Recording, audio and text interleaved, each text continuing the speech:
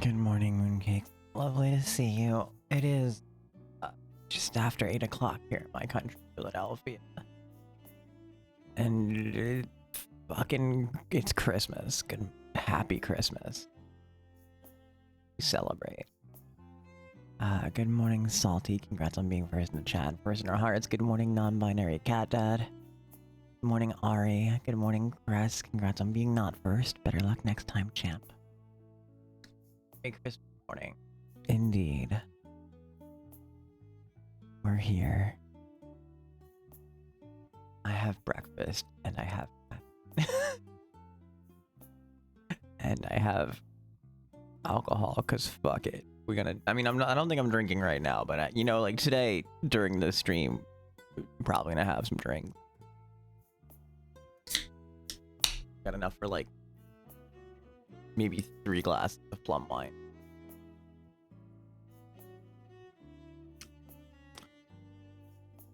How's everybody doing today?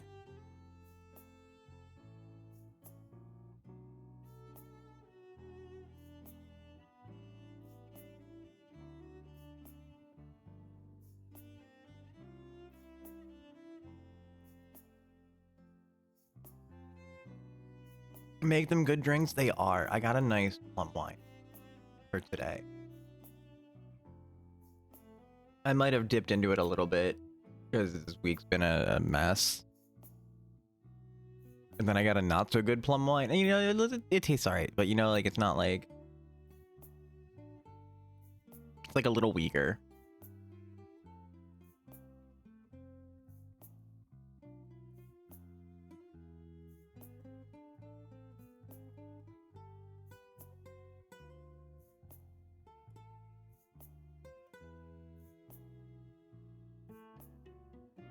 Been watching some LPL games. LPL started already? It's not even New Year's yet. Oh, Demacia Cup. Okay.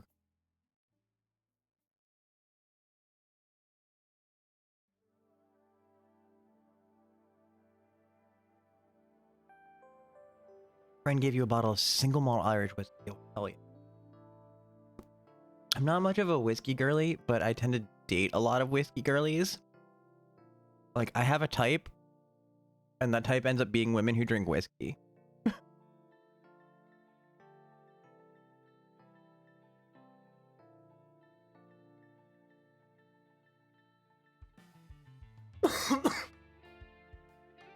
Right, because there was like the wrestler from like 2010. Her drink of choice when she started drinking would be vodka, which is my influence, right? Because we would do vodka and soda. And then she discovered whiskey, and she really liked the taste of whiskey. And then after that, I dated Neptune. Neptune was a tequila girly. Actually, kind of interesting. For Decider games, they're doing no banned blind picks.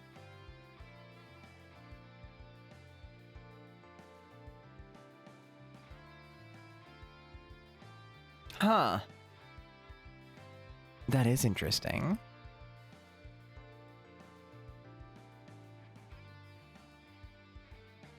So yeah. So I wonder how that works with mirrors. So just allow the mirror. That's wild.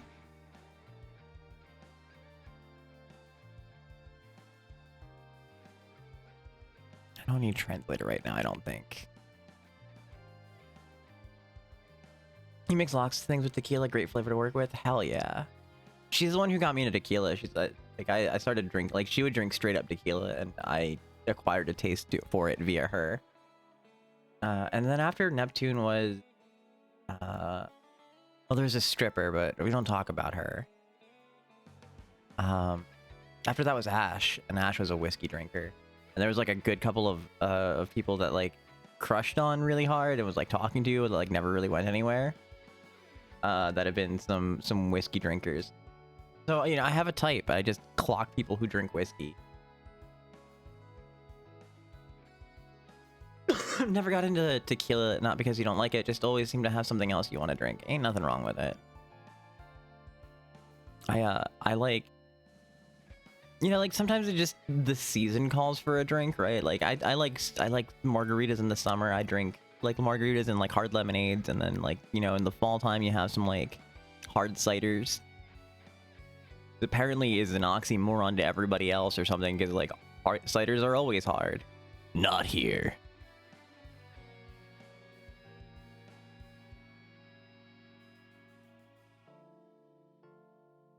Silly European.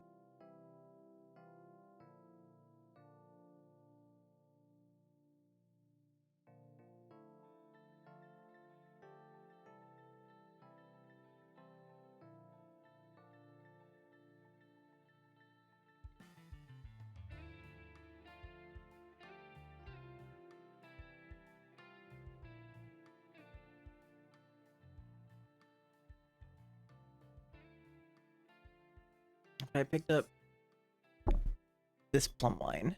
It's really tasty. I like it.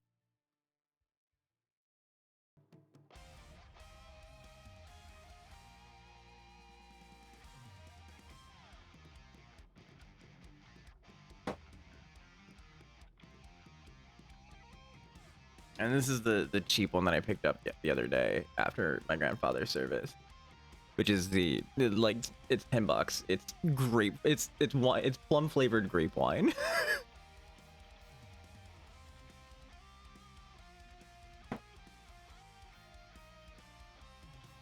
According to the label. It's like it doesn't even try to call itself plum wine.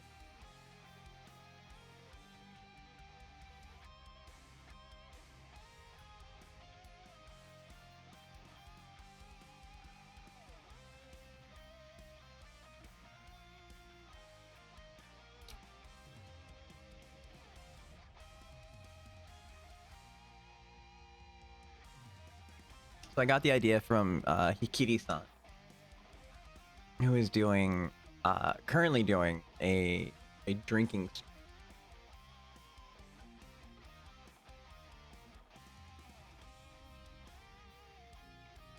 because she got her own branded bottles of plum wine. That's super fun. So she's drinking a couple of those on stream. I was like, you know what? Plum wine for Christmas doesn't sound half bad.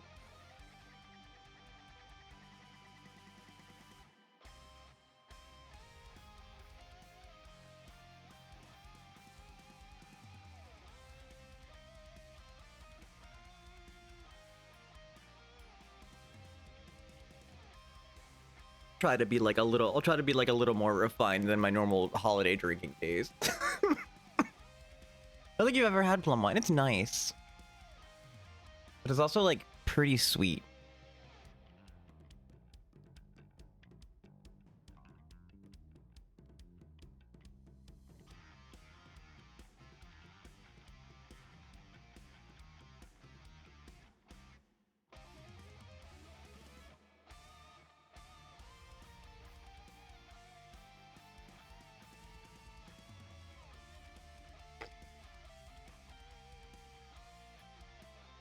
But I like sweet drinks.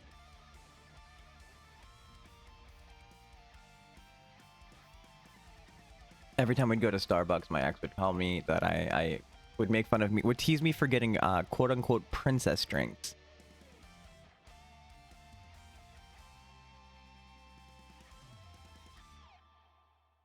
Because God forbid I love myself.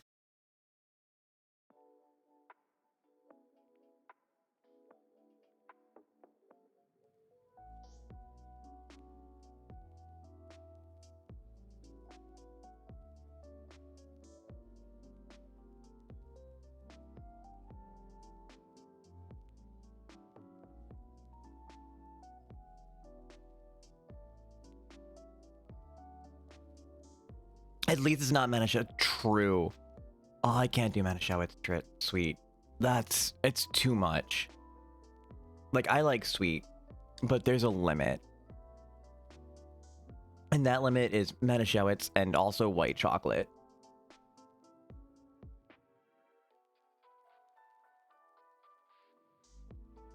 Meanwhile, your cafe drink of choice is a cappuccino whole milk dry. My ex would get a cup of espresso. Like, she would get like whatever drink essentially and just add 4 extra shots.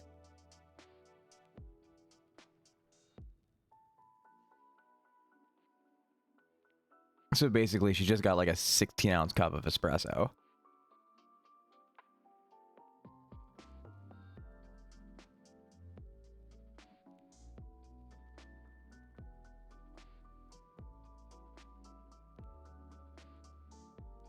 And then wondered why she had so much trouble sleeping.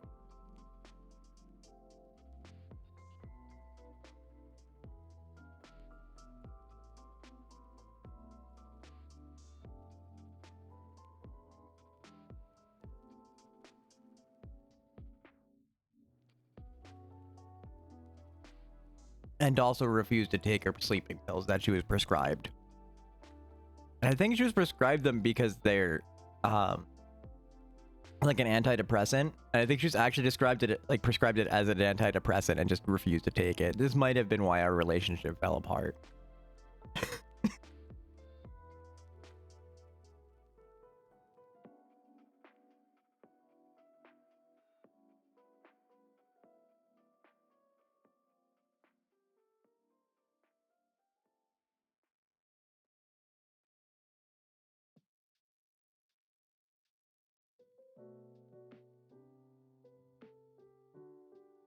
90% of the time you just drink black coffee.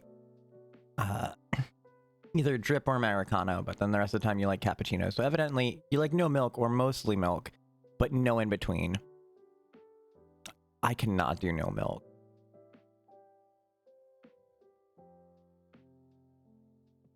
A lady ordered a venti cup full of espresso. She was going to fight. Exactly. And it still would not be enough. She would get more caffeine on the plane.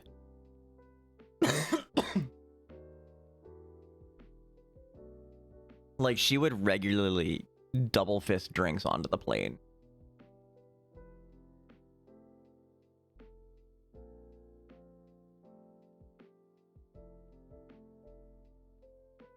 And then make herself like a cappuccino on mid-flight.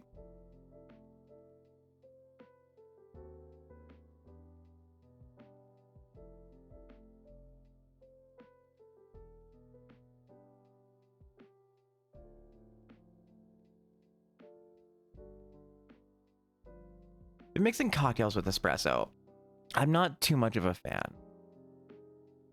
I generally dislike the taste of coffee. So the coffee that I drink, whenever you see me drinking a cup of coffee, is why I use this mug particularly, so I can make big coffee, right? Because I use a Keurig machine. So my choices are what, like 6, 8, and 12 ounces or something like that, or 8, 10, and 12. And I'm like, I need lots of caffeine. So I use this mug, which can hold 12 ounces and still have this much room for milk. I add like a solid inch of milk into this mug.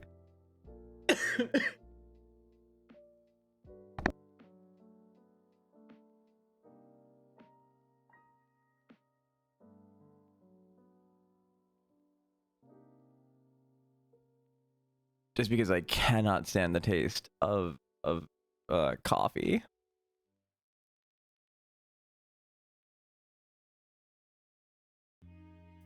A solid cup of cream in a single. Exactly. I like my cream with with a little bit of coffee, you know? God, that sounds like a really bad interracial pickup line. People in America are gross when it comes to dating interracially, and that's the kind of shit they say.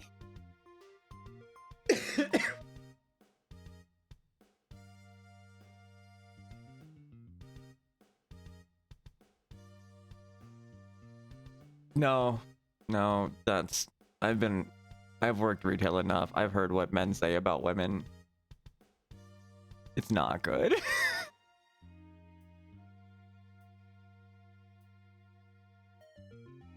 And I've heard this pretty much that exact line about somebody else, you know, like It's not me trying to make it that. It's I've heard that.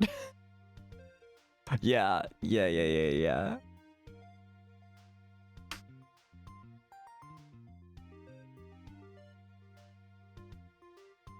God, the customers at my first Wawa were fucking weirdos.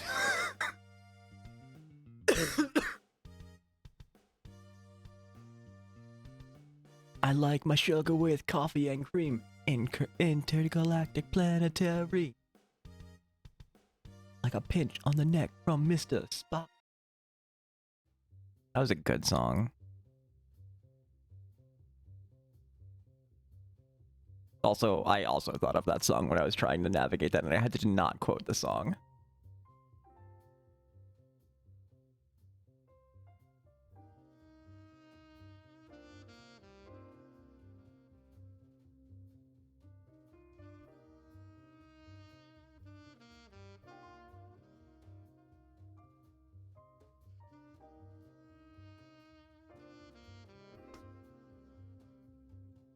Where am I going? I'm drinking caffeine now.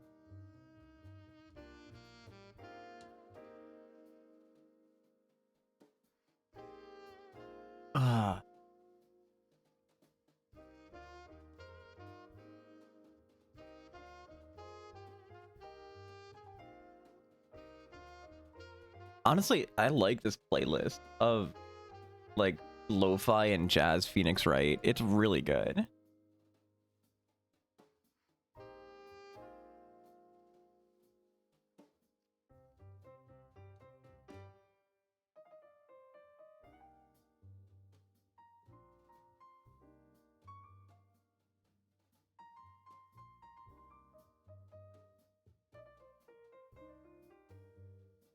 It's gonna put me to sleep though.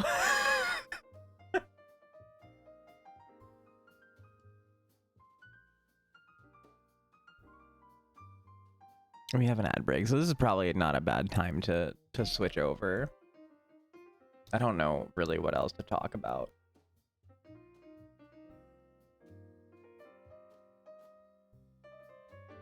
Oh, I should probably rearrange this. Yeah, that's why. You stay there. Move here. Move this. Yeah.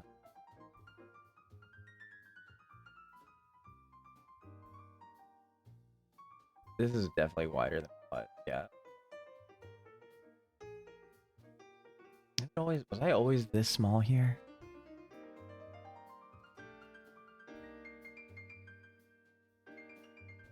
Leave it right about there.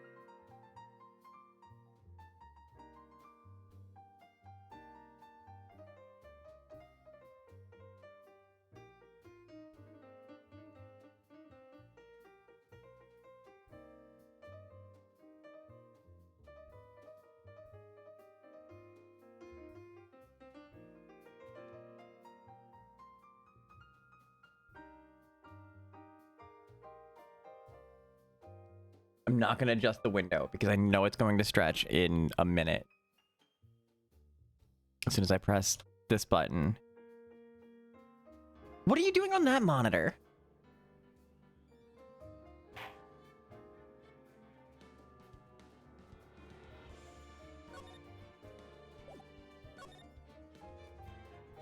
What do you mean I can't?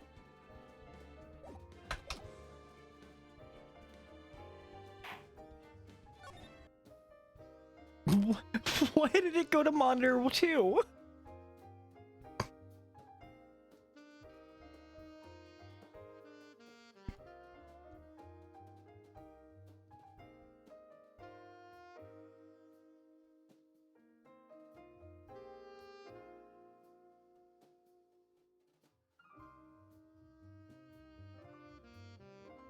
Okay, that is correct. Now we're on the right monitor. I mean, it doesn't look like my camera overlay is messed.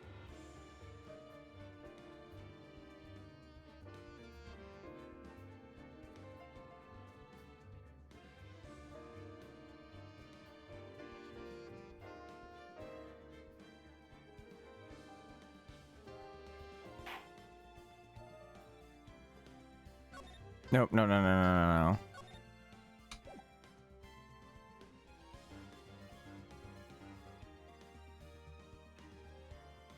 Alright, how's the game volume? Because this feels really low right now.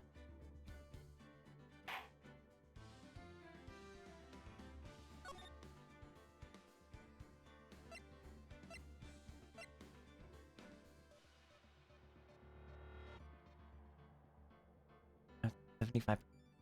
Maybe this is just really low. The sound effects don't. It's the background.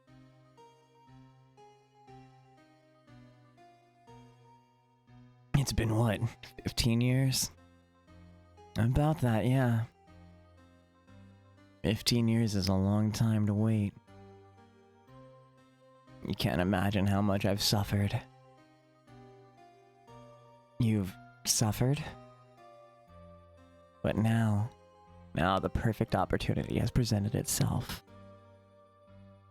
At last, I shall have my revenge. What?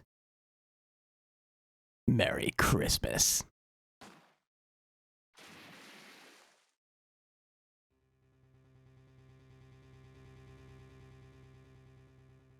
Edgeworth.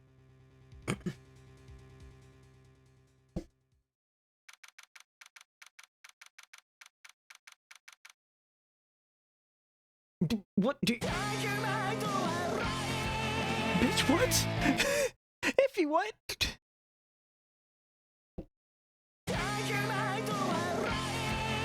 Thank you. Thank you so much. What a good list. Thank you, my Twilight, for the 5 fucking gifted.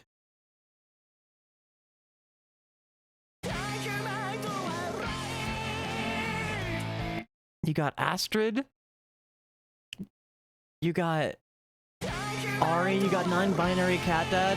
You got Yuki. You got and Cress. What the? I hope you guys like the pillows, because we're stuck listening to the pillows for a minute. Also, what a good list. You got Yoshio-san, you got Princess, you got Becca, you got Toto, you got Snarlin.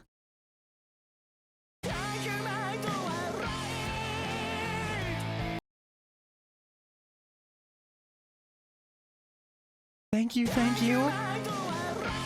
It does do it for each one. I can't make it not do it. I don't know. It's not my alert. It's stream alerts or stream elements. There's no need to apologize for not gifting 50 subs. Like, come on now. Thank you so much. We're in a hype train. What the fuck? God, I'm awake now. Jesus. Hi, everyone. Thank you. Christ.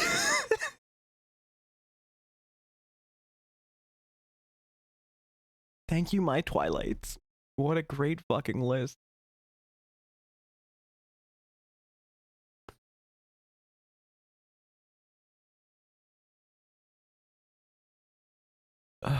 Okay. Are we safe to continue the game? Are you done alerting me? Okay, I think we're done with alerts. December 25th, 10:08 a.m. Rating code Worth and thank you. Also, Merry Christmas. Thank you, thank you, thank you.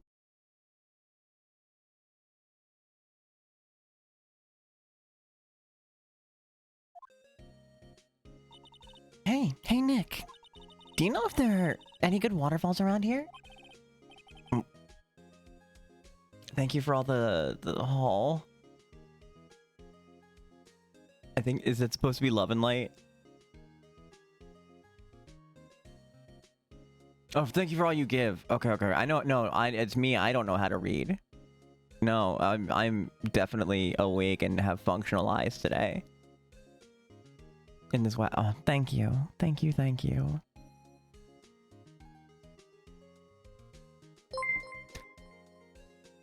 Emotes. No, I just forgot to read, you know, all of the words in a sentence before I jump to conclusions about what you're trying to say. You know, like you do. Alpine's not here, and if they stop by, I'll make sure they compliment themselves post haste. I imagine they will stop by to at least say hi or maybe a lurk.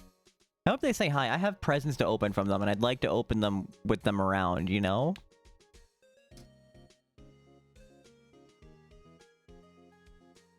Wake them up. No.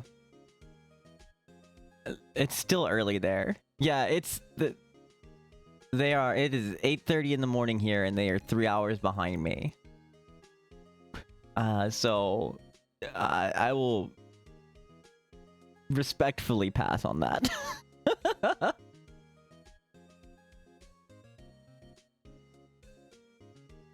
Especially because knowing Alpine and Kai, they probably didn't go to bed until mad late. Because they're normally up to like 6 o'clock my time. Like I've seen them awake until 3 o'clock in the morning their time. If you fuck off. Love you.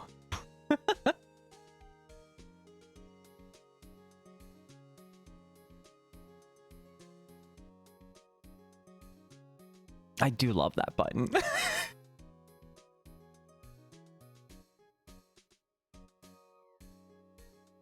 Waterfalls. Dare I ask why? Ton, Nick, isn't it obvious? I need a waterfall to stand under, preferably a freezing one. Oh, is that part of your spirit medium training? Of course! Except I've been slacking off lately. I need to brave the elements and be forged anew under the rushing spring waters. Okay. I don't know about a level 3 hype train. Alright, what emote gotcha did we get? Oh, that's cute.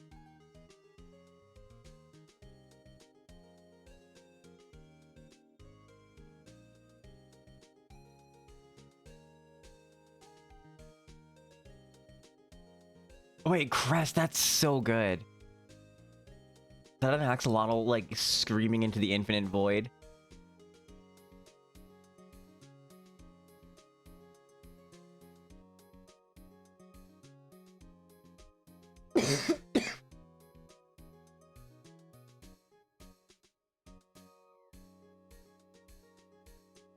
That's great.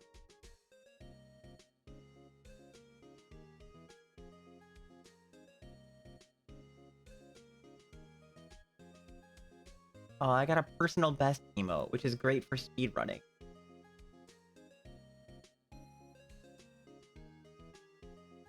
I don't know any falls per se, but Gourd Lake is pretty close. Oh, darn. Need some coffee? Have a good coffee. Thanks for ninja dropping 5 gifted on me. I appreciate you. Thanks for stopping by. Have a great holiday. Whether it's the start or end of it, I'm not entirely familiar. Wait, no, you're Aussie, right? Like, so are you having coffee this late? I'm not one to judge. Oh, that's really good. Oh, you're EST. Okay. Oh, I have a great start to your day.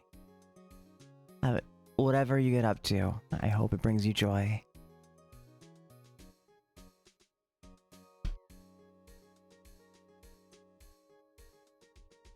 Oh, I was thinking of the other streamer who rated like right at about the same time you did. Had you 2 backwards.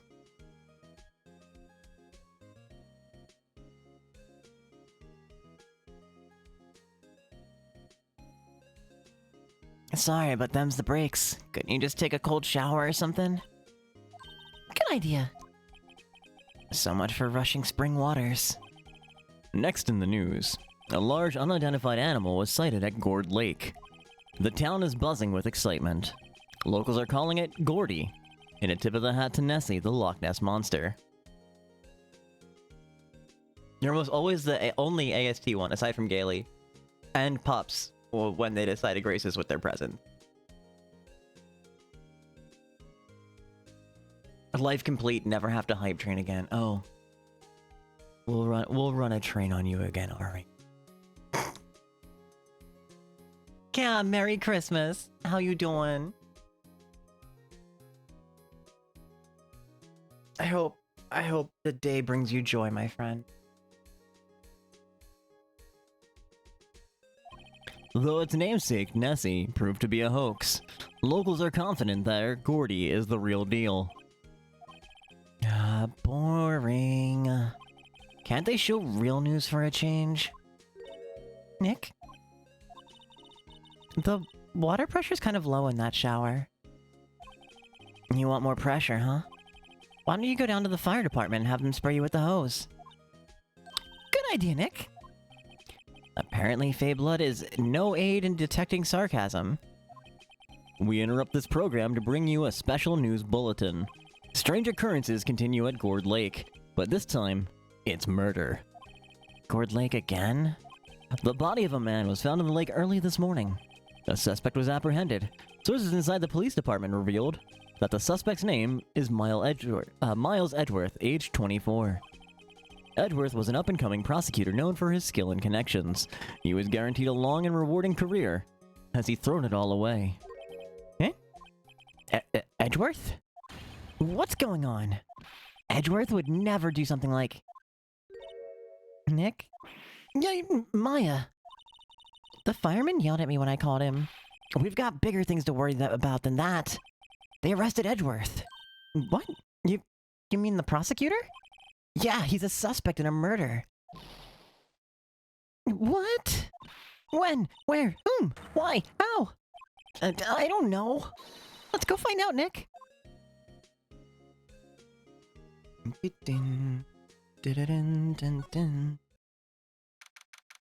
December 25th, Detention Center, Visitor's Room. You know, Nick, we've all been in here one time or another, haven't we? I guess it comes with the territory. I'm not sure it's something we should mention to too many people.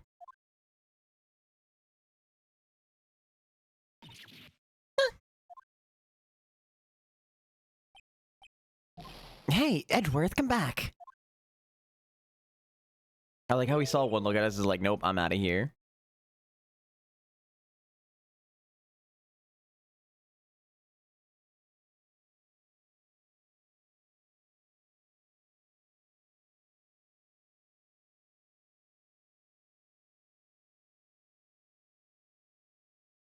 What are you doing here? Nick, I don't think he's in a very good mood. I don't think anybody would be in a very good mood after getting arrested. Well, he is in detention. Were you in a good mood when you were in here? So, you've come to laugh at the fallen attorney. And laugh. Well, why aren't you laughing? Nick, should we be laughing? Nah, it's a trick. Laugh and he'll get mad, or burst into tears. Edgeworth, we don't have so much free time we can spend on it coming down here to laugh at you. Yes, you do. Actually, he's right. I hoped you wouldn't come. I didn't want you to see me. Not like this. I didn't want to see you like this either. Believe me. Oh my god, they're so gay for each other.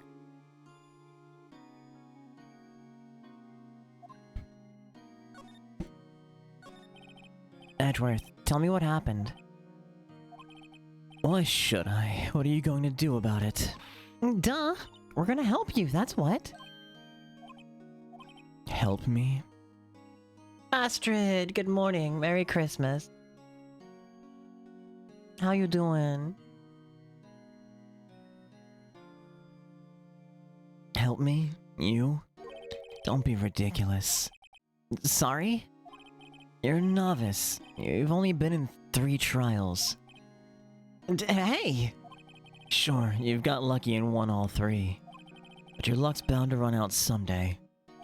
You need real skill, right? Experience. Nick, he's insulting you! Nick! Why am I always the one who has to get angry? The murder took place at Gourd Lake, correct? Yes, late last night. The lake is a long way from your wrong voice. The lake's a long way from your offices and the courthouse. Why were you down there? I see no need to tell you. Mr. Edgeworth? You didn't really. Gordy. Huh? I went to see Gordy. Just chillin'? Hell yeah. I hope, if you do celebrate, I hope the day brings you nothing but kindness and joy, my friend. And if not, I still hope the day brings you kindness and joy anyway.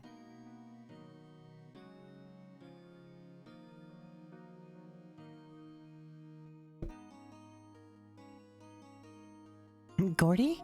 What's that? I'll tell you later. Why won't Edgeworth talk to us?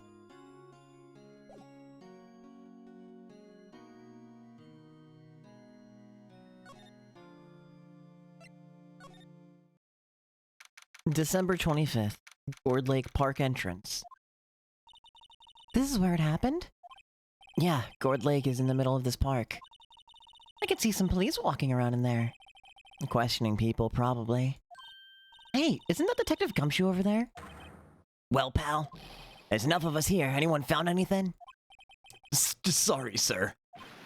Idiot, the trial's tomorrow. We need clues on the double. But sir, there weren't any clues. That's why we arrested that attorney, Mr. Edgeworth. It's clear, sir. He's the one who... Shut up! Just you try saying that again. I'll make you sorry if you do. So just get out of my face, pal. Yes, sir. Detective Gumshoe's kind of scary today. Recruits. Ah! Hey, you're that hairy guy, Hairy Butts. Right. Phoenix Wright. Will he ever learn my name? And what are you doing here, pal? Investigating? Well, yeah, I suppose. Well, I'm here to help. Ask me anything you want. Bring it. He seems different than usual. I wonder what's up. Mr. Edgeworth hasn't actually asked us to defend him yet. Huh?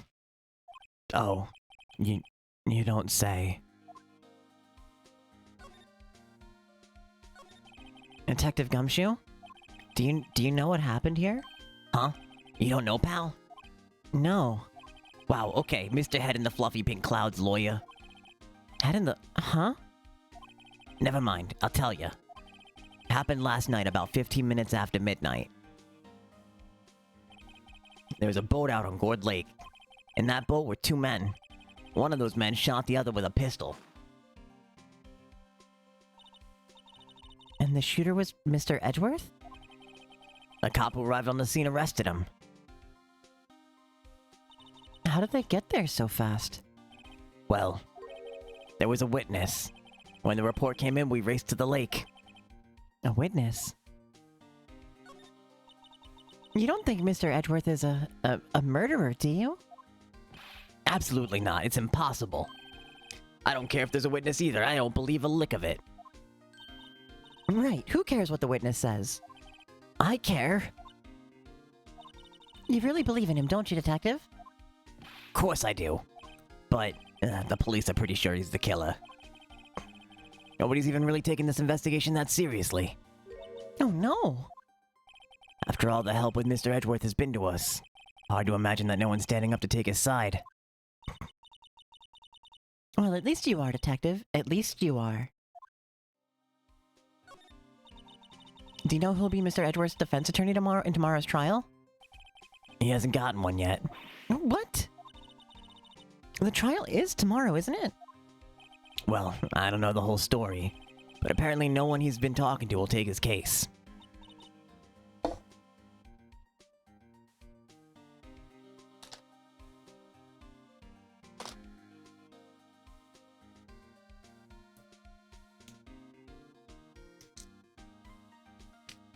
I did not realize how badly I damaged my throat until I started doing this again. Why not? Mr. Edgeworth won't even tell me. When you guys showed up, I figured he'd ask you to defend him. Unfortunately not. Well, pal, and you got a job to do. Help out Mr. Edgeworth. Prove that badge you wear isn't just some fancy piece of metal. Prove it to me, pal. Show me you're an attorney. Who was this witness? Sorry, pal. That's confidential. Anyway, the witness saw everything, apparently. I'm sure they'll turn up at the trial tomorrow. Was there only that one witness? Yup. It was pretty cold out on the lake last night. And it was Christmas Eve after all. Still, we're being thorough. You never know when you're gonna turn up another witness. That's why we're here today, checking things out. So far, we're coming up empty. Oh, it's Christmas today. I'd forgotten. What are you getting me for Christmas, Nick? Talk to Santa. Tris, good morning. Merry Krampus. Merry Crisis.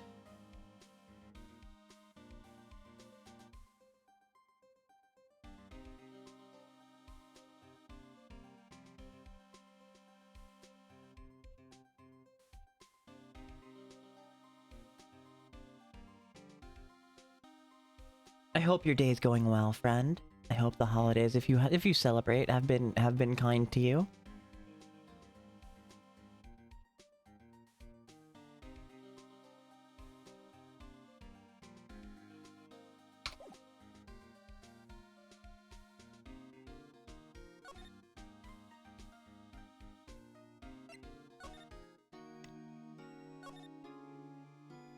You don't really celebrate, but thank you. Ain't nothing wrong with it. I don't really celebrate either. I just hold space for people to gather, because fucking holidays suck for a variety of reasons. Tori, good morning, darling. Merry Christmas.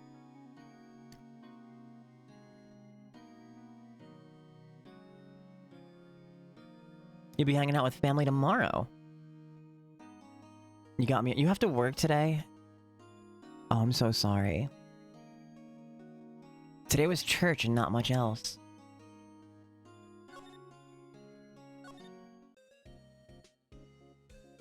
You get double time and a half? Hell yeah. Well, what should we do? What do you mean? Let's investigate. We should talk to Mr. Edgeworth and check out the crime scene. You're right. We need more information. Save aimlessness and confusion for later. Oh, got any good ideas? Well, not really. I do my best thinking when I'm standing underneath a waterfall. There's one thing that I did miss about working for Wawa is that it was double time. Current place is closed today.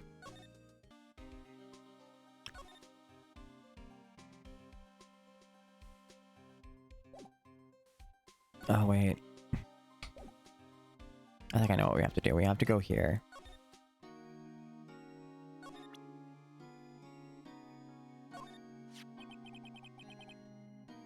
Your attorney's badge. Edgeworth. Let me defend you.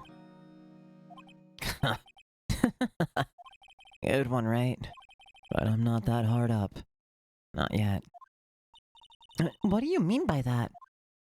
Me? Trust a wet behind-the-ears lawyer with only 3 trials under his belt. Never. What? My case is near hopeless, right? Every defense attorney I've talked to has turned me down. What? Simply put, they were afraid they'd lose. It occurred to me that it might be my fault they lacked confidence. After all, I did get every single one of their clients declared guilty. I don't believe it. Regardless, I don't want you involved in this. You, in particular, I cannot ask to do this. There's so much sexual tension between the two of them. And romantic too, I guess, if you're into that kind of thing. Yeah, Edgy did a murder.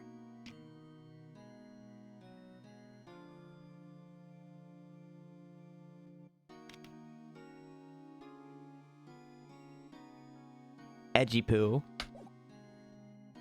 No, not move.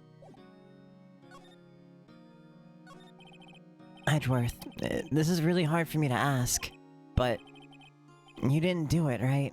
Right? Think what you will. I have only one request. Huh? Stay out of this case. Why? But Nick is trying to help you. I know that. But I don't want your help, okay? You like his glare. Yeah. Also, thank you for the 5-stream streak. We streak in here. Why not? Look, just go away and leave me alone.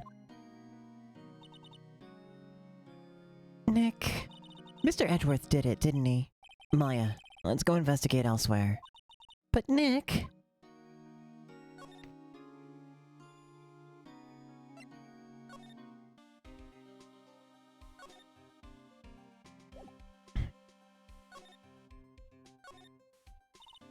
Is it true?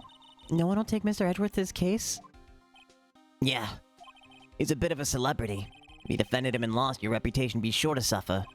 What's more, a case against him is, well, it's pretty solid. I suppose it would be if they have a witness. Hey, pal. Don't tell me you're gonna turn your back on him, too. Remember the Steel Samurai case? Mr. Edgeworth helped you get your client declared innocent. I know. I went to Edgeworth. I tried. He really doesn't want us to represent him. Especially not us, he said. What? Well, that doesn't make any sense, pal. You should have heard him talking about you after that trial. He kept saying right, over and over again. Nick? I'm not sure that's a good sign. Neither am I. Why wouldn't he want your help? I don't get it. Detective Gumshoe, sir. What? Find something? No, sir. Not yet. But there was a call from the precinct. They want to hold an investigation briefing. Briefing? Right. I'm off. Oh. Sorry, pal. I guess you heard. I gotta go. Any last things you want to ask me before I head back?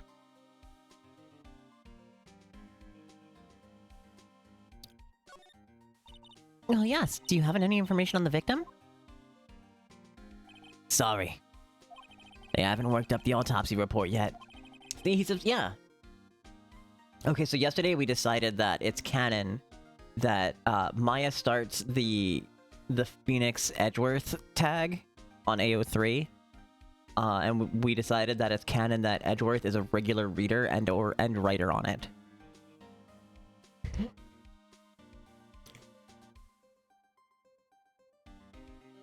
Actually, considering the time, it would have been fanfiction.net instead of AO3.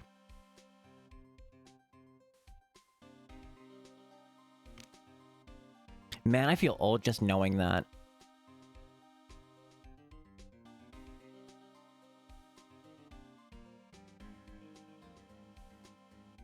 Sorry, I'm still waiting for it myself. Actually, say, if you get the time, drop by the precinct. We can talk more there, pal. You're not coming back, detective? Probably not, pal. So what should we do if we have something to talk to you about? Ah, right. Here, I'll show you how to get to the precinct. Come down and see me anytime. Oh, hey, Detective Gumshoe? What? We'd like to take a look around in the park. We walk around? Yeah, no problem, pal. You got my permission. You know, Nick, I don't think there's something to be said for talking to people when they're busy. Yeah, I didn't have time to think about not giving you information. Right? Now let's get investigating.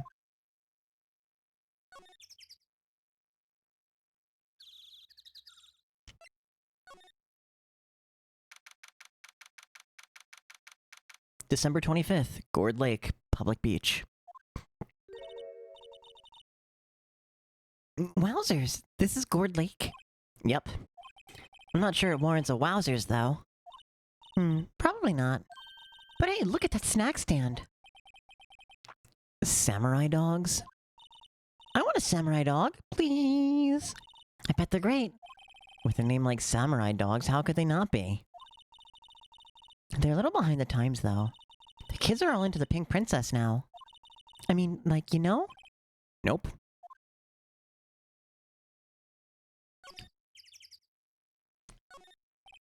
A hot dog stand. It's closed. The Christmas fringe looks a little half-baked. The banner reads Samurai Dogs. Somebody needs to redecorate. Huh? Someone left some poppers here. You know, you pull the string, and it goes pop? Yeah, I know the ones. You see them a lot around New Year's. Hey, Nick, there might be a clue. Let's take them. Come on, admit it. You just want to pop them, right? Is it that obvious? Poppers. I suppose it couldn't hurt. Huh? Where'd they go? In my pocket.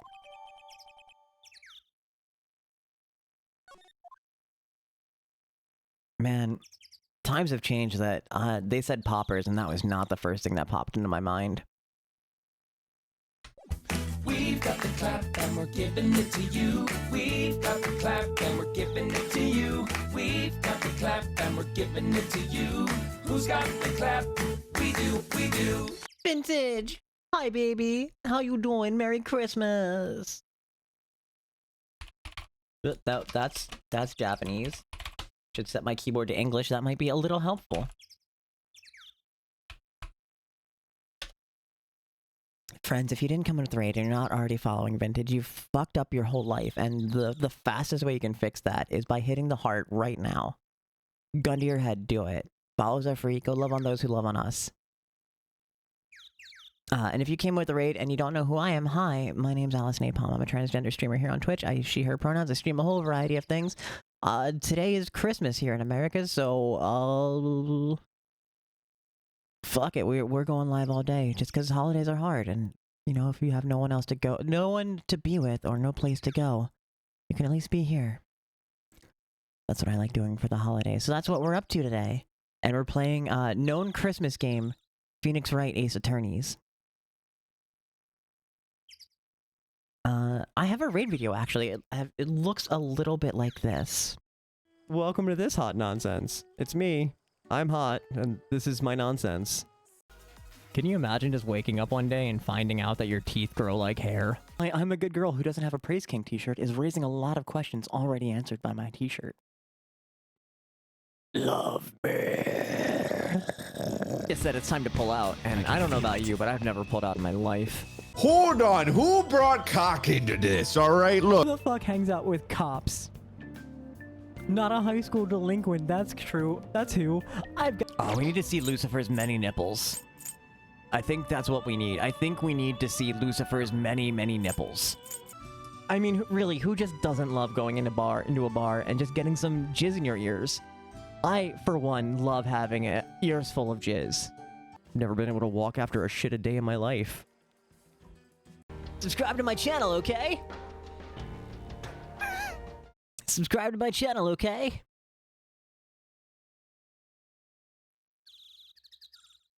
Vintage, it's real late over there, so like if you need to raid and fade, I completely understand. I hope the holiday, if you celebrate, was really kind to you and brought you a lot of joy. Thanks for raiding in. I don't take it for granted. It's been— yeah, I can imagine. Especially you have a little one, no?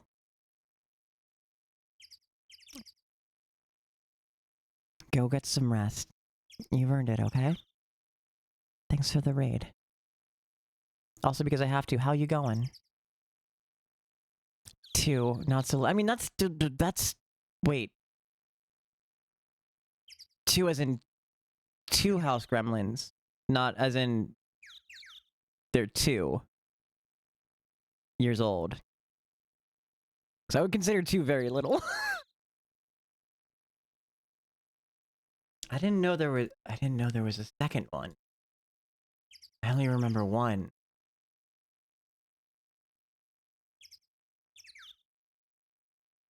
$10 and $13. That's still little. I mean, even if they are not so little.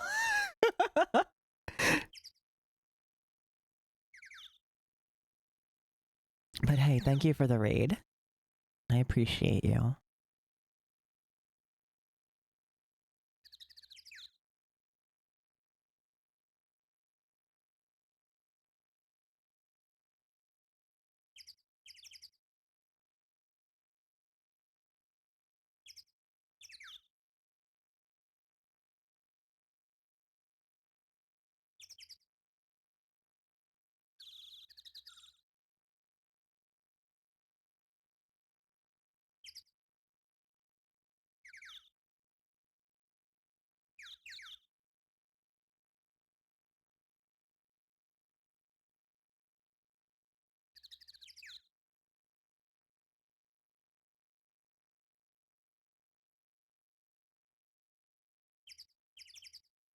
Just got a text from Luna wishing me a Merry Christmas. Gotta make sure I answer before I forget, because I will forget. We'll go to, the woods. December 25th, Gourd Lake. Gourd Lake Woods. I like it here, Nick. You bought a Starbucks bottled frap yesterday to bring to work, and you totally forgot to grab it. Nar, not this, dude. Look, someone's camping. They've got guts camping at the scene of a murder. Hey, Nick. They were camping here last night. They might know something about the murder. That's true. Good call, Maya. Let's go talk to them. Was it like a couple of weeks ago at work? We basically had an entire case of energy drinks put upstairs in the break room for us, so I grabbed like 3 of them. Because I think we just had so much overstock, they just decided like, fuck it, we're not holding on to these, they've already gone clearance, we'll put them upstairs for the team. And it wasn't bad, it was like a Halloween flavor from Alani. It was like a candy apple kind of thing, like green apple. And I was like, cool, I'll have one now, I'll take 2 home, and I'll have ones to like bring to work, or I'll like have before I go to work. And when I tell you that I forgot to bring them to work for like 4 days in a row.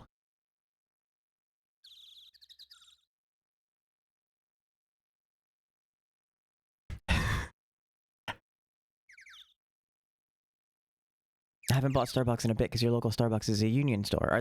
Is the union on strike? Gonna go nap, it's cold and you're tired. Have a good nap. Send fire the missiles.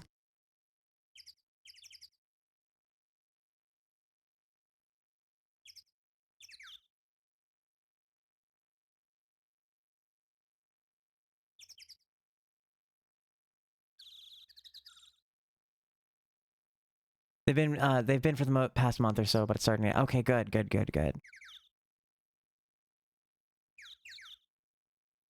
I was like, there's only 2 reasons to avoid going to a union store, and one of them's good and the other one's not.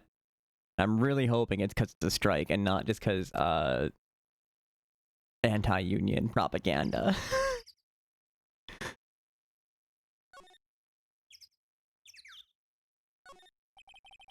The sign says no camping. Funny place to pitch your tent.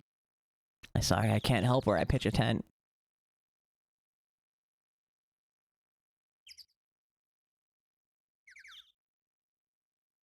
You love the people, they're so... I mean, yeah, it's a coffee shop. Of course they're aggressively queer. Starbucks actually has great policies for, like they'll help pay for HRT and shit. Wait, what if the sign said no setting tents on fire? I don't think they have signs like that. Oh. SUV's seen better days. It's dented all over. Can't believe anyone would drive their car down here.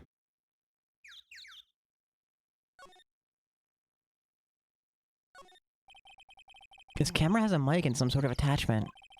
Let's take pictures when triggered by a noise. Wow, cool! Let's try it out. Cuff. Hi, I'm Nick. Maybe I'm not saying it loud enough. Hey, I'm Nick! Huh? Nick! Will you stop that? Maybe it's broken. Don't kick it! Maybe it isn't set to respond to voices? Well, what then? These things? The party poppers?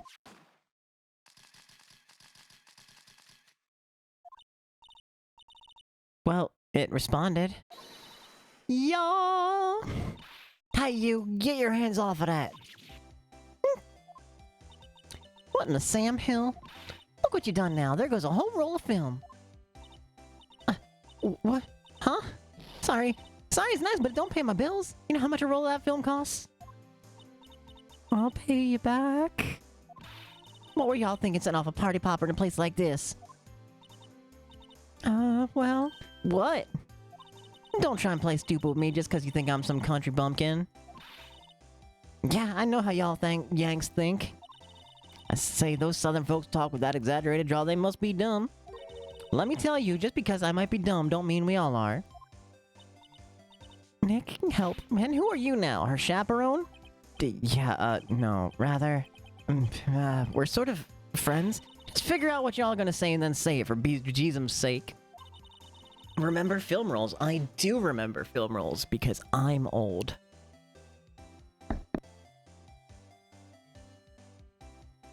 God, I'd rather sit through one of Papa's draws than listen to you stutter all day. Oh boy. I guess we should pay her for the film. Watch it! Yes, ma'am. On second thought, I'll pay later. Really sorry.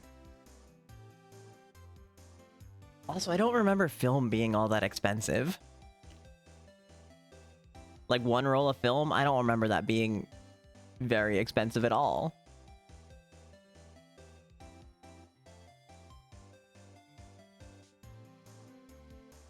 It's a roll of film, Michael. How much could it be? $10? This woman exists entirely inside the drama triangle. What? Can't you see I'm changing the film on my camera here? Someone, I'm not naming any names, but someone used up a whole roll. Sorry. That didn't work. I wonder if I have anything to show her that would get her attention. She and Butts would be perfect for each other in that, yeah. What? Can't you see I'm changing the film on my camera here? Alright, that's just the same dialogue.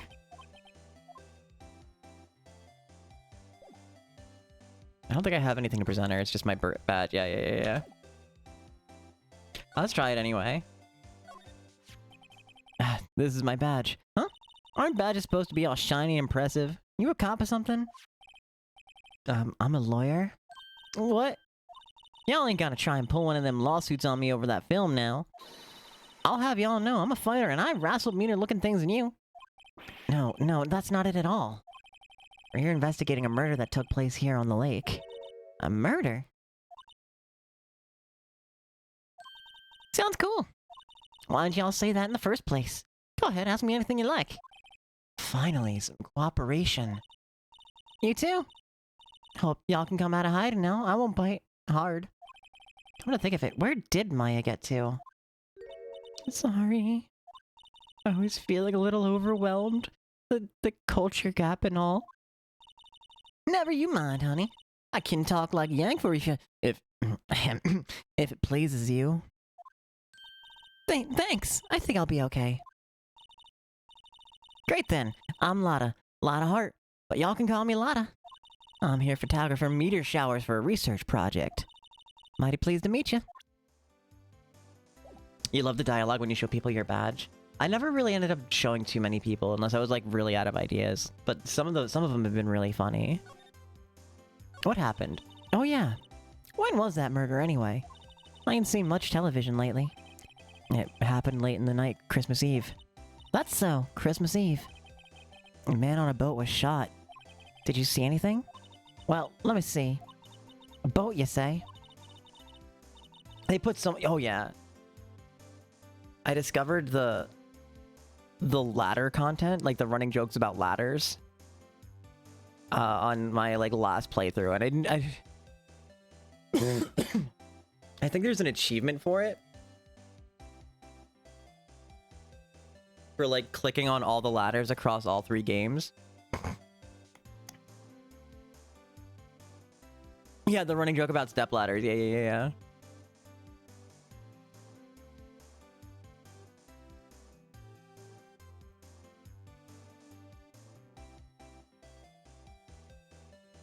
I reckon I might have seen one though, not sure. Y'all gotta remember, I've been watching this here lake for a good 3 days now. I seen enough boats to choke a mule. Kinda hard to remember which I seen when. So what is it you do, Lotta? Huh? Me? Y'all don't really want to know that, do you? Actually, I'm a research student at Country U, right in the heart of the Heartland. Wow, neat! Nick, she's a research student at a university, Country U. So I hear. So when did you come up here? Let me see. I think it was about 3 days ago. What are you photographing? What are you photographing? Didn't I tell you all that already? Meteors. Yep, meteor showers. Fallen stars. That's quite a camera you have there. Y'all better know it. It's German-made. Genuine Solingen. Is that how you say that? Isn't that where they make knives? So what's that device you have stuck to the camera? Huh? Device? Your camera went off all by itself when I fired my party popper. Oh, that mic triggers the shutter whenever it detects certain sounds. It's programmed to pick up loud noises right now. A programmable camera? Neat!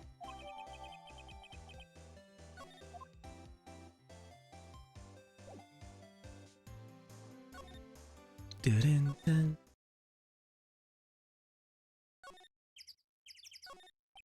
The trash can is empty. At least the place is well maintained.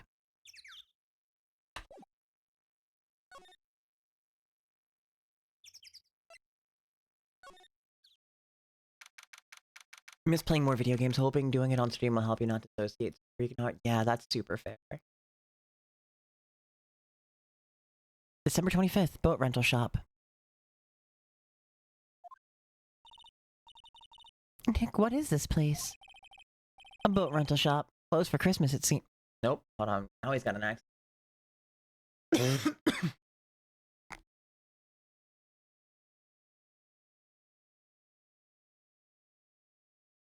A boat rental shop. Closed for Christmas, it seems.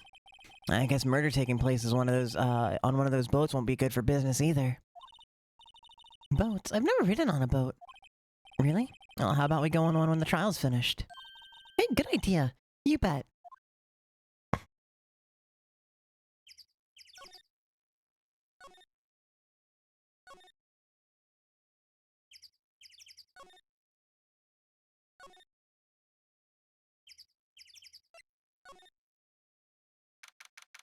December 25th, Police Department, Criminal Affairs. Looks like Detective Gumshoe isn't here. Something wrong, miss? Turning yourself in? I want to point out that Maya is 17. And don't really vibe well with the sexual humor involving her.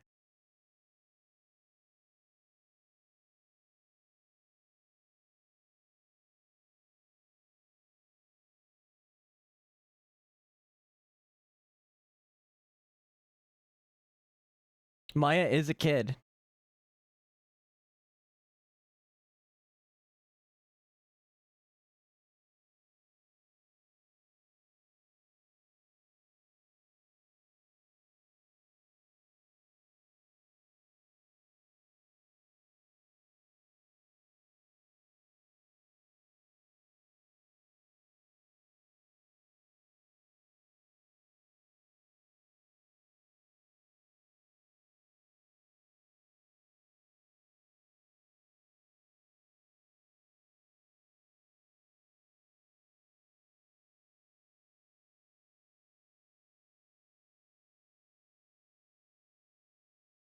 Japan can be so worried about you. I mean,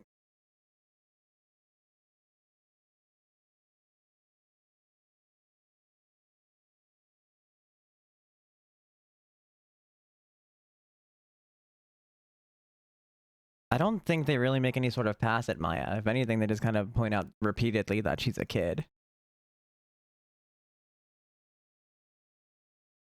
I mean, there was the director, but he was just a creep regardless of whether or not Maya was a teenager.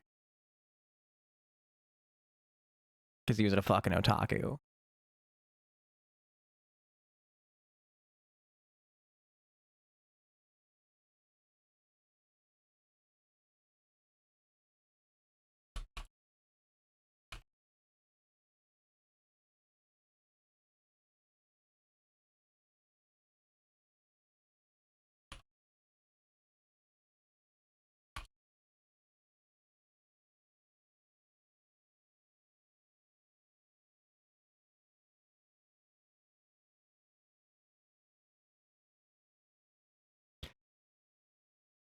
So what did you do?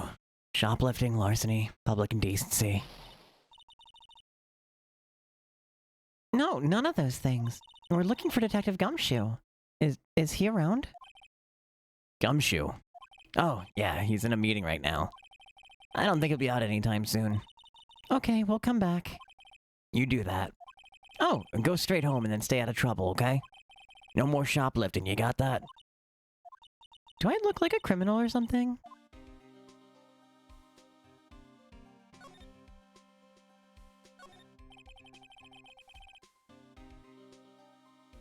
Hey, is that the police department's mascot? That's the Blue Badger. It was my idea. I made it. It's my mascot. I see. How nice. I'll get him assigned mascot to the Criminal Affairs Department. It's the last thing I do. Good luck.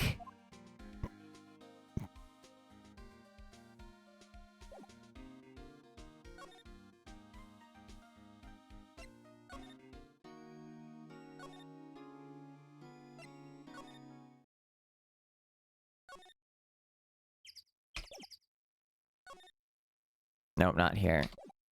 Move. I did have the right thing, and then I fucking... Alright,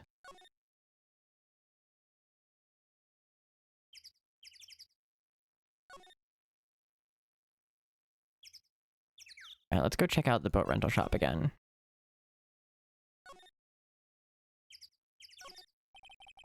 Small boat rental shop. Doesn't look like anyone's around. They're probably closed because it's Christmas.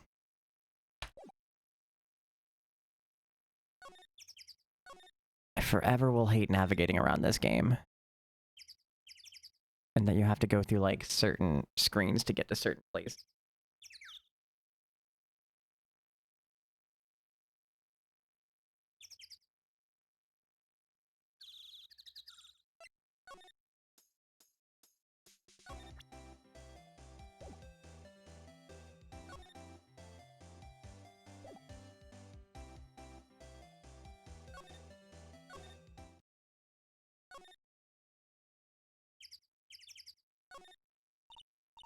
Wow, Gourd Lake is really big.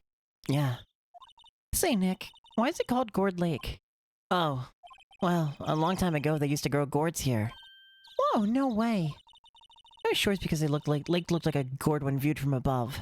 You know, like an hourglass shape.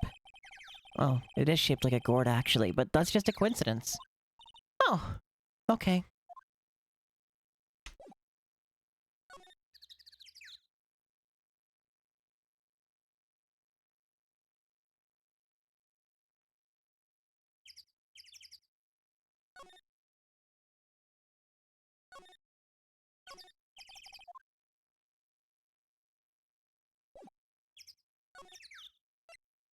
Nope, not here. I wanted to go here.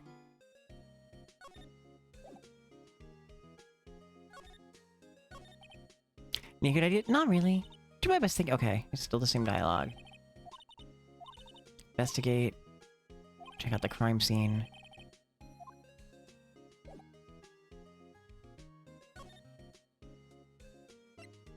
Thought I was supposed to get... Do I... Oh, wait. Wait. Must be one of the detectives. He's mumbling something to himself. Your mama could see you, you know, she'd be crying. Break and spit it out, you low-life scumbag. I must be doing image training for interrogations.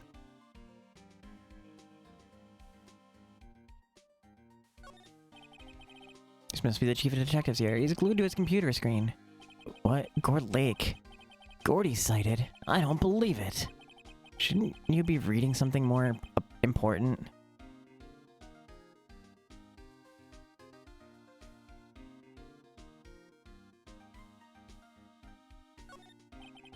Detectives' desks, there are computers and files on each one. Funny. They're a lot tidier than I'd expect.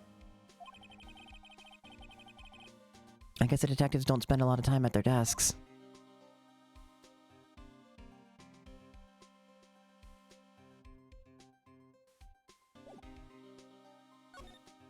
So I need to do something to trigger the detective coming out. A cozy stream candle.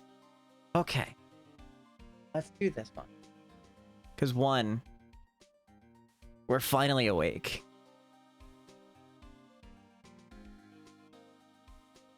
And then it's got the Skyrim guy. This is one of my gifts from Alpine.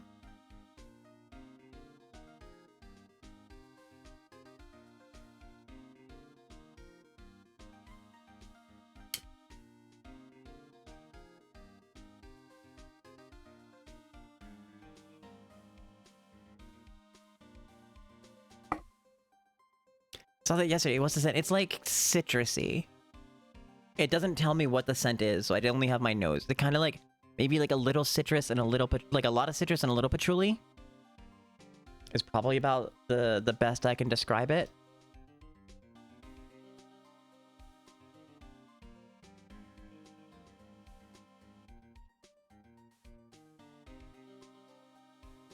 It looked really cute in the sweater, but it's probably gonna end up coming off at some point for like a t-shirt.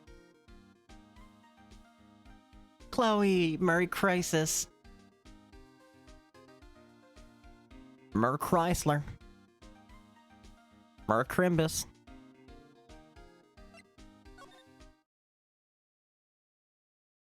That's a different stream.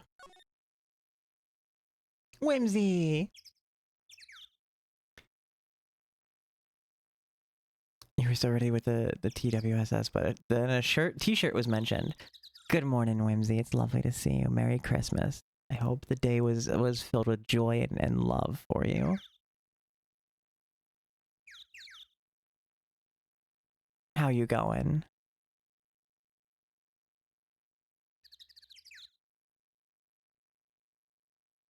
Six, 7. Man, the unbeatable Twitter. Because there's an unbeatable fan Discord. And they got Beats voice actress to say 6, 7. And they recorded the audio. And then someone on the game charted it. So there's a 3-note chart to Beat saying 6, 7.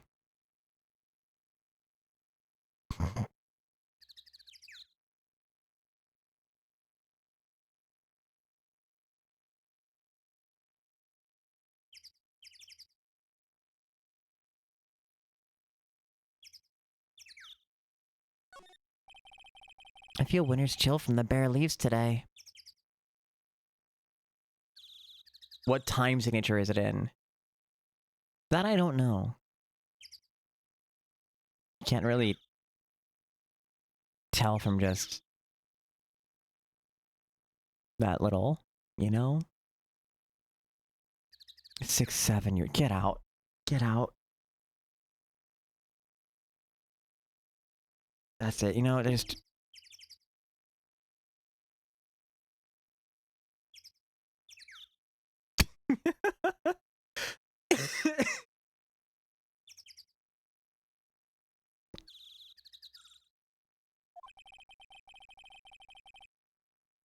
What is it about winter that turns people into poets? I don't know, but my toes are starting to feel numb. Yes, my poetry has that effect on people.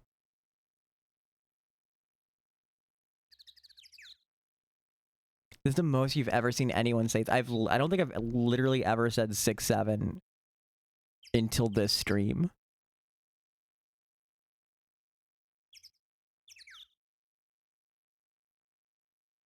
Your PM has already invoked it. It's very over. Goddamn.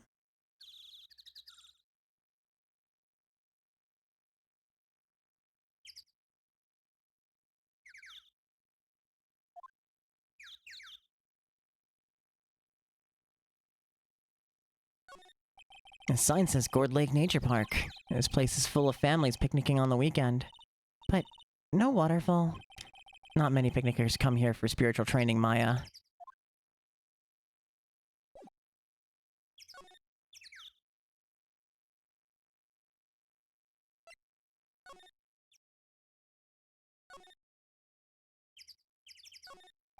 Huh?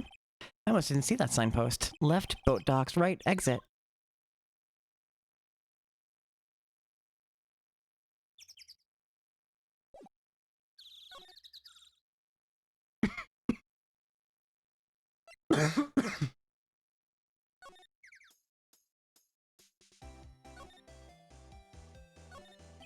Its camera's rigged to respond to noise, but it only responds to loud noises, like a party popper.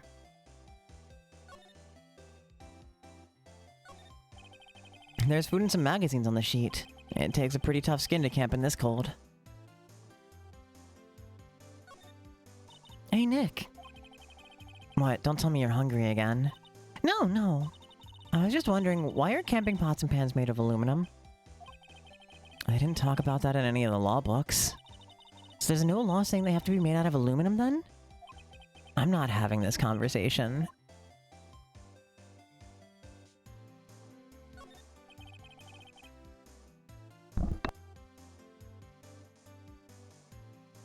The trees grow quite thick here. Further back, the trees fade into shadow where the sunlight can't reach them. Bum bum ba da da da da dun dun dun da da da dun dun dun dun dun. Alright, so I probably have to examine something at the boathouse.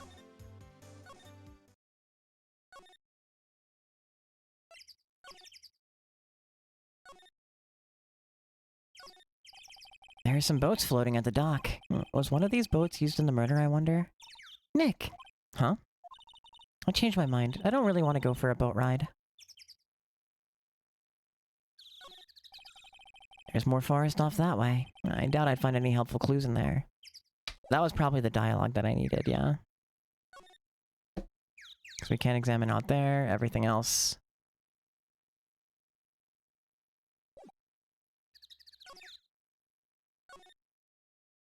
Chloe, you got any plans for today?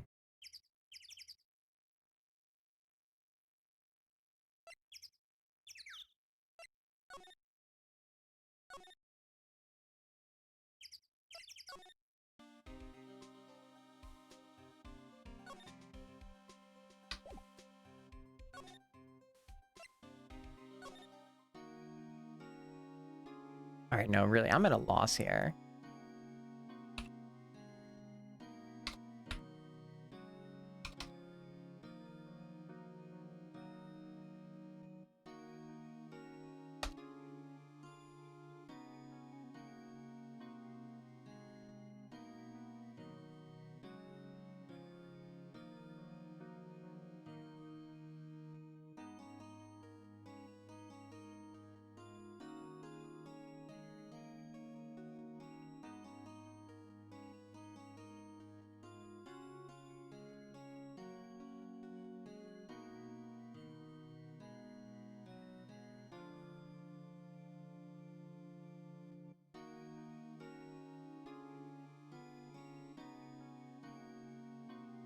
Okay.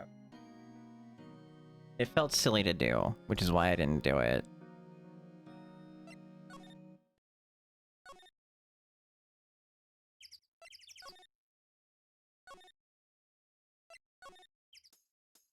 So I have to present her with her own camera.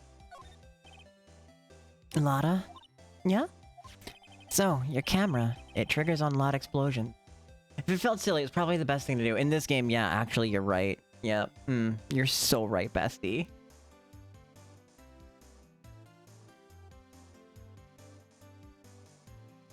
That sounded sarcastic, but that was actually really genuine.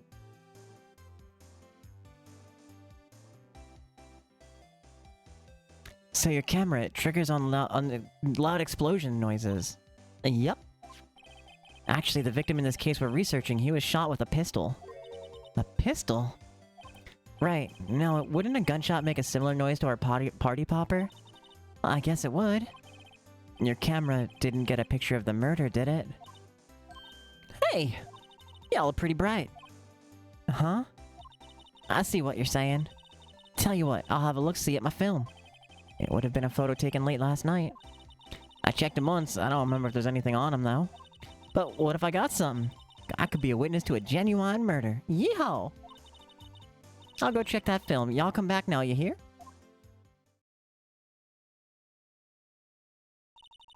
She went inside her SUV. I guess we should come back later. Does she have like a dark room in her SUV? Like what?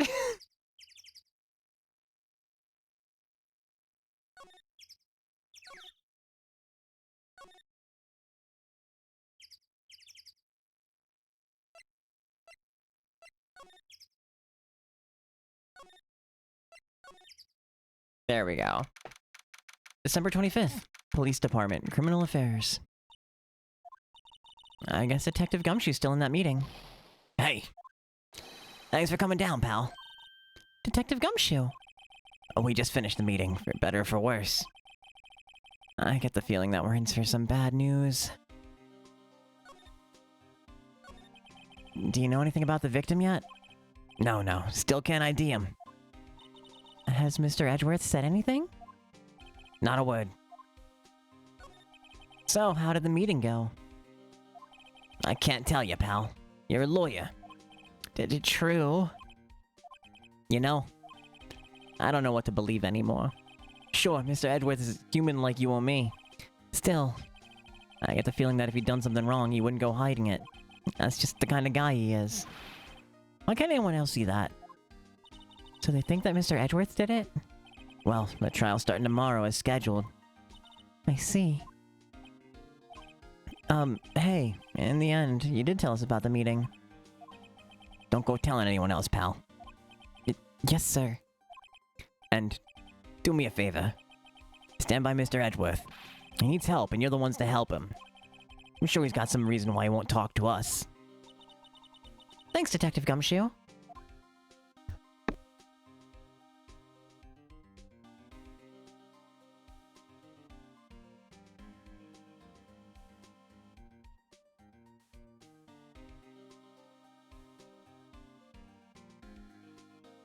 Oh yeah, I really damaged something yesterday. Detective Gumshoe? How come you trust Mr. Edgeworth so much? Well, I think that was obvious. We got a strong working relationship, us two. We trust each other, and that's how it works. A working relationship? See, Mr. Edgeworth always gets his defendants declared guilty every time. Yeah, his methods might be a little extreme at times, but there's a reason. He trusts our investigation, see? He trusts us to get the right man. That's why I work extra hard, pal. We've got to earn that trust he places in us. I see. Mr. Edgeworth's a man you can trust.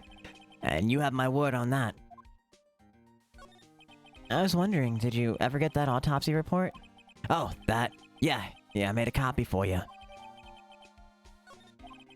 Thank you. Nick? Huh? Can you show me that photo of the victim? That face. Someone you know? I don't know. Just have this feeling that I met him somewhere a long time ago.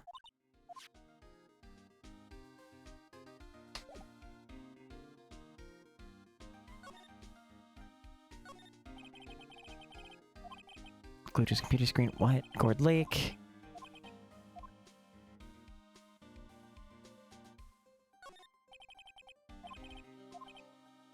Alright, hands against the wall, all of you. Don't even think about escaping. I got eyes in the back of my head. Just be doing image training for arrests. Practicing cool lines he gets to say.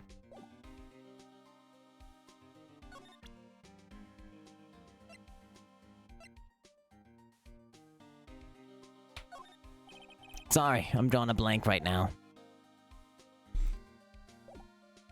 Go to the detention center. Nope.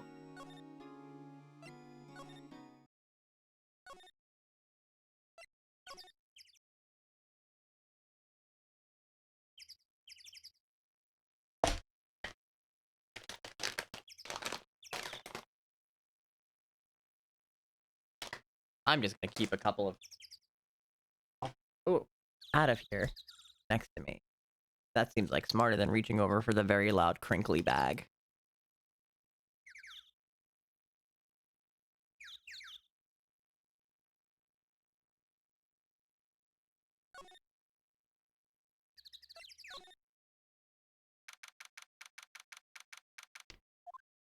December 25th, Gourd Lake Woods. Hey, y'all. Lotta. Wait up a sec, we got bingo. Bingo?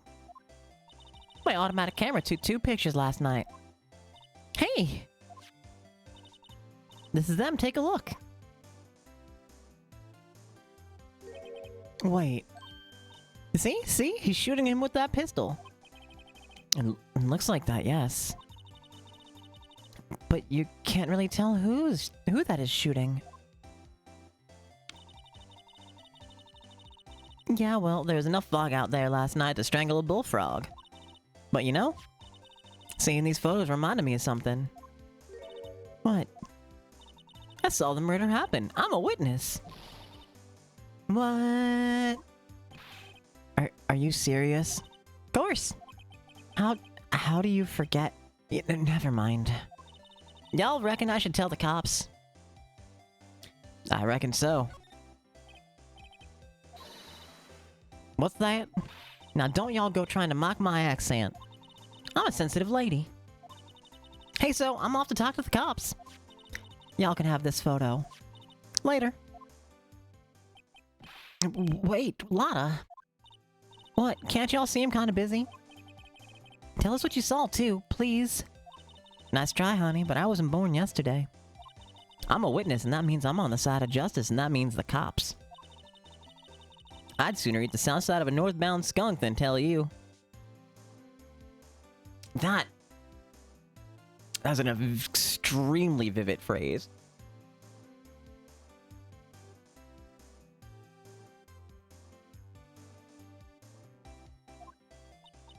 Lotta?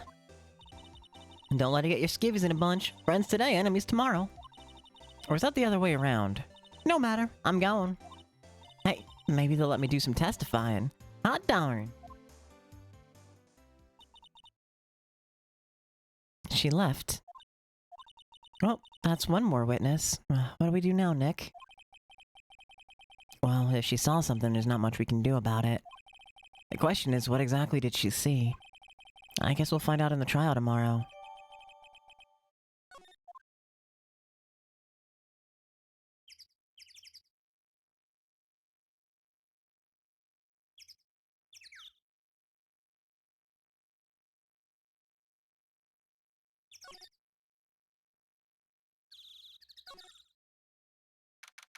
December 25th, Gourd Lake Public Beach. Looks like the police have given up their interviewing.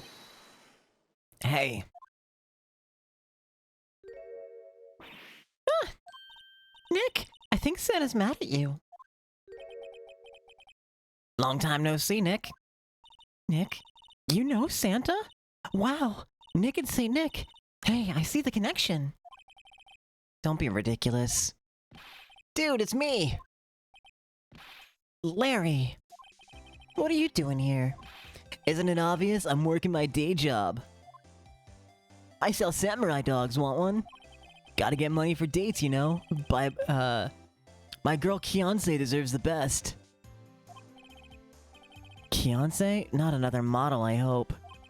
Oh, Kianse's a fine, fine woman, Nick. It was her idea that I wore this costume. She's all like, you go, girlfriend, you know? She bought this costume for me. That's great, Larry. Wow, a Santa costume. She must be really nice. Whoa, cute. Nick, who's she? She's not your... Not my... What? No, she's not. I'm his partner, Maya Faye. I'm, the little sister. Sister? Wow, Nick, must be tough.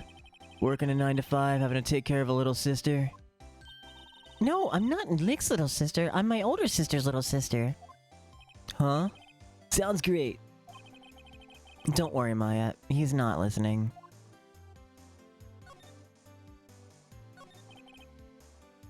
Hey, Larry. There was a murder here last night. And since you work here, have you heard anything? Nick, you're wasting your time. Last night was Christmas Eve. He was with Kianse, obviously. He wouldn't have been standing out here in the cold. I think what you just said caught him off guard, Maya.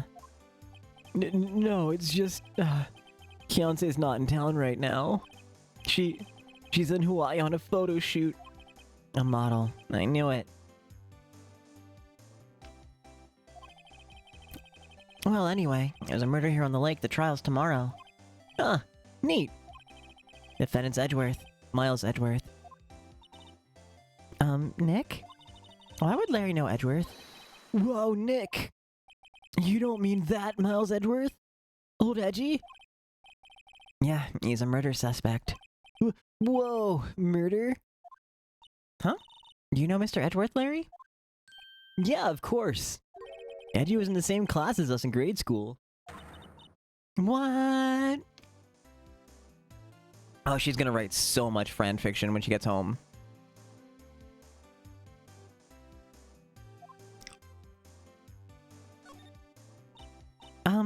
Tell me about the dogs. Huh? Oh, you mean the samurai dogs? Why are they samurai dogs? I mean, they kind of look gourd-shaped. Oh, well, originally they were gourd dogs. You know, like, guard dogs? Ouch. The samurai thing was Kiance's idea. Oh, she's my woman, you know? She's all like, change the name and you go, girlfriend. She made me that banner. Man, the kids can't get enough of those samurai dogs. Something about that just seems wrong. Oh, and guess what? We're getting a ton of customers here at the lake, what with the big news. The big news? Yeah, Gordy. Gordy?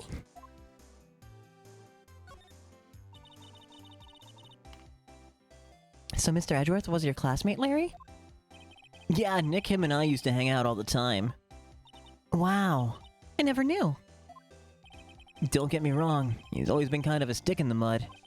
Studying all the time, trying to be like father. Like his father? Yeah, Edgy's pop was a famous defense lawyer back in the day. Wow. Wait. You said defense lawyer? Yeah. Wait a second. But Mr. Edgeworth is a prosecuting attorney. What? Edgy's got a proboscis on his knee? No, he's a prosecuting attorney. That's like the total opposite of a defense lawyer. Huh? Go figure. He always used to talk about defending the weak who were unable to defend themselves. Ah, man, he used to go on and on about a man's duty to society and all that. What a bore. I wonder what changed his mind, though. Do you know Nick? Nick? What's Gordy? Huh? You mean you don't know? It's here in this very lake. Edgy had daddy. I mean, we're gonna find out about Edgy's daddy issues. This entire chapter is Edgy's daddy issues.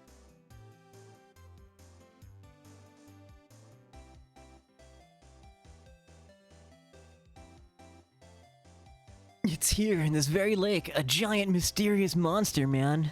Gordy. A monster? Did he find out his dad was Santa after he did? Yeah. Check it out. This is an article from yesterday's newspaper. There's a photo. Wow, it's really real.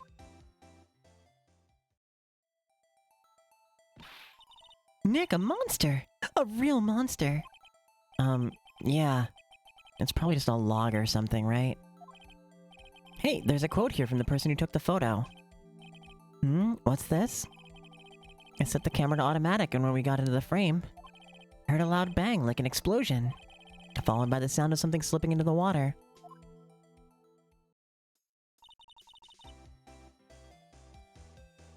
I wish we could have seen it. Why would there be a sound like an explosion? Larry, could I borrow this article from you? Sure, no problem. That'll be $1 million. 1 million? Grow up, Larry.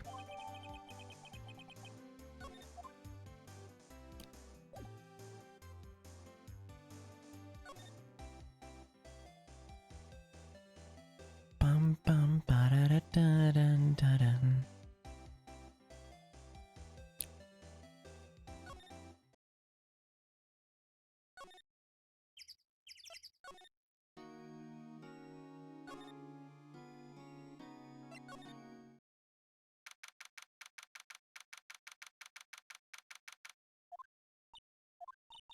Not a gumshoe in sight.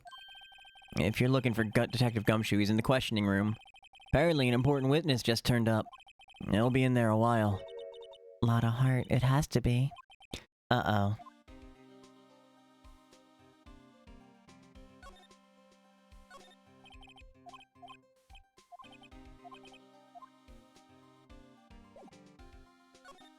Do we need to get... Nope.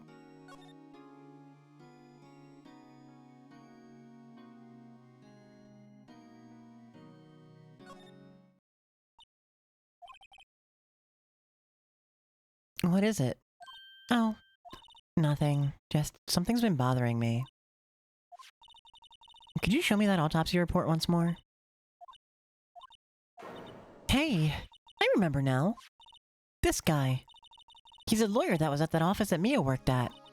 I met him once when I went there to hang out with Sis. That office? Wait. You mean Grossberg's office? Right, that guy. That was the last name I expected to come up. Maybe I should go talk to him, for old time's sake.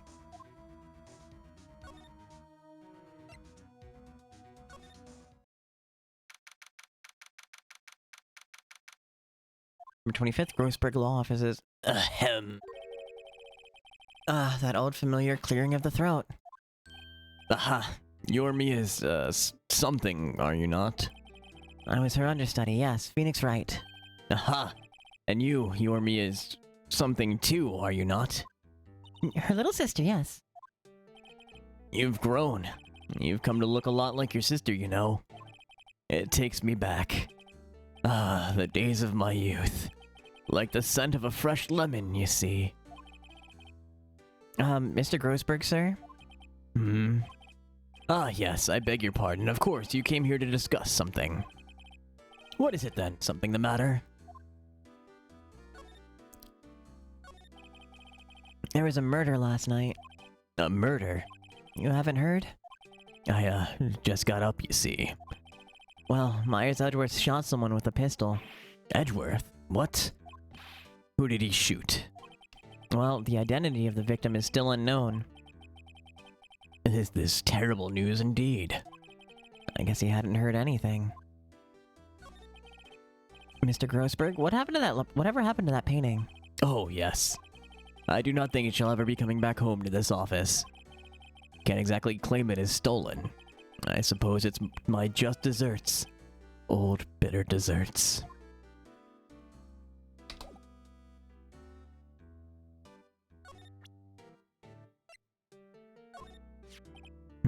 Strange. I feel as though I've seen this man somewhere before. Ah! Did you remember? He was a lawyer here in my office. That's Hammond, Robert Hammond. Mr. Hammond? And you say this is the man Edgeworth shot?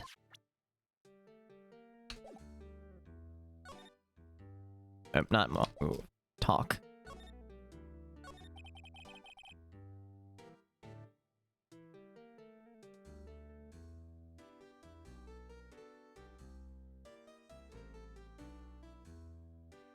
Who is this Hammond guy anyway? Mr. Hammond. He was the defense attorney in that case. That case? Yes, the DL6 incident.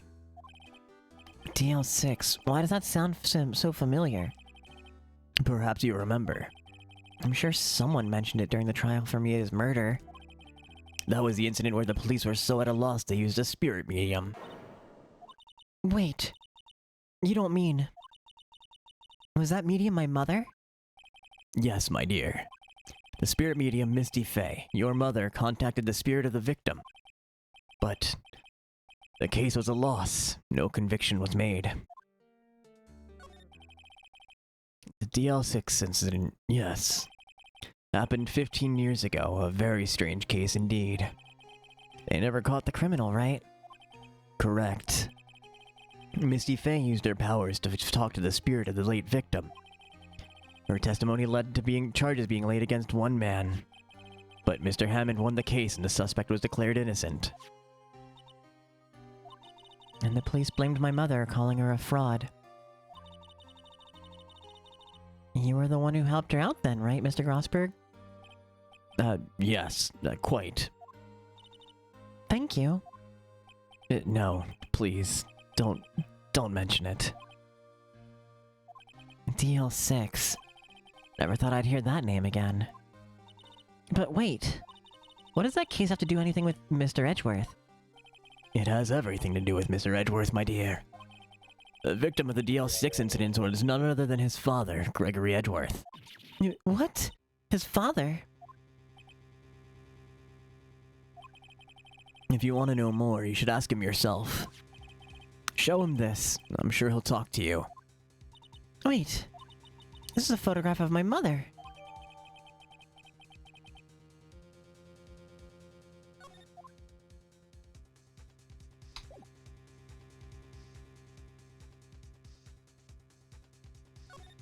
Dun, dun, dun, dun, dun, dun, dun.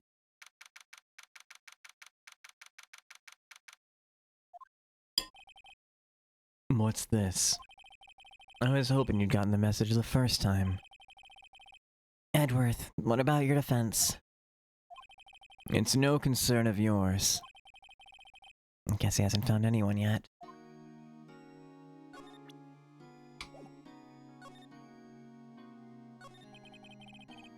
Can I ask you about the murder?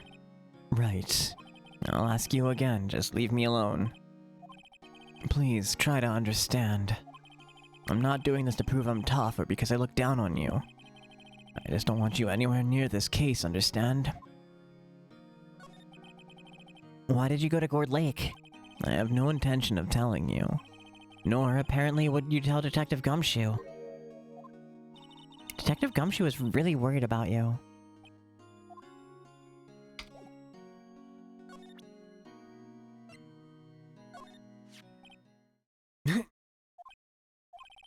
Edgeworth? It's only been a matter of hours since you last visited. You've made incredible progress in your investigation. I'll admit it, I'm impressed, right? You're always single-minded in your work, though. Once you start on something, you always see it through, don't you? About the DL6 incident. Right, DL6. I didn't want you to find out about it. That is why I refused your offer to defend me. I'm sorry if it sounded like I thought you weren't up to the job. I mean, you did explicitly say that we weren't up to the job. Like, your exact words were, "We're still a wet behind the ears lawyer with only 3 cases to our name." Like, you definitely said that we weren't up to the job.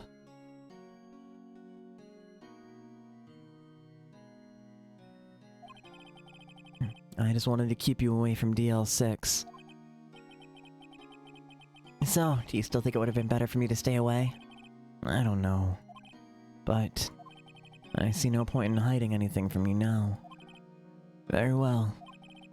Ask whatever you like, and I will answer to the best of my abilities.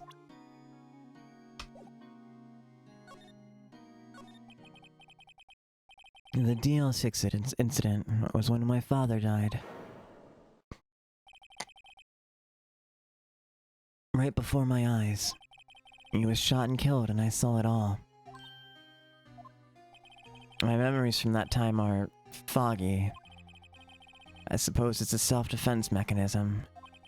In any case, a suspect was arrested, a man. It's pretty clear he was the only one who could have killed my father.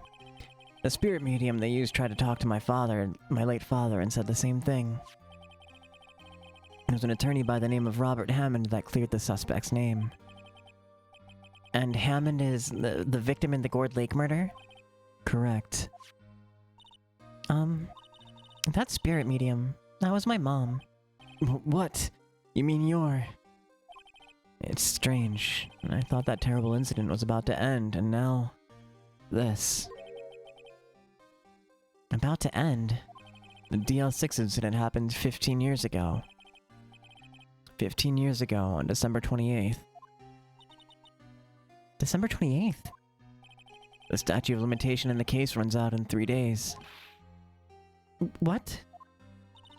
Nick, what does that mean? When a case statute of limitation runs out, legally the case never happened. 3 days from now, DL6 will be closed. Forever.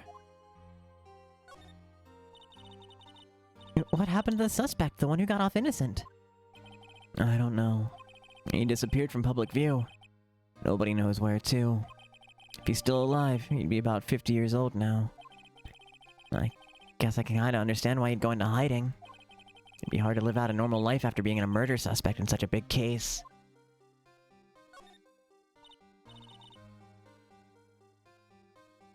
So was your father a lawyer? He was. Gregory Edgeworth.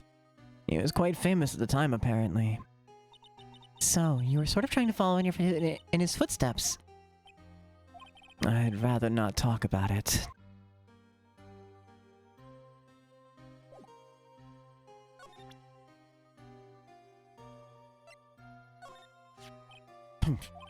Who would have thought there'd be a photo?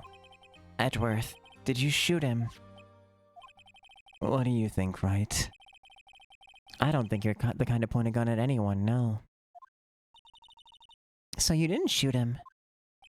No, I didn't. It wasn't me. Right. It pains me to ask you this now. I know, you want us to defend you. Yes, will you? Who could have guessed this day would come? Not me. This is my chance to finally pay you back. Pay him back? Pay me back? For what? I don't remember ever doing anything for you. Never mind. I guess you don't really need to know. Huh? My letter of request. Please give it to Detective Gumshoe. Well, I guess we should. Huh? What's that? Earthquake! Nick! It's a big one! Ah! It's calming down. Phew. That was scary. Huh? Where's Edgeworth? There! He's on the floor in the ball, shivering. I guess he doesn't do so well with earthquakes. I've heard of running, but curling up in a ball? Well, I guess we're done. Mr. Edgeworth doesn't seem like he's going to stand up anytime soon. Let's go, Nick. Right. I have to get Edward's letter of request to Detective Gumshoe.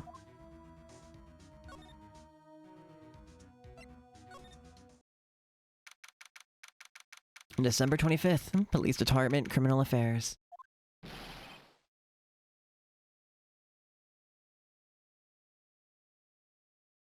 What's going on here? What's wrong, Detective? This wild lady comes in here just a while ago. Says she came to talk with y'all after hearing what Mr. Wright had to say. What's this all about, pal? A lot of heart. Why are you going around finding more witnesses? You want to give Mr. Edgeworth a death sentence, pal? No, not at all. Just, I mean, she did see something. There's nothing I can do about that. I can't go around covering up evidence. You trying to say something about the way I do my job? No, sir. So, what did Miss Hart say? She said she saw Miss Edgeworth fire the pistol. What? She even had a photograph to prove it. Right, I saw it too. But you really can't tell from the photo who it is shooting. That's what she said. That's why she said she's going to enlarge the photo. She said it'll drop the quality a mite, but should let us see who's who. She can do that? Okay, so there's going to be an enlarged photograph that shows Edgeworth in the act. Great. Just great.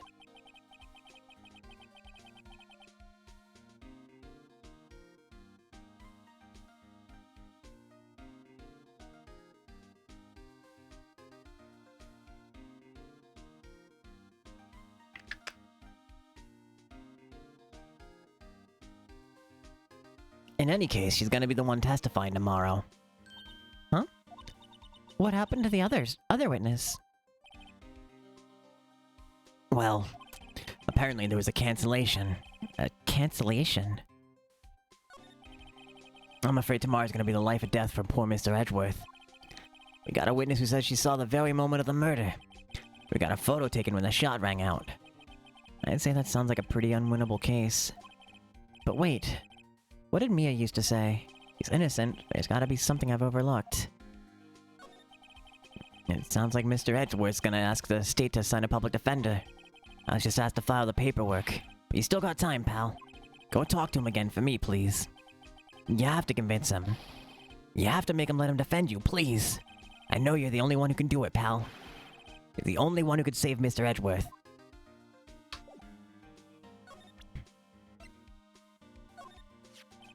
Look what I got. Hey, you did it, pal. Glad I waited till the last minute to file those papers.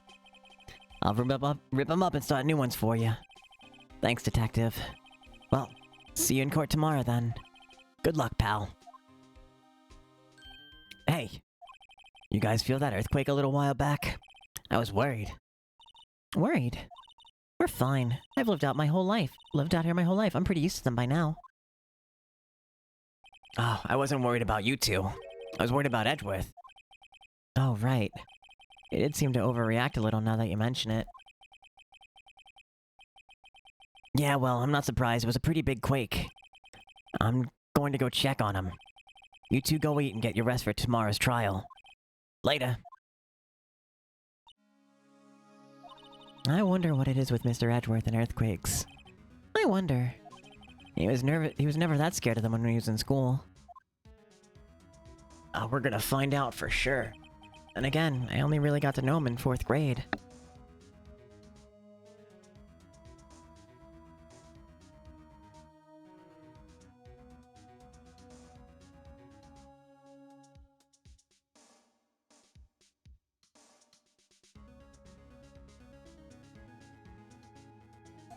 He transferred to another school after that. I wonder what happened to Edgeworth. We'll also find that out.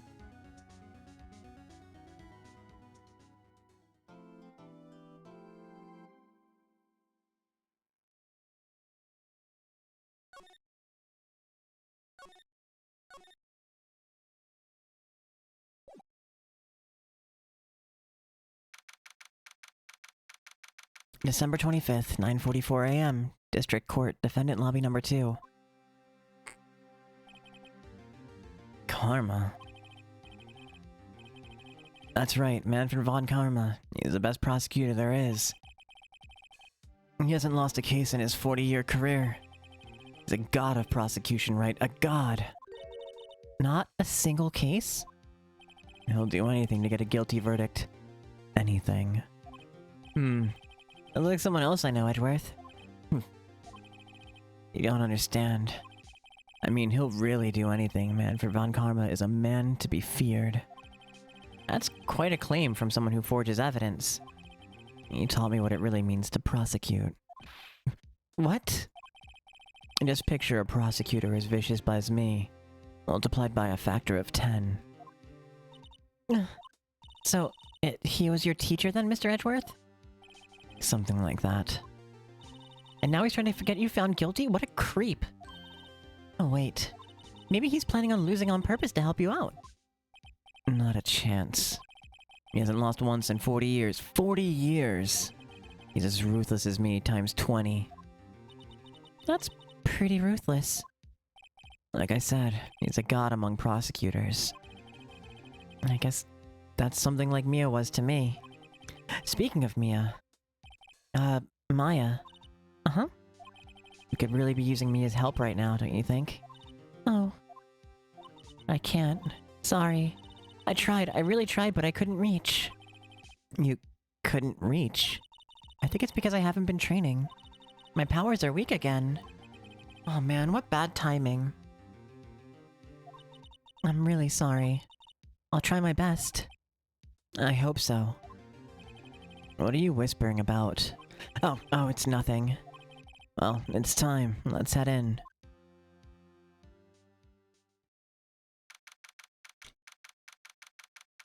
December 26, 10 a.m., District Courtroom, number 3. Alright, one sec.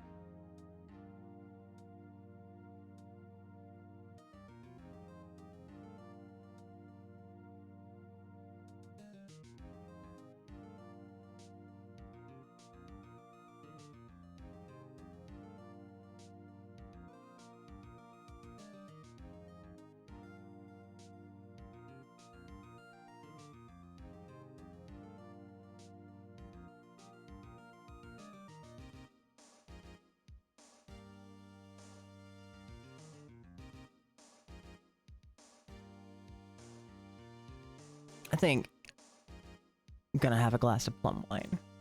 Also, look how cute my little glass is. Got a little Sailor Mercury glass. I love this little thing. It's so cute. Yeah, plum wine.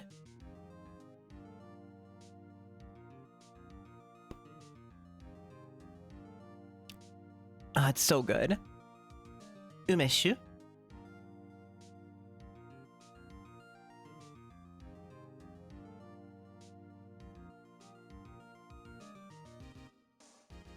I find like Asian spirits are a lot gentler on my body. Like soju and plum wine don't make me feel nearly as terrible as drinking like vodka or beer or even just regular wine for the most part. Don't nearly have to shit myself nearly as bad the next day. Oh my god, the next day shits are so awful with literally everything else.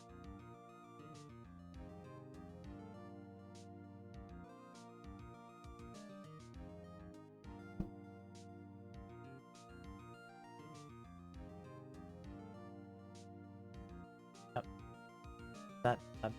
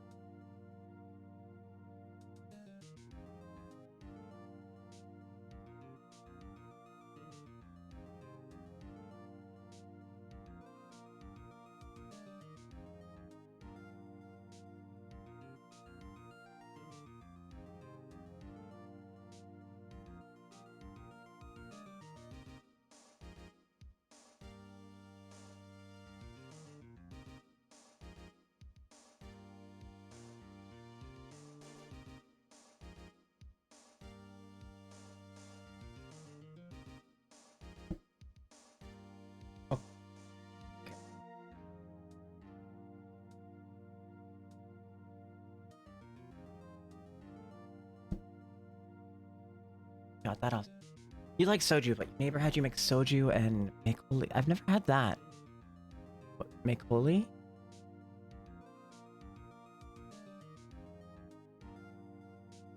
All right, there was one thing I wanted.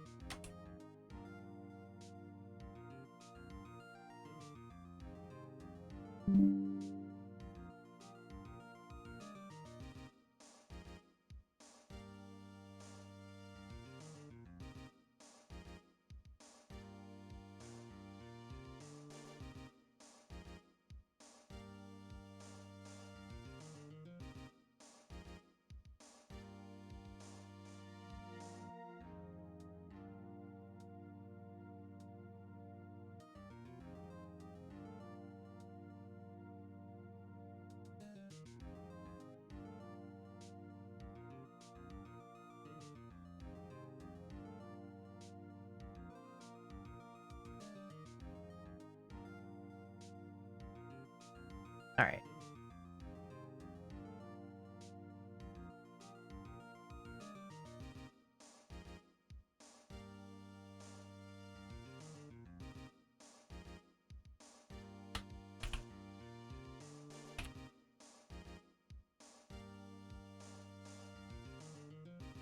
Should probably actually wish my partner Korean rice wine. Got a distinct smell and is usually fruity flavored with the rice. Ooh. Makoli is the pronunciation. I cannot. I tried learning Korean, and I was like, I got plenty of Japanese under my belt. I'm sure that it does not help you. It does not help you with Korean whatsoever. Korean is a beast.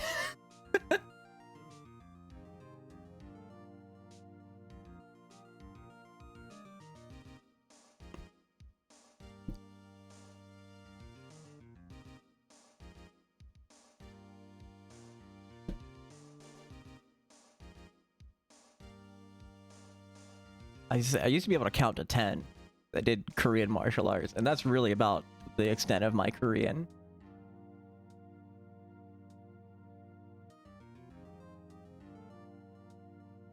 With Korean textbooks in Japanese, easier than... Oh god, yeah. The Romaji for Korean just does not make sense to my brain, because, like, what do you mean you have, like, several different characters that all have the same romanization, or, like, slightly different romanization, but, like, very, very similar, but all kind of pronounced the same way? Like, oh, it doesn't make any sense to my brain.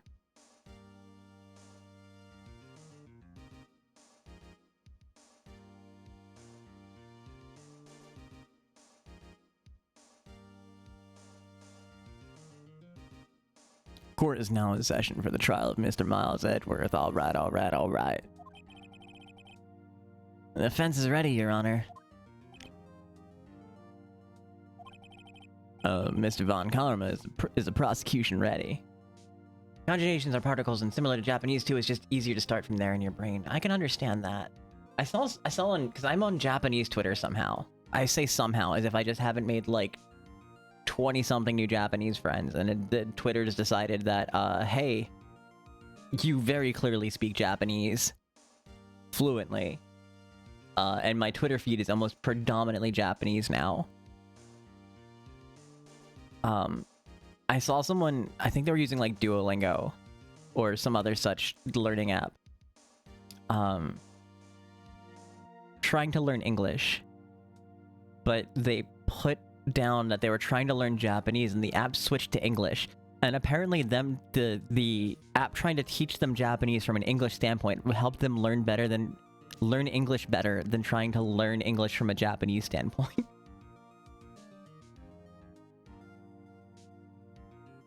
Which I thought was really funny. It absolutely, as soon as I saw it, I'm like, that makes so much sense.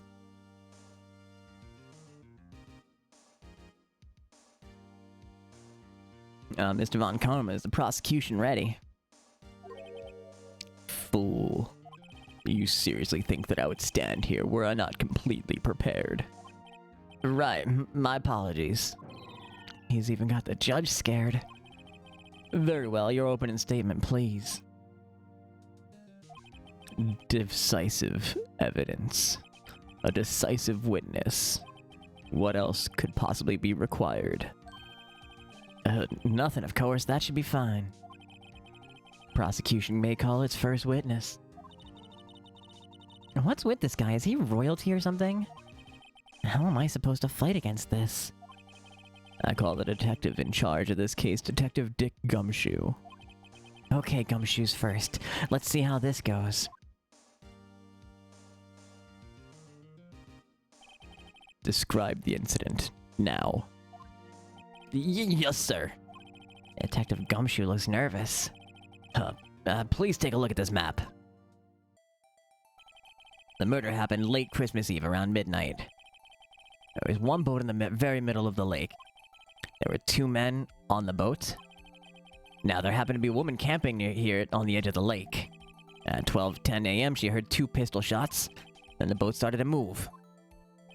It went towards the boat rental shop.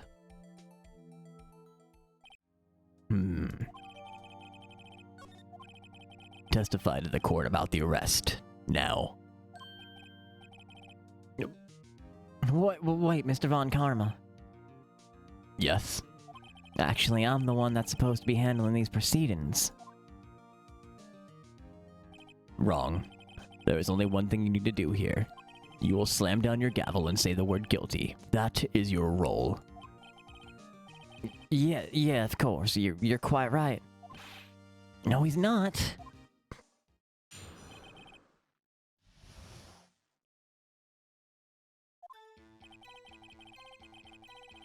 A man. Wrong voice. It's really hard to jump back and forth between voices so quickly.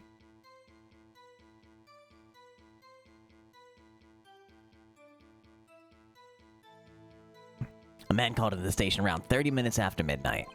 We headed to the scene of the crime as fast as we could. That's where we found Mr. Edgeworth.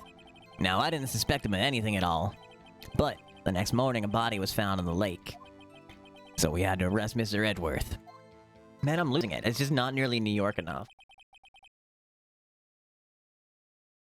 I see. Very well. Begin your cross-examination, attorney. Now.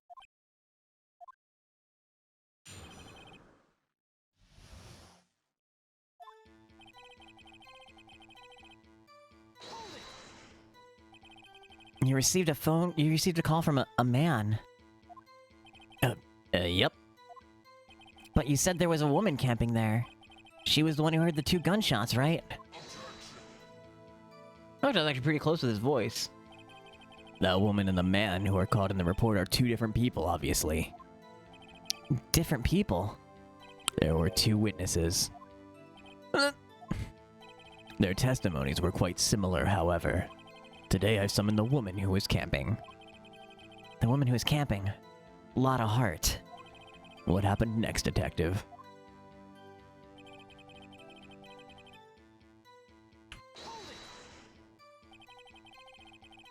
How long was it between receiving the report and your arrival at the lake? Yeah, well, I'd say it was about 3 minutes. That's pretty fast. Our motto for the month is get there quick. Alright, that's the wrong voice. Detective, you will refrain from casually revealing department secrets. Yes, sir. Sorry, sir. I look forward to your next year's salary review. So much to look forward to these days. This is no time for dejected daydreaming. Continue. Yes, sir.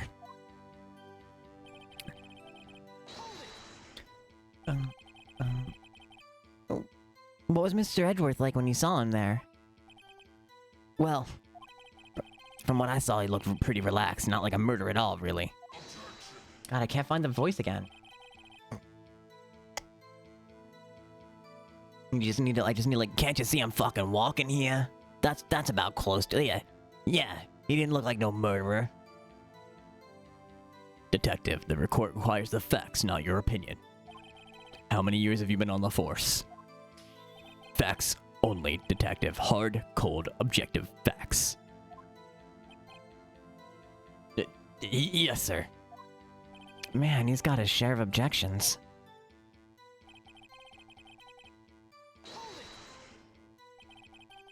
Why didn't you think he was suspicious? You should know. We have a deep trust and relationship with the prosecutors. There it is. Detective, this court isn't interested in your musings. Deep, trusting poppycock. I've never heard so many flippant comments from an active detective on the force. Detective Gumshoe doesn't look so good. Continue. Now.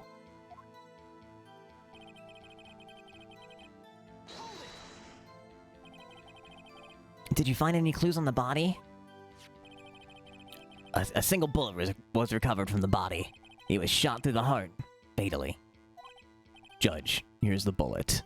It didn't strike bone, so its shape is well preserved. Very well. The court accepts this bullet into evidence.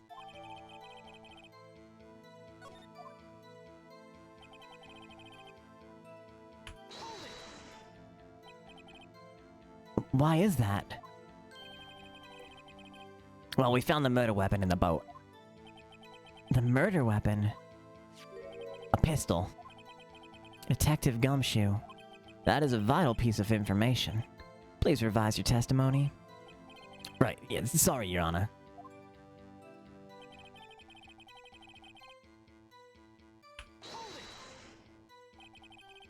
What about the pistol made it decisive evidence? Tisk, tisk, tisk. The same evil laugh as Edgeworth. There were fingerprints on the pistol found in the boat. They were clear prints from Mr. Edgeworth's right hand. What?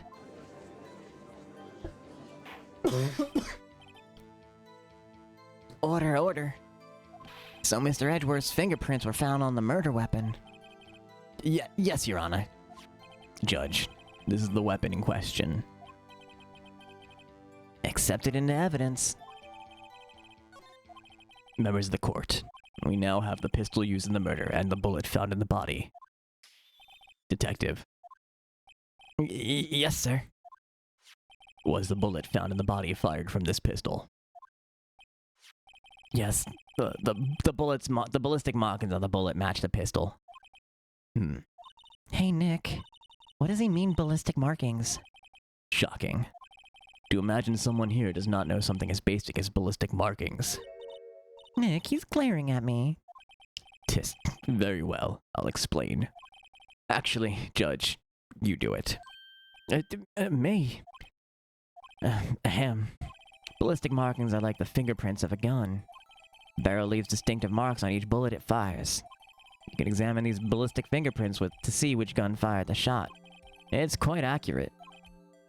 Actually, I believe that's total bullshit.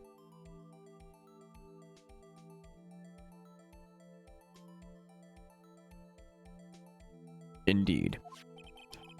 This leads to one inevitable conclusion. The bullet found in the victim's heart was without a doubt fired from this pistol.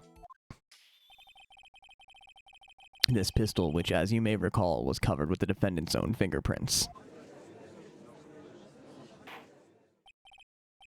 Order, order. This is bad. This makes it look like Edgeworth did it. Well, Judge. I'd say it's almost decisive, yes. Honestly, I could declare a verdict at this point. However... You wish to hear the witness speak, no doubt. Very well. I am somewhat fatigued, so I will take a brief break. I will call my witness after the recess, which will last 10 minutes. Judge. Yes? What are you doing? A 10-minute recess. Now. But wait, Just bang your flimsy gavel and get on with it, man. Ahem, this court will take a 10-minute recess. Who's running this court anyway?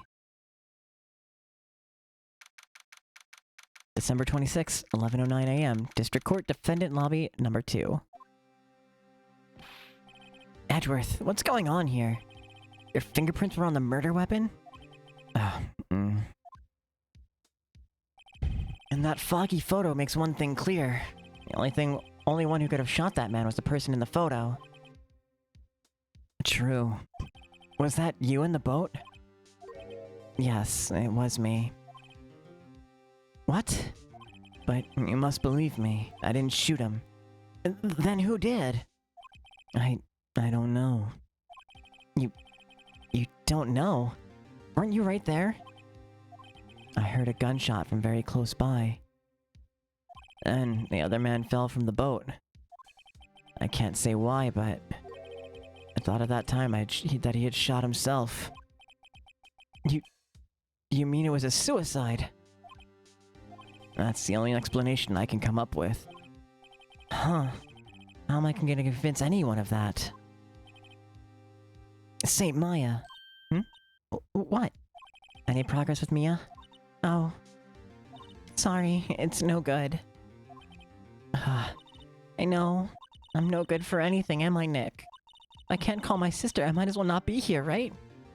No, I need you here, dummy. Of course, I need you here. I can see you're always trying to help out. Even if you don't actually help, it's the thought that counts, right? It's okay, Nick. You don't have to make me feel better. I don't know anything about trials or defense. What's more, I'm a spirit medium. I can't even contact spirits. Oh, everyone has their off days. I mean, I've just been getting lucky lately. But you never know when my luck's gonna run out. Really? Whoa, right. Don't jinx this case any more than it already is. It's bad for my heart. Sorry. Whoops. Okay, I'm getting a little too warm, so I'm gonna change my shirt. Give me one moment.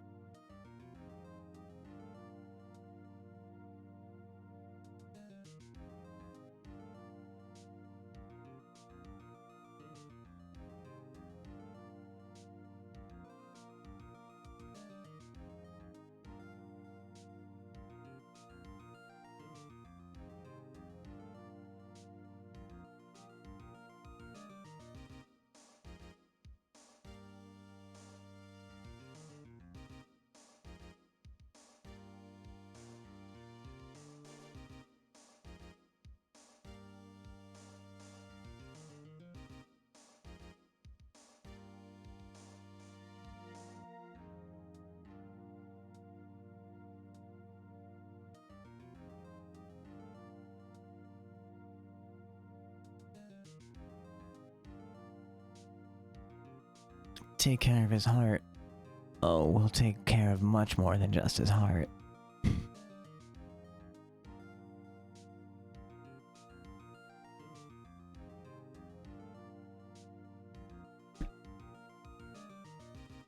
Court is back in session. All right. Mr. Von Karma, call your witness. Yes. Will Miss Lotta Hart take the stand?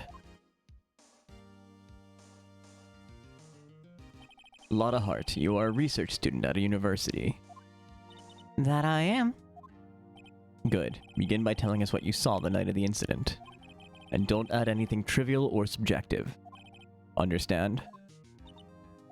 Y'all need to learn some manners. Understand? Yeah, I understand. Very well. Your testimony, please. I don't know why I suddenly decided that this judge was Matthew McConaughey, but I'm kinda okay with it. It was Christmas Eve just after midnight, I reckon. I was in my car. Heard this bang come up from the lake. When I looked out the window, I saw two gents in a boat. And there was another bang. And he said, "Merry Christmas. Each and every one of us." And shot him right in the heart. There wasn't nary a thing on the lake but that boat. Enough. Huh? Judge, she happened to take a photo of the incident. This is that photo. Accept it as evidence. Very well. This is a surprise. This looks like the very moment of the murder.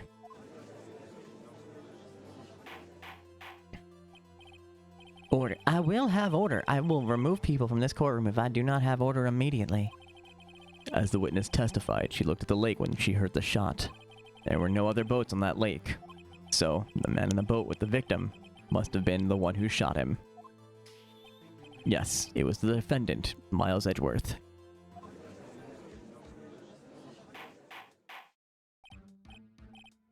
Order. I will have order. Well, Judge. The evidence is decisive. I have very little doubt about this case. Very well. This court finds the defendant... Wait, Your Honor. I haven't cross-examined the witness yet. A cross-examination? We have photographic proof. What question can there possibly be? This photo is worth 1,000 words and they all read guilty. You lose. Or, do you claim to have found a contradiction in her testimony? Very well. If you have to, you may cross-examine the witness. You will only flounder and ask meaningless questions. You will fail to find anything. And then, I will have you held in contempt of court. Nick? Contempt? Contempt of court, you know? I guess I understand. Well, what are you gonna do? Do you really think there was a contradiction with the facts in her testimony? I think there was. I think I noticed one little thing. Wow, I'm impressed, Nick. I didn't notice anything. Right, let's take him on. Yeah. I got a bad feeling about this. I understand. I will cross-examine the witness. Tisk, tisk, tisk. Very well. I pray for your sake this isn't a waste of time.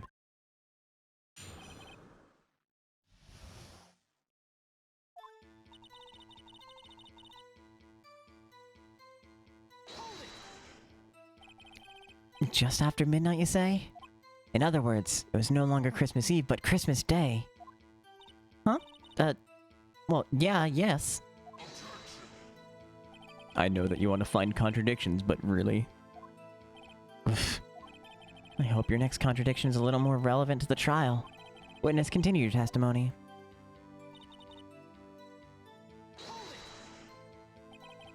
Why were you camping there, anyway? I'm a research student at my university. I was taking pictures to use in my research. What research? Sounds suspicious. Miss Hart, could you be more specific about your research? What does the witness' motive in camping by the lake have to do with this case? The answer is nothing. I object to this line of questioning. Objection sustained. Wait now, I'm the one who says that. Well then say it already. Objection sustained. Thanks for nothing, Your Honor.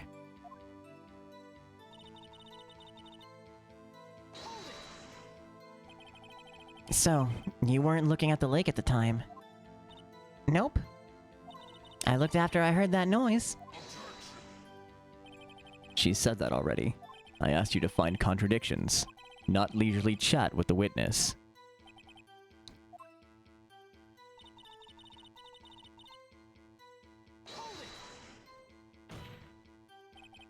Could you clearly see the two men? Just look at the picture. Clear enough for you? Uh-oh. Wait a second. I wasn't asking you about the photo. I was asking if you saw the two men. Yeah, well, of course. The witness has testified that she saw them. There's also a photo. You'd best look elsewhere for your precious contradictions. He jumped in quick. He's hiding something.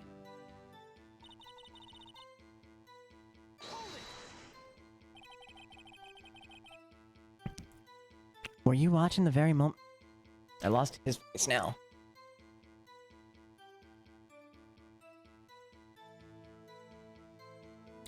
Were you watching the very moment the shot rang out? Well, yeah, sure. You're asking meaningless questions. Meaningless. Contradictions, Mr. Wright, not meaningless babble. Come on, Karma, I think I hate you. He's trying to keep me from talking to the witness. To what end?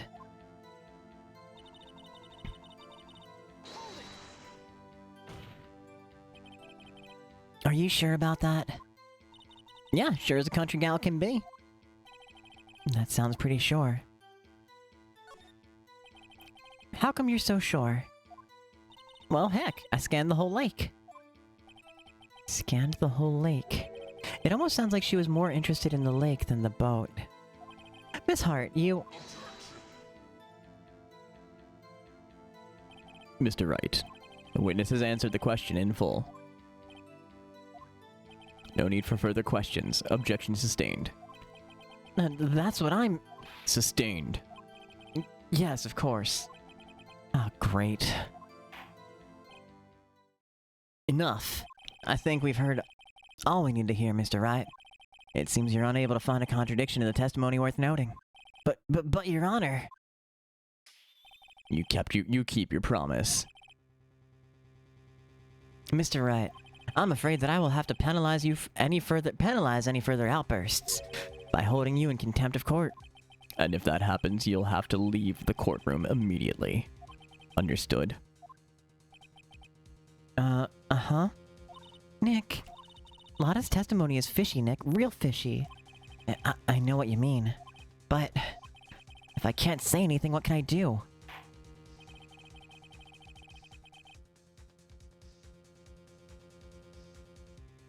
I believe we've covered the evidence sufficiently to make a decision. Then pass your judgment. Very well.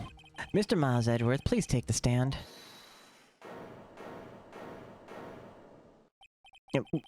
Who was that? It was me. Maya. Is something wrong? Do you need to use the facilities? No, I do not. Lotta Heart, your testimony stinks. It's unclear whether you were actually looking at the lake. It's highly doubtful that you actually saw Mr. Edgeworth. Tell us the truth. This is a matter of life or death. Lotta, did you really clearly see Mr. Edgeworth that night? Did you see him fire that pistol? You will stand down. The court does not acknowledge a defense's outburst. Answer me, Lotta. What's the big idea treating me like some kind of criminal? I saw him, I swear it. I saw Edgeworth.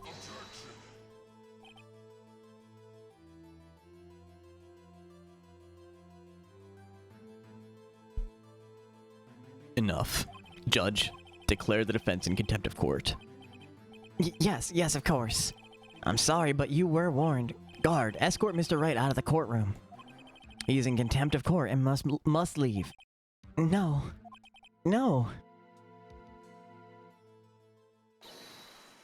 Wait. I was the one who made the outburst, Your Honor. Nick is innocent. Ha. What's the difference? All that remains is for the guilty verdict to be declared. Isn't that right, Mr. Phoenix Wright? Wrong. Wrong. What? Did you hear what Miss Hart just said? She said she clearly saw Mr. Edgeworth. That was not in the testimony. That changes her testimony, and I have a right to cross-examine her again.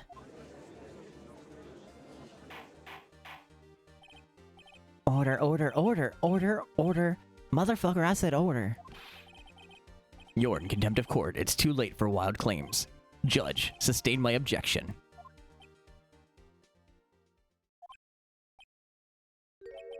I'm sorry, Mr. Von Karma, but I cannot. What? Miss Lotta Hart has made a new testimony. The defense does have a right to cross-examine her again. But he's in contempt of court. No, I am. If you're gonna arrest someone, arrest me. Very well. My Faye, you'll leave the courtroom immediately. Nick, I did what I could. You have to do the rest. Good luck. Maya.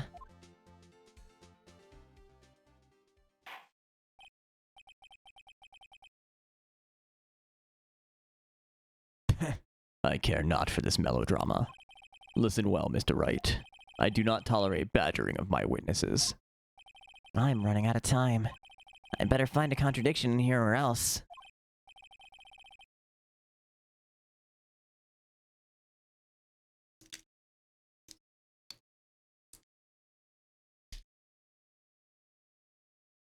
Mr. Wright, begin your cross-examination.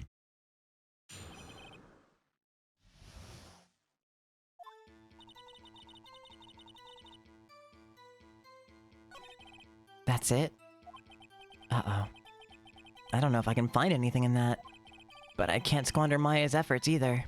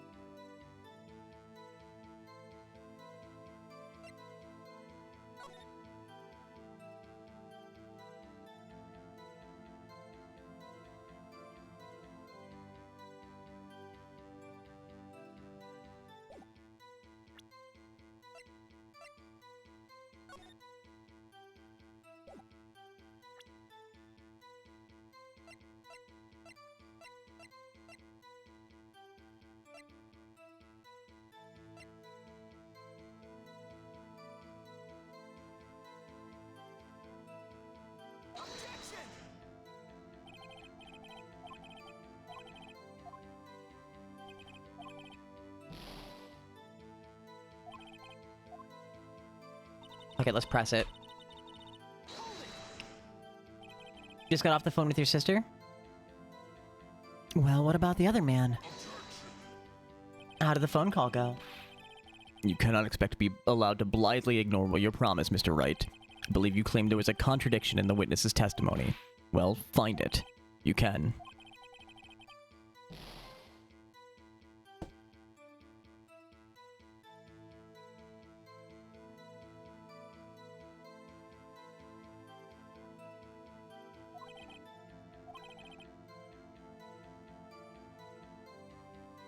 Bad news, you said something in Discord.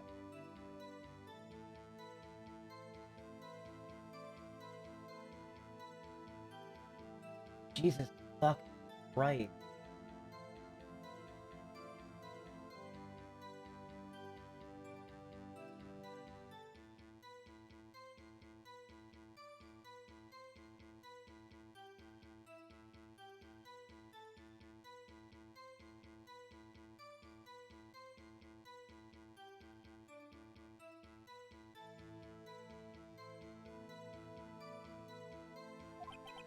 Don't know if I can find anything in that, but I can't squander my efforts either.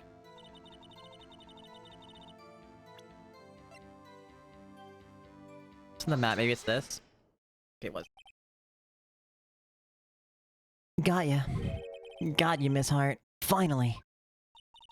What? What? You got what? Look at this photograph. The photo I took. The very same. There's something I want you to see in this photo. It's quite clearly visible. The fog, Miss Hart. So? This picture was taken with professional, high-quality film, correct? Yet even it could not capture the faces of the men on the boat. Yet you claim you saw Mr. Edgeworth? How? What?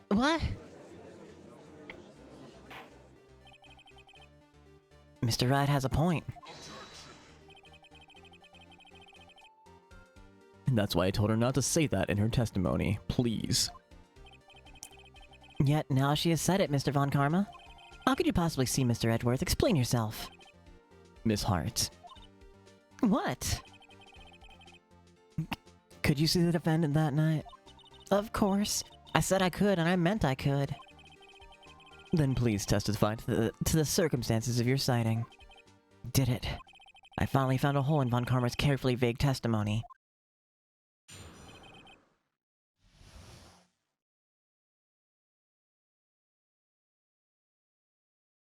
My thoughts are with your sister's family, dude.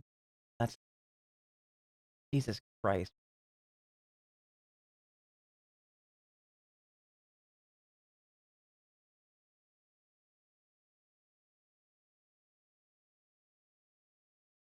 Shit ass time for that kind of nonsense.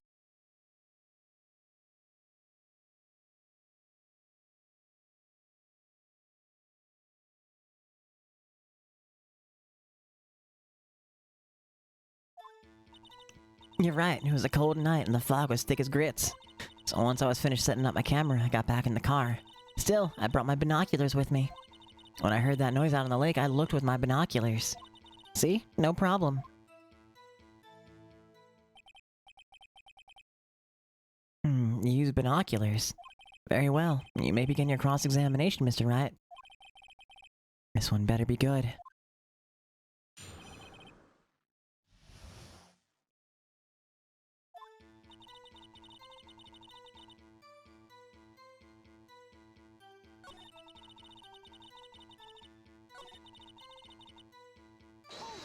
Do I get penalties still?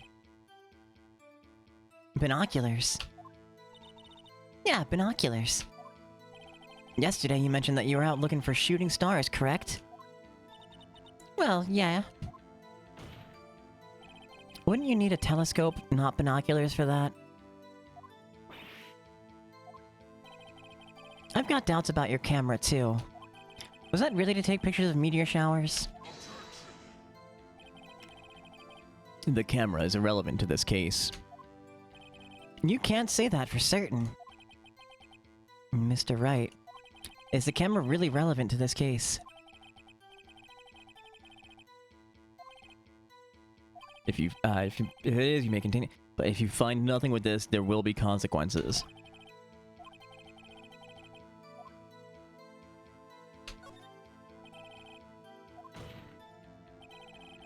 The camera is of utmost importance, Your Honor. It is perhaps the key to this entire case. Therefore, I will continue my line of questioning. Wow, maybe I went a little overboard there. Very well. Miss Hart, you will testify to the court about the camera. Yeah, I hear ya.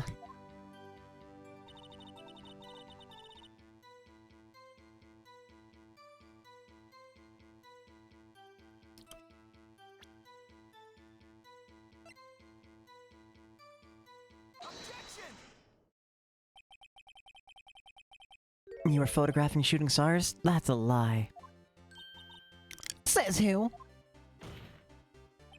I saw the camera you set up yesterday. It's pointed directly at the lake.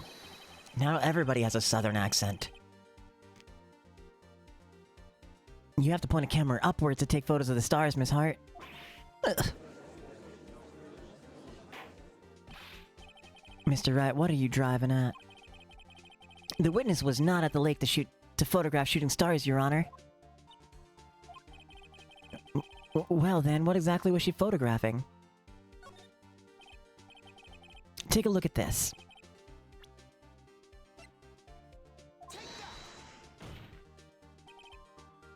Miss Hart, this is what you were trying to photograph. What's this, a newspaper article? Gordy. Ah, that's sighting at Gourd Lake. Well, Miss Hart? I never heard of no lake monster. You got proof or something? Let's see you prove that I was down at the lake trying to photograph this Gordy.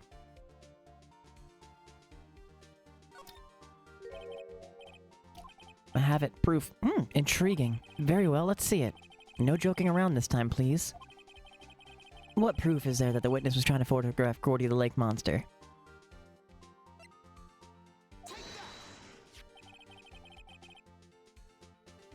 Proof, Miss Hart, is your own camera. Your camera was set to take photos in response to loud noises, correct?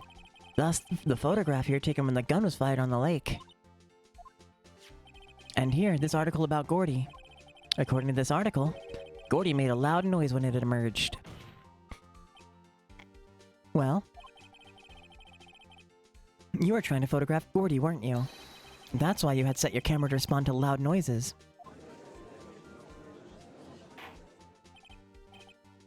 Order, order.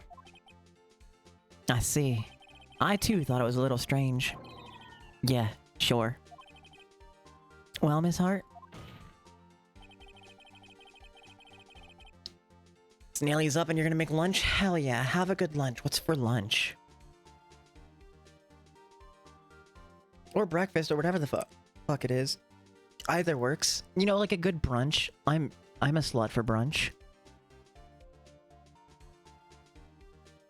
You were there camping to take a photo of Gordy, weren't you? Yeah. Not bad. Are all you lawyers that smart? So smart, boy. I was down there trying to photograph Gordy, you got me. So what? Huh? That don't change what I saw, does it? Exactly. What you just used several precious minutes of our time to prove. You're doing some sort of noodle thing, but she's probably doing a burrito bowl, you expect. Hell yeah. Is nothing more than that the witness is an idiot who thinks monsters exist. Hey! But as she succinctly said, so what? It changes nothing. Not true. You were hiding the whole thing about Gordy for some reason, and I know it. But what could it have been? Whatever it is, I'm getting to the bottom of this. Miss Hart, why did you hide the fact that you were searching for Gordy from the court? Please revise your testimony. Right. Fine, I'll testify. It won't change nothing, though. Something will change. It has to. And I'm gonna spot it.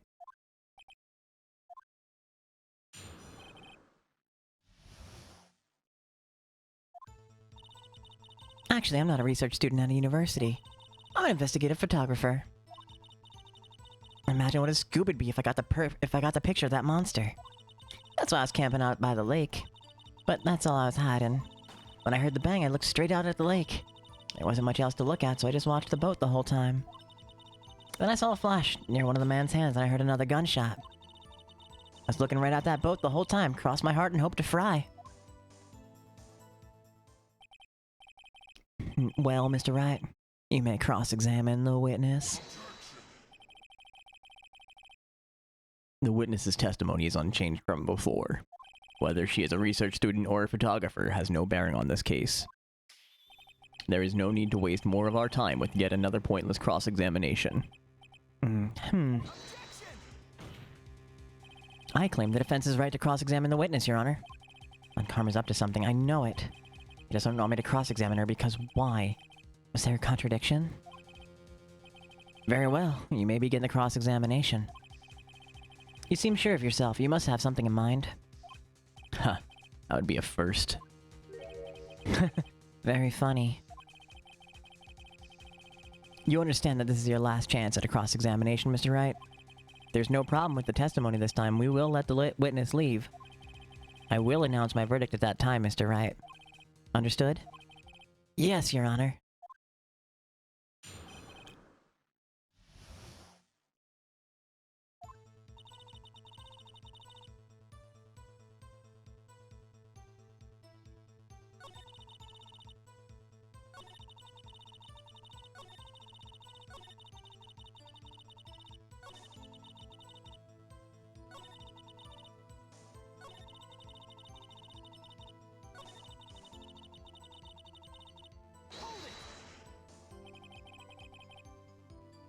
There wasn't much else to look at. Yep. I don't know. If she heard a bang and she thought Gordy was out there, kinda doubt she'd waste any time looking at a boat. What'd I do now? What are you giving me that look for? Definitely suspicious. Maybe it's time for some evidence.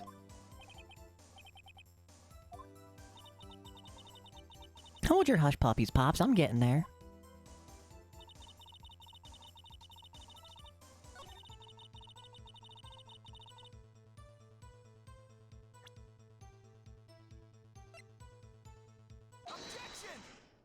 There we go. Miss Hart, were you really looking at that boat? Oh, what's wrong with you? Of course I was looking at it. It's the only thing out there. Any normal person would be looking at it. I agree. Any normal person would. But you are far from normal. What? Y'all want to step over here and say that? You were camping at the lake to take a picture of Gordy. Think about it. What would you do if you heard a loud noise? You'd be scanning the lake for any sign of Gordy, that's what. You wouldn't give the boat a second thought.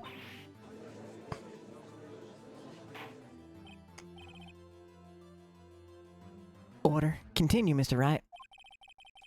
You testified that you were watching the boat through binoculars.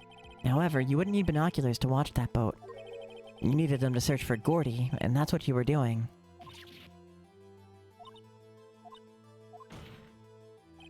Well? Well now that y'all mention it, I did sort of take my binoculars and kind of scan the lake a little bit. I mean, Gordy might be out there, you know.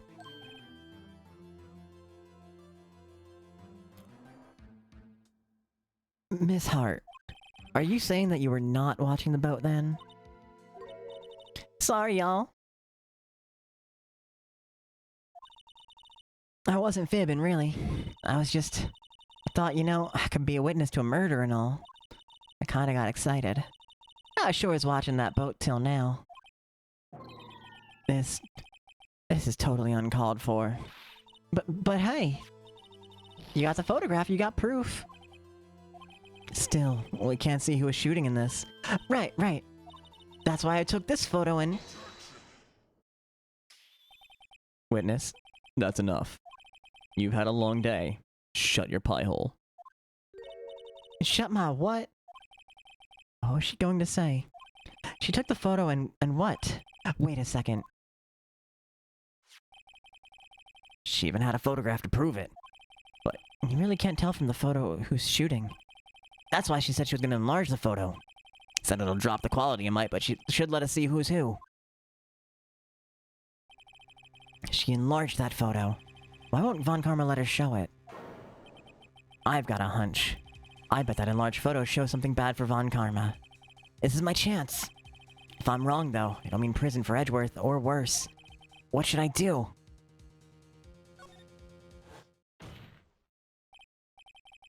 Miss Hart, look at this photograph. You enlarged this photograph, did you not? Yeah, I did. Why has that enlargement not been presented to the court? Because it does not exist. What are y'all talking about? You were the one who told me not to show it in court in the first place. You old fool.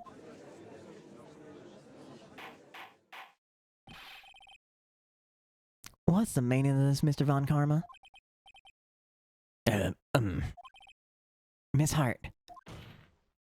Show the photo to the court. Show us the enlargement. The prosecution objects to the submission of this evidence. Objection denied. Alright. The witness will show the enlargement to the court. I'm too immature for that sentence. I got your enlargement right frickin' here, Toots.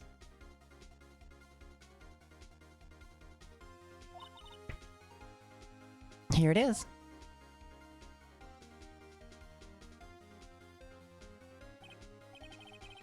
We still can't see who's firing in this. Could be the defendant, or maybe it's not.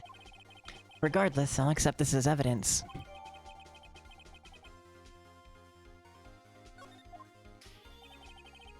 Happy now, Mr. Wright?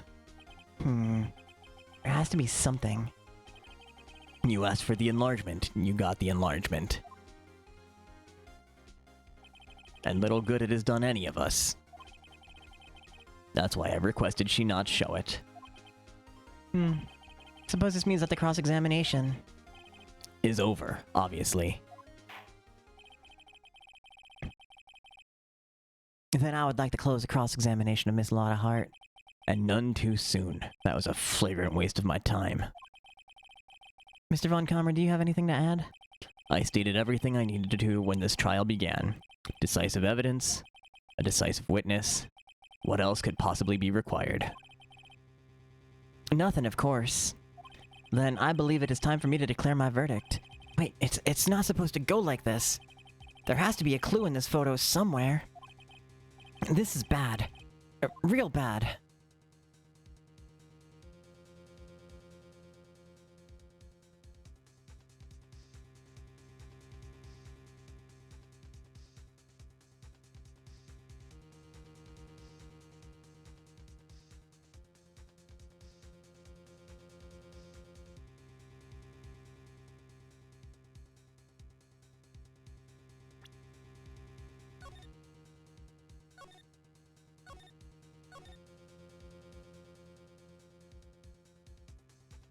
I don't think we have profiles in this game to submit.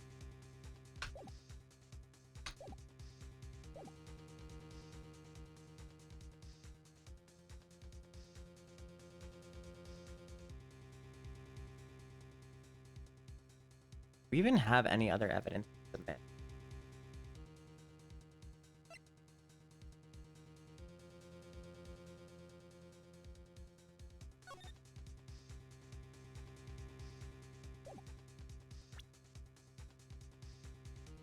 That is the gun in the photo.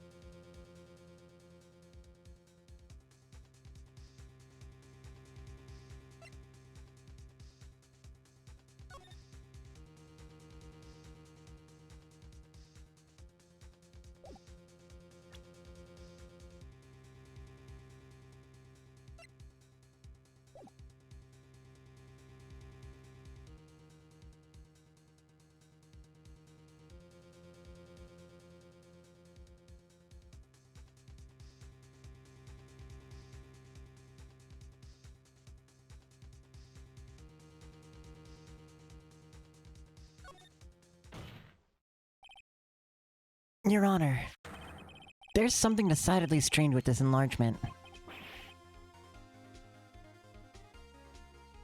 What might that be?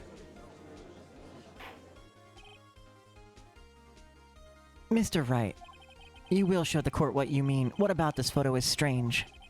Okay, here goes nothing.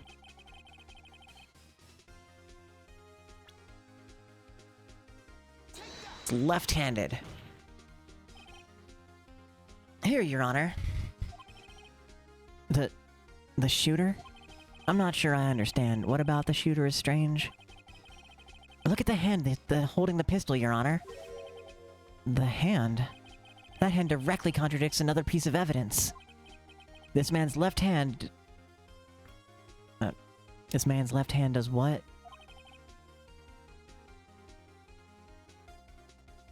Let me show you. I'll show you the evidence that the left hand contradicts.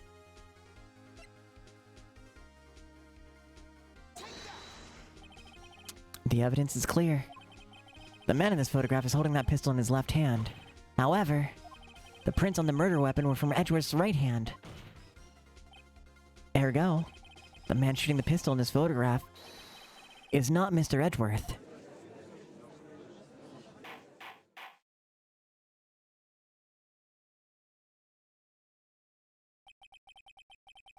Now that everyone in the courtroom has quieted down, I'd like to reconvene this court of law. Mr. Wright. Yes, Your Honor. You have given us definitive proof today. We know that it was not Mr. Edgeworth who fired the pistol that night. However, this leaves us with a rather large problem. Mr. Edgeworth didn't do it, then who shot our victim? Precisely. As we have seen, there were no other people on the lake that night. Who but the defendant could have shot the victim?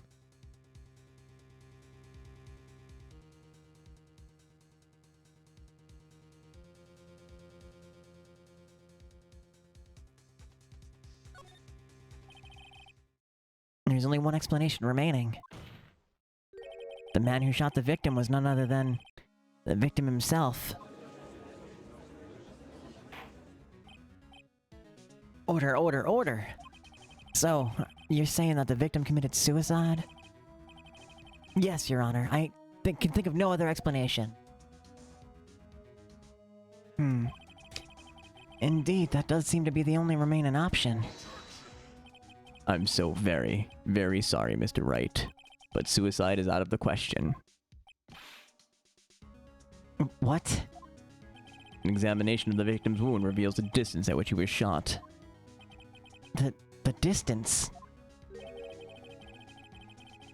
The victim was clearly shot from further than a meter away. A meter? That's 3 feet. There's no way it could have been suicide.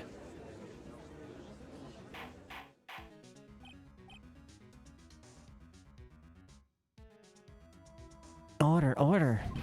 Mr. Von Karma, are you sure of the accuracy of your data?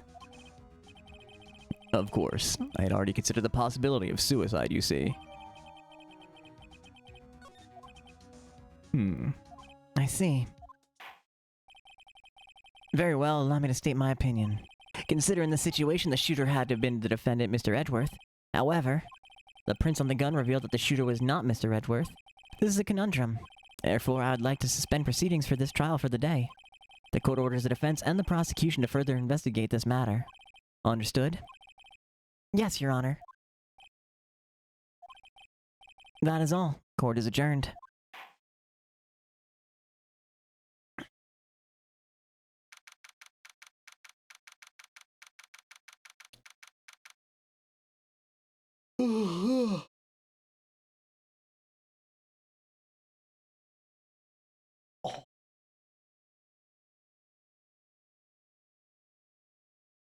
December 26th, 1:15 p.m., District Court, Defendant Lobby Number 2. That was a close one. Hey, you have anything to say? No, I've yet to be declared innocent, right? Well, yeah, but... what happened out there on that lake, anyway? If he didn't commit suicide, then who? The shooter was about a meter away, too. What? Don't give me that look. I did not kill him. I was just kidding around. Look, I'm gonna go check on Maya. Oh, right. What? Tell her something for me. What? Tell her to watch what she says in court. That's all. Would it kill you to just state how you really feel with a thanks, Edgeworth? Jesus. I requisitioned a transcript of Lotta's entire testimony. I thought it might give me some ammunition for the trial tomorrow. Of course, she didn't see the shooter, so the only part of her testimony that stood was the bang she heard.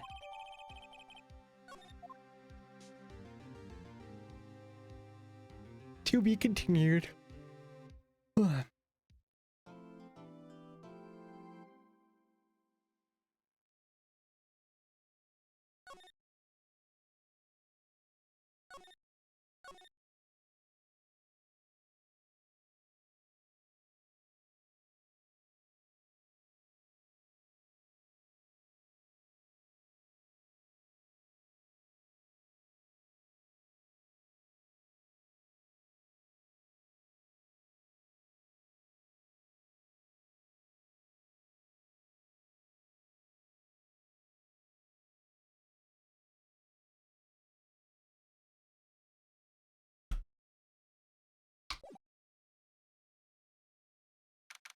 December 26th, Detention Center, Visitation Room.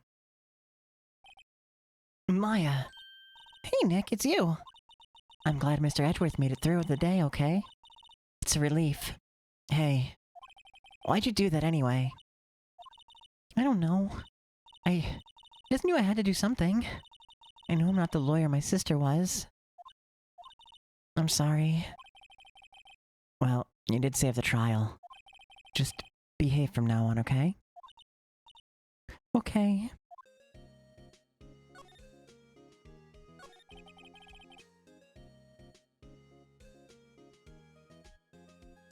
Have you been questioned yet?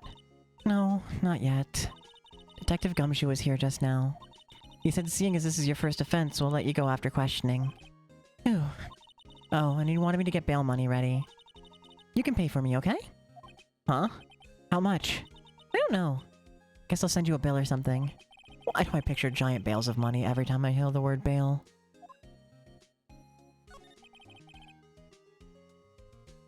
Any luck with Mia? None. I can't get through to her at all. I tried, I really did. I don't know what to do. I think I probably shouldn't have stopped my training. She sounds like she really did do her best. I should check and see if there are any waterfalls in the local area. I wonder if I'll ever see my sister again.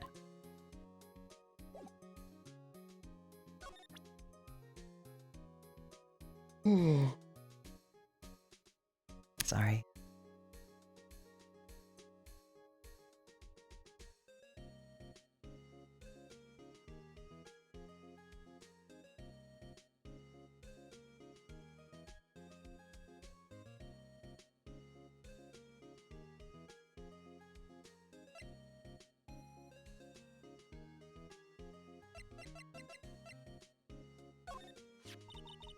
Isn't that the enlarged photo Lotta was talking about? Uh-huh. Huh. It's nice and big, but can't really see the faces any clearer, can you?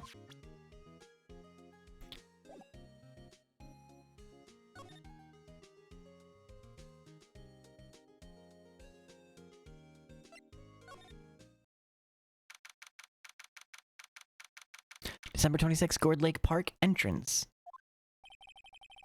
There are fewer than there were yesterday, but the cops still around the park. I wonder if Detective Gumshoe is here today.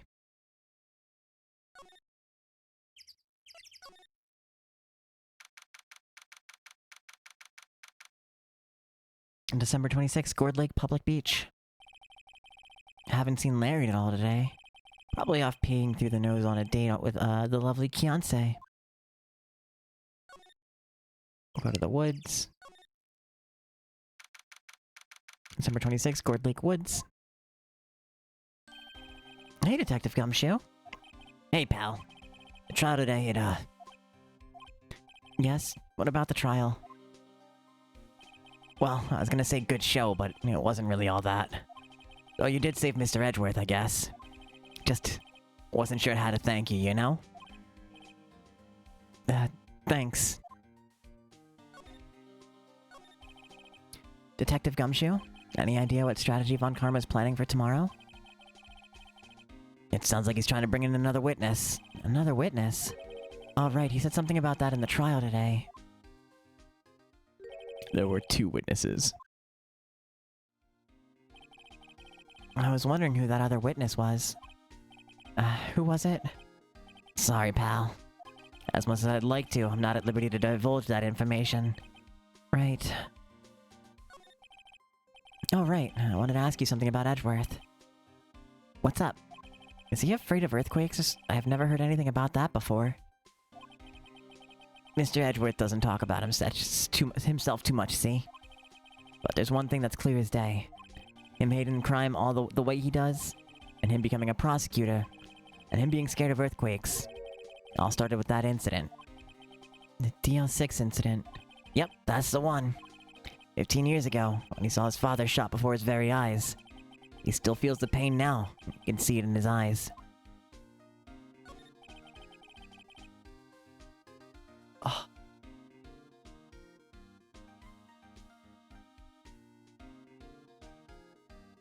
I wanted to talk to you about my FA. Huh? She's not out on bail yet? That's strange. I told him to let her go as soon as they had the report written up. Man, I don't know what would have happened in that courtroom if it weren't for her. Seen her getting dragged out by the bailiff. I'll be honest with you, pal, I shed a tear or two. Mr. Edgeworth, he was so moved I saw his lip trembling. Really? Cold as ice, Edgeworth? I was really grateful for what she did, you know? I'm gonna head back to the station. I'll get the report on my end and get her out of there as soon as I can. Thank you. Oh, wait. I was wondering, how much is bail going to be? Don't worry about that. Mr. Edgeworth is posting the whole amount. What? Edgeworth? Didn't I tell you? He's grateful to her for what she did. Alright, pal. Well, don't forget to go pick her up, okay?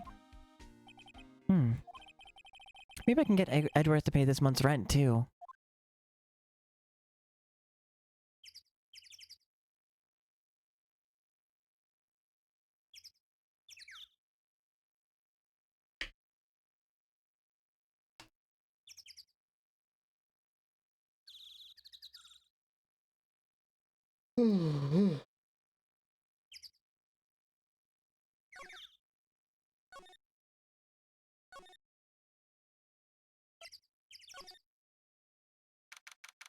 December 26th, boat rental shop. Looks like the boat rental shop is closed today, too.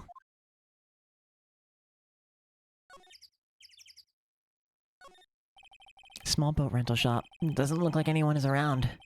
They're probably closed because of the murder. You know what? Fuck it. I'm getting another glass.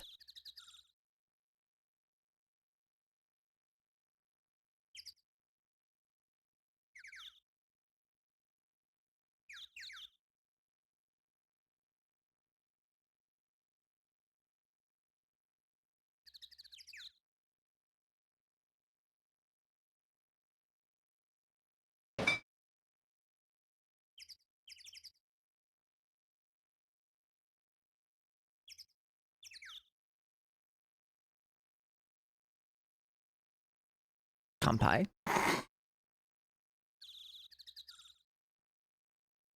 I do like the little cheers emote. That is adorable.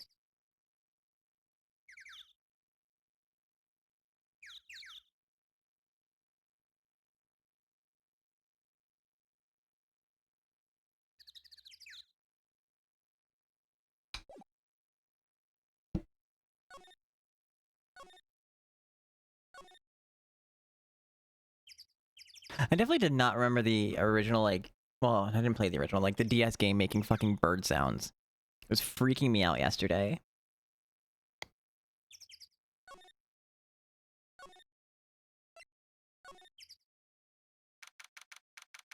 December 26th, Detention Center. Visitor's Room.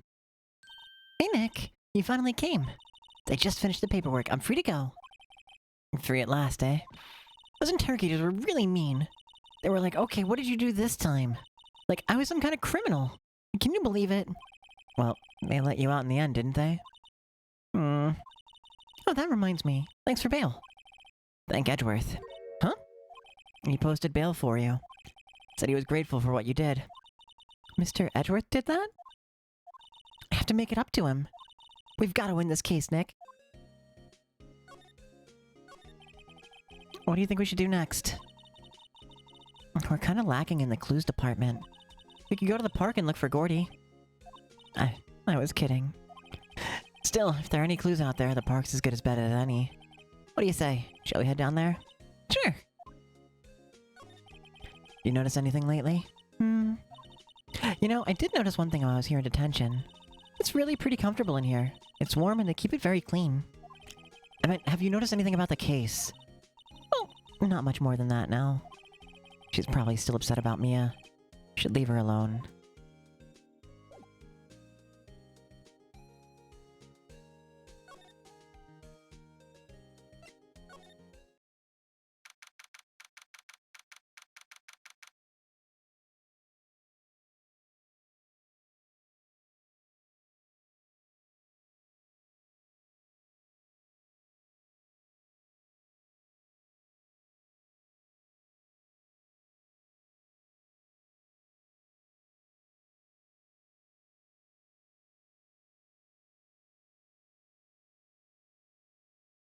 Just check on my alert tabs. I didn't need to close any.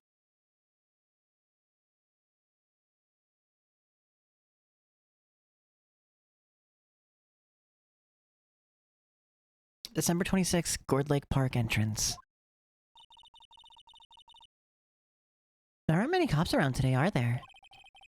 They're probably back working up a case against Edgeworth.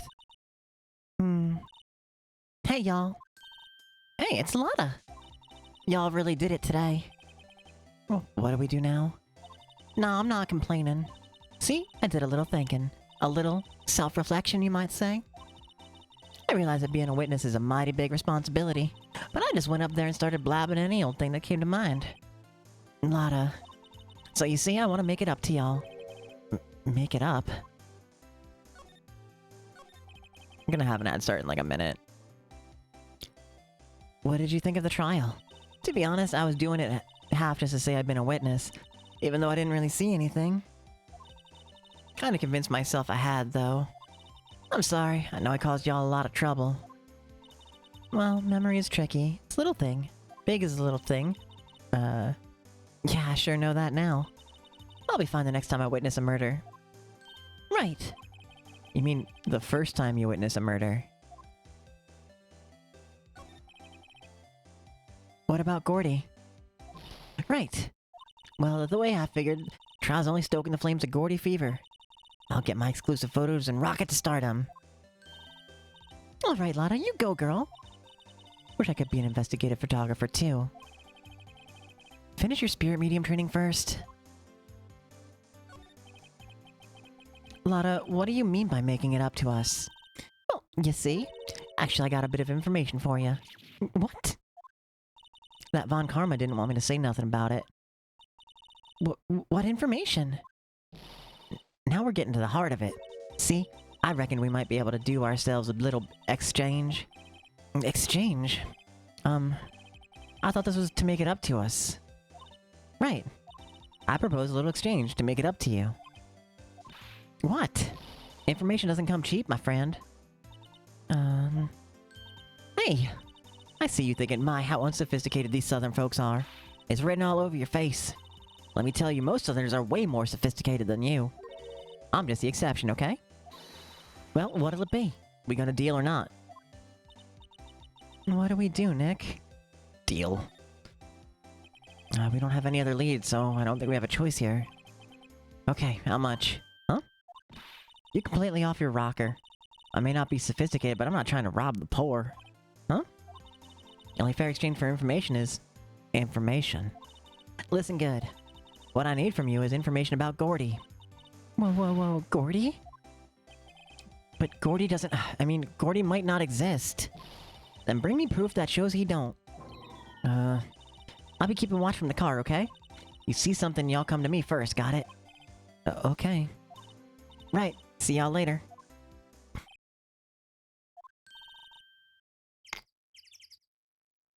Okay, Nick, let's get hunting. Hunting? You don't seriously mean... Gordy? I sure do. What about Edgeworth? We're searching for Gordy for him, Nick. Don't you get it? Okay, and how exactly do we search for a make-believe monster? Maybe we can find a monster as specialist.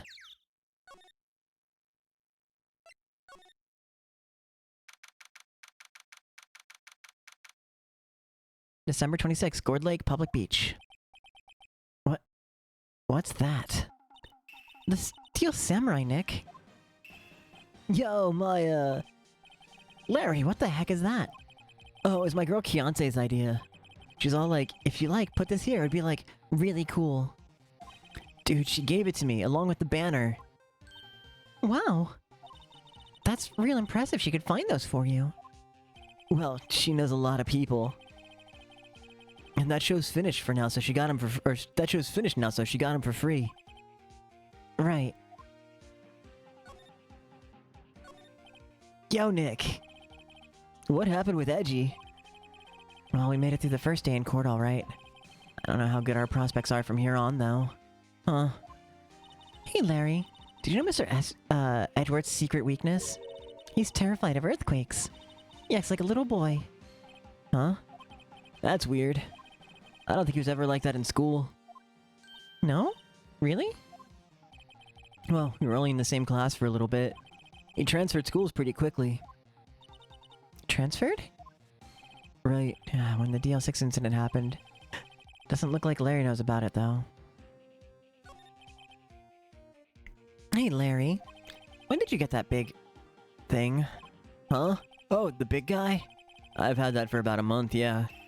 It's a big hit with the kids. Why wasn't it there yesterday? Huh? Huh? Oh, right. The compressor was busted. Compressor? Yeah, it's that little unit by my hot dog stand. That's what I used to put the air in the Steel Samurai. It broke a little while ago, so I sent it in for repairs. Oh. And here I thought you'd inflated it by yourself. God, could you imagine trying to inflate that manually with your own mouth air?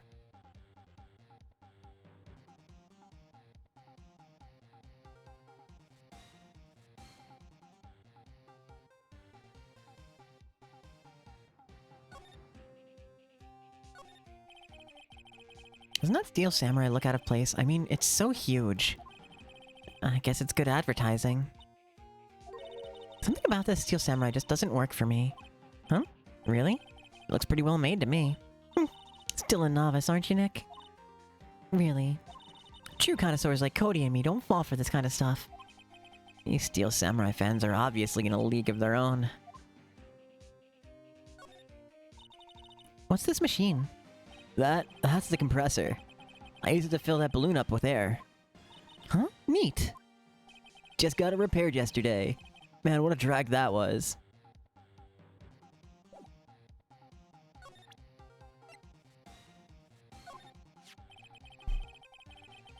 That's the guy selling my dogs faster than I can cook them. Do you think Gordy really exists? Nah, I think somebody probably saw something that they just thought was Gordy. But I'll keep selling samurai dogs until the truth's out.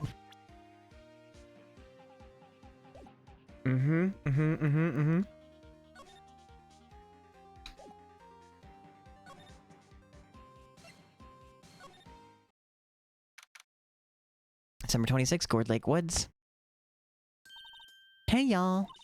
Well, y'all find anything out about Gordy?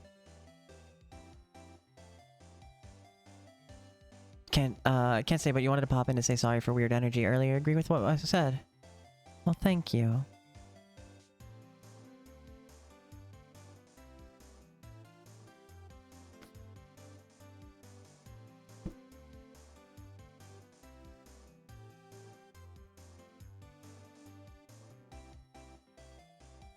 I hope wherever you venture off to is, treats you well today.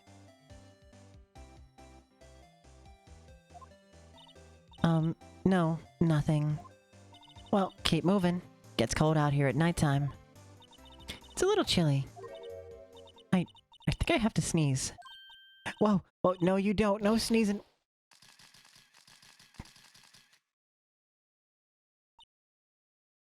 I told y'all, no sneezing. Going to your friend's house for Christmas soon. You're expected to spend it alone. Hell yeah. I love that for you.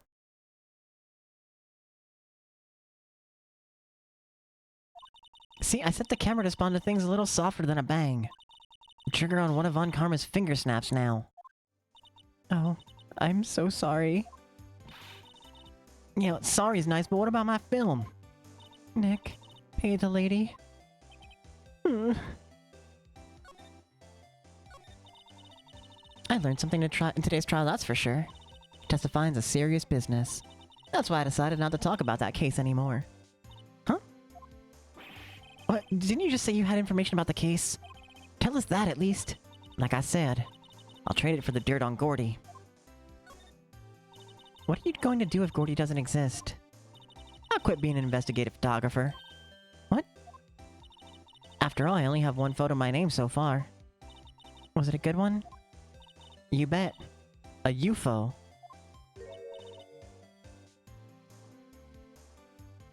UFO. It's read... It's pronounced UFO in Japanese.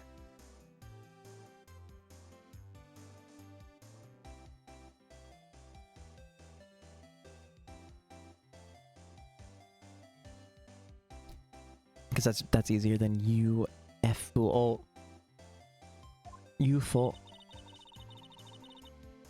Anyway, if I can't get a career making photo this time around, then that's it. I'll quit and go back to school. Huh? So you really are a university student? Yeah, well, I'm taking a break for a bit. Right.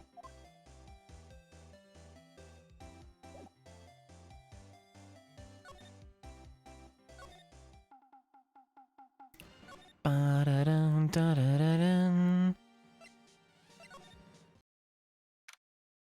December 26th, boat rental shop.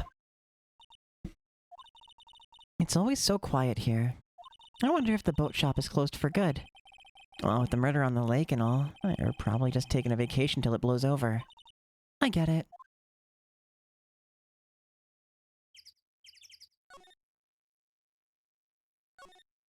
There are some boats floating at the dock. The murder took place in a boat from this dock. Apparently the police took away the actual boat that was used that night. Indeed, there's space for one more boat on the dock.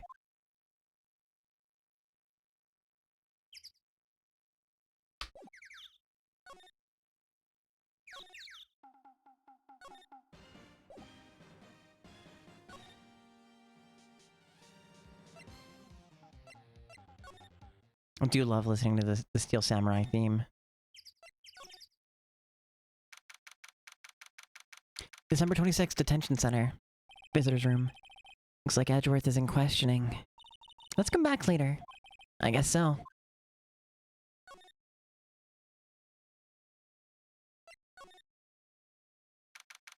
December 26th, Police Department. Criminal Affairs. Hey there, pal. What's up? You look out of sorts. Wait, you didn't go and do something that's gonna hurt Mr. Edwards' case again.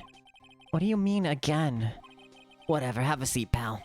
I'm here for you if you need anything. Besides money, that is. Honestly, Gumshoe looks like he eats ramen. Like, every day for every meal. Good morning again, Ari. Welcome back. How was your nap? I hope you slept well.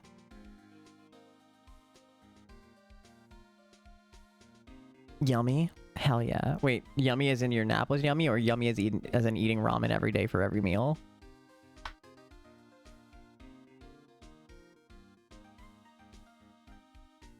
Ramen. Okay. I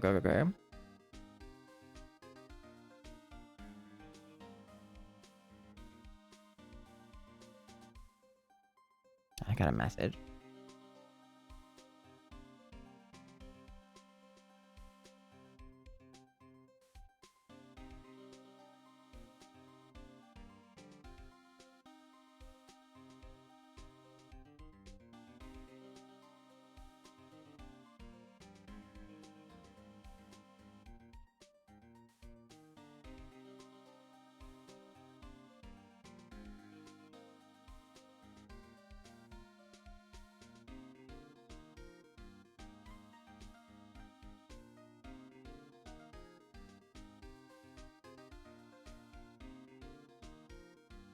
Sleep was good. Woke up way later than expected, but not have to go anywhere till 3. Hell yeah.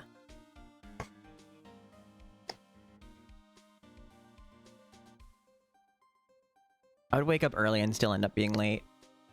That's who I am as a person.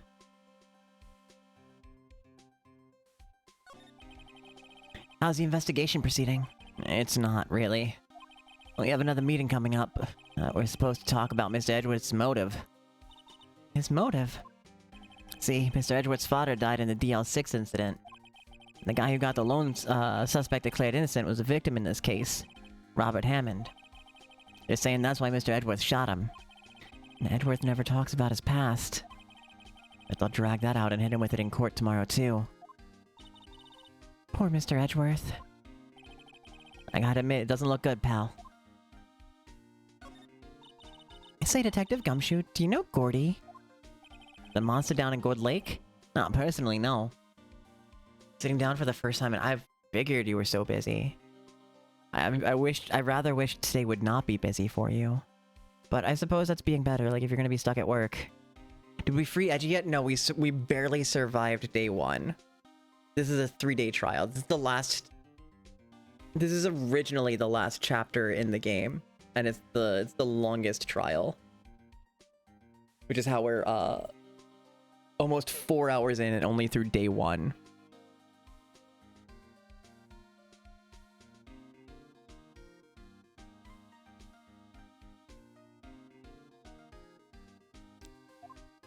Well, we're looking for it.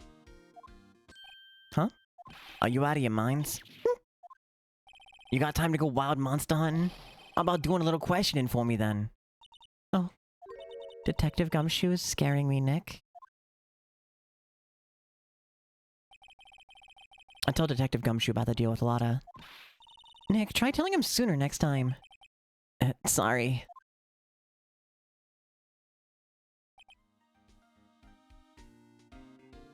Eh? Huh? I see, pal. Sorry for shouting at you. Okay. I, Detective Gumshoe, will aid your search for Gordy. Huh? I'll loan you one of our newest secret weapons for finding evidence. Really? You can take whichever one you like. Okay, give us the goods. Hold on now, everything's in due time. First, let me show them to you. These are our best and brightest. Introducing secret weapon number 1, Missile. Missile? He's a canine police dog still in training. Missile. Missile here, boy. Aw. Here he is. Aw, he's cute. Look, Nick, cute dog. Kawaii da. A cute dog. And this will help us how? Next secret weapon number 2, a fishing pole.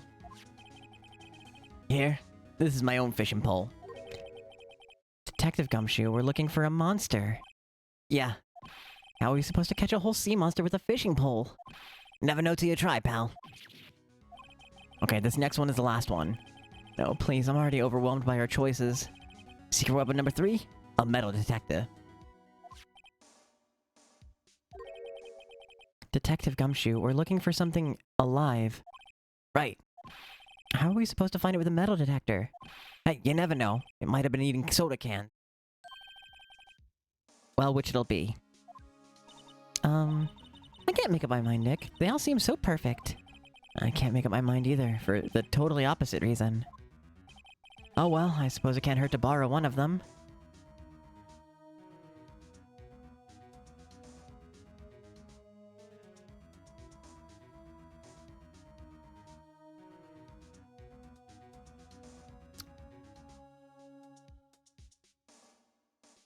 I feel like we need the fishing pole to do something.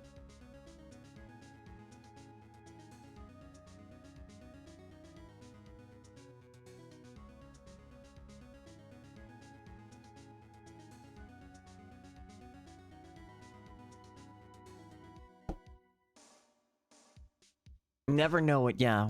We'll take a dog with us. Can we borrow Missile? Sure thing, pal. Be good to him. He's so cute! Oh boy.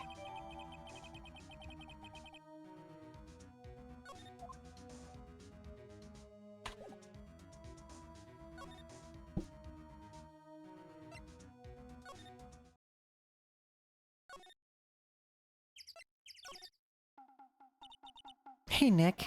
Hmm? Missil's been acting strangely. Missil? Oh, right. That little creature of the detectives. Hey, I love little doggies. Good boy, good boy. Rah. Huh, what's wrong, Missil?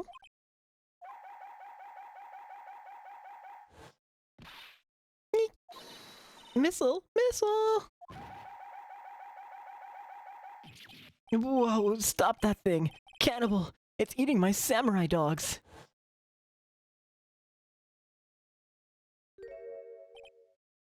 My samurai dogs! Wow, he ate every single one. I'm sorry, Larry. Sorry doesn't pay my bills, Nick. It's going to have to this time.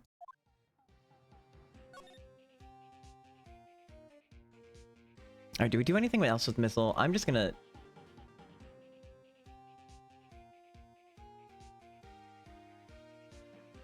Okay, so we're about to give Larry a really bad day.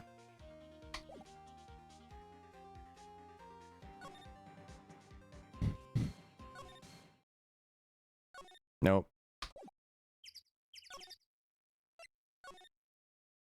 Nope, not this one.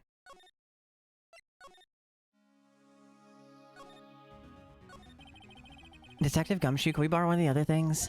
Hmm? Yeah, sure, pal. Take one. I have to take back the last one I lent you. Department policy. Well, take your pick. Which will it be? Can we borrow that flimsy-looking fishing pole? Sure thing, pal. Oh, if it breaks, be sure to dispose of it properly, okay? Right. Sadly flimsy and of dubious utility. We definitely made the best choice. Yeah. Nothing like giving our grade school friend a terrible day.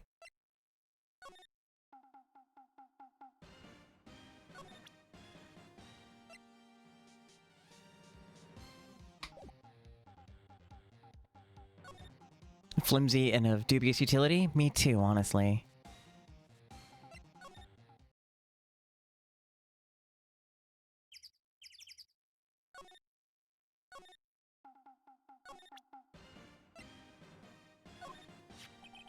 You know, you can't catch many fish in this lake.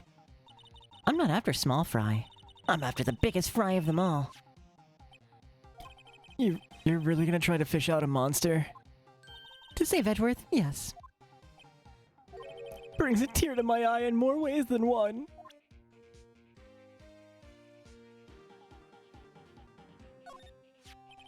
Nope, I did...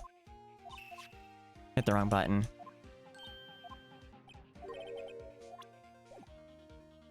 Alright, where do we have to move for this?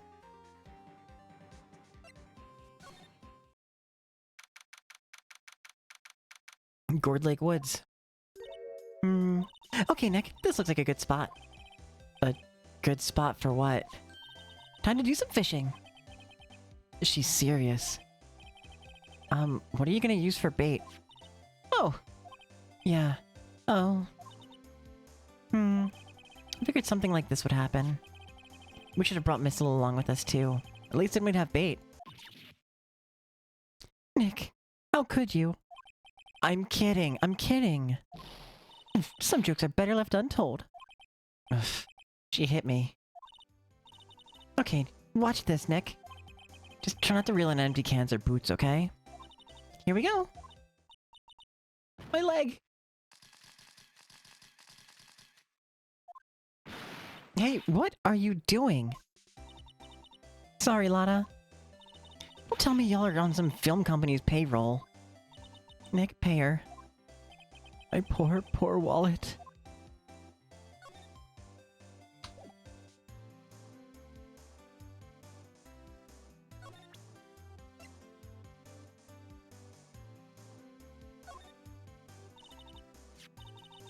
Lotta, wait, for catching Gordy. A fishing pole? Are you out of your doggone mind? Yes? I mean, yes, it's a fishing pole. Huh. Never thought of that. Good luck! Thanks! I don't believe it.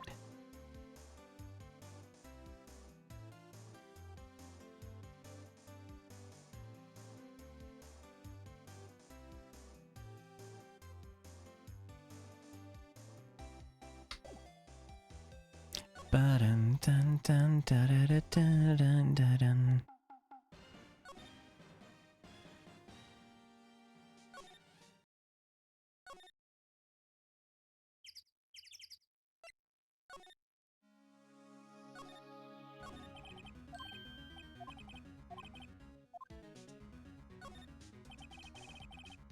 Goodbye to the metal detector? Sure thing, pal.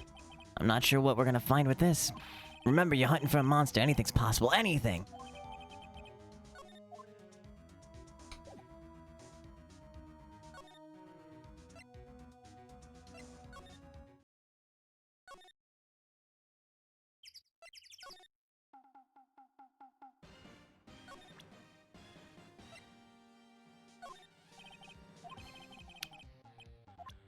I'm a mere seller of hot dogs, man.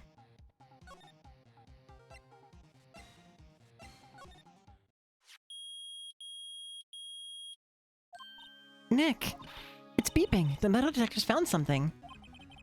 Sure is loud enough about it. Whatever it is, this must be in those bushes. Go check it out, Maya. Why do I have to check it out? Nick! Look! Huh. An air tank. Oh, the valve looks broken. I thought it was Gordy. Maya, first of all, why would Gordy be on in the bushes? And second of all, why would a metal detector react to a sea monster? Oh. Huh? There's something wrapped around this air tank. It looks like a string of flags?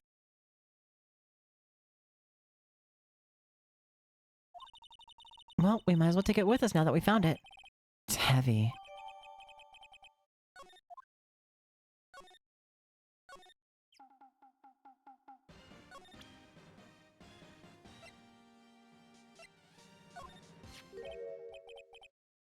What? An air tank? What about it? Larry, I wanted to ask you about this tank. Is it yours? Say, is this air tank yours? Why would I have a thing like that? Look, see as there's a string of flags around the tank valve?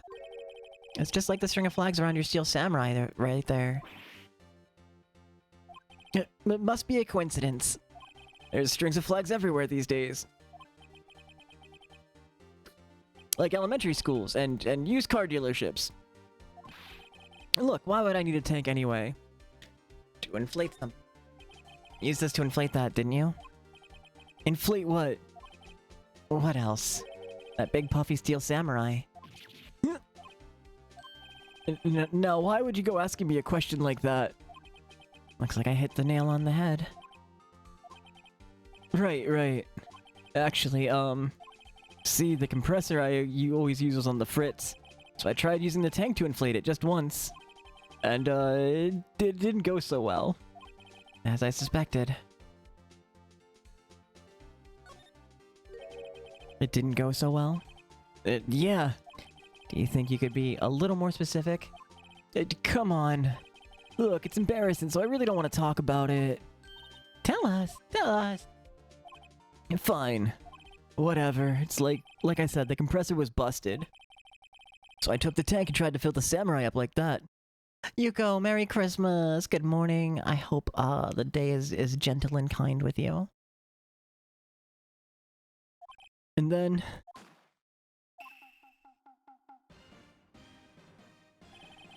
the valve busted open and made this incredible noise. And that tank took off like a rocket. It took my poor deflated steel samurai with it. What? Off into Gourd Lake? It sure scared me out of my gourd, that's for sure.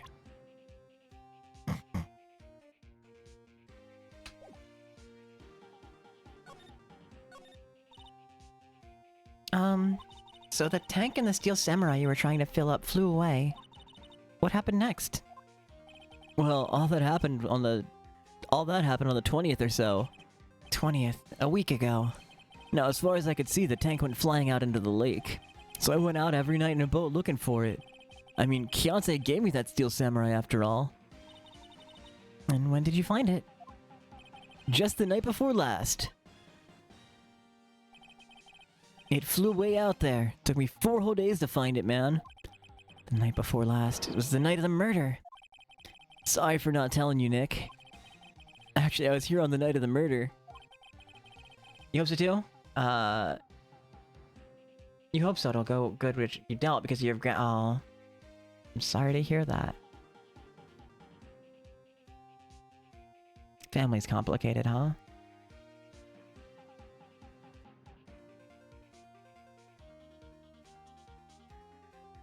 But you see, I went straight home before midnight. So you didn't know about what happened? Nope. That's too bad. Not all bad. We've solved one mystery at least. A mystery? Maybe we should go tell her. Ba-da-da-dum.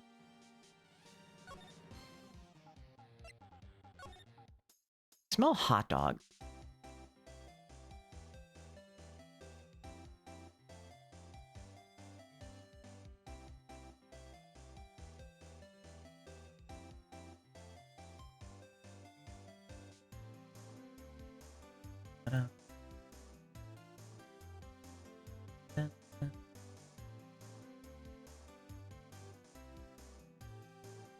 I don't know why I smell hot dog, but it reminded me of like when I was apparently when I was a child, I refused to eat like anything for the holidays. Like I literally like made my grandparents cook up hot dogs for Christmas.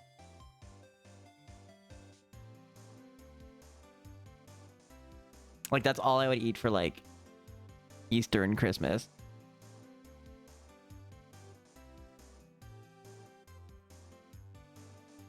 And then I discovered ZD. And my grandma could make a bitchin' ZD.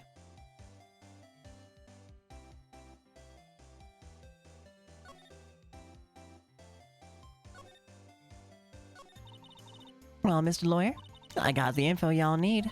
Y'all got the scoop on Gordy for me yet? We found him. Huh? Gordy? Oh, we found him already. Shit, that's not his voice. What? I haven't seen any monsters yet. Y'all for real? Gordy really exists? Wait, I need proof. Y'all get proof? I have proof. Of course I have proof. No fair, Nick. It was when I went to the bathroom, wasn't it? That's when you made contact with Gordy. Enough jabbering already, let's see your proof.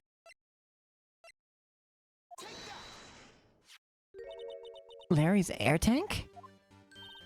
What are y'all doing with an air tank? This is Gordy. Excuse me? What exactly are you saying, Nick? There's a stand near here, a hot dog stand. There's a giant inflatable samurai doll out there. About a week ago, an idiot who happens to be a friend of mine tried to fill it. He used this air tank, and when the valve blew, the tank flew into the lake. Apparently made a pretty loud bang when it flew. A bang. The tank, along with the still deflated samurai, fell into the lake. At the same time, a couple was taking a photograph of the lake. This photo. Wait, so you're saying that Gordy is really the Steel Samurai? Well, that's a fine way to ruin a gal's dreams. I'm sorry, Lotta. Nah, it's okay, you win. I'll give you your info like I promised. Poor Lotta. So, tell us this information you have. A promise is a promise, I guess. I overheard the cops around here saying something about the witness tomorrow. They said he's the caretaker of the boat rental place up the path there. Boat rental? There's someone there? I mean, it looks so deserted. Just an old guy living all by himself. I should go check it out. Thanks, Lotta, we will. Let's get cracking, Nick. Hold on. Something else? Yeah, night of the murder. My camera clicked twice, you know. Wait, so you have another photo? Well, yeah, but there's nothing in it at all, just the lake. Figured it wouldn't be much use as evidence, so I kept it to myself. Well, it might not be helpful at all, but... Here, take it.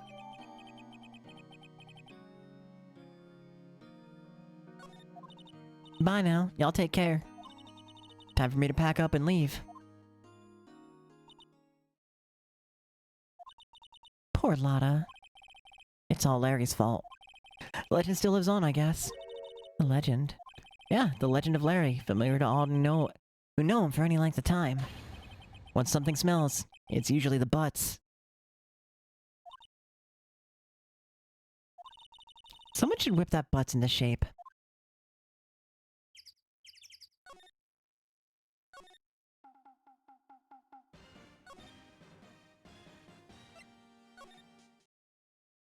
It's so funny every time, and I refuse to be an adult who doesn't laugh at it.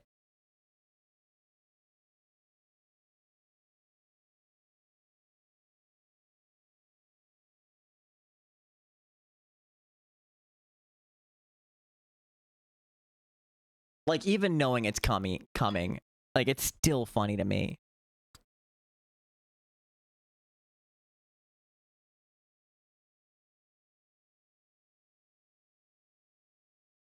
Like, you name a character Larry Butts, who everybody keeps thinking his name is Harry Butts. And then you give him a slogan that's, when something smells, it's usually the butts that everybody says about him. And by everybody, I mean Phoenix. I wonder what his Japanese name was.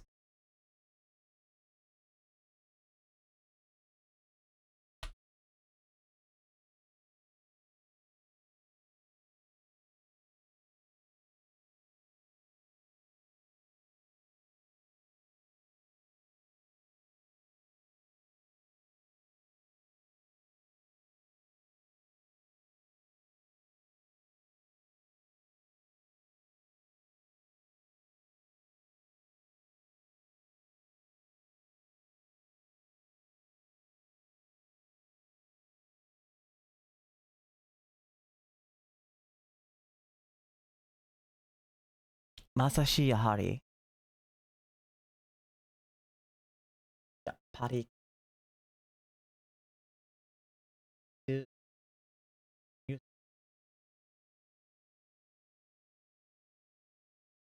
Art.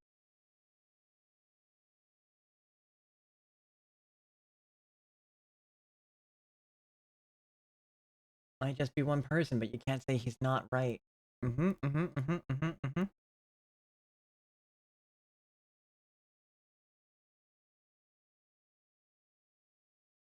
That pun is literally, I'm pretty sure like that pun is literally why they changed his name.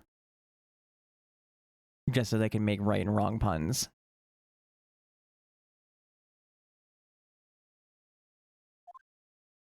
Hey Nick, this is the boat shop that Lotta was talking about. You're right. Doesn't seem to be anyone around at all. Well, let's go check it out anyways.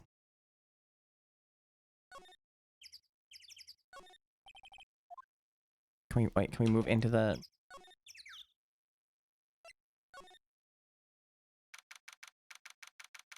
Wrong puns. No such... I beg to differ. December 26th, Caretaker Shack. Meg, that you? Hey, is that Keith with you? Is there any puns in Japanese? Or all the... No. The entire game is puns.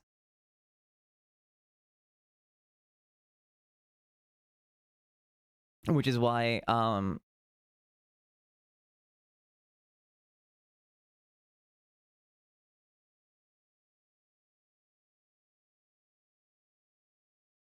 like every name had to be localized. And honestly, it's a whole lot of credit to the people who brought this game to America, or to English regions, I should say, right? This is more than just America.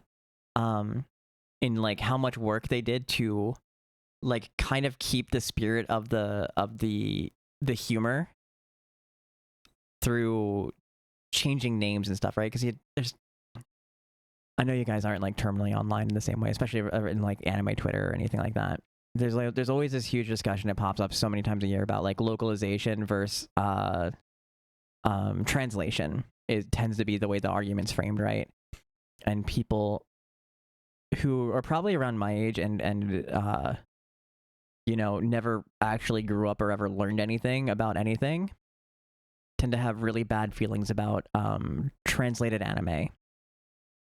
and specifically are against things about localization, because we remember the times that, like, when people first started bringing anime here, and like, I don't know, you end up with shit like fucking jelly donut onigiri, right? Like, if you watch Pokemon, all the times they say jelly donut, they're really holding onigiri, like rice balls. And so much shit that gets changed in localizations, like changing names, etc., etc. And there's a whole movement back, at least when I was in high school, to like kind of push away from that. Like, people watching, like, that's a lot of like the original sub versus dub debate,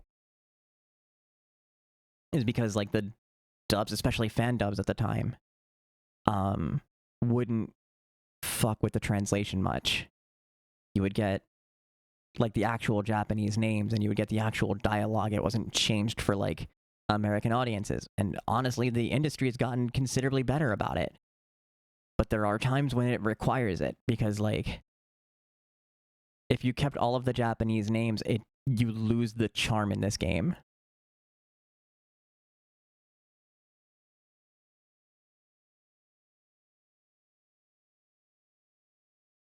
So yeah, people like bitch about Capcom writing into themselves into the corner with like Lost Japangelese, because it's like, this is technically like originally set in Japan, obviously, but they very much Americanized it, and a lot of people apparently have problems with this now, like this game specifically, because like, this is the prime. I'm like, no, this is how the shit should be well done, right? Because all of the humor, all of the jokes that make this game what it is, don't land. And you only have so much text for, like, this is a Game Boy game, like a Game Boy Advance game. Where are you going to put translator notes to explain the fucking joke?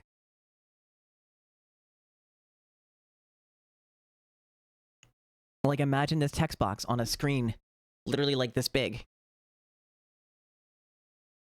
The text was most of the screen.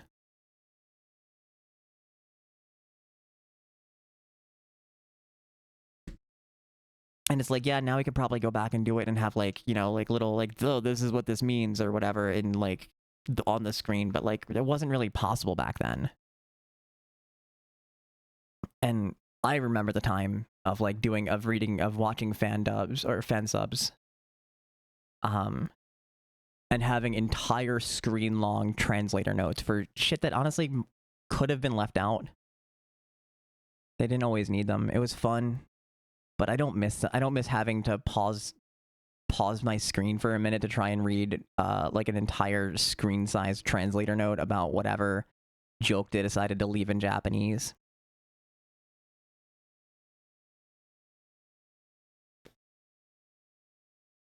Sorry, I have feelings about this entire debate. It comes up so often, and it makes me so fucking angry every time it does.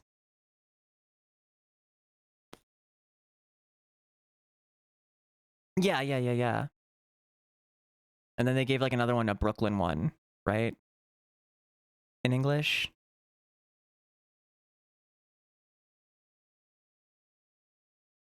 Or maybe that was manga. I don't know. Yeah. Okay. It's been like 25 years since I even looked at a page of Azumanga Daioh.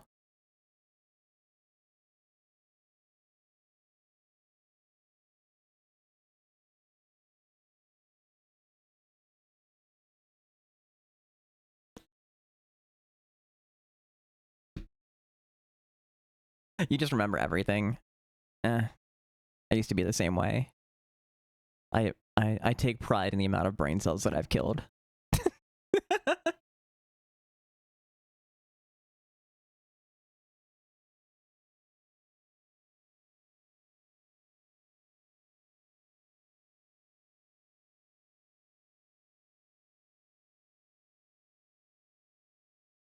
I can borrow some of yours. Okay.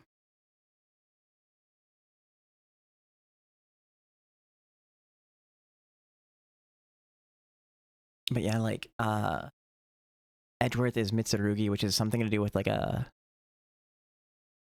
blade. Hence the name Edgeworth.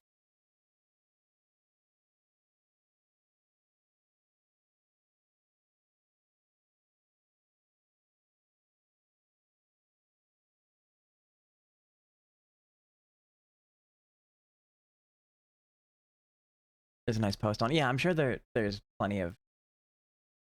Ugh.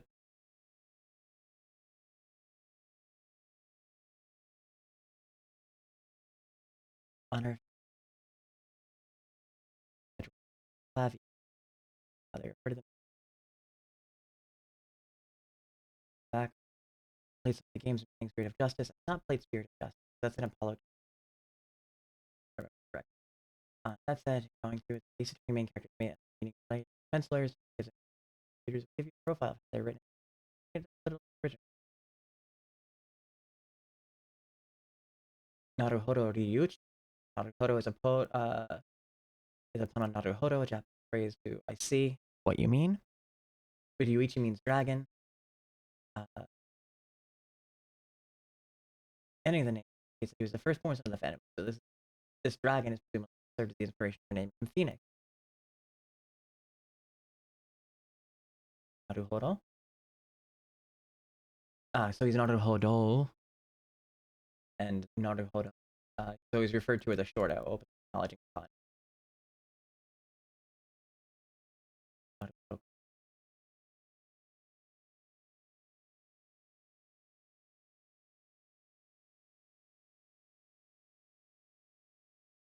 Hiro. Esara doesn't have any special meaning. Sounds somewhat old school. Looking at the Faye family's long legacy, Chihiro means 1,000 questions. First cross-examination mechanic, even sharing a kanji with it. You made oven scrambled eggs and they're pretty fucking good. Hell yeah. With Phoenix, they just made it so... I wouldn't say silly. But they took the dragon part of his name and just gave him another fantasy creature. Because Phoenix would make sense as an actual first name. You can't exactly name like Dragon right wouldn't sound very good, you know?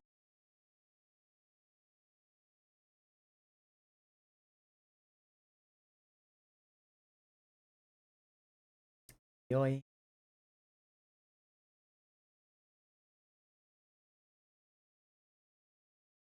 Yoi. Paradox. Midnight. Usually refers to midnight or evening hours. Originally midnight. More relevant. Phonetically, Mayoi means doubt. A role in helping Phoenix doubt the witness testimony. Mitsurugi Reiji. Mitsurugi means honorable blade. Edgeworth, more or less a direct translation. Reiji, he means wise, noble servant. Pretty much sums up his personality, especially post-character development. We won't see it in the game. Dick Gumshoe is Nokogiri Keisuke. Not especially the K in his first name is probably just meant to sound similar to Keiji, detective. The joke with his name is that it's so long nobody can ever pronounce it right. Even Edgeworth says it in katakana, meaning even his pronunciation sounds stiff.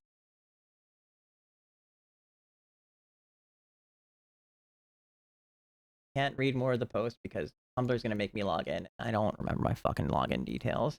I barely ever acknowledged I even had a Tumblr.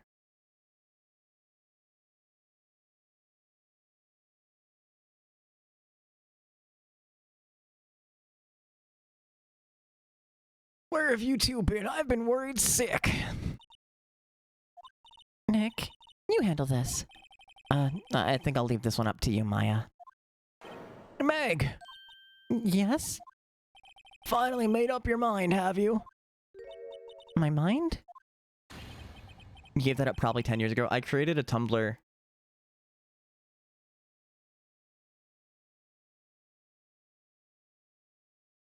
I'm gonna be so real. Chat. A friend of mine. Look, I openly admit that I'm friends with like strippers and sex workers and stuff, and a friend of mine posted some really sexy content on Tumblr because she couldn't post them anywhere else at the time. And so you bet your sweet ass that I created a Tumblr so I could see my friend's sexy rabbit costume with a giant carrot strap on because I thought it was fucking hilarious.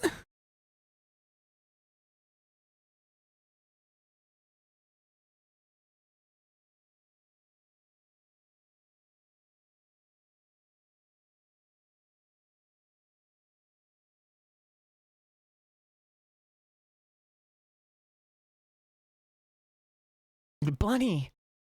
Bunny? You'll run up the pasta shop when I'm gone. Pasta? Bunny, sorry. Bunny, sorry. Bunny, sorry. Bunny, sorry. You're glad to hear it. Glad to hear it. You make your old man proud. When you kids left the house, I didn't know what to think. How am I supposed to keep this place running, an old man like me? Polly, the kids are home. Hello. Hello. Nick, what was that? A parrot. That one on that perch. Keith! Yes? I leave the wet noodle in your capable hands, Sonny.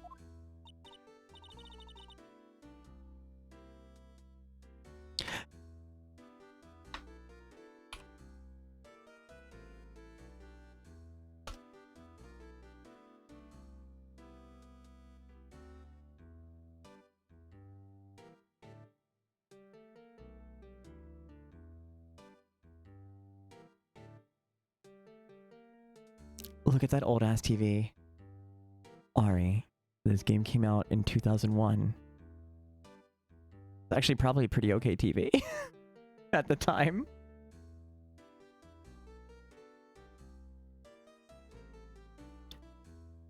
Wait, did this not have a NA release on Game Boy? Huh. For some reason I didn't realize that Nintendo DS was the first release of the game. I thought the Game Boy Advance one made it over.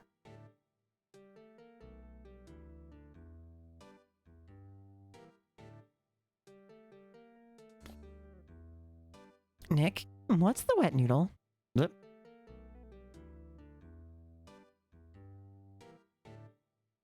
I mean, even still, the DS screen wasn't all that much bigger.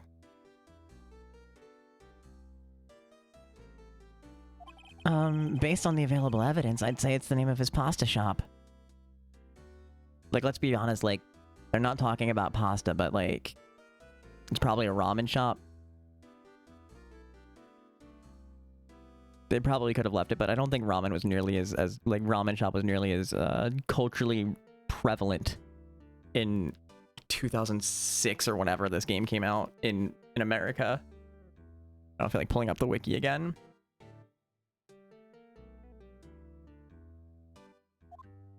That's a relief, isn't it, Polly? Hello, hello. Yep. He fell asleep. I guess he's relieved.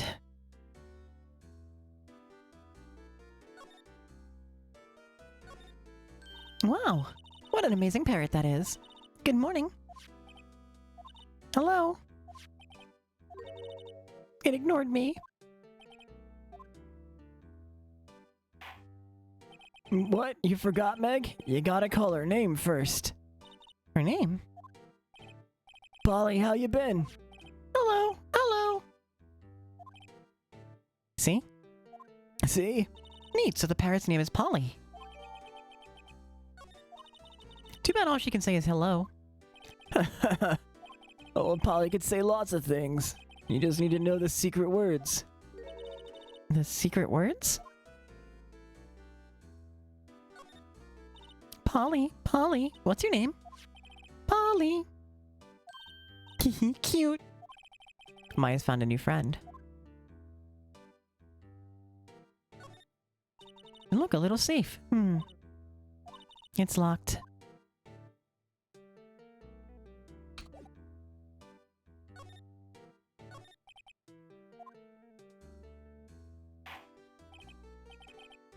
A pasta shop? Yep. To think the wet noodle will live on when I'm gone. I'm not- I blew my voice out yesterday. I'm not doing a squawk. Like, this is- I'm already struggling through this.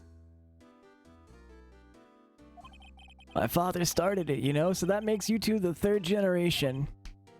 Meg. Yes? Tomorrow we'll start with the secrets of dough tossing. Dough tossing? You too, Keith. Yes? You'll be the best pasta wrangler the West has ever seen. Pasta wrangler?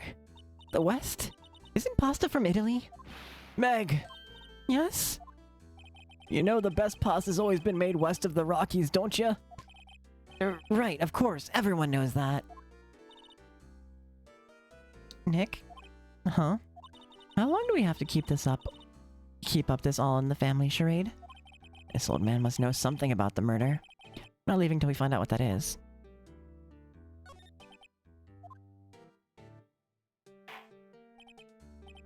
This is a boat rental shop, right? What are you talking about? This here's the Palace of Pasta, the wet noodle.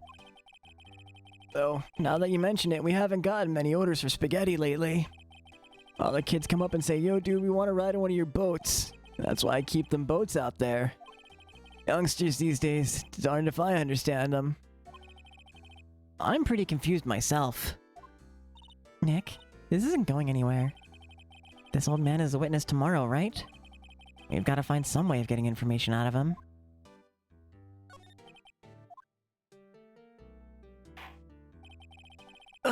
My memory's gotten worse as of late.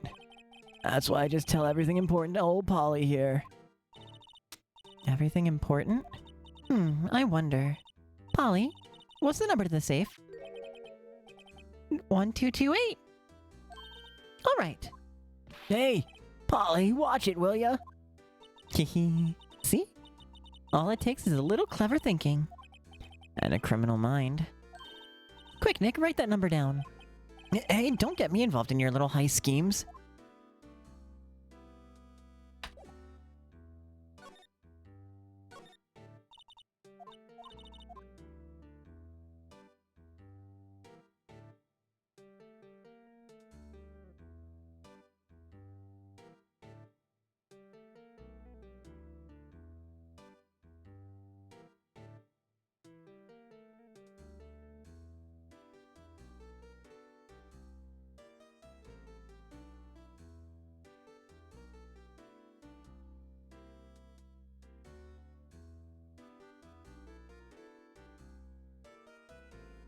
I'm gonna sleep for 18 years after today.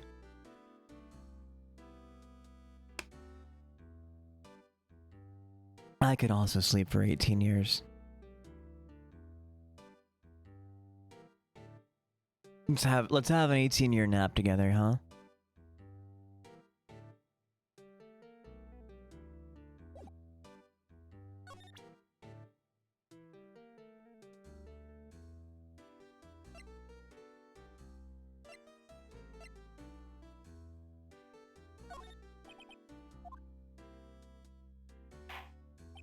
Now listen here, Keith. Remember that tricolor pasta we were talking about? Our rainbow-loli. Rainbow-lioli. I figured out the last color we should use. Indigo blue. Indigo blue? That didn't seem to work that way I thought it might. Let's...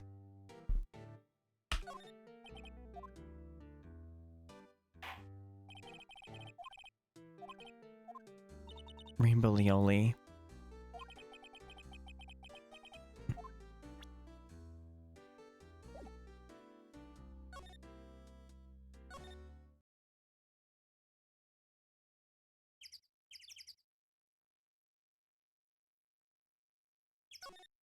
No, there has to be something I'm missing in here.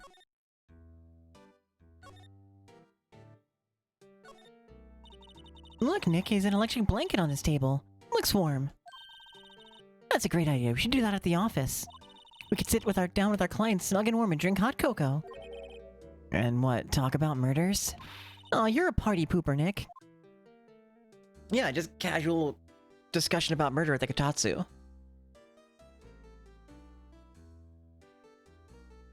When I moved in, I thought about getting a Kotatsu, but they're really expensive and also rather large. And I don't know if you guys noticed, but I don't have a whole lot of space.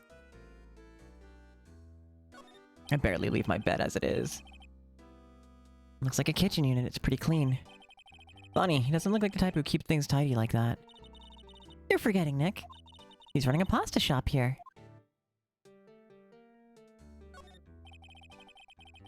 Wow, there's lots of various fish in Gourd Lake, aren't there?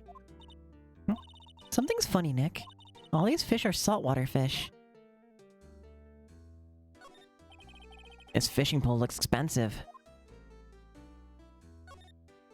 Wow, he even has a television in here too.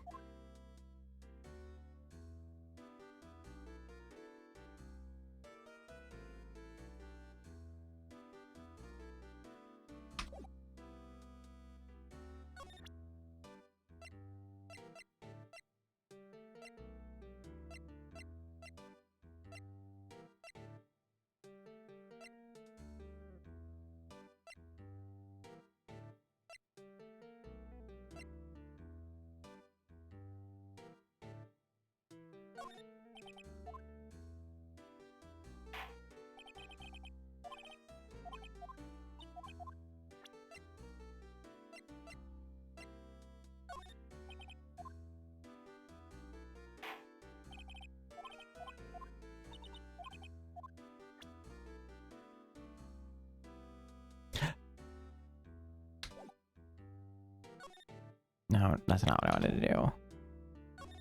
Right, I can't present to the parrot. Maybe that is all we can do here. You missed the 4-hour 20 mark. Oh, I also missed the 4-hour 20 mark of the stream. God damn.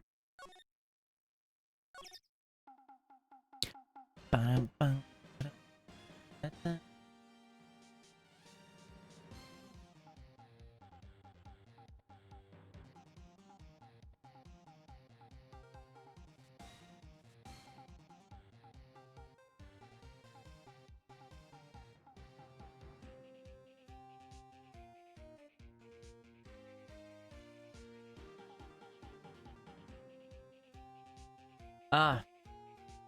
Okay, that's what I was missing.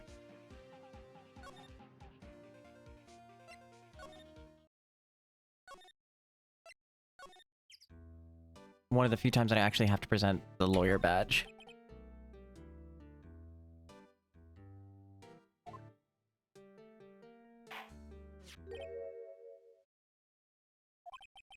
That's a lawyer badge. Yes, it is. I don't believe it. This old guy is the first person to recognize my badge. I get it. Yep. I got you figured out now. You're not Keith. Nick. Now's our chance to clear things up. Sir? No, I'm not Keith. And I'm not Meg either. We're here investigating a murder that took place on the lake the other night. Please help us. A lawyer, huh? Sorry, wrong voice. A lawyer, huh? Please, mister? Alright, I'll help. On one condition. What's that? When this case is over and done, you'll run the wet noodle. Yeah, right. Okay, we promise. Nick, are you sure about this? Hey, anything to get the case solved. Also, who wouldn't want to eat Phoenix noodles? I mean, I guess so.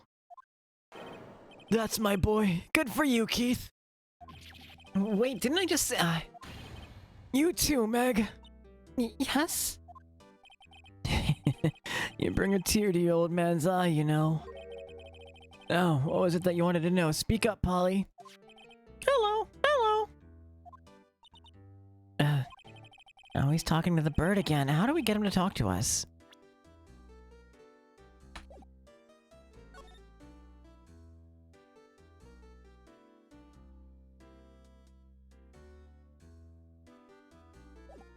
Okay, so I think I messed up. I have to do this.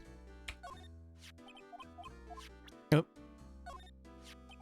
You won't be needing that badge to run a pasta shop. Toss it. I think I'll hold on to it if you don't mind.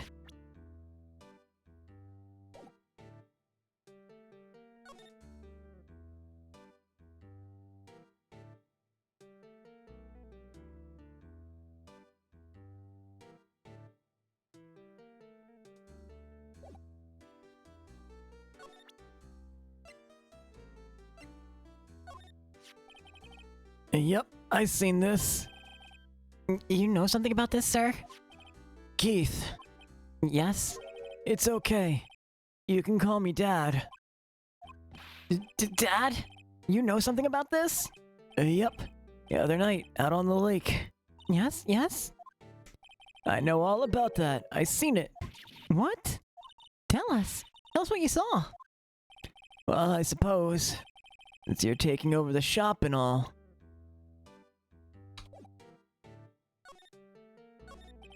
I forget the time, but it's pretty dark outside. Probably night. Yep. It was after midnight, but okay.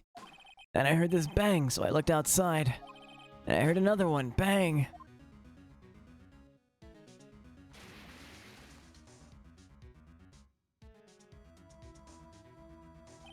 A little while later, this boat comes back. And a young man walked by my window here. He was muttering something to himself. Yep. What did he say? Yep. I forgot. I'll remember tomorrow by court time, promise. We needed to know earlier than that. You know what? Little Terry was just here. Terry? Yep. That kid next door, you always used to make him cry, remember? He was wearing this tattered old coat. Got himself some whiskers grown out of his face. You must be talking about Detective Gumshoe.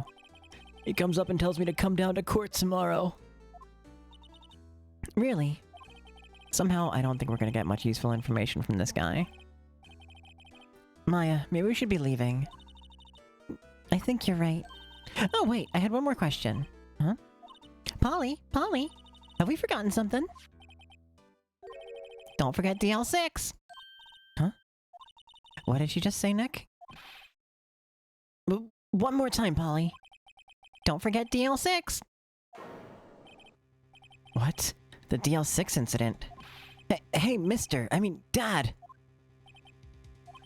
This is getting weird. Who is this old guy? Why would that bird Polly know about DL6? We have to figure out who that old man is. Oh. What? He locked the door from the other side. Who could that old man be?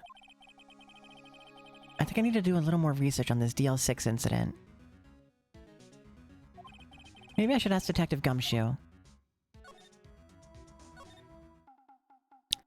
Ba-dum, ba-da-dun, da-da-da-dun. Ba-da-dun, dun, dun, dun, dun, dun, dun, dun.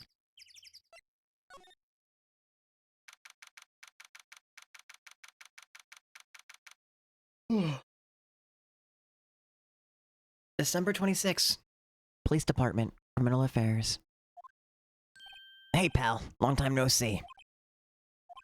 You don't look so happy. What's wrong this time? Actually, we wanted to ask you something. Yeah?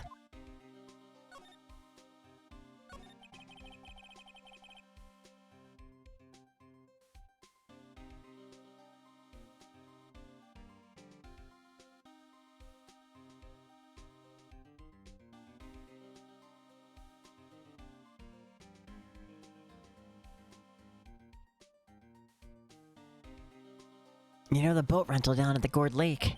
Oh, yeah. The old man who runs it is appearing as a witness in court tomorrow, right?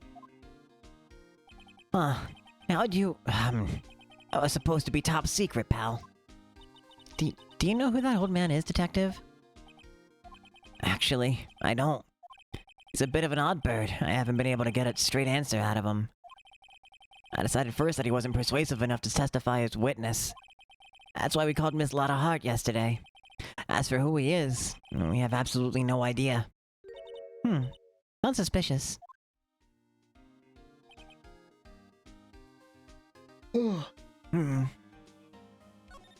Detective Gumshoe, please help us. Huh? We need to know about the DL6 incident. That was when Edward's father died. I can't help but think it has something to do with this current case. To tell the truth, I don't know much about DL6 either.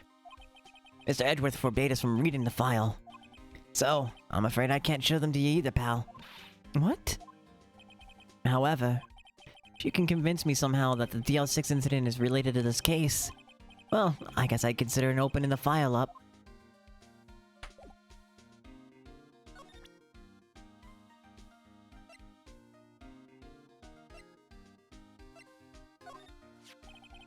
What's that, a parrot? The old man at the boat's rental shop's parrot. The parrot knew about that incident. That incident? DL6. What?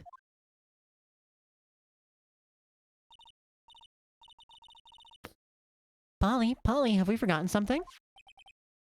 Don't forget DL6! Huh? I'm pretty sure that old man must have taught her that word. Yeah, but how would that old man know about the DL6 incident? Wait, what if that old man was connected to DL6? Nick, you think he might be? I get ya. Sounds like you need information on the DL6 incident. Oh, there's the station records room. I'll give you special permission to go in and find what you need. Alright. Way to go, Detective Gumshoe. Okay, Nick, to the records room. I guess it's time we faced Edgeworth's past.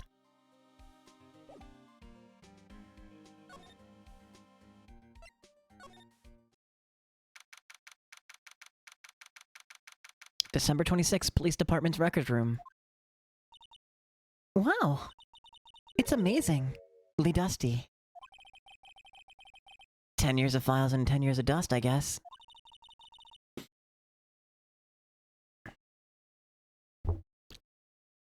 I need to get myself comfortable.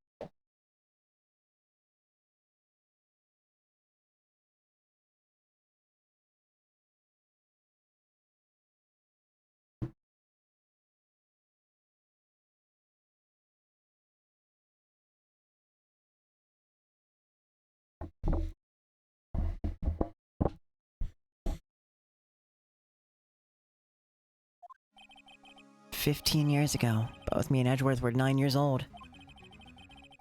We were almost through with 4th grade when he suddenly transferred. Is it DL6? Nick, I found out where the file is. Oh, thanks.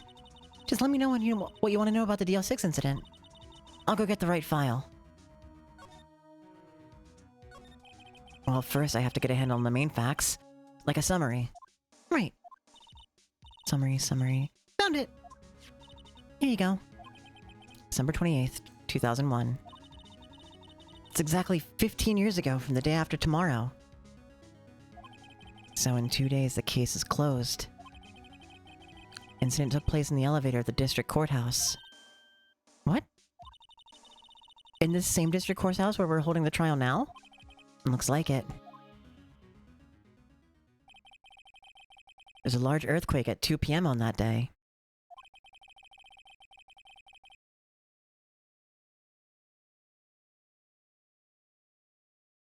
Part of the building collapsed and all the lights went out. Wow, that was some earthquake.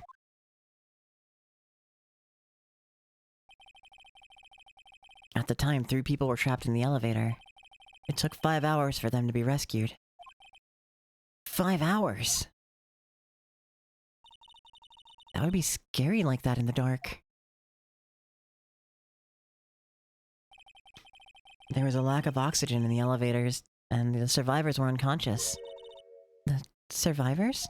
One of the 3 in the elevator had been shot. In the heart. That was Mr. Edgeworth's father, wasn't it? He said that his father was shot before his very eyes. So Miles Edgeworth was the other one of the passengers in that elevator. Do you have the date on the victim, Edgeworth's father? Yeah, hold on. Victim. Here! Found it! Celia, hey, good morning. Merry Christmas. I know it's... Wait, no, it's still Christmas there, yeah? It's just late. Gregory Edgeworth, 35, defense attorney. If you were still alive, you'd be 50. He had lost that day's case in court, and got in the elevator with his son Miles. Miles Edgeworth, of course. So he was in the elevator with his father. Tomorrow, in-laws in Amsterdam. That's fun. From the angle of the bullet and other evidence, it could not have been a suicide. The murder weapon, a pistol, was found in the elevator. The pistol had been fired 2 times. Where have I heard that before? Oh, it sounds just like this current case. What's going on here? Got any other data on the suspect in there? That would be the guy that my mom got arrested.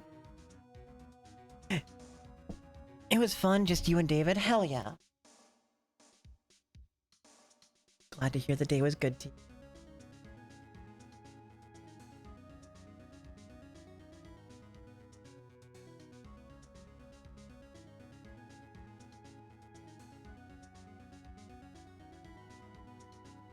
That would be the guy my mom got arrested. Hold on, this is it.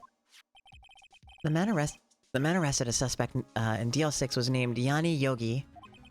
He was a clerk in court apparently.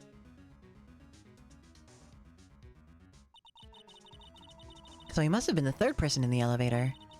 Well then, he had to have done it.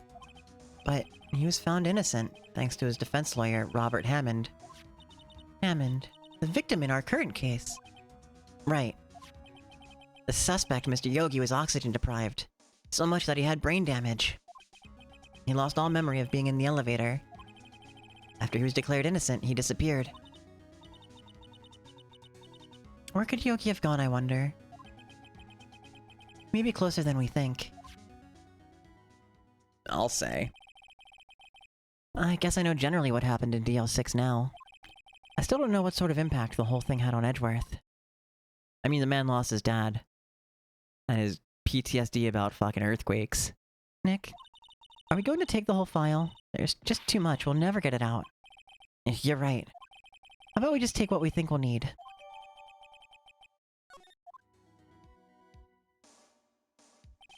Right. That's probably all we'll be able to find here. All that's left is a trial tomorrow. I wonder how Dad will do testifying in court.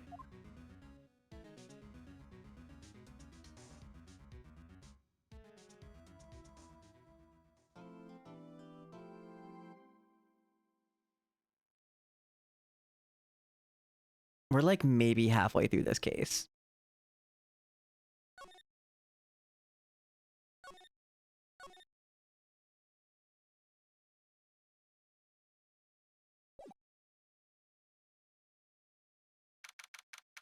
December 27th, 10 a.m., District Court, Courtroom number 3.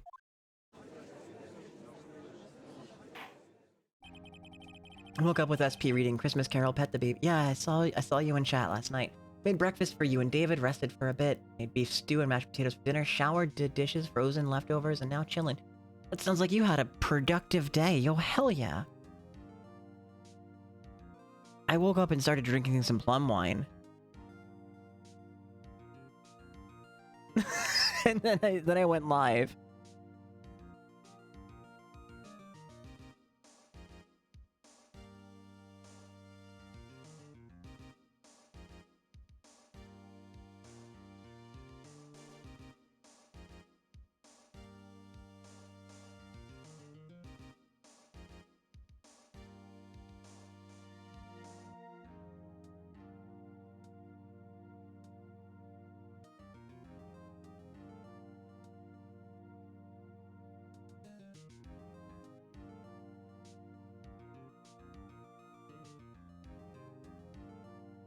It can be fun too, true. I wasn't drinking a whole lot, but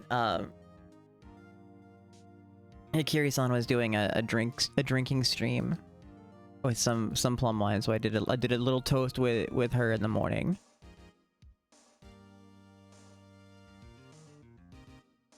I thought that was a really cute idea. So time zones are gonna make me sound like an alcoholic about it.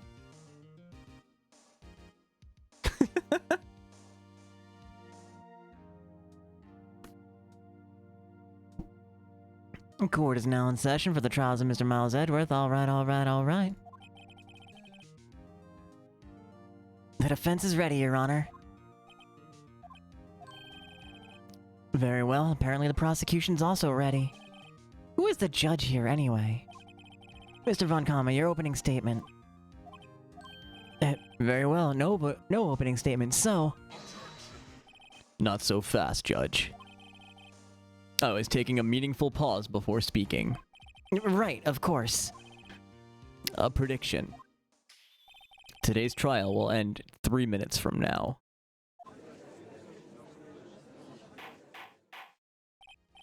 Order, order. Mr. Von Kammer, what is the meaning of your statement just now? Must you question everything? We'll be over in 3 minutes. We have no time to waste. I call my witness now. Right. I call my witness, my decisive witness, to the stand. Drinking sugar-free soda? Yo, hell yeah, I love sugar-free soda. What kind of soda we drinking? We drinking a cola?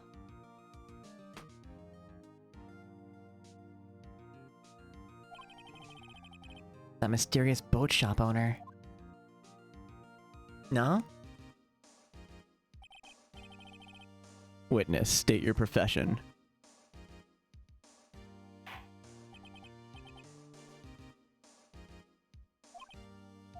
Hi, I'm the proprietor of the restaurant, the Wet Noodle at Gourd Lake. Caffeine can't have that. Gotcha. So what kind of soda we drinking?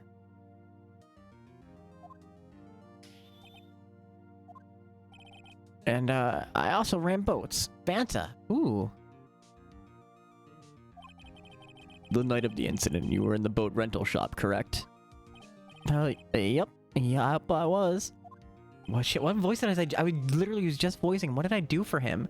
Christ. Please testify. Wait a second.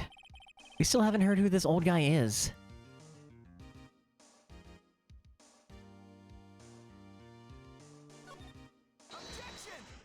Wait a minute. The witness hasn't even stated his name yet. Because I did not ask him, Mr. Wright. I have predicted this trial will end in 3 minutes. Stop asking trivial questions and cooperate. You know, if I didn't blow out my throat yesterday, I probably wouldn't be able to hit the notes for that. The witness will state his name.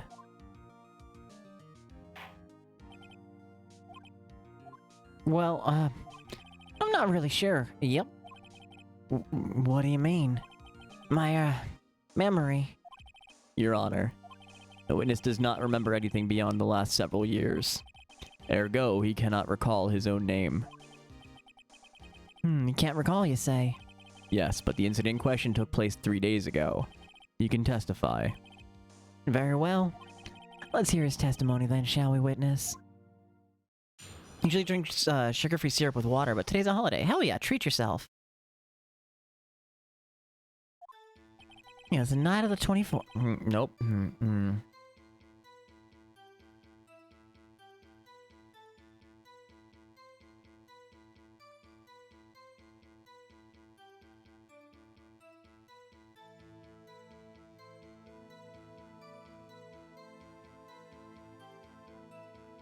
It was the night of the 24th, just after midnight. Yep. I was in the restaurant where I rent boats as usual. Then I heard a bang. Yep. When I looked out the window, I saw a boat just floating on the lake. Then I heard another bang. And just about then, the boat comes back to shore and a man walks by my window. Very well. I'd like to begin the Very well. I'd like to begin the cross-examination. All right. There is nothing to question in my witness's testimony. Ergo, no need for cross-examination. Besides, there are only 10 seconds left before our 3 minutes are up. Judge, your verdict now. Yes. Mr. Wright? What are you saying? Of course I'll cross-examine the witness. Very well. You may begin. Excuse me, Mr. Von Karma? 3 minutes just passed. I see. Well then, let's just take our time. You may cross-examine the witness.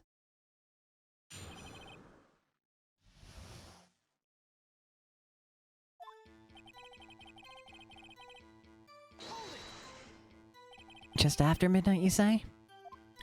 Yup, just around then. Nope, I'm losing it. Are you sure? Pretty sure, yup. When I talked to you yesterday, you were rather vague about the time. I'm surprised you seem so sure about it today. I asked him, and he remembered. Isn't that right? Don't glare at me like that. I remembered it clearly, I did. Yup. You see? Continue.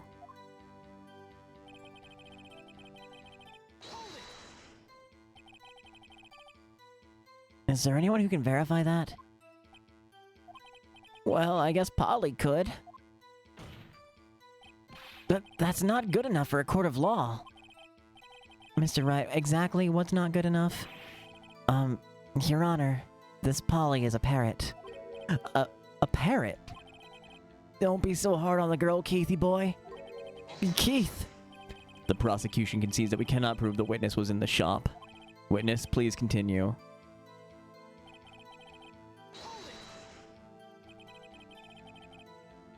And where did this bang seem to come from? From the lake, I figure. Are you certain? Yup. Good. Continue.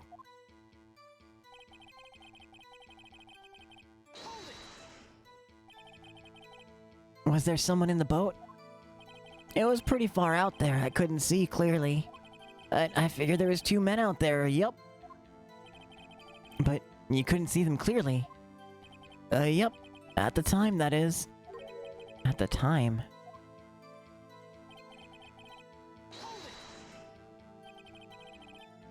So, you heard 2 gunshots total? Yup. That's what Lotta said in her testimony yesterday.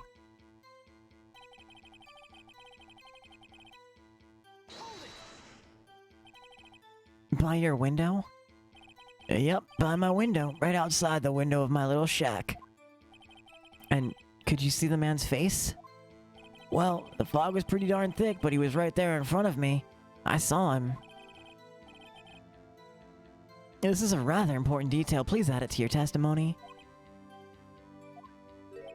Tisk, tisk, tisk. I have a bad feeling about this. That man was the defendant. And he's saying I can't believe he's dead. Are you sure?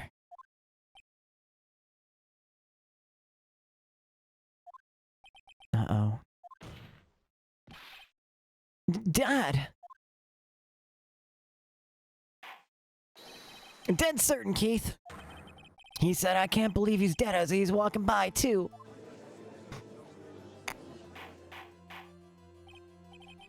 Witness, are you sure that the person you saw was Miles Edgeworth?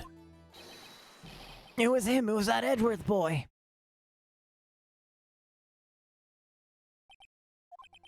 This sounds like decisive evidence indeed. I see no room for doubt. Upon karma. He lured me into a cross-examination so he could set me up for a fall. Tisk, tisk, tisk. Nick, I don't like the way things are going here. Everyone in the courtroom is glaring at us. Better act quick or this trial's getting to be over.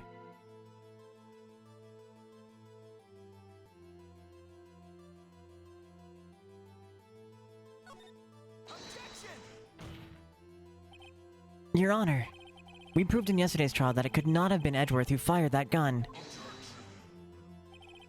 Mr. Wright, are you referring to the fingerprints from Edgeworth's right hand found on the gun, and the photograph showing a man firing with his left hand? Exactly. That is easily explainable. He could have wiped his prints after he fired.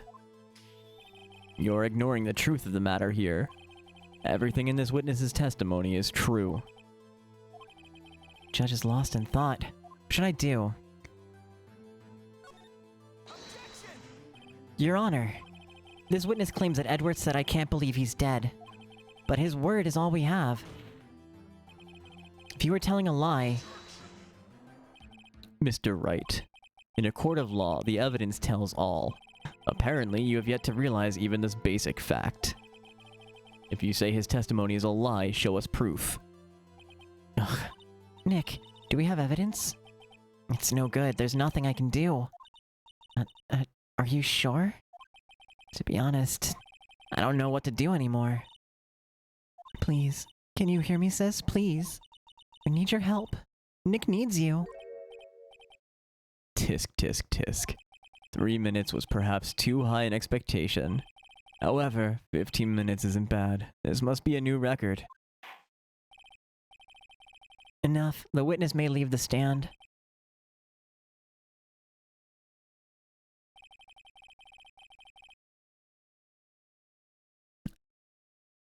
This court sees no reason to further prolong the trial, nor is there any reason for more time to decide the case against the defendant. This case is extremely clear. I see no room for misinterpretation of the facts. What? No!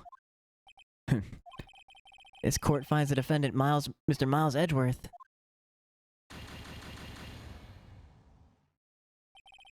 The accused will surrender the court immediately, to be held pending trial at higher court within a month from today's date. That is all. This court is adjourned.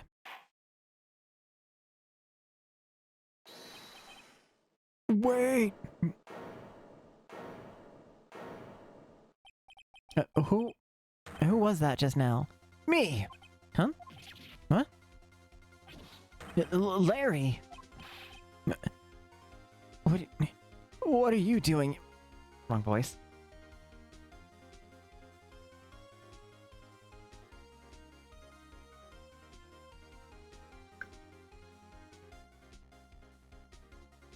What are you doing here? Listen, you gotta listen to me, bro. I was there in the park on the night of the murder. I wasn't sure about it until just yesterday, but today I remembered it. Remembered what? The gunshot! I heard it too! Order. What is the meaning of this? The verdict has been decided. I call for adjournment. One moment, Mr. Von Karma. So you say you heard a gunshot? Yeah, I did. I heard a gunshot that night, bro. But as I was sitting here in the audience listening to testimony, then I realized something he said was different from what I remember. Anyhow, I can't just sit here and let you call Edgy a murderer. It's just not right, bro. I'll testify. Let me testify.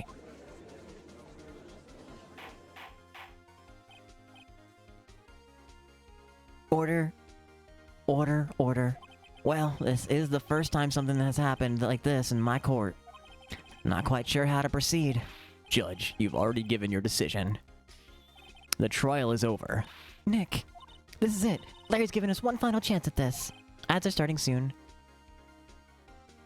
She's right. If only it wasn't Larry. He could make things even worse. Mr. Edgeworth was just declared guilty, Nick. It doesn't get any worse. You're right. Okay. Your Honor, there's another witness. Is it our duty to hear him speak? Right here, right now. A waste of time. The verdict cannot be overturned. Shy, good morning. Merry Christmas.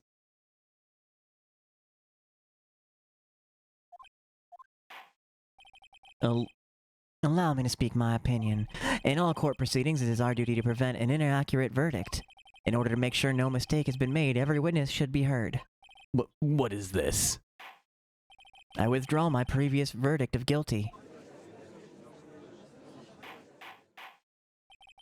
Mr. Von Karma, I order you to call this new witness to testify. Now. What?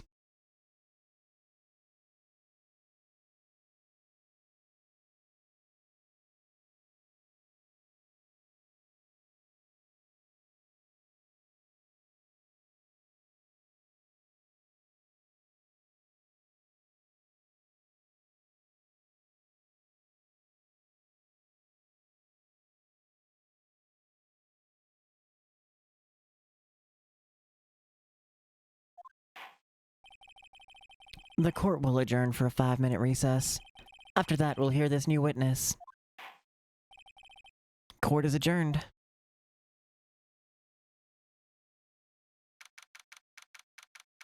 December 27th, 10:28 a.m. District Court, Defendant Lobby Number 2. Phew. I was too close. Sorry to keep you on the edge of your seat like that, Edgeworth. I've seen worse. Yeah, right, Edgeworth. You're sweating bullets. I just wonder what Larry plans to say in there. Larry's at the lake that night? Yeah. He said he went looking for the steel samurai balloon that flew into the lake. Oh, right. And he found the balloon and the air tank in that night. Yeah. Hey, Edgeworth. Huh? You say something right? Yeah, a lot of things. You seem out of it. What's wrong? It's nothing. Mr. Edgeworth? Something I've been meaning to ask you. What's that? Why are your fingerprints on the murder weapon? Oh.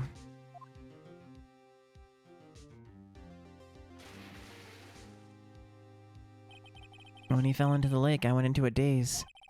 I couldn't understand what had happened. I couldn't think straight. I saw the pistol lying on the floor of the boat in front of me. I picked it up without thinking.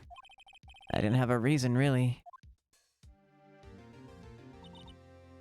I see. Right. Yeah?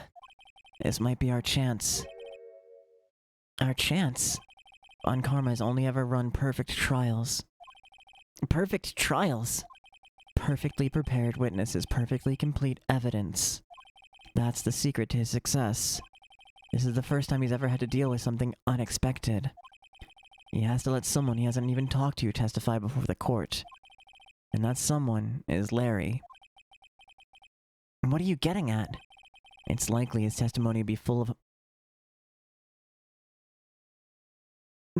Yeah. Why does it censor Coochie? No, it's not Coochie.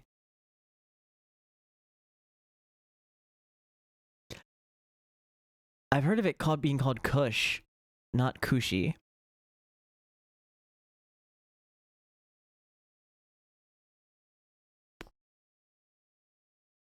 But like, you could say weed, pot.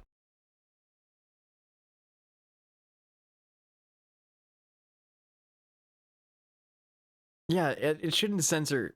Like, we've straight up talked about cocaine.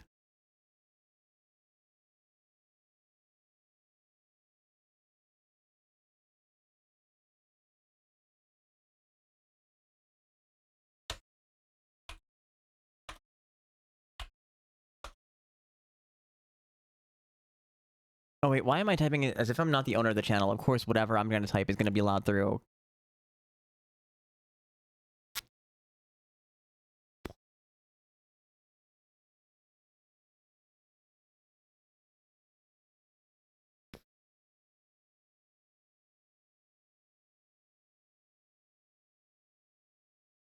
Oh, the word I just typed was kushi in Japanese.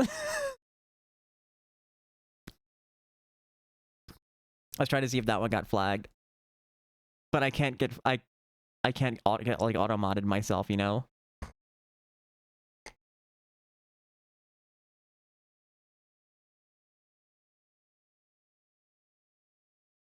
It's likely his testimony to be full of holes, right? That's right, Nick. No 10-minute trial this time. We'll milk this one for all it's worth. Hey, it was 15 minutes. 15! Everything's on Larry now.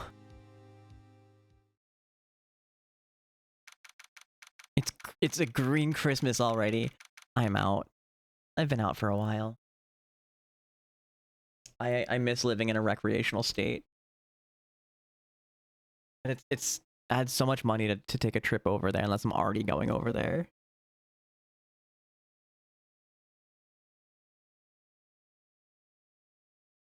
Like, New Jersey's not far. It's like a 10-minute train ride and I can be across state lines, right?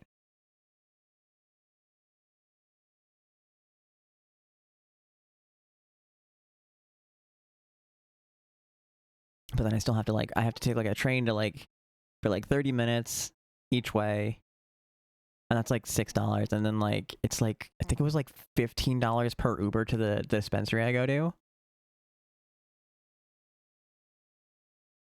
Like each way. So like on top of already buying that, that's like an extra like $36. And it's like, that's an entire package of edibles.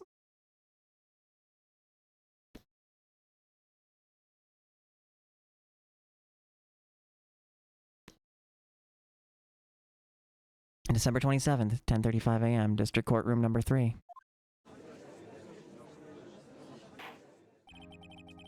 Court is now back in session. Witness, please testify to the court about everything that you saw. on the night of December 24th.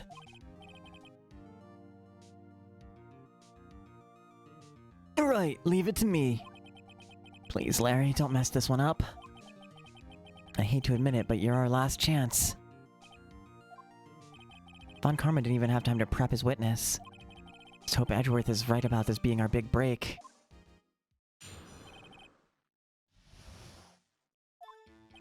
That night, I was out on a boat on the lake.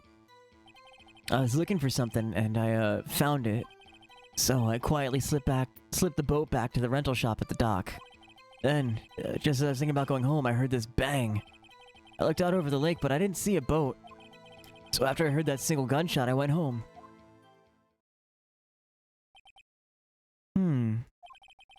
That was an unusually vague testimony, even for this court. In any case, Mr. Wright, you may begin your cross-examination. Yes, Your Honor.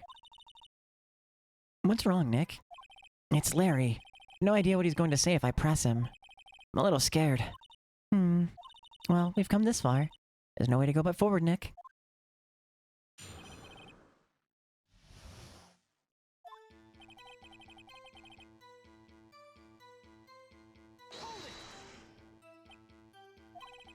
Something wrong, Mr. Wright? There were so many things wrong, I don't know where to begin. Well, okay. First of all, what time was it? Oh, it was after 11 when I went out. Sorry, that was the wrong voice. It was after 11 when I went out on the boat. By that time, everyone had gone home for the night. I waited until the coast was clear, so to speak. And why were you out on a boat at such a late hour?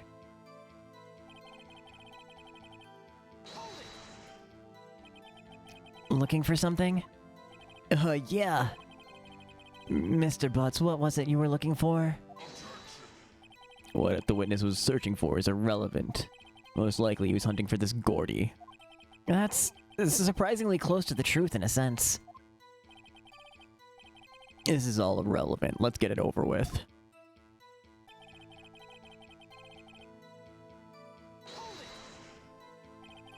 Around what time was that? Well, let's see. I figure he was out searching for about an hour. But I guess it was around 12, yeah. You're not sure? Hey, don't give me that face! I'm not some sort of human sundial, okay?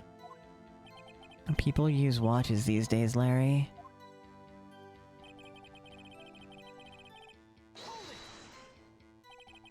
Where did the sound come from? Yeah, well, I wasn't too sure about that. I looked around, you know? That butt. Did you look at the lake? Yeah, I looked.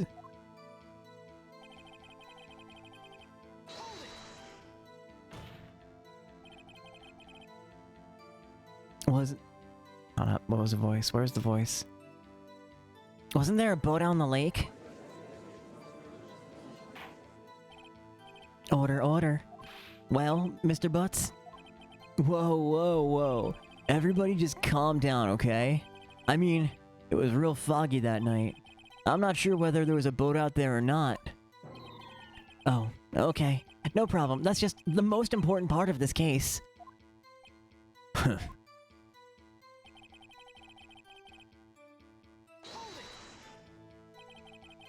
So, you only heard one bang, correct? Yeah. No, sorry. Yeah.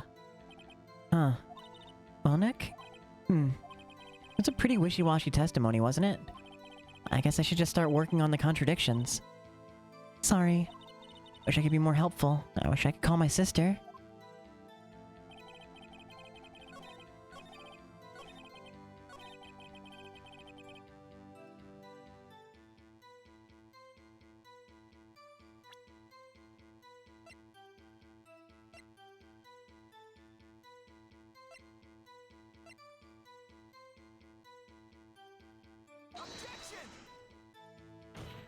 Nope.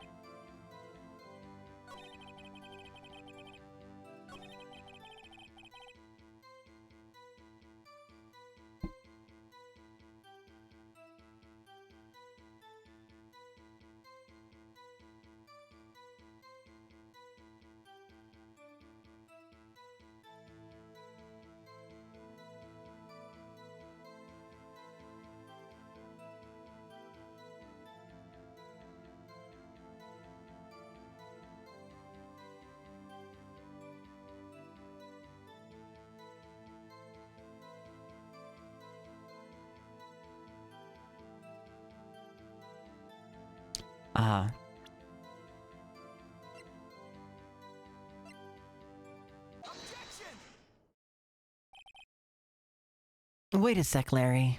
Yep. What? You only heard one bang, you're sure? That's what I said. But Miss Lotta Hart testified yesterday that she heard 2 bangs. And the old man just now said the same thing. They both heard 2 gunshots that night. Huh? Were you even listening? Were you paying attention at all to what they said? Yo, Nick, please. Huh? You know, something's been bothering me. I'm a witness, see, like, a customer here. So, like, you gotta treat me nice and stuff, okay? Mr. Butts, What? you only heard 1 gunshot. Are you sure? Well, to tell you the truth, I'm not sure. Eh? Not sure? How could you not be sure? Yeah, well, I might have missed the other gunshot. I was, listening to something else. Something else? My radio, dude, with my headphones. What?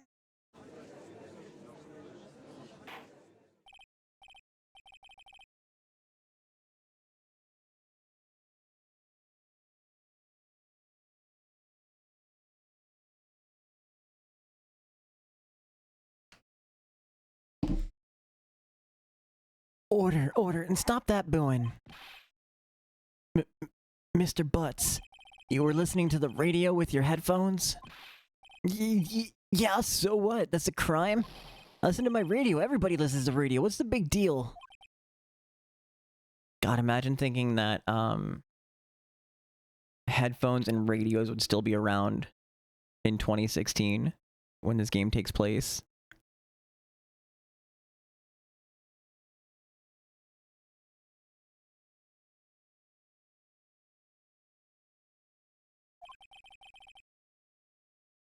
Mr. Von Karma, your opinion? Waste of time. I do not accept this witness nor his shoddy testimony. Well, Mr. Wright, should he continue the testimony? No, continue. Your Honor, please allow the witness to continue his testimony. Nothing is more pitiful than a lawyer who doesn't know when he's lost. Very well, Mr. Butts. Please give your testimony and be sure to include details like your radio. Right, leave it to me. I wouldn't if there were any other way out of this, believe me.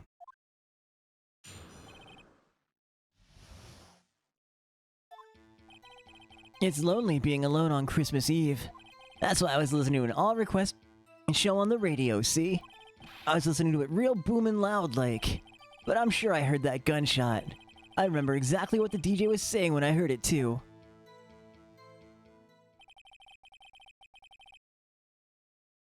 You were listening to your radio at a high volume? Yeah, what's the big problem, man? Can't a man listen to his radio in peace? Isn't this a free country? I truly believe Larry has no idea what the problem here is. Judge, can you believe a word this witness says? What he heard was probably nothing more than the drum beat from the radio. True enough, it is difficult to believe this testimony. Wait, Your Honor. The witness said he remembers exactly what the DJ said when he heard the gunshot. Excuse me? DJ? An announcer, the guy who says the things on the radio. Anyway, what this means is when he heard the sound, no music was playing. The DJ only talks between songs, so he could have heard the gunshot from the lake. I'd like to cross-examine the witness, Your Honor. Very well, Mr. Wright.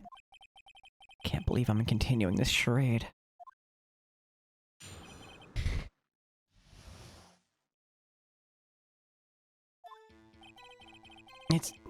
Wait. So, you turned on the radio. Right. I just wanted to hear someone's voice, you know? You don't know what it's like alone out there on Christmas Eve alone! I shouldn't have said anything.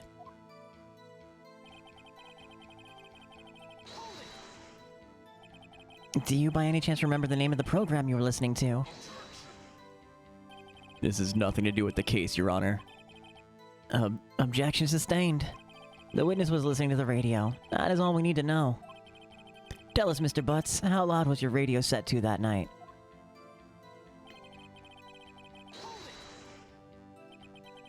Real booming loud? Yeah, you know. And you had headphones on? Yep. I wouldn't think you could hear anything going on outside at all.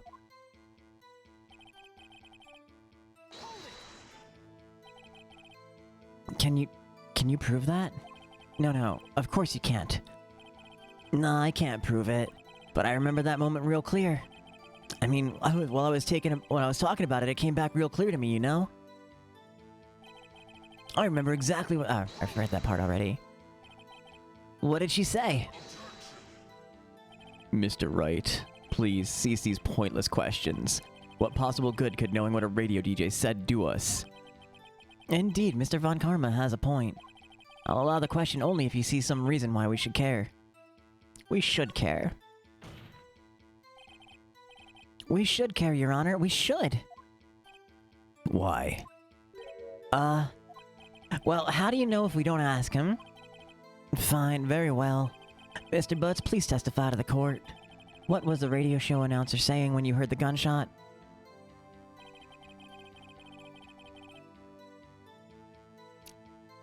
Just when she said, "Hey, it's almost Christmas, I heard the gunshot."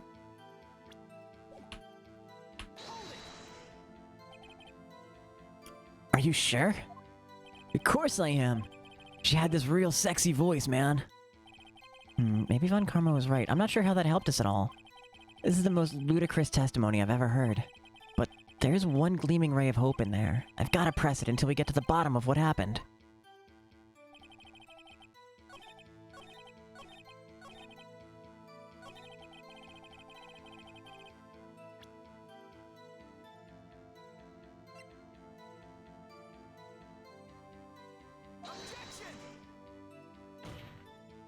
Nope.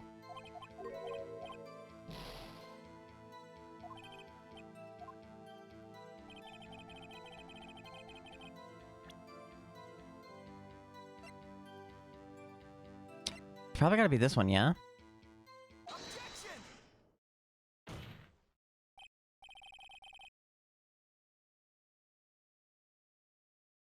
Larry, are you absolutely sure what you're saying is correct? Huh? What's with the face? You look scary, dude. Hey, if you're trying to scare me, you better know that I don't scare easily. Is something the matter, Mr. Wright? Your Honor, did you hear what the witness just said? The DJ say head. It's almost Christmas when he heard the gunshot. Indeed. And almost Christmas means it wasn't Christmas. Do you realize what this means? When he heard the gunshot, it was still Christmas Eve.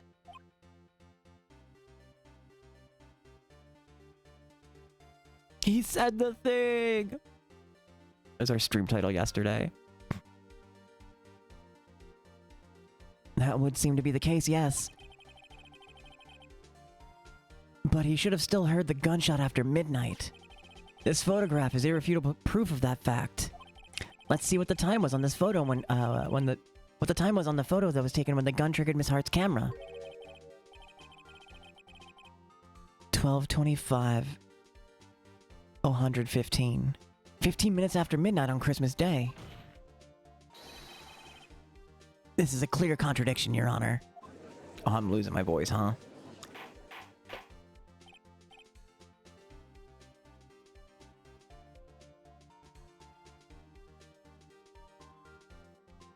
Order.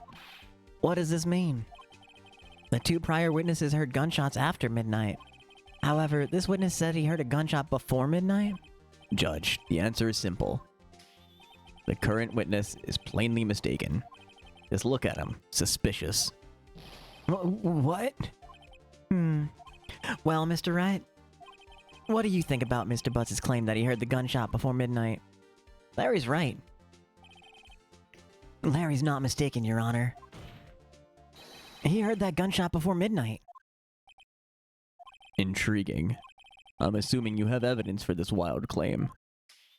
Show me evidence there was a gunshot before midnight.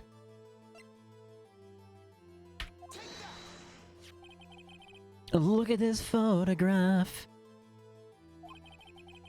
This was taken... wrong voice. This is taken by our witness yesterday, Miss Lotta Hart, with her automatic camera. The timestamp on the photo reads December 24th, 11:50 p.m. Oh? But there's nothing on the lake in this picture. Your Honor. The real issue here is not why nothing is shown in this photograph. It's why this photograph exists at all.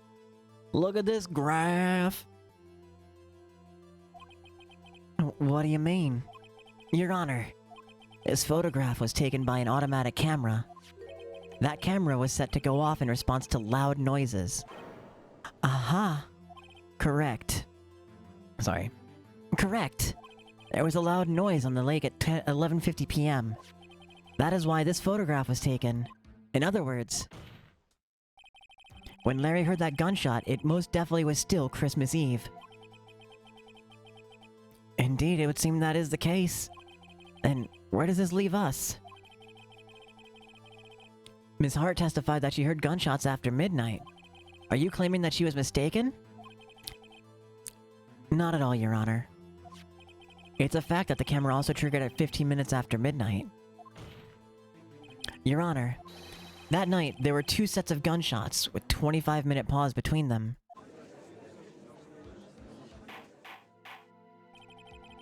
Why would this be? Don't be fooled, Judge. That camera was set to respond to loud noises. Yes? There's no proof that the loud noise at 11:50 was a gunshot. Why, the witness could have sneezed, triggering the camera. Hey, my nose was clear that night, man. Clear!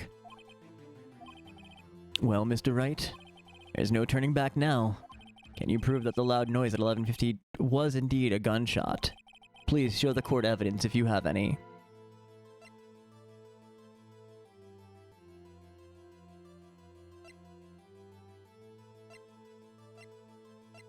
It's just gotta be the camera itself, yeah?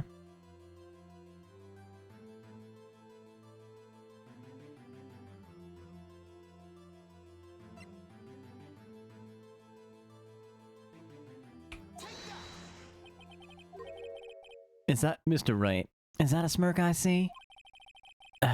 Your Honor, sorry, I wasn't really sure about the evidence. It was not. Is it the gun? That's probably the gun.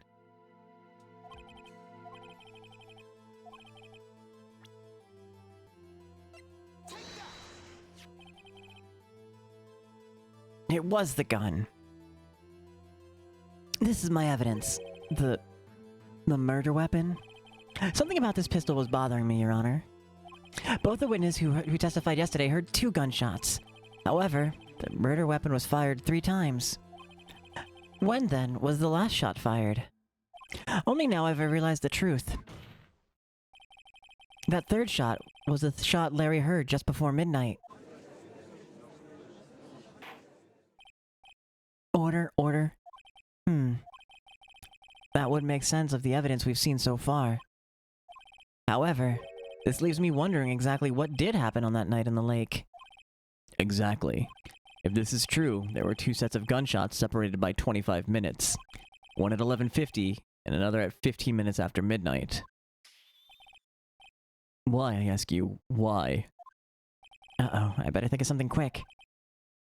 Wait a second. Gunshots separated by 25 minutes. What's wrong, Nick? I have it. Huh? Remember the case with the Steel Samurai? Yeah, of course I remember.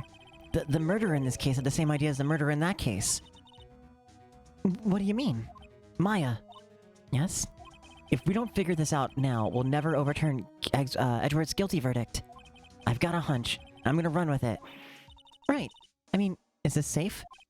Safe. We've already gotten a guilty verdict. We have nothing to lose. You just watch and let me know if anything I say sounds fishy, okay?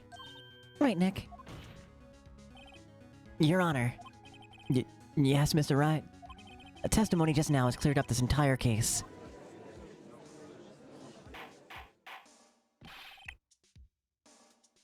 What do you mean, Mr. Wright? Tisk, tisk, tisk. So, you finally realized the truth. There can be no other murderer here than Miles Edgeworth himself. Wrong, Von Karma. A man was shot that night, but it wasn't Edgeworth who did the shooting. Listen, rookie. Take a deep breath and consider the facts. At the time of the murder, one boat was on that lake. This was shown by the witness's photograph. The defendant Edgeworth and the victim Robert Hammond were on the boat.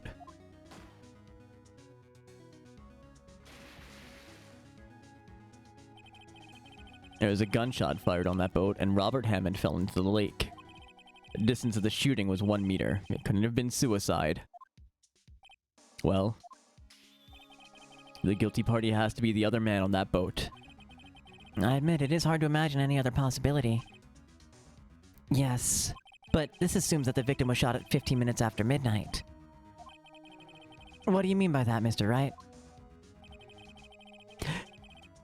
We have photographic evidence of the time of the shooting.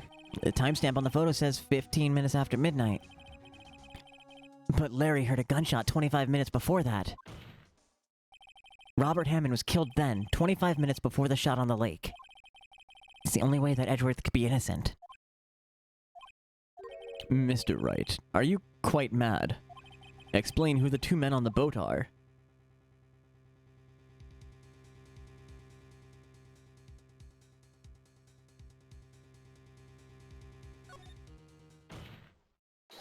Of course, it was Edgeworth and the murderer. After the murderer killed Robert Hammond at 11:50, he assumed the guise of Mr. Hammond and met Edgeworth.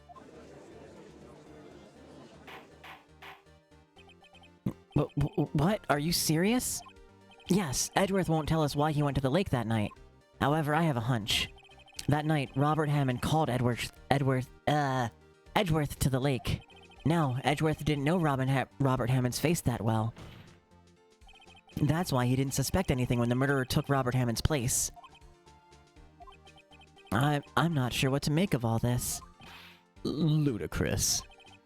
Mr. Wright, please tell us the name of this murderer then. The murderer's name. Right, it's... Actually, I don't know the murderer's name.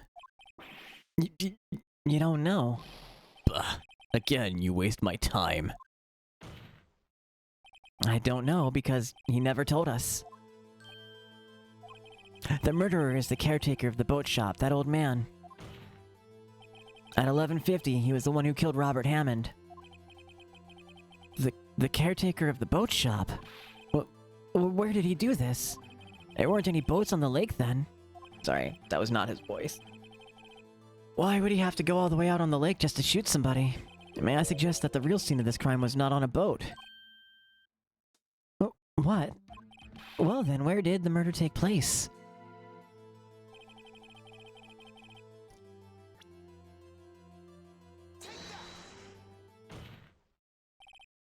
Here, of course. Nope, that's not his voice. Here, of course. The boat shop where he lives. That way he could meet with the victim without anyone seeing. Do you have proof that the boat shop was the scene of the crime? Recall Larry's testimony, if you will.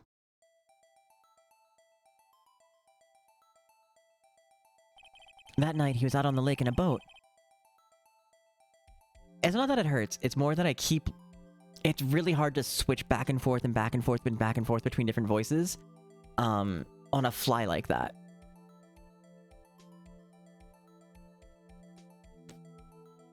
So I try to keep my voices accurate for a character, like, really consistently.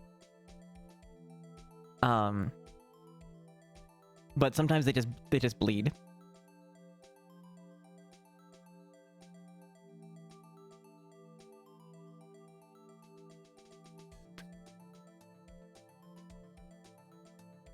That night, he was out on a lake. He was out on the lake in a boat, searching for something.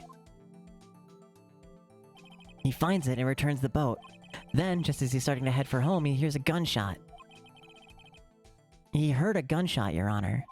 even though he was wearing headphones at the time. In other words, the gunshot was very, very close by. And where would that be if he just returned a boat? The boat shop. It also doesn't help that the voice I use for the judge and the voice I use for Phoenix are very close in like pitch. It's just that the judge has an accent, and trying to like engage accent and disengage accent is tricky in rapid succession, and also involves me reading who's speaking, and I'm bad at doing that sometimes. Mr. Wright, what happened that night on Gourd Lake? Please tell the court from the beginning. Yes, Your Honor.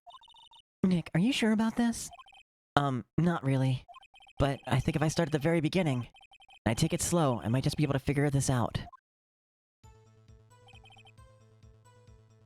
That night, the caretaker of the boat shop called Robert Hammond to his shop.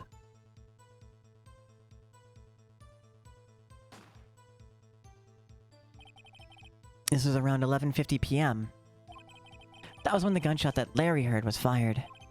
And after that, the caretaker put on Robert Hammond's coat. He became Robert Hammond.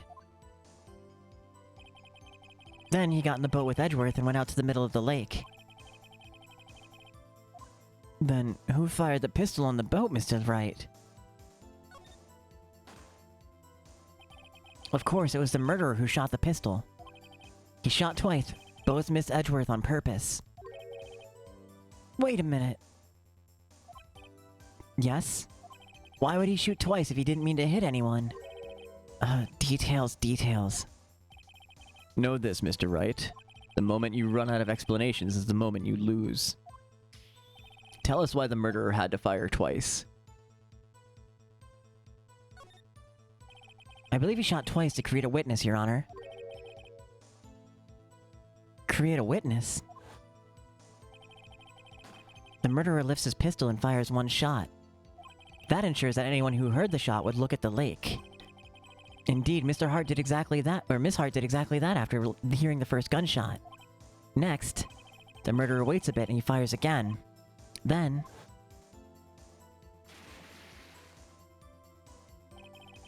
the murderer jumps from the boat himself, leaving the pistol in the boat behind him. I see. There's someone looking from the edge of the lake. It would appear that one of the men on the boat shot the other. The murderer didn't know about the automatic camera, of course. That's why he shot twice to draw attention to the boat. Once he realized that, everything else falls into place. The boat shop caretaker swam back to his shop. Then he put on Mr. Hammond's wet coat back on the body, and threw the body into the lake. This is what happened, Your Honor. These are the events that transpired that night on Gourd Lake.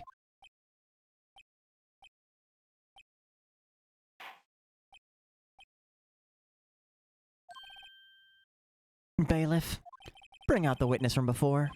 The boat shop caretaker, quickly.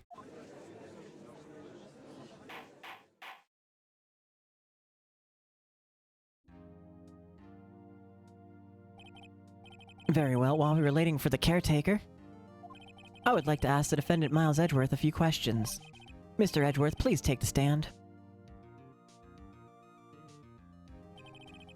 Mr. Edgeworth, you heard what the defense had said? Yes. Well, why did you go to the lake that night? What Wright has said is mostly correct. Astonishingly so, actually. Yes. Several days ago I received a letter. The letter was signed Robert Hammond. He asked me to come to the boat shop by the lake at midnight on Christmas Eve. Said he had something very important to discuss with me.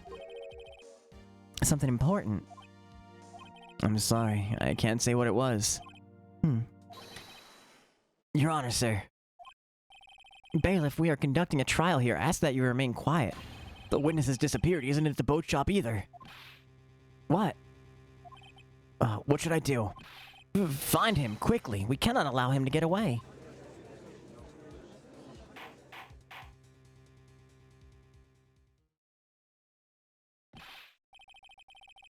Mr. Von Karma, your witness has disappeared. A search warrant has already been issued. It goes without saying that I cannot declare a verdict under these circumstances. I will extend the trial until tomorrow, the final day allowed. I request that the police department utilize all its forces to find that witness. Am I understood? One more thing. Just who is that boat shop caretaker? I think his identity has become very important to this trial. I want him, and I want to know who he is. Very well. Court is adjourned.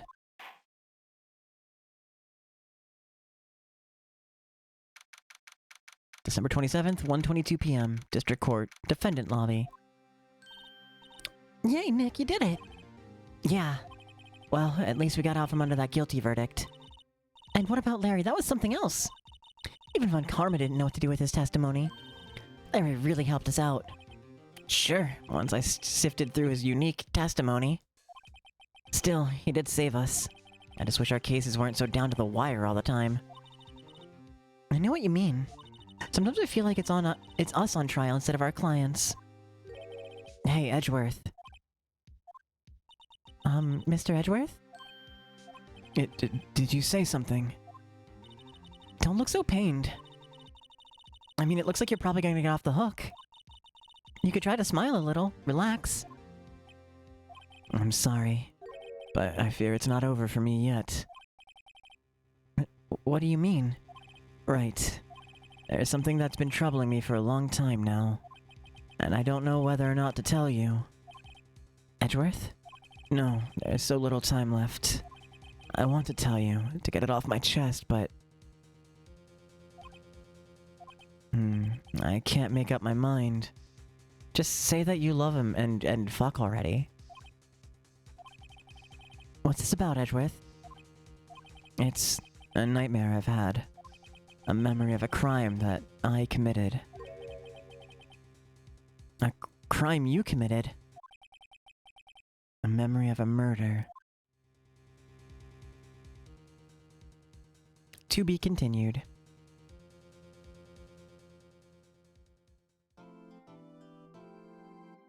I'm gonna save.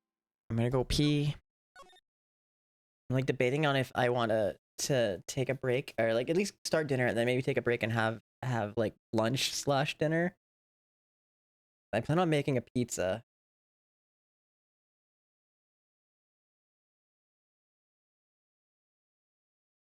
I'll be right back.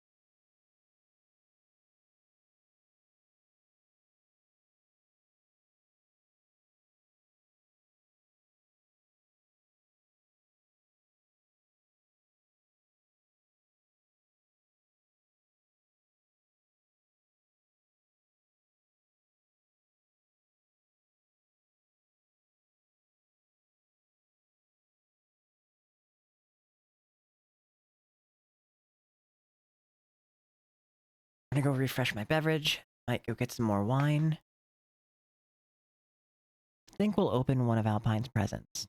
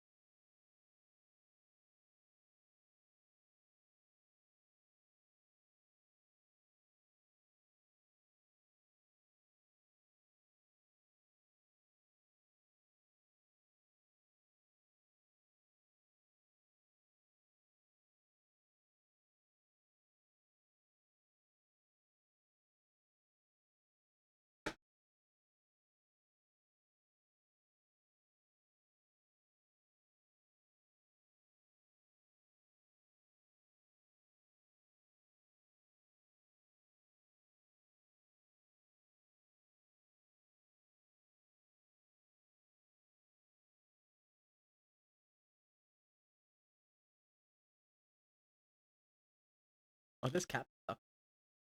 The cap stuck on there is my hand. Right there, there.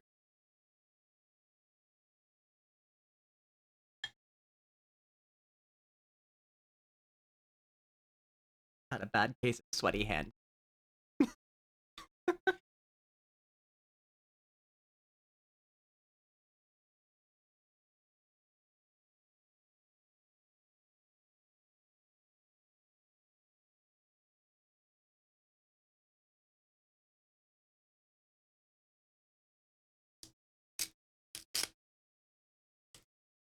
Alright. So we got another one of these. I'm assuming they're all candles. Because they're all the same size and same weight. The label on this one is, Bigfoot is real and he tried to eat my ass.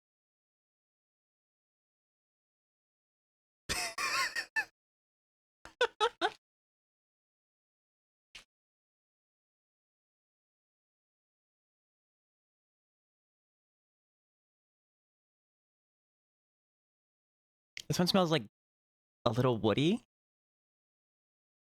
Some like earthy tones. I do wish they came with like flavor label a little bit.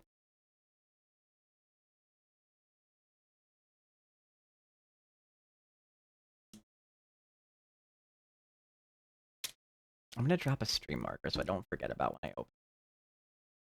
I can go back and tell Alpine later. They wanted to. Weird. I think that's what Bigfoot's ass would. I'd feel like it would taste like poop because I don't think he wipes.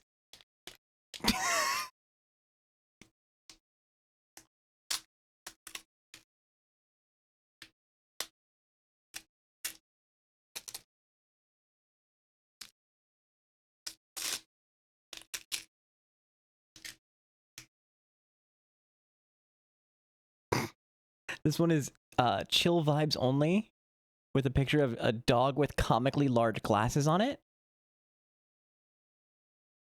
wearing a flannel. Is that a flannel? I think that's a flannel. I feel like the flannel wearing dog with comically large glasses is very important to the chill vibes. Ooh, that smells like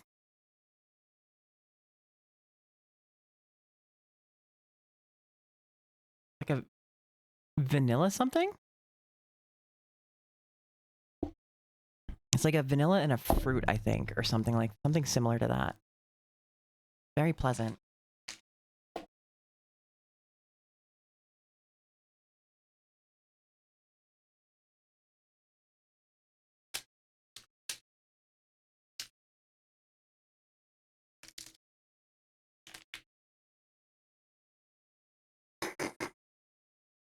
I'm so glad I opened this one last by pure chance. Because this label says, Happy Christmas is Christmas. Merry Crisis. Merry Chrysler. And you already know the image on there. I'm so glad that this was the last one we opened just by pure chance. That's incredible. Merry Christmas.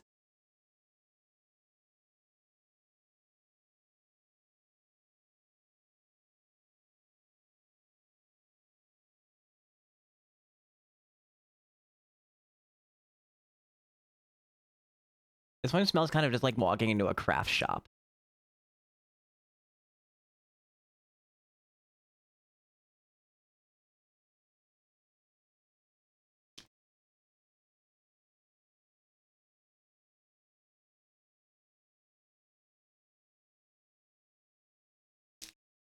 Get rid of all the wrapping.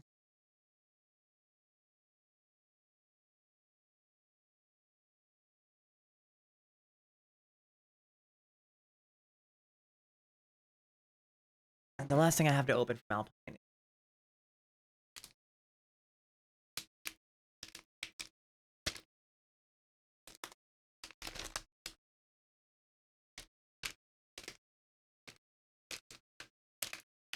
Get stuck on the other side.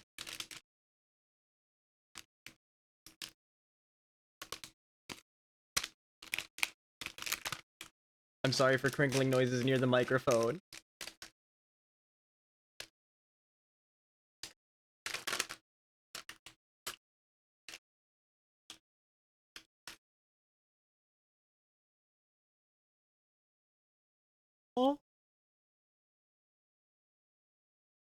Send me a little Seattle postcard. Miss my home.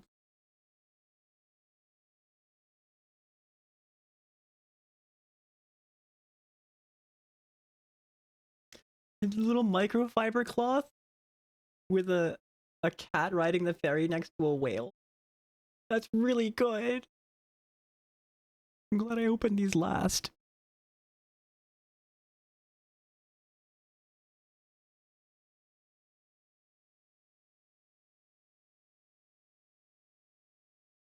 That is cute. It's real cute.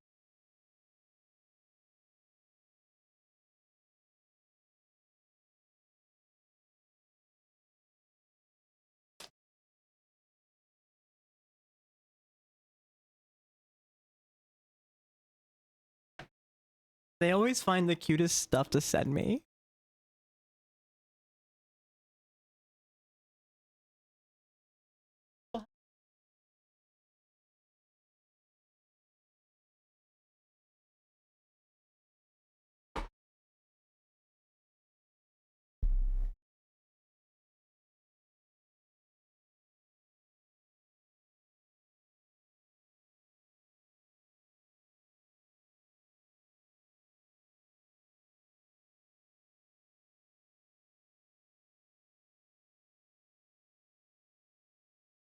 I think this one they sent this last Christmas, but they sent me a little Gengar sticker being carried away by Drifblim. Both regular and shiny variants.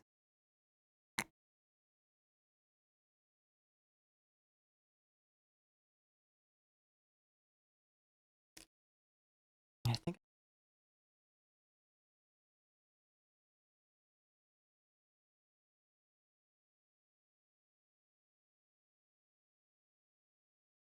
these were last.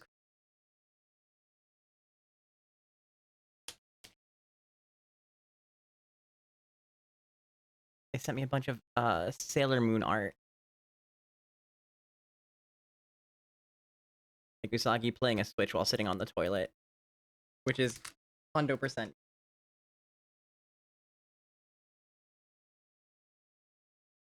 Sailor Mercury, Moon, and my lesbians.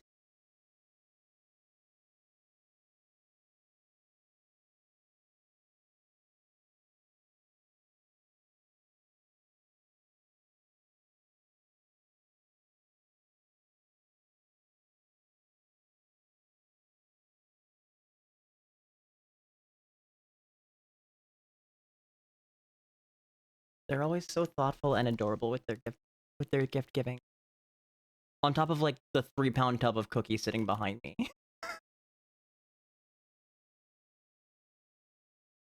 How do I get this? I want to put this sticker on my PC. I've been meaning to do this for over a year now.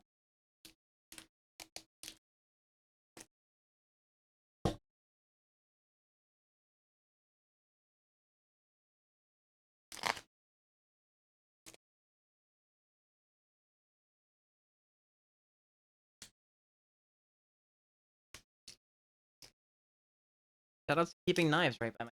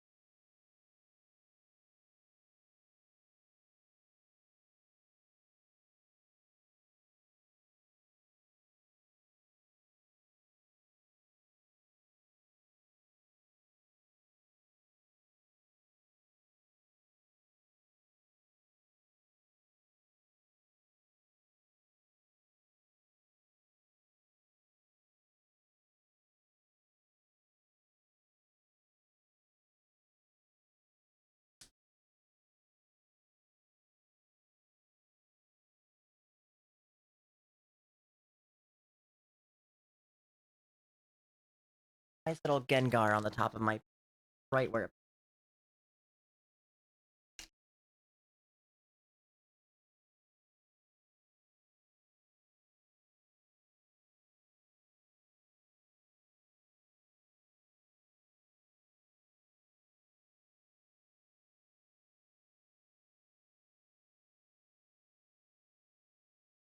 Okay. We opened some prezzies. Let's get back to it.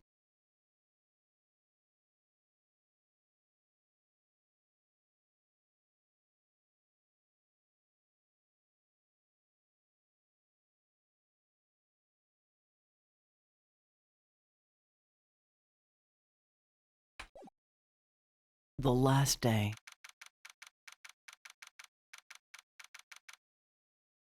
December 27th, 2:11 p.m. Write and Co. Law Offices.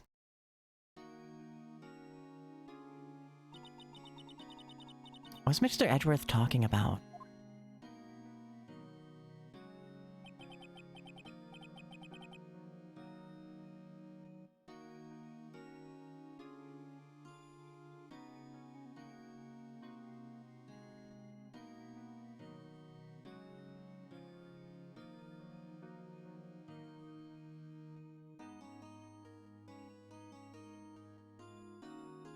Memory of a crime that I committed. A memory of a murder. I needed that little bit of vocal rest. Do you really think Mr. Edgeworth killed... I don't believe it. Not Edgeworth. Some painful memory has to be troubling him recently.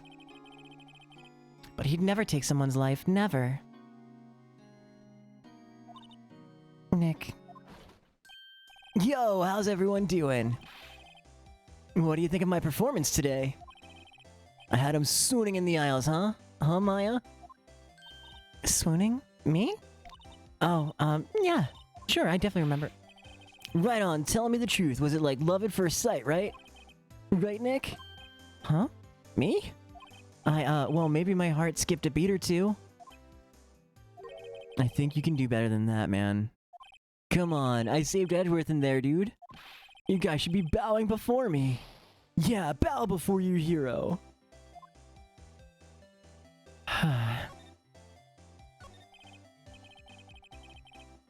Larry, you really helped me out in the trial today. You did. If you weren't there, Larry, I'm sure Mr. Edgeworth would have been found guilty. But seriously, Nick, that boat shop caretaker guy is pretty suspicious. But Edgy ain't off the hook yet. Way to spill the mood, Larry. Hey, I'm just a guy sitting in the audience, you know? But from where I was sitting, Edgy seemed pretty... edgy. I mean, can you really know he's telling the truth about last night? Nick? I don't know. But what I do know is... I'm going to believe in you two until the end. Us two? Edgeworth and who else? You mean me, right? Nah, he means me. Right, Nick? Yeah, you, Larry. Not me? But why you, Larry? Huh? Actually, yeah, why me, Nick? Enough with the silent treatment. Phoenix, you done fucked up.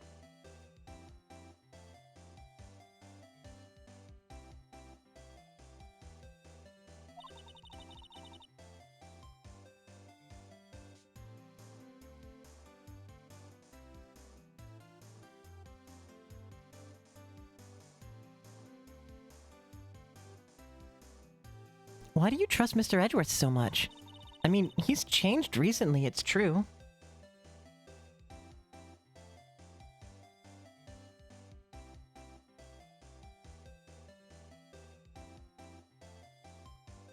I love not getting notifications on my phone. That's wonderful.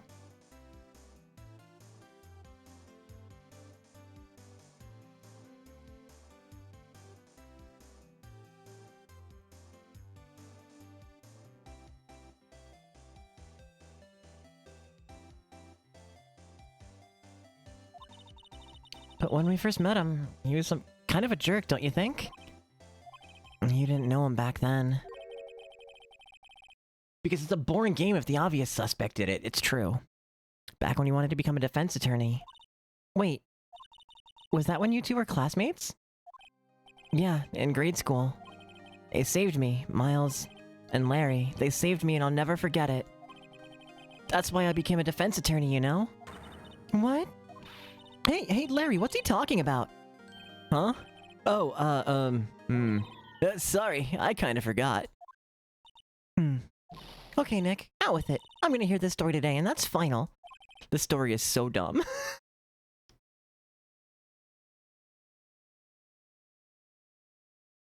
Okay. It's kind of a long story, so hang in there. It was the very end of 3rd grade. I was on trial. A class trial. A class trial! It's like Danganronpa all over again! A class trial? Ads are gonna start in like a moment. So, you remember Larry Spring, end of 3rd grade? That kid in our class got his lunch money stolen. Lunch money? Our school was really small. Every month kids would bring an envelope with money for lunch from home. Huh, I see. Anyway, this kid's envelope disappeared, with $38 still inside. Oh yeah, now that you mention it, I do remember that. I could see why you'd forget, though. You were out of school that day. Anyway, the envelope had been stolen during PE class. I was coming down with a cold, so I skipped PE that day. I was the only one not in class. So they thought you did it. Yeah, the kids in class said I should be put on trial. Trial? So the next day we held a classroom trial with me and the defendant.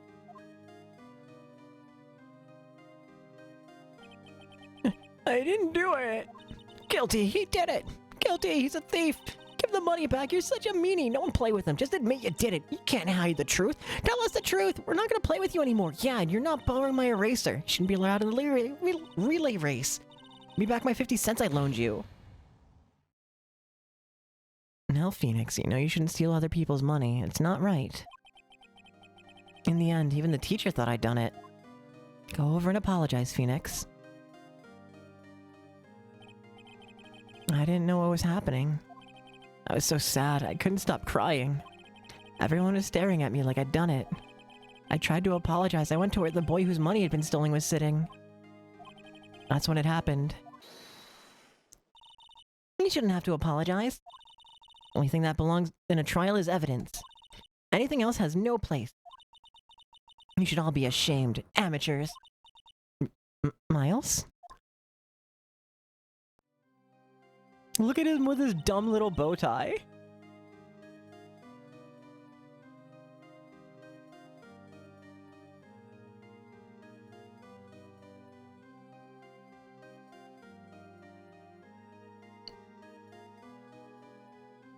It wasn't you who stole my money, was it? No. Then you shouldn't apologize. Everyone's been shouting you did it, but no one has any proof. That is why, Your Honor, this boy is innocent. But, Miles, it was your money that was stolen. Yeah, he did it! He did it! He's the one! We don't need proof! Make him say he's sorry! Why don't you all just shut up? This is always how it is, everybody ganging up and picking on one person. Just think how he feels. He said he didn't do it, so he didn't do it. I'll give you one hint who did do it. Or one guess, I should say. You probably don't need the hint. Very well. I will replace the money myself. This class trial is over. Fucking teacher had to pay out of pocket because of fucking Larry. And that's how it happened. After that, the three of us were the best of friends. Wow, I had no idea. Yeah, I had no idea either. I mean, I forgot. That's when I learned what it meant to be alone. Totally alone, without a friend in the world. You did a good thing, Larry. Yeah, well, I was just lucky that I took the day off from school. If I'd been there, they would have thought I'd done it. So, I took it kind of personally, see? When something smells, it's usually the butts. Anyway, Edgeworth and I talked after that class trial. That's when I heard his father was a defense attorney. I remember his eyes would shine when he talked about his father. I'm going to become a defense attorney just like my father. A famous defense attorney. And a few months later, he suddenly transferred to another school. The DL6 incident. Right, I'm not sure, but The transfer probably had to do with his father's death. That's so sad. And several years later, when I heard Edward's name again, there was an article about him in the newspaper. The headline was something like, "Dark Suspicions of a Demon Attorney." Fabricating evidence, manipulating testimonies, covering up facts. The article said he'd do anything to get a guilty verdict. Anything. But why? What happened? I mean, that's not the Edgy I used to know at all. That's what I thought too. I tried to get in touch with him, I don't know how many times. He never replied. You're finally home! Okaeri nasai! Welcome home, darling.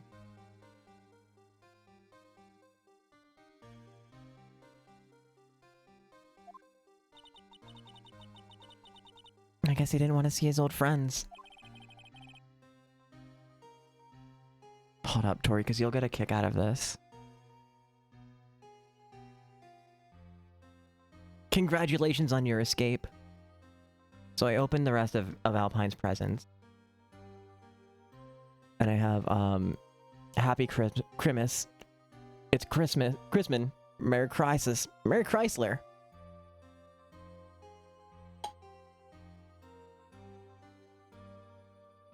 And I have a Bigfoot is real and he tried to eat my ass candle.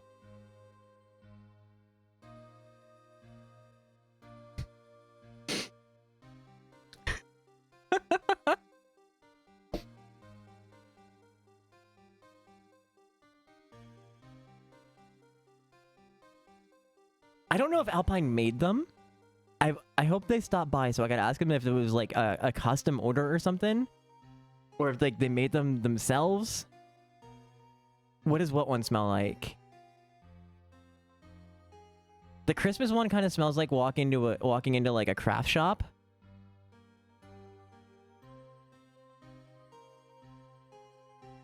And the Bigfoot eating your ass candle smells like how did I describe it?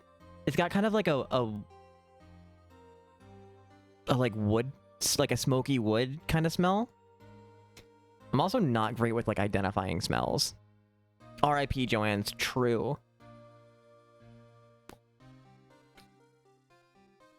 I think like specifically it reminded me of going to like specialty Christmas tchotchke shops.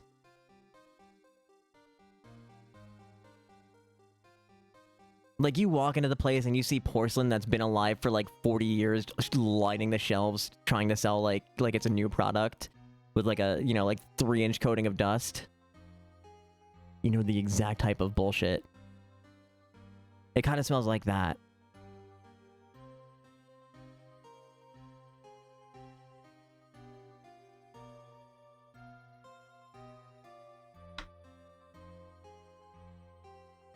Antique stores. I haven't been in like a proper antique store. I've only been in like Christmas specialty stores.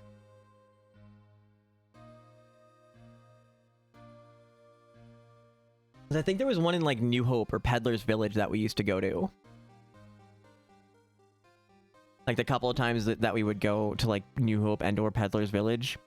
I'm pretty sure we always ended up in a fucking like Christmas tchotchke shop. Basically the same thing. Fair enough. And I remember going into one in like North Carolina in like the summer. Like how do you have Christmas shit like all year round? How do you pay rent? Like does the November December boom pay your rent for the rest of the year? I'm sure they probably sell more holiday appropriate things as like Bronner's. The fuck is a Bronner's?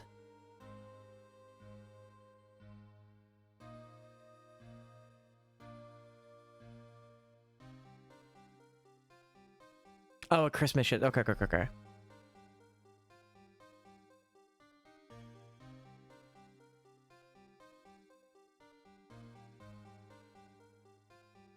Warehouse large. The ones I've been in have never been that big.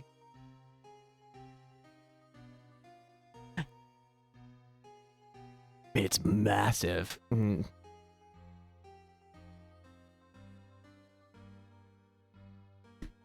And like I'm sure those stores sell like more holiday themed appropriate stuff as different holidays come around, but like how do you mostly sell Christmas stuff? I don't get where the market is there, but I guess some people just fucking love Christmas all the fucking time.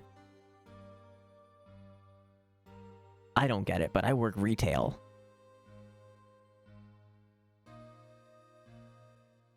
It's like if Costco had a Christmas child. Absolutely not. I would simply perish upon the sight of it.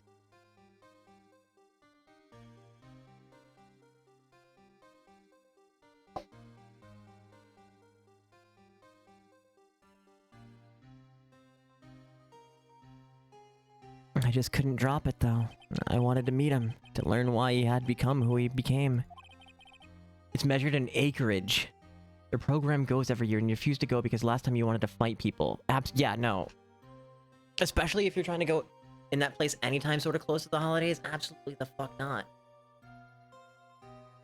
But home are like the best nightmare before Christmas decorations. Yeah, no, that wouldn't be worth stepping in there for me.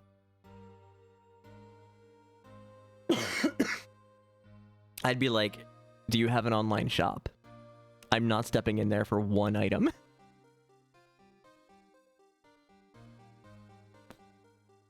That's how they get you. That's how they fucking get you, chat.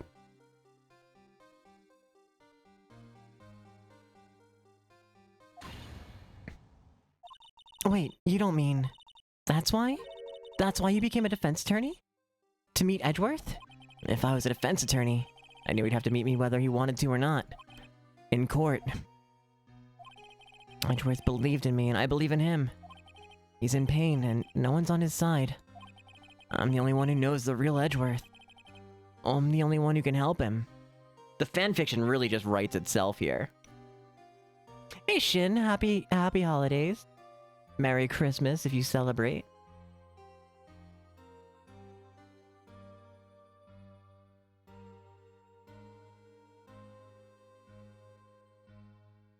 He's hurting, and I'm the only one that can help him. I definitely read that as happy whole Shin, and I had to stop myself. You know, I'm just... It's just gonna be the new community greeting every holiday. Happy whole!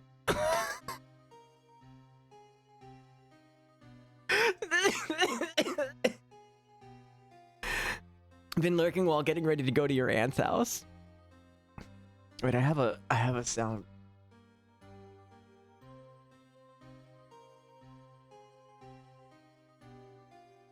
Fuck, I can't find the button. Wrong language. The whole beckons. The whole loves you. The whole needs you. Happy hole.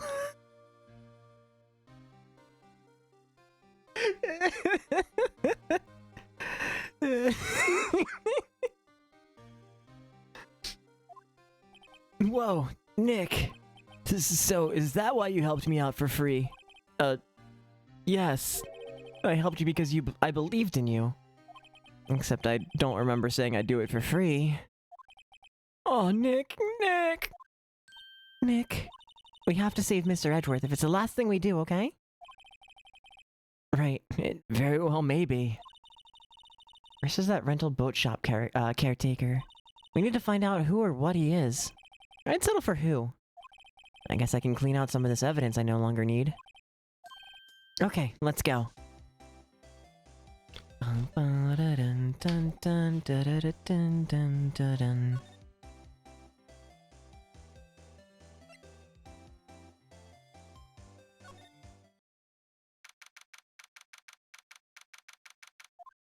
December 27th, Court Lake entrance. Hey, pal, long time no see. Oh, Detective Gumshoe. Close one today, huh? I got so worked up I snapped my tie in half. Sorry about that. No prob, pal. Thanks to you, we now know who really did it. You mean the boat shop caretaker? Look, I'll make you a promise. I'll have that scoundrel in my custody by trial time tomorrow. Come what may. It's my duty to you as a police officer. Now I'm off to catch me a criminal. Detective Gumshoe sure is active today. Oh, one other thing. No one can go into the woods today. The woods? Where Lotto was camping? The woods are off limits to camping, and apparently the park ranger found out. He got pretty mad. No one can go in for a while. I guess Lotta's in a lot of trouble. Anyway, I'll be seeing you tomorrow. Nope, not examine. Now let's go to the detention center. December 27th, detention center. Visitor's room. You look as grim as always.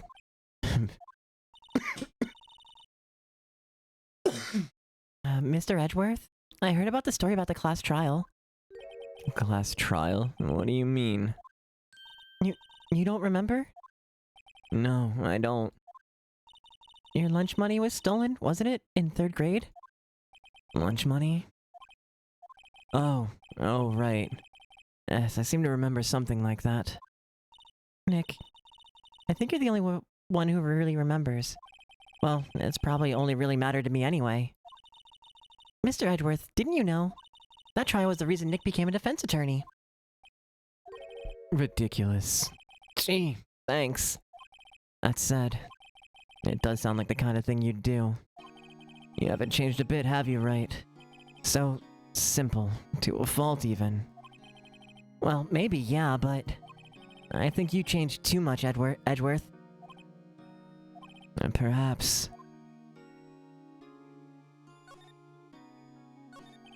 Hey, Edgeworth, why did you become a prosecutor anyway?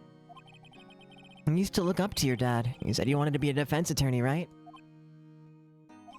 I couldn't let myself deny reality like you. I told you it's a 3-day trial, and this is the longest chapter. By a lot. Yesterday in 9.5 hours, we did 2 chapters.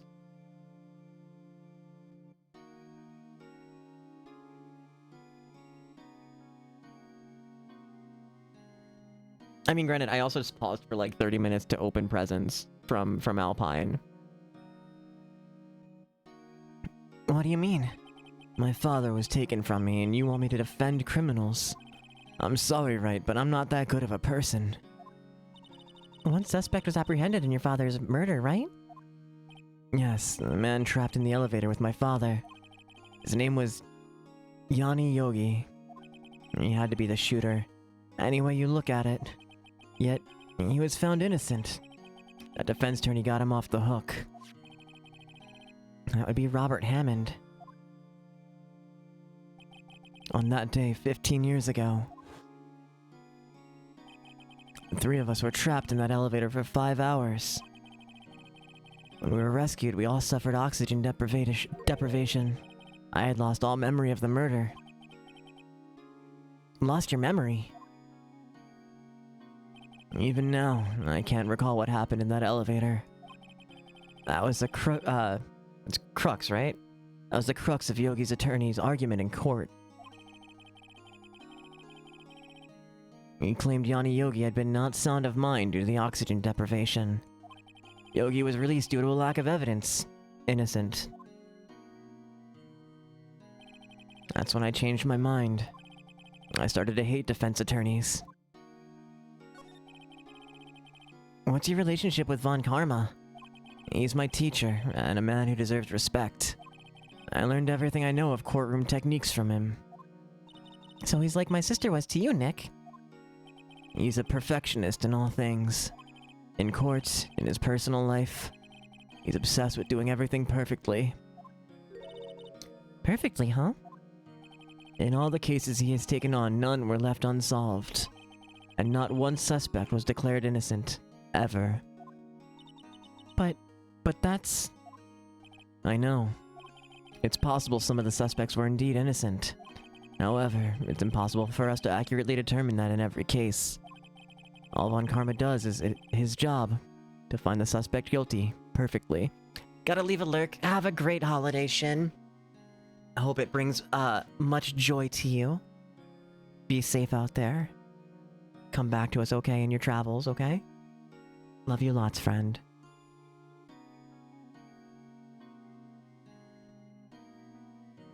In any case, it's nigh well impossible to find a weakness in him. Should a weakness appear, he would do everything in his power to make it go away. Edgeworth, if what you're saying is true, you're headed for a guilty sentence tomorrow. He's right. Now's not the time to praise the enemy, Mr. Edgeworth. Dude, there is a way to know who isn't innocent when you're not just creating evidence out of thin air. True. And you're not, like, bullying, like, you actually, you know,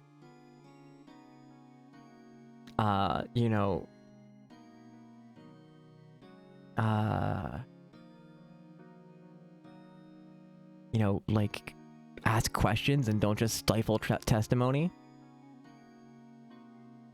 to, like, railroad your version of a case on someone.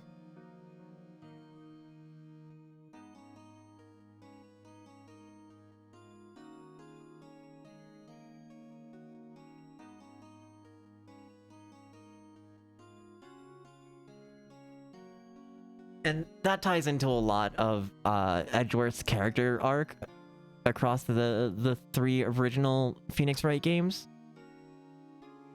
which is something I really do enjoy about his character. Maybe one day we'll go through all of them.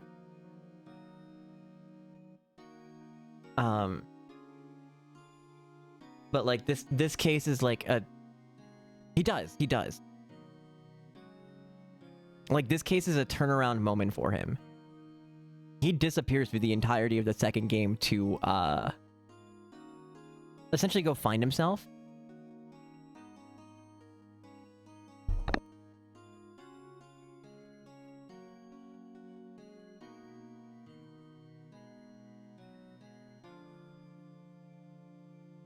And, like, figure out what it means to be a prosecutor. He's actually the inspiration for my friend to become a prosecuting attorney, which, like, I dislike because, you know, I have a problem with the justice system. But I trust in my friend, mostly because I know this game inspired her, right? And, like, the TLDR of Edgeworth's arc is that defense and prosecution work together to find the truth, right? It's not, he stops chasing guilty verdicts and starts chasing the truth. Which also kind of mirrors Phoenix's arc because there's and that's the only, like, knowing that's her reason for becoming, it's like, yeah, okay, I can trust you, right? Because I know you're not gonna fucking, like, railroad some motherfucker, you know?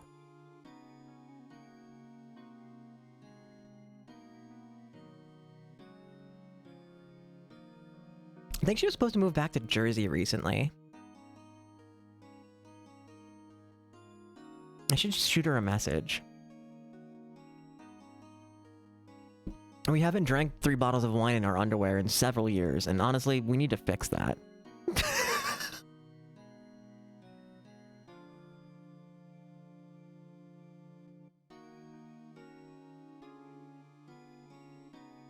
This is the friend who, like, I went to go make dinner when I used to, like, date her roommate. And I came over, I think after work or something like that, and her roommate was at work. And I, like, went to go get groceries because I was making dinner for them that night. And I came back in, I was in the apartment for literally all of, like, 5 minutes. Like, set the groceries down, took my jacket off, and was, like, about to start cooking. And she's just, like, on the phone, comes out into the living room in her underwear. She's like, "Why are you still wearing clothes?" And I'm like, "I'm not trying to get my dick caught in the oven, dude." And she's like, "Oh, that's a good point. I didn't think about that."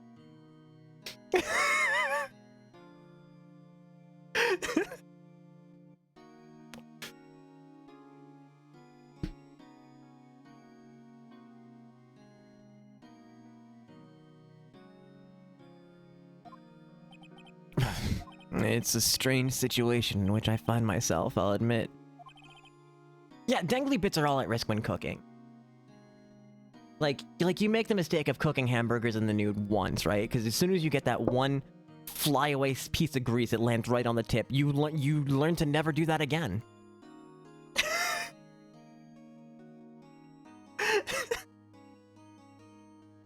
No kidding.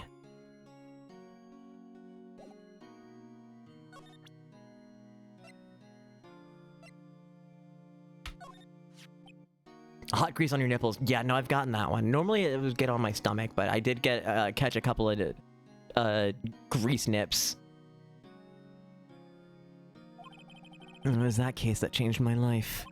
And tomorrow, on December 28th, its statute of limitations runs out. Tomorrow. Could that be a coincidence? But even if the case is finally closed on paper, it'll never be erased from my memory. Never. Poor Mr. Edgeworth. Let's bring up the parrot. I generally like being fully clothed at times that don't require otherwise. The only time I wear clothes in my apartment is literally if I'm heading to work, coming home from work for like a minute. Like, the first thing I do is get out of, like, rip off the clothes I was wearing to work. And if I'm sitting here in front of the camera, and honestly, heavily consider taking up VTubing after, like, the past week of not being able to, not having to wear clothes while streaming, because that was real comfortable. Aside from, like my leather, my seat is, like, pleather, so, like, that doesn't feel great to sit on. So, like, you know, gotta wear shorts at the very least. But everything else, fuck it.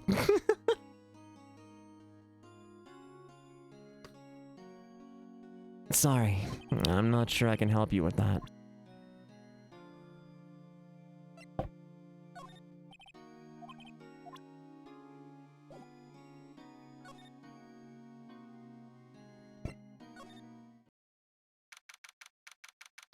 Grossberg Law Offices. He's out, again. When does he work, anyway? No, don't be harsh. Guess we'll have to come back later.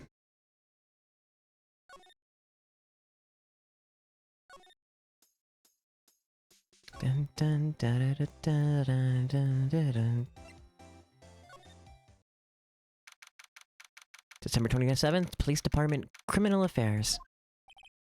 Looks like Detective Gumshoe hasn't gotten back yet. Gumshoe? He won't be coming back today.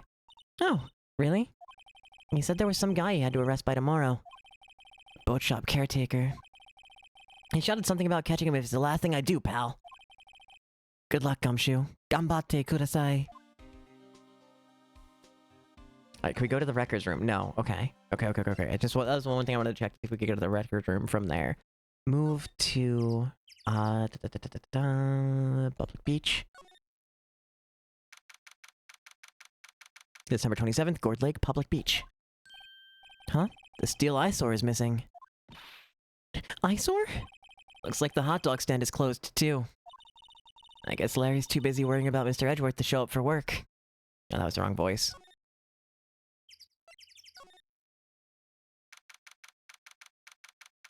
December 27th, boat rental shop. That old caretaker got away. Yep. Never imagined he might be the real murderer. Him? I know that clearing the throat anywhere. Aha, hello. What might you be doing here? Out for a walk, the days of my youth. Like the scent of fresh lemon, you see.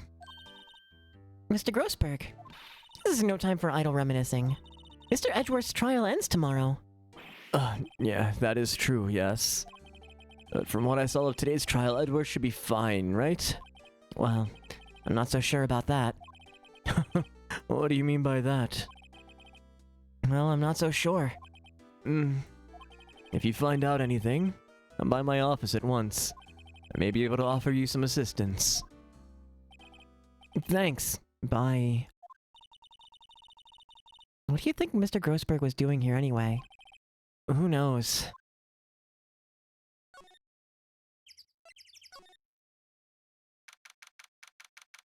December 27th, Caretaker Shack.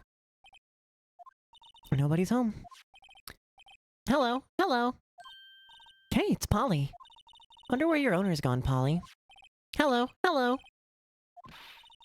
I can't believe he'd run off and leave his poor parrot to fend for herself. Hello.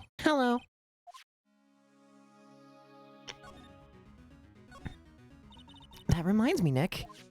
Polly here knows the number to the safe, right? Yeah, that's right. Polly, what's the number to the safe? 1228. Let's open it, Nick. Come on. I'm sure there isn't any money in there. Oh. But hey, he keeps it locked, right? So there must be something of value in there. I'm not so sure. Okay, Nick, let's see what's in there. I guess there might be a clue or two. The only thing in here is a letter. A letter? Oh, boring. There's no name or signature on this thing. It's handwritten in very precise, clear letters. Ads are gonna start any moment. Get your revenge on Miles Edgeworth. Edgeworth? Nick, why would Mr. Edgeworth's name be here? And how should I know? I'm gonna read the whole thing. Get your revenge on Miles Edgeworth. It also says this is your last chance. Now is the time to get revenge on the two men who ruined your life. The rest of the letter goes on to describe the murder and plot in detail. How to kill Robert Hammond and frame Edgeworth. Calling Edgeworth out to the lake, getting on the boat, firing twice. This is exactly what I figured out today in court. It's all here. In perfect detail. What do you think it means, Nick? I don't know, but it looks like these are instructions for that caretaker. When he killed Robert Hammond and called out Edgeworth, he was following instructions. But who could have written the letter? And what does it mean to get revenge on Miles Edgeworth? Look, I don't know, okay? But one thing's for certain. This letter is an amazing clue.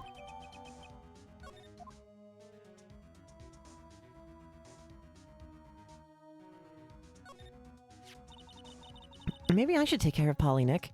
Gonna heat up some food and pop open a cider? Hell yeah. Kampai. I think I'm actually gonna go warm up the oven and get started on my food as well.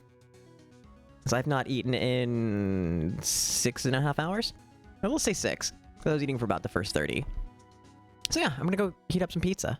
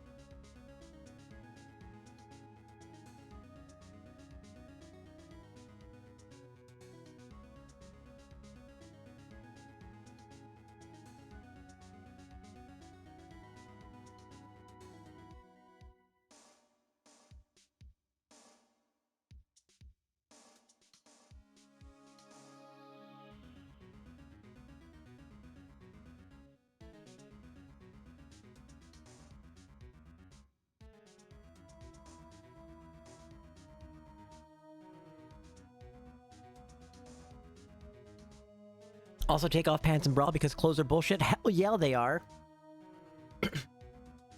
I went grocery shopping last week. I was like, let me go add, I added a, sorry. I added a pizza to it, like a frozen pizza. I was like, let me get a DiGiorno and I'll have that for Christmas dinner. Cause like, fuck it, pizza goes great with whatever the mood. Not realizing that I was going to a pizza place for dinner after a funeral on Tuesday. But I also got like an entire like 2-cup bag of shredded cheese that I just dumped the entirety onto the pizza. Because frozen pizza never comes with enough goddamn cheese.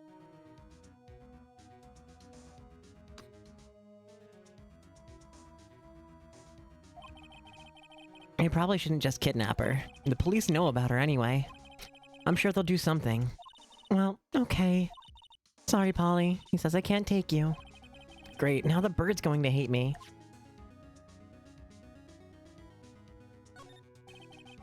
There's nothing left in the safe. I wonder why the caretaker didn't take the letter with him. He left in a hurry, right? I don't think he even came back here after the trial. I'll probably leave the rest of the stuff alone, yeah.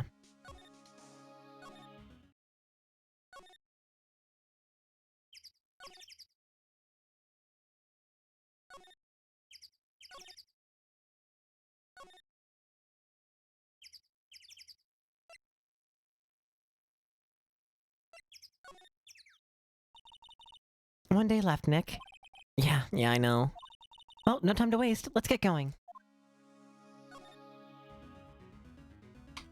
I just like suggest it's never. I don't think it's ever mandatory dialogue. There we go. Okay, he's still not back. Never mind. I didn't know the place to go. Detention center. Criminal affairs. No. Oh wait, let's go to the detention center and present Edgeworth with this.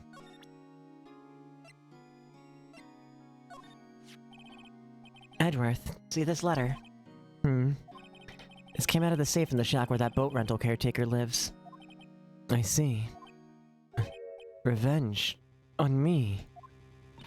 Who's that old guy anyway? Bro! Max! Hi! Thank you! Merry Christmas! Thank you, my Twilight! Jesus fuck, dude! Thank you! 10 fucking gifted! Merry fucking Christmas, bro! You got Screams geometrically, you got, Karage-kun? I don't know, I don't know A6. Phoenix Dog, I don't know if I know.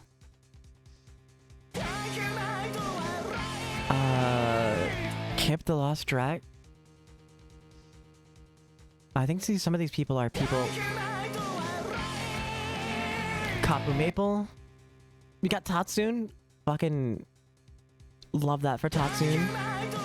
We got Here for All of It. Iburi. And you got Wise on Ustream, son. Thank you, thank you, thank you.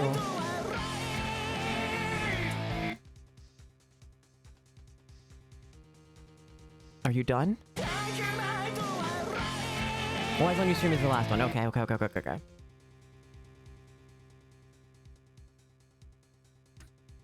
Thank you for Hype Train? What a way to say fucking hello. Hi. Thank you. Christ. One person Hype Train.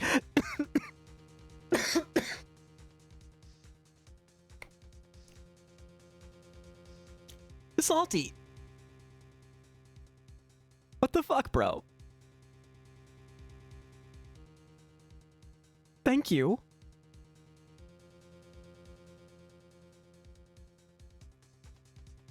I don't know how to handle these. I don't know how to handle this. I'm gonna be so real. I don't know how to handle people just throwing money at me.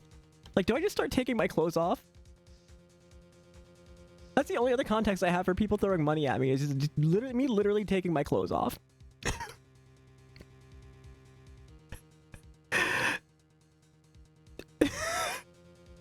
What?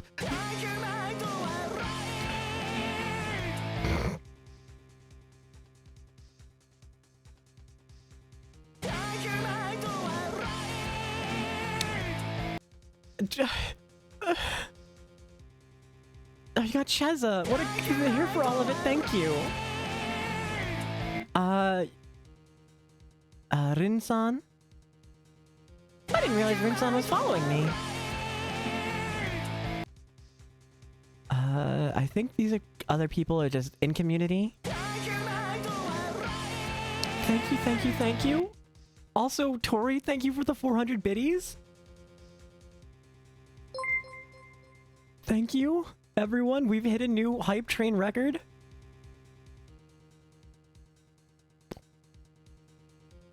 You're gonna make me fucking cry on stream, dude. I don't know how to process this. I never feel like I say thank you enough.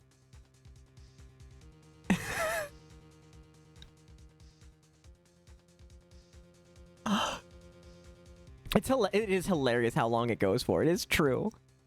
I don't know how to make it so that it only goes off once for like a 5 gifted. But also, I kind of like that it goes off for every person because I feel like they should all be individually recognized, you know?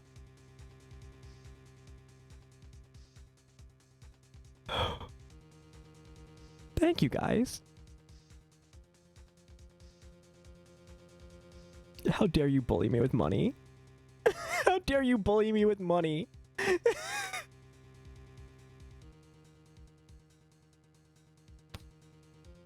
I feel very loved.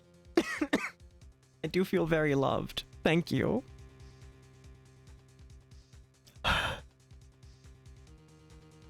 You get supported, nerd.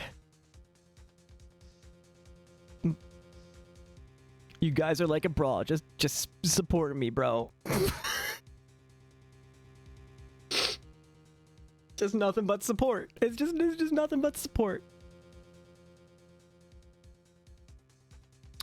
I'm the one streaming. Don't I have to look at you? You're on the screen. What do you mean don't look at us?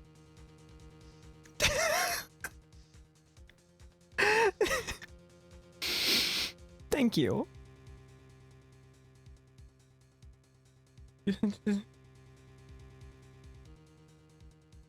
You still attached? Are you just one abnormally longer hair than everything else? Oh, now it broke. There it goes.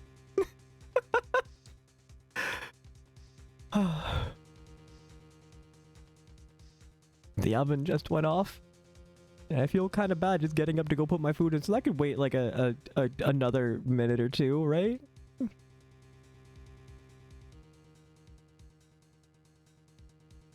Are we...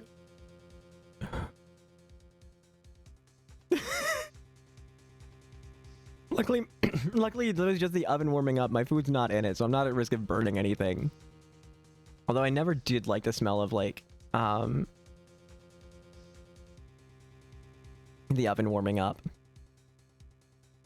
You threw $1 at me earlier. You did more than enough. I never expect money to be sent to me or anything.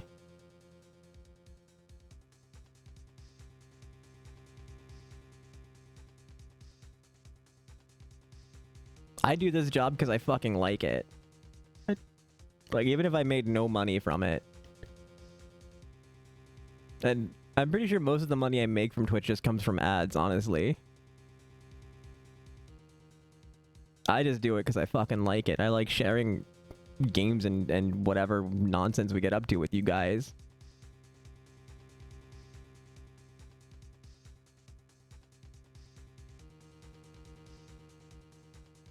Thank you, everyone.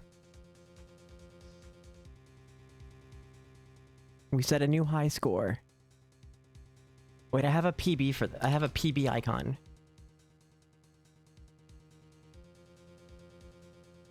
I have a PB emote for the new high score.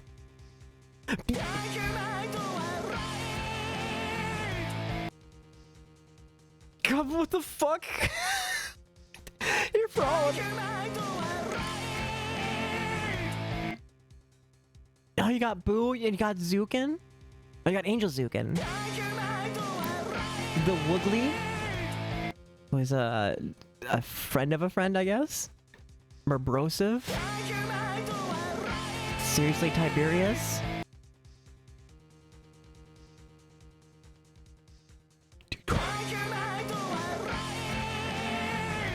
Thank you.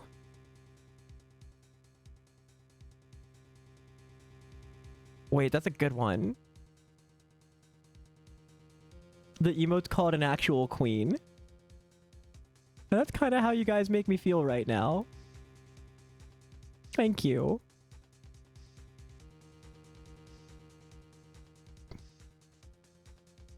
Hell yeah, high five on the emote here for all of it. I'm gonna go step away for a minute to go put my food in the oven and try to like catch my breath, okay? Be right back.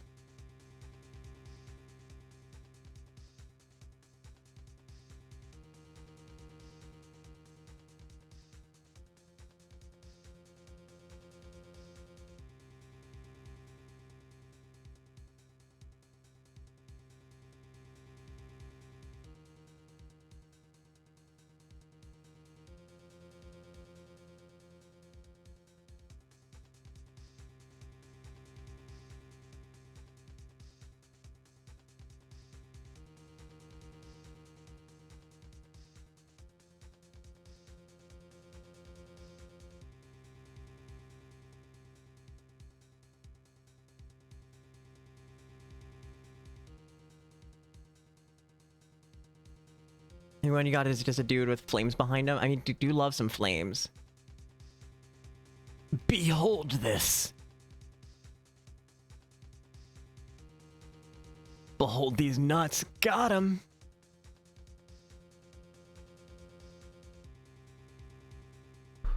Okay.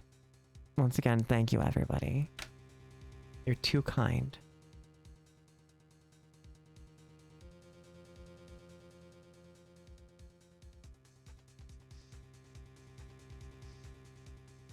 I think we almost unlocked a new emote.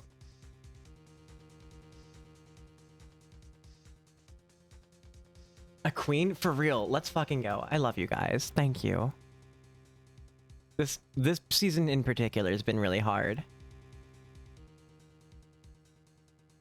And it was good to be supported by everybody. It helps. Not that like I need monetary not that I need like monetary support as like a sign of love or anything, but like just knowing that you guys fucking care. It helps a lot, you know? You're trying to think of something nice to say, but words hard. Dude, that's how I feel every time you guys throw money at me like this. Welcome to my fucking world, dude. You guys just ran 2 trains on me today. I normally have to pay for one of those. And you did 2 of them to me.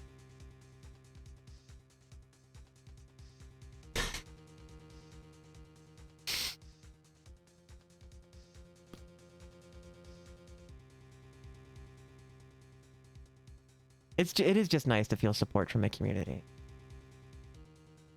I was talking last night. I posted on Twitter and Blue Sky about it. That just like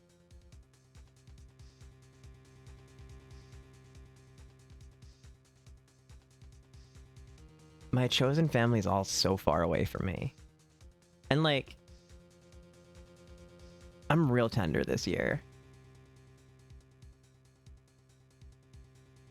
And like with losing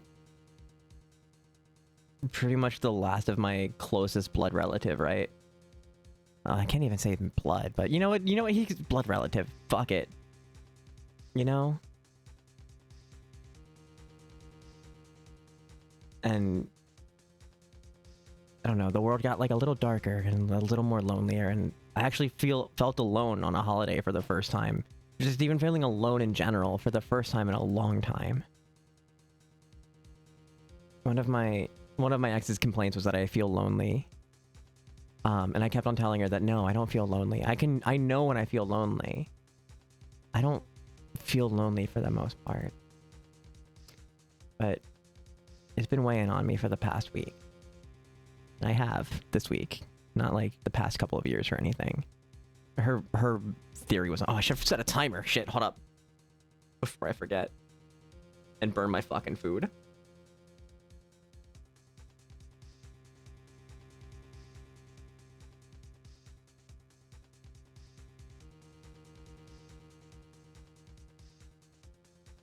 So knowing I have so many people surrounding me, so many good people surrounding me, really helps keep the light on in my soul, you know?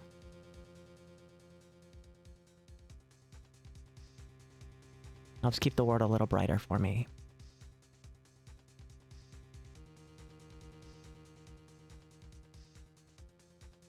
If you had a car, you'd drive over to me right now and give me a big... I appreciate it.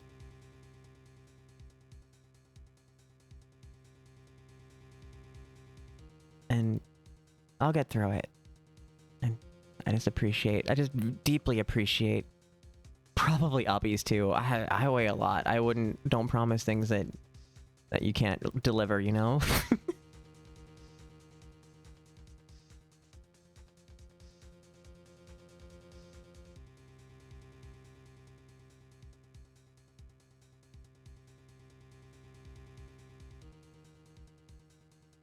Not available. Girl, it's okay.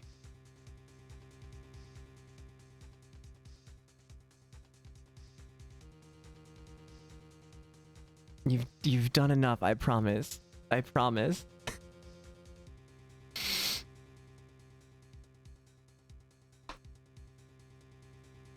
Yeah, I imagine not much is open, or if anything that is open, it's probably closing kind of early today.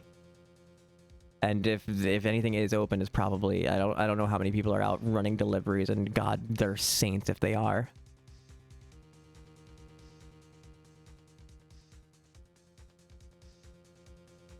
But I do have food. I did plan for this because I plan like this is my holiday plan every year, right? Even last year when I actually had like real plans to go see real like people in big tips for that, for real. Like if you get delivered today, fucking tip your drivers well.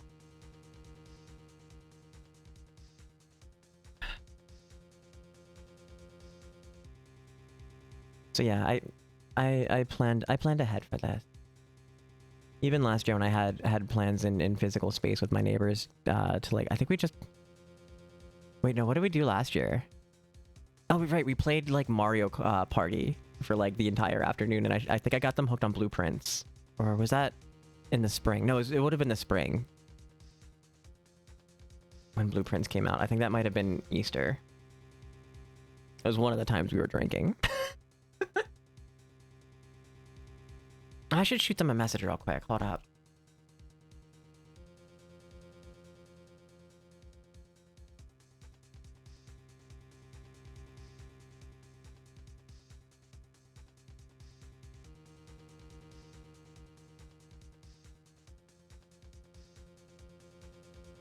I have streamer mode on. I can't tell who.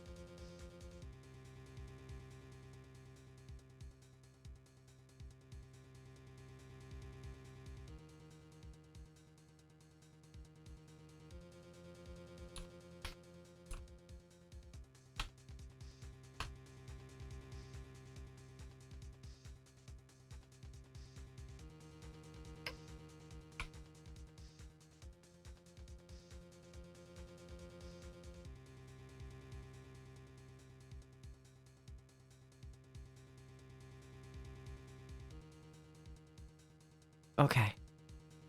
Now that I've composed myself a little better. We've got a murder to solve, gang. I don't know. Could he be an innocent defendant you got declared guilty or something? Nice, right? But I don't remember that old man. Not at all. So, he was following this letter then? Which means there was someone else behind it. Now is the time to get revenge on the two men who ruined your life. Moita solving time! Two men, meaning myself and Robert Hammond. It also says that this is your last chance. Last chance? Wait, maybe... Maybe he's talking about the statute of limitations on the DL6 incident. Wait, that old man. What is it? Do you know who he is? Yogi. Could he be Yogi?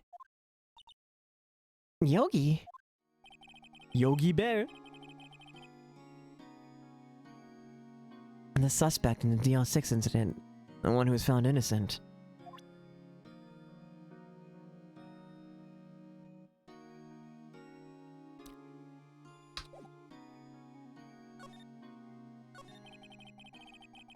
Yanni Yogi was a court bailiff at the time.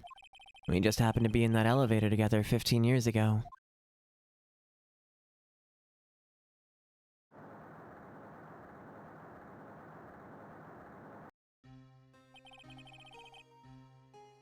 The quake was incredibly strong.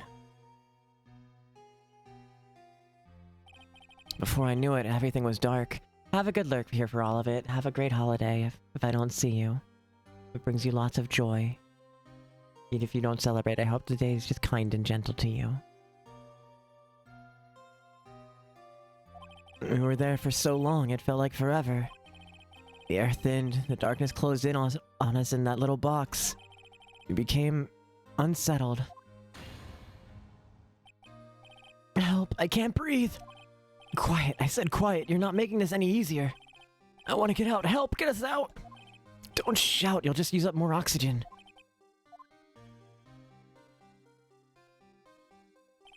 That's all I remember. When I came to, I was in a hospital bed staring up at the ceiling.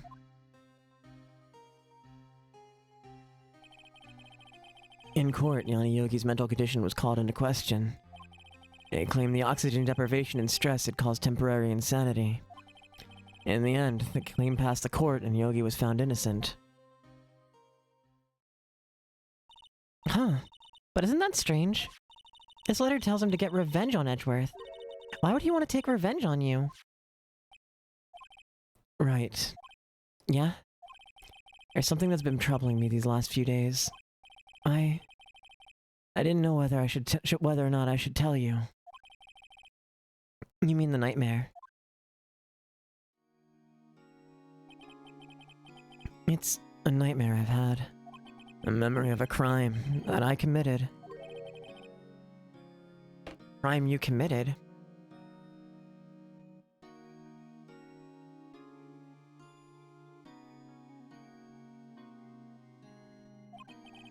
A memory of a murder.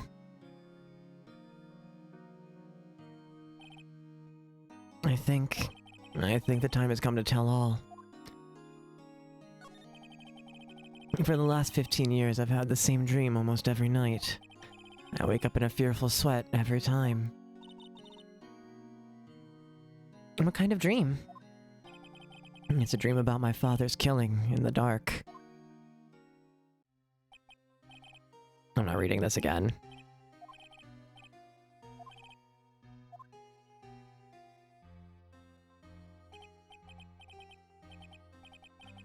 I can't... Come on. What are you... Stop breathing my air! No. Father! He's attacking Father! And then I see the pistol lying by my feet. I don't know if it was evidence from that day in court or the bailiffs. In a daze, I pick up the pistol. Get away! Get away from my father!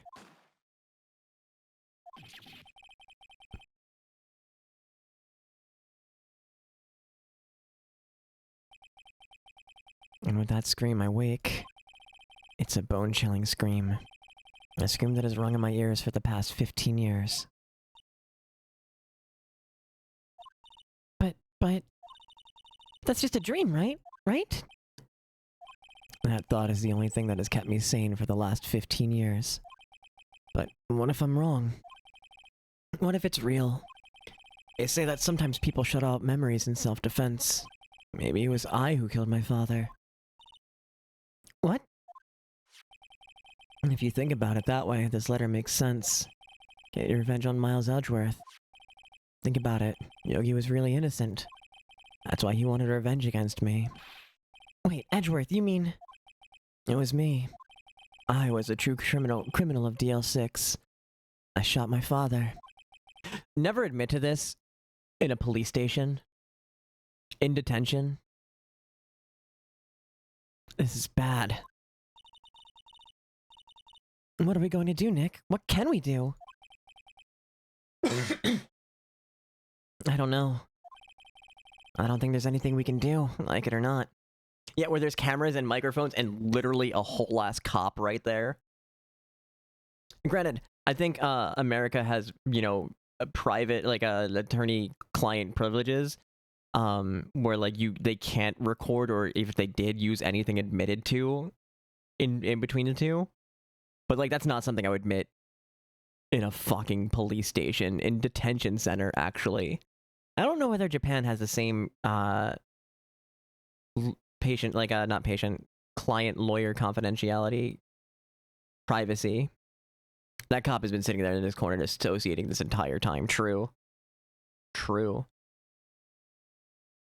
He's like mentally drawing doodles on the back of on the underside of his hat brim.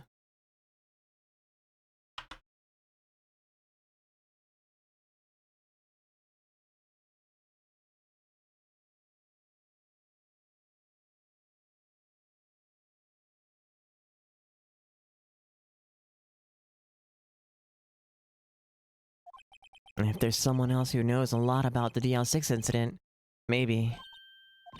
There is, Nick. There is someone else who knows about the DL6. So now we get to go see Grossberg. I actually don't know if we're gonna finish this chapter in time. Like, we need to get offline in like another 4 hours, and I'm telling you that it might not be enough time. This is a dense last day.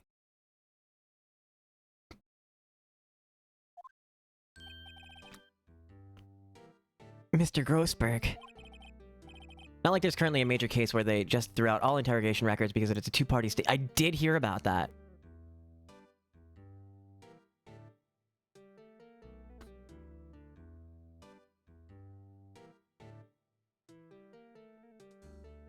I think it was posted in one other Discord that I'm in, and like, they definitely did not expect this to go to trial. I bet they were just absolutely hoping to bully him into like a confession or something. Cause that's sloppy. That's fucking sloppy. Hello there. What's wrong? You look troubled. The absolutely shit show this has become. No kidding. I can't believe you're not. My. Just calm down and tell me what's happened, hmm? It's Mr. Edgeworth. He... Crying noises. I see. So Edgeworth dreamed he shot his own father. It's only a dream. It's only a dream. Wait, I don't think that was actually... Was that a lyric in Mr. Brightside?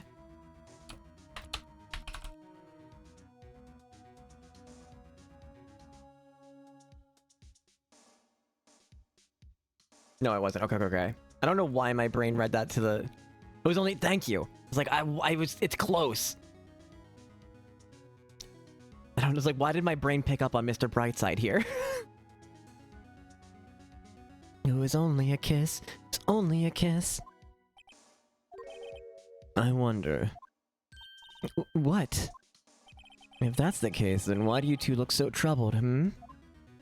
Well... Also, consider this.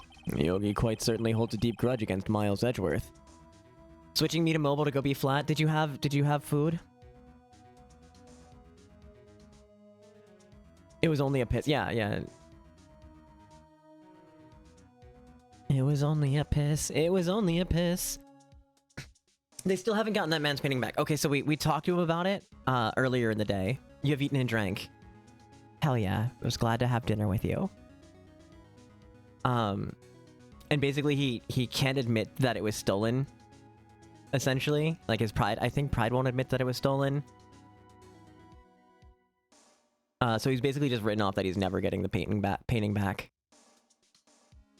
Price to pay for his hubris.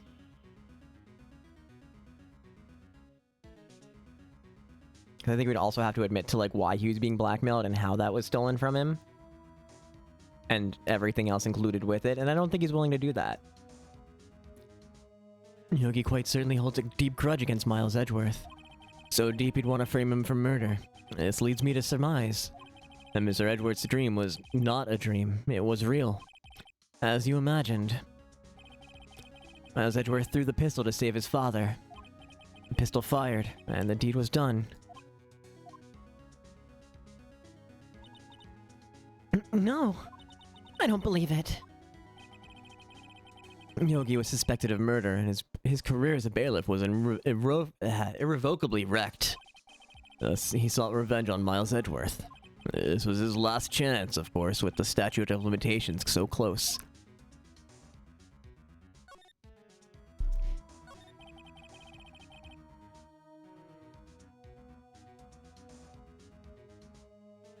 I forgot what voice I did for him already. What do you know about Edgeworth's father? He was a fence attorney without peer. It sounds trite, but it's true. Well, he may have had one peer now that I think about it. Your mentor, Mia Fey. My sister? Gregory Edgeworth was very disapproving of Mr. Von Karma's techniques. That's no surprise. Von Karma is an extreme man. Forged testimonies and evidence are nothing to him. The result, he has a perfect win record in court. To beat him, Gregory Edgeworth tried to call attention to his methods. And? He lost, and died in despair, as it were. I see. When Gregory Edgeworth was killed, the police called on a spirit medium. That was your mother, Misty Fey. I'm Gregory Edgeworth, and I have been killed. The one who shot me was the bailiff, Yanni Yogi. Yet Yogi was found innocent. That's when my mother left us. Everyone called her a fraud. That's right. Everyone thought she was, you see. Yet, now that I think about it, it seems the one who lied was Gregory Edgeworth's ghost. Gregory Edgeworth must have known who shot him. I don't believe it. Sorry.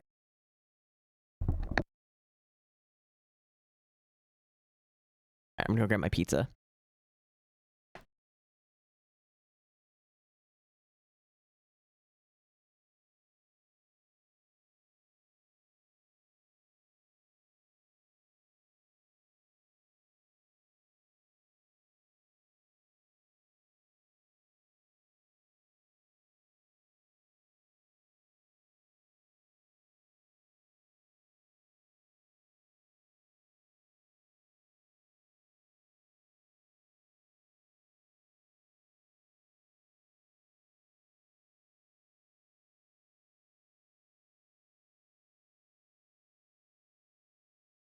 I've literally added like a pound of extra weight to this pizza and just cheese alone.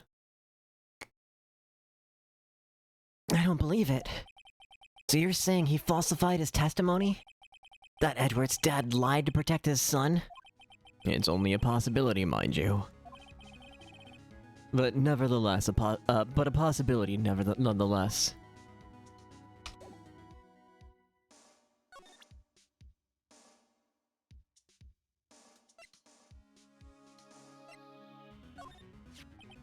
Oh, so this is the letter. It does seem that Yogi was following this letter. When he killed Hammond. But why kill Robert Hammond? Hammond was a skilled defense attorney, but he defended clients not for their sake, but for his own. His own sake? He never trusted his clients, that one. The only thing he trusted was his own ability. But he got his client found innocent, so why should it matter? Actually, my dear, it's quite different. He won that innocent verdict for no one but himself. Yogi was a free man, but socially he was ruined. Huh? You'll understand soon. Wait. What is it? This letter. I've seen this handwriting somewhere before, a long time ago. Whose handwriting was this? Do you have any idea who wrote this? Could it be Manfred von Karma? Von Karma? Why would he have something to do with this? Well, I'm not sure. Von Karma. Wait! You're right, my boy. This is Von Karma's handwriting, I'm sure of it. I used to see it all the time on court report. What? But that means... the one who told Mr. Yogi to kill was... Correct. Manfred von Karma himself. What does this mean, then? Why would Von Karma want to frame Edgeworth?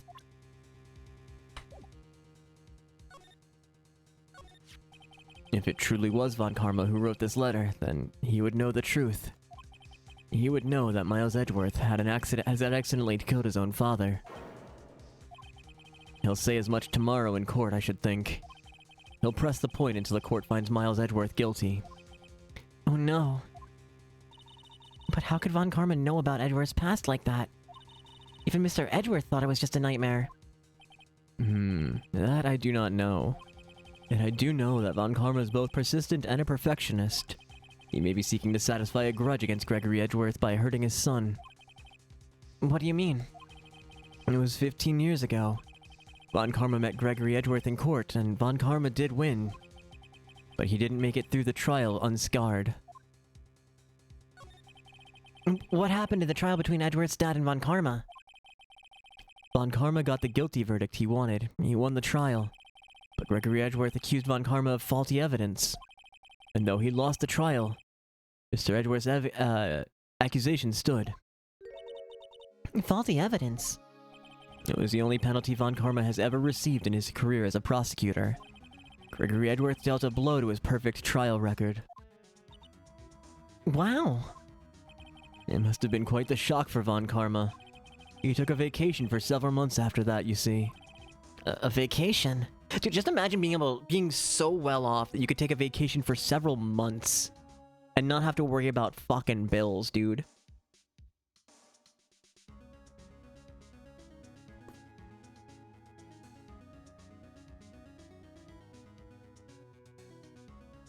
Sounds fake, right? Like, does he even need to work at that point?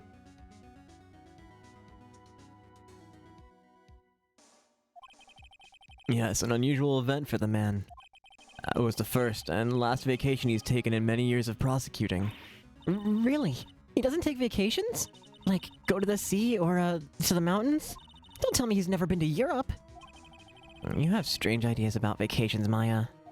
In America? People leave the country? For vacation? Sounds fake. In any case, that was the only time he took a vacation from work. I believe the penalty upset him quite a lot. Odd, if he wanted to keep a perfect record so badly. Why would he take such a long vacation? What do we do, Nick? Von Karma's going to bring up DL6, you can bet on it. What if Mr. Edgeworth pleads guilty to DL6? I won't let him. Yes, Mr. Wright. I hate to say this. You've been to Canada. Okay, but you're like right there, dude. Before passports were required.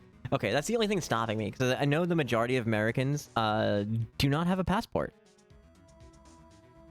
Like, statistically. Americans rarely travel out of state, let alone out of country. Which is wild to me. Like, I can't imagine traveling out of state.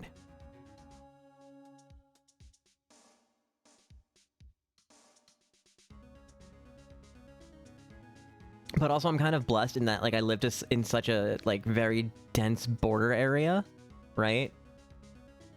Like, I imagine I probably wouldn't venture out of state if I lived in fucking, like, Texas or like, Minnesota or something like that, right? No, wait, no, not Minnesota, Montana. That's another big state. We did because you had family all... Yeah. I mean, like, I grew up in New Jersey, 10 minutes away from Philly most of my life.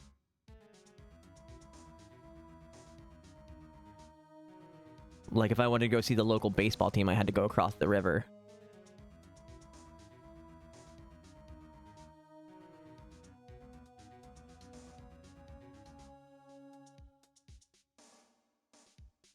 Your dad's family was in Chicago area, your mom's in Dover.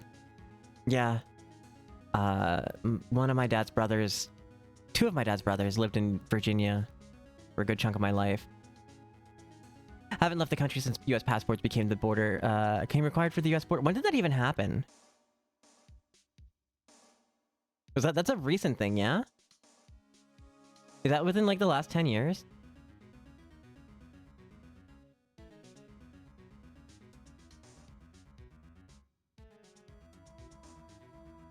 Because of 9/11. I definitely remember not needing a passport to go to Canada after 9/11. Like, I definitely remember being outside of high school and, like, hearing that I didn't need a passport to go to Canada. But maybe my timeline is fucked because I don't remember shit, honestly.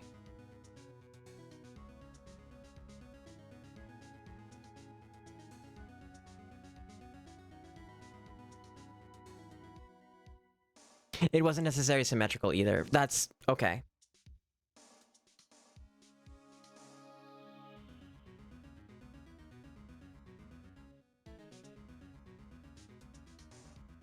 So it probably would have been required for you to have one to get into the States, but not required for me to get into Canada.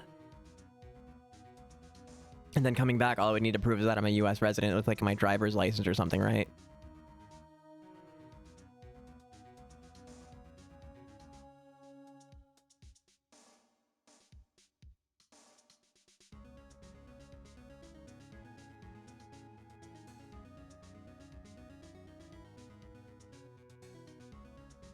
But even accidental murder is murder, you know. I know that. I just believe in Edward's innocence. Getting into the US as a citizen has always... Yeah. I can't believe he'd kill someone. The line accidental murder is still murder is wild to me, because imagine living in an area where the justice system goes, we don't care that it was an accident or self-defense or any sort of shit like that. You did a murder, so punishment.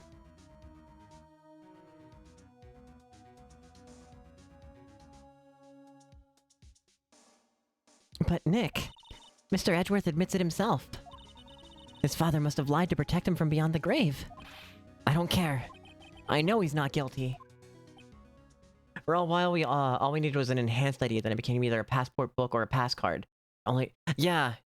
I remember Ash was yelling at me because I was talking about getting a pass card because it was just cheaper. And she's like, don't do it. It's fucking useless. Just get the book.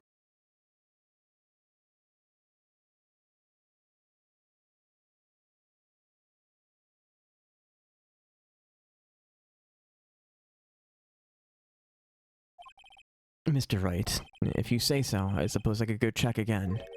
The police files might hold something of interest. Mr. Grossberg, thank you. I can't promise anything. In fact, I think the chances of finding something are slim. I understand. The police materials, huh?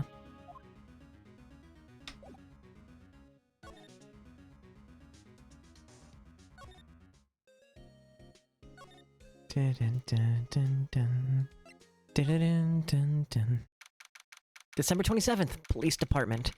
Criminal Affairs. Also, Salty, was your message after donating the Merry Christmas at the point of a gun post that I made? Or that was also at the start of this chapter? Nice touch.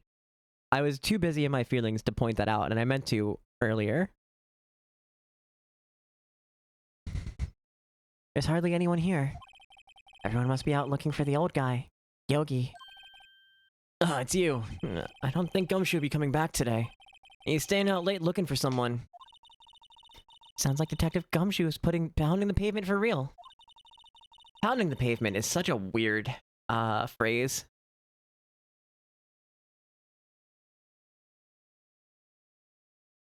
EDL still gets you into Canada, but we no longer have any provinces that issue them.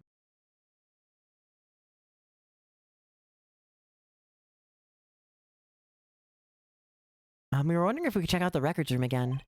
Well, for now, I can't just have anyone wandering in there. But I guess Mr. Von Karma's in there now anyway. You can go in as long as he's there. Von Karma? Yes, he just arrived, actually. Von Karma's in the records room. Nick, let's hurry.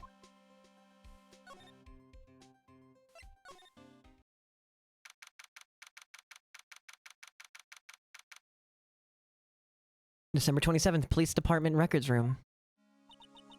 Dusty as always. We were only just here yesterday. I'm sure they haven't had time to clean. What's wrong, Nick? Nothing. I was just noticing that he isn't here. Von Karma. Huh? One of the doors here is open. Someone must have been looking in it recently. The label says unsolved cases. Evidence. Unsolved cases. Nick! The file for DL6, it's completely empty. What? What are you doing in here? Von Karma. You. How do you know my name? Huh? Have we met? What are you saying? We see each other every day, don't we? We're Miles Edgeworth's defense team? Defense team? Ahem. I beg your pardon. You see, I rarely remember defense attorneys. They're like bugs to me. Needless things to be crushed. I can see how this guy was Edgeworth's mentor.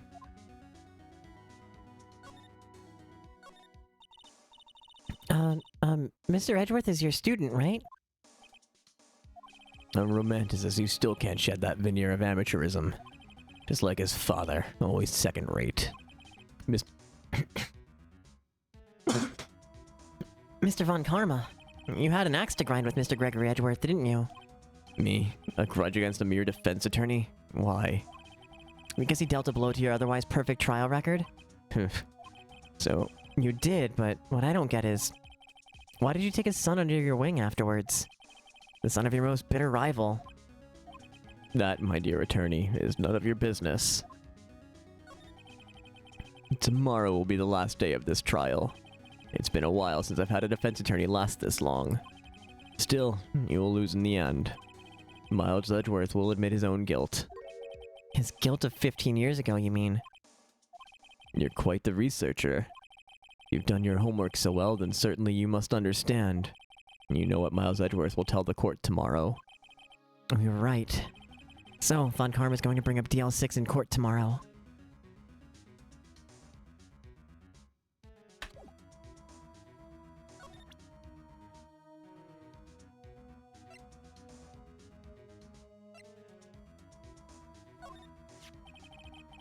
Mr. Von Karma, have a look at this. This was you, wasn't it? You instructed Yanni Yogi to commit murder. Yanni Yogi. How many years has it been since I've heard him called by that name? He's a fool. I told him to burn it after he read it. So you admit it? You wrote Mr. Yogi this letter? Yes, my dear defense attorney. Thank you for taking the trouble to bring it to me. You've saved me from a lot of needless hassle. What? Nick, what is that thing? A stun gun. For self-defense, usually. Indeed. 600,000 volts will course through your body like a dog touching an electric fence. 600,000? Oh, don't worry. People don't die from it, usually. Now, give me the letter. No! What are you... What? Wait, hold up. What are you? Nick, run! I'm not doing screams. Maya! Out of my way.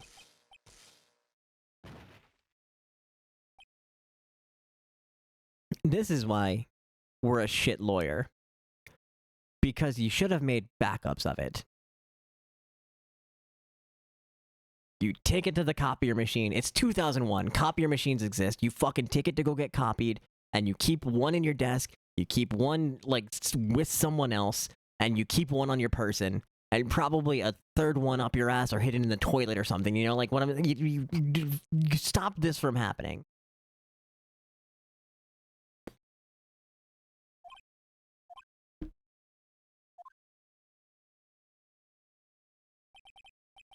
He got us. The letter's gone, of course. And he took the DL6 evidence. All of it. Back to having no clues. Wait, Maya jumped first. Maya! Is she okay? Maya! Maya, open your eyes. Maya! The letter, did he take it? Huh? Oh, yeah, are you okay? I couldn't stop him. I jumped as fast as I could, but one shot from that thing knocked me out cold. I'm useless. I'm no good as a lawyer or a medium. Can't even call my sister. 321, at least 3 copies, 2 different media types, and at least 1 in a different location. True.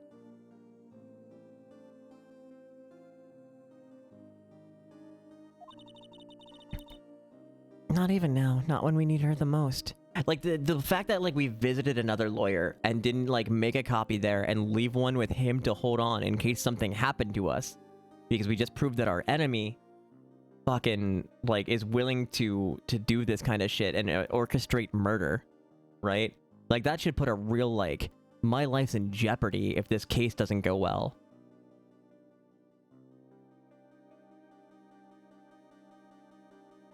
I would have, like, you have a contingency plan for that kind of shit. If I die, publish this, because this man did it. And it's wild that, like, Phoenix is like, oh yeah, this dude totally planned a murder with someone, and told someone to commit murder and orchestrated this. And we just kind of, like, didn't worry for our own safety. Not even now, when we need her the most. I wish I hadn't woken up at all. Maya! There has to be some way I can help her. I better do something about her self-confidence first. Maya, she is holding something. What is that? A bullet? DL6 incident, evidence number 7, taken from the heart of Gregory Edgeworth. I remember. Von Karma was holding this when Maya jumped him.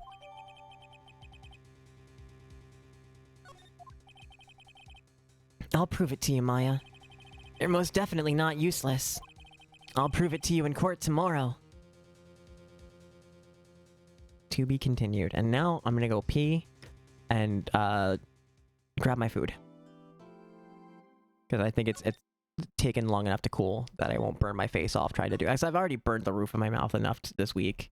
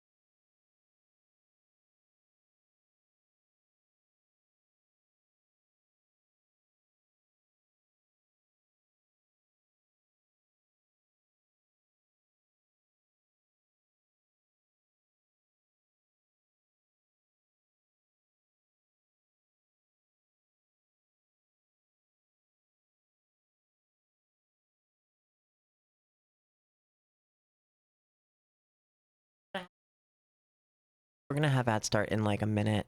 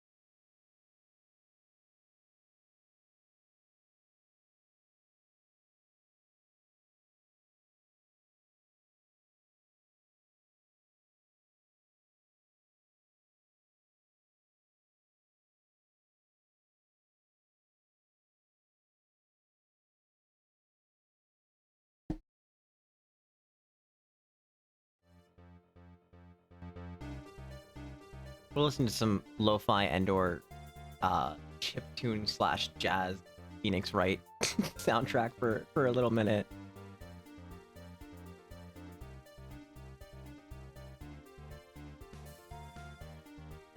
I've got. Look at how much cheese I load. Like that is just pure cheese on top of bread. I've added an entire bag of. Katya, thank you for 9 months. That's a whole Twitch baby, dude. Thank you for 9 months of your support, my friend. It's good to see you. Merry Christmas if you celebrate. Happy holidays if you celebrate something else. I hope the day and the season is kind and full of joy to you.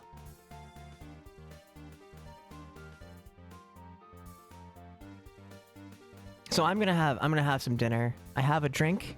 If you're not eating now, it's fine. But like, hey, you're not alone, right? You're having dinner with someone. Cheers.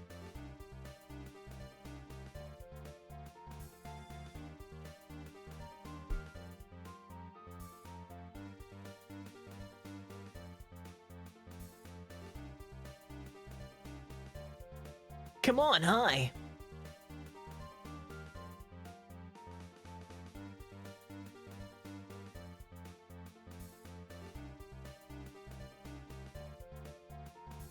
Little anxious because 30 minutes past time, they said. Can you shoot one of them a text message? I mean, I would assume traffic, because holiday travel always sucks ass. You're gonna be lurking while you work on crocheting a sock for yourself. Yo, hell yeah. Make that good sock. I hope you're making more than one. I'm not an expert on feet. And I don't claim to be. But I'm pretty sure you should probably wear more than one. You should probably have more than one, you know? Just did probably traffic. Yeah.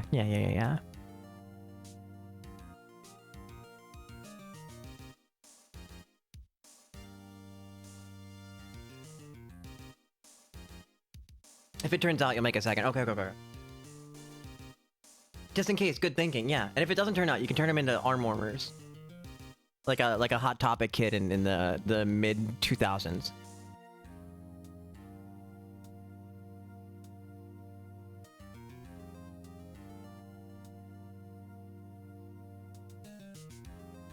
I'm full of solutions.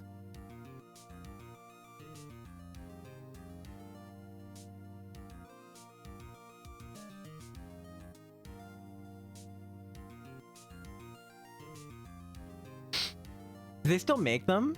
Are they still like actively sold? Does emo culture still have like a grip on people like that? Well, I guess goth culture too.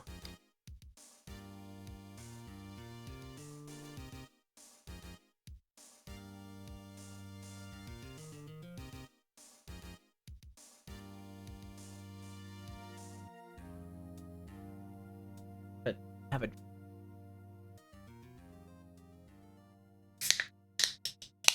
not in stores usually, but I mean, like, yeah, 20, oh my god, almost 20 years ago, they were everywhere. They were fashionable culture at the time.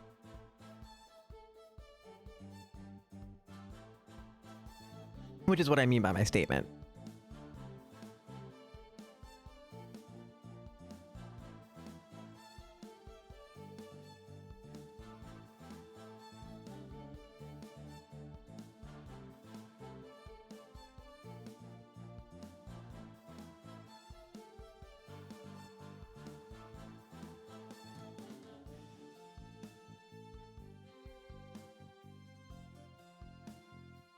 Wait, Katya, I just saw the emote that you used in your resubscription. That's adorable. I love your little rock lobster.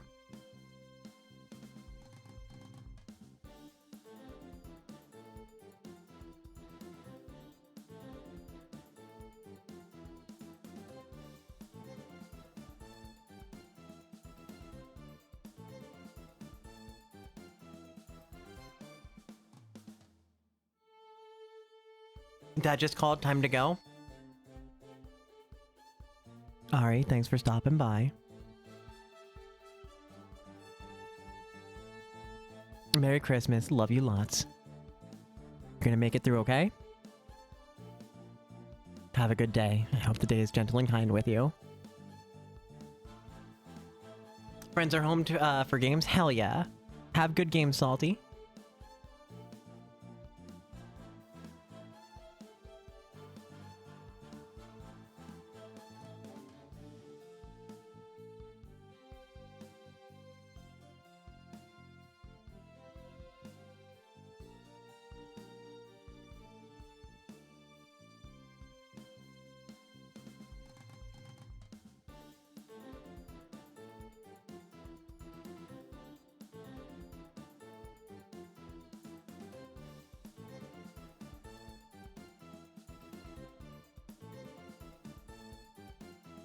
Oh, the soundtrack for this is so good.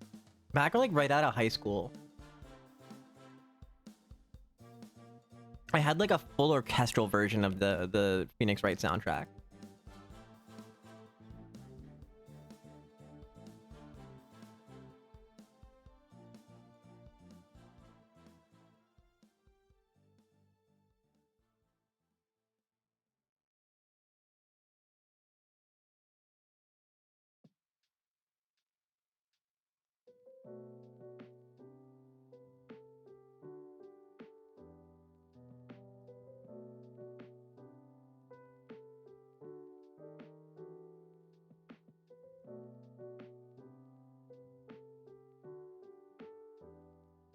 I don't know if I can find that album, but it was real good.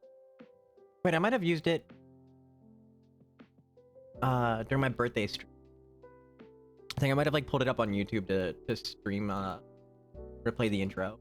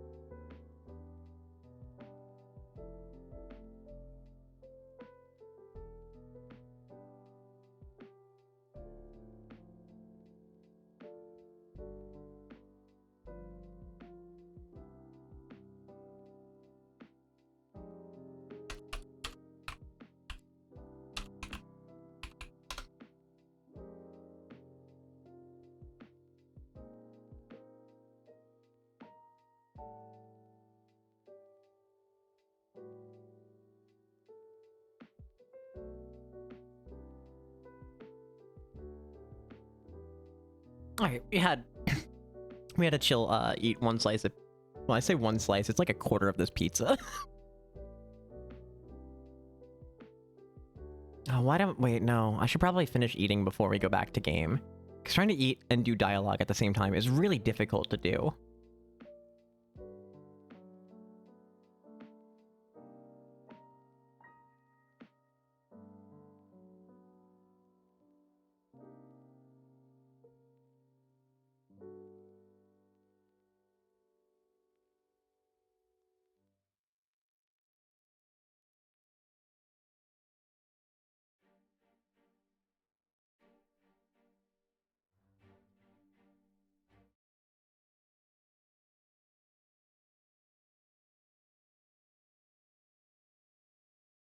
Did we save here? I don't remember. Double tap. Double tap the save.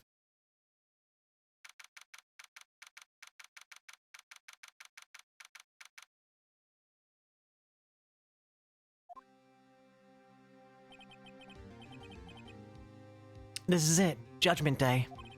Today things are gonna get settled. At last. A lot of things. What's the big idea? Sorry, Nick. I only touched your shoulder. I guess the shocks hasn't worn off from my run-in with the stun gun yesterday. Anyhow, today's the last day of the trial. Good luck, Nick. Yeah, thanks, Maya. Edgeworth is looking glum as always. I hope Von Karma doesn't push him too hard. What are you doing? Sorry. I'm sorry. I just thought I'd cheer you up with a pat on the back. Maya, maybe you should go outside and discharge. Right, good idea. Try not to electrocute anyone on your way out. Whoa, yeah, pal.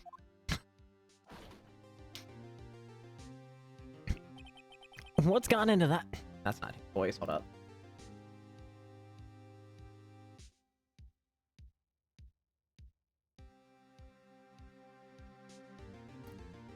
What's gone into that girl? Detective Gumshoe. Morning, Mr. Edgeworth. Good morning. How did it go, detective? How did it go, detective? Have no fear, as promised, I captured a runaway caretaker. Just brought him in, took all night, pal. Thanks, Detective Gumshoe. You must be tired. Actually, after all that shock I got on the way in, I feel pretty good right now. Yogi says he's forgotten his own name, but that has to be a lie. Why would he want revenge on Edgeworth if he couldn't remember his past? He does remember, and I'm gonna prove it.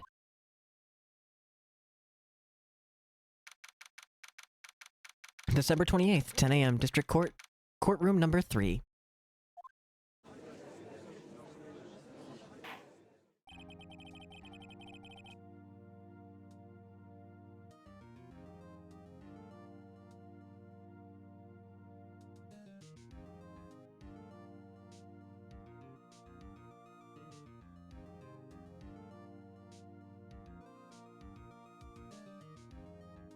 Court is now... what voice did we give him? It was all right. Court is now in session for the trial of Mr. Miles Edgeworth. The defense is ready, Your Honor. The prosecution is ready. Right. Very well. We have reached the final day in our proceedings in this trial. I ask the prosecution submit decisive evidence. Understood. Come on, don't be awed into silence every little thing he says. Very well, Mr. Von Kammer, your opening statement? Right. Thanks to Detective Gumshoe's efforts, the boat rental shop caretaker has been arrested. Yesterday's trial, the defense asserted that the caretaker was the murderer. However, the caretaker has yet to confirm this. I would like to ask the defense to cross-examine him as much as necessary. Very well. Please bring in the witness in the courtroom.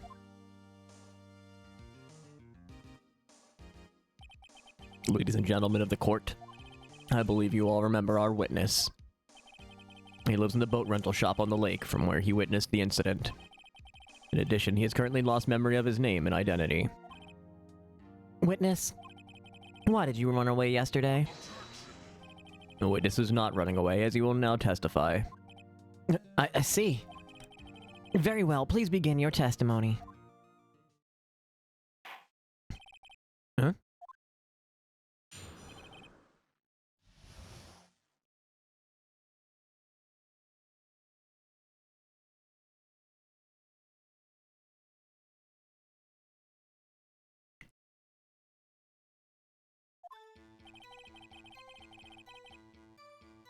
I'm really sorry about leaving yesterday like I did. I wasn't running away or nothing. I, went to buy some food for Polly, see? I figured I got nothing to do with this incident anyhow. I mean, I need one of those motive things, right? And I don't got one. My testimony yesterday stands as is. Very well. Very well. Let's begin the cross-examination, shall we? He has to know his name. Yanni Yogi. You're Yanni Yogi, and I'm gonna prove it.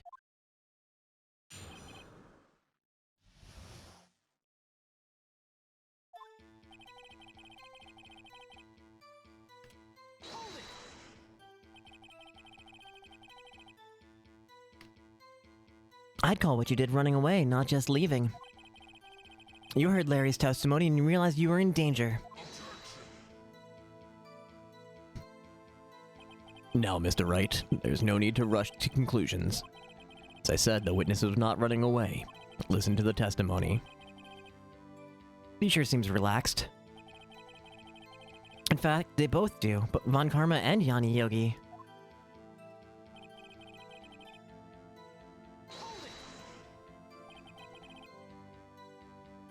Then why did you leave?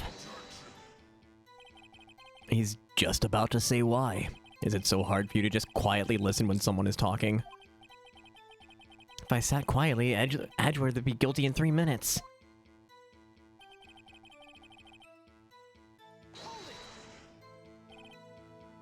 Food? Well, Polly's a bit of a gourmand, you see. She can only eat these high-quality bird pellets from France. They only have them in the big pet shop downtown. But you weren't arrested until this morning. Why didn't you go back to the caretaker shack? Well, I kinda got lost, you see. The witness has trouble remembering things sometimes. When the police apprehended him, he was on his way back to the shack. Yeah, right. Nice try, Von Karma. No one's gonna believe that. I see. I was lost. Please, Your Honor, come to your senses.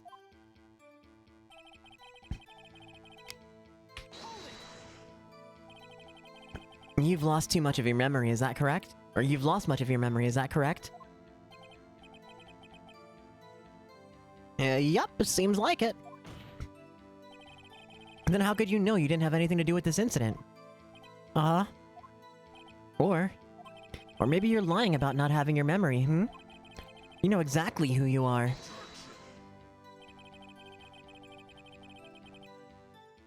The witness has testified quite clearly that he has no memory of who he is. You claim he's lying to show the court proof. How am I supposed to prove what's going on in that old codger's head? That's impossible. I'm glad you've come to your senses, Mr. Wright. Very well, witness. Please continue. I'd need one of those, How can you say you have no motive? I say you do. You had a grudge against Edgeworth and the victim, Robert Hammond. That's why you took revenge on them. Please don't make me repeat myself, Mr. Wright. This witness has no memory of anything beyond several years ago. He can't hold a grudge. It's impossible. Have to prove he's lying about his memory. Otherwise, it's going to be the same thing over and over until this trial ends. Might I say something, Mr. Wright? Yes, Your Honor? You've been saying the same thing now over and over. You've been calling the witness's memory of the past or lack thereof into question. But does this really have anything to do with the current case? Of course, Your Honor. The witness has said that he has nothing to do with this case and no motive. And both of these statements are lies. Order. Mr. Wright, there is a serious problem with your claim. Or are you saying you know who this witness is? Of course, Your Honor. Oh, now this is interesting. I would like to know myself. So, who is he? Don't play dumb, Vine Karma.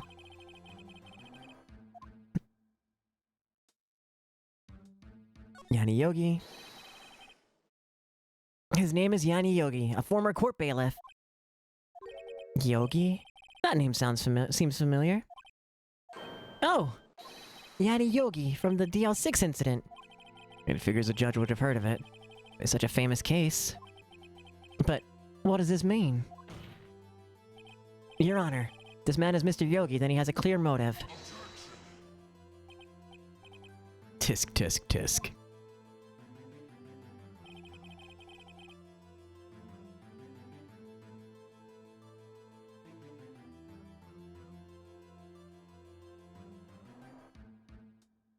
Jumping to conclusions again, Mr. Wright.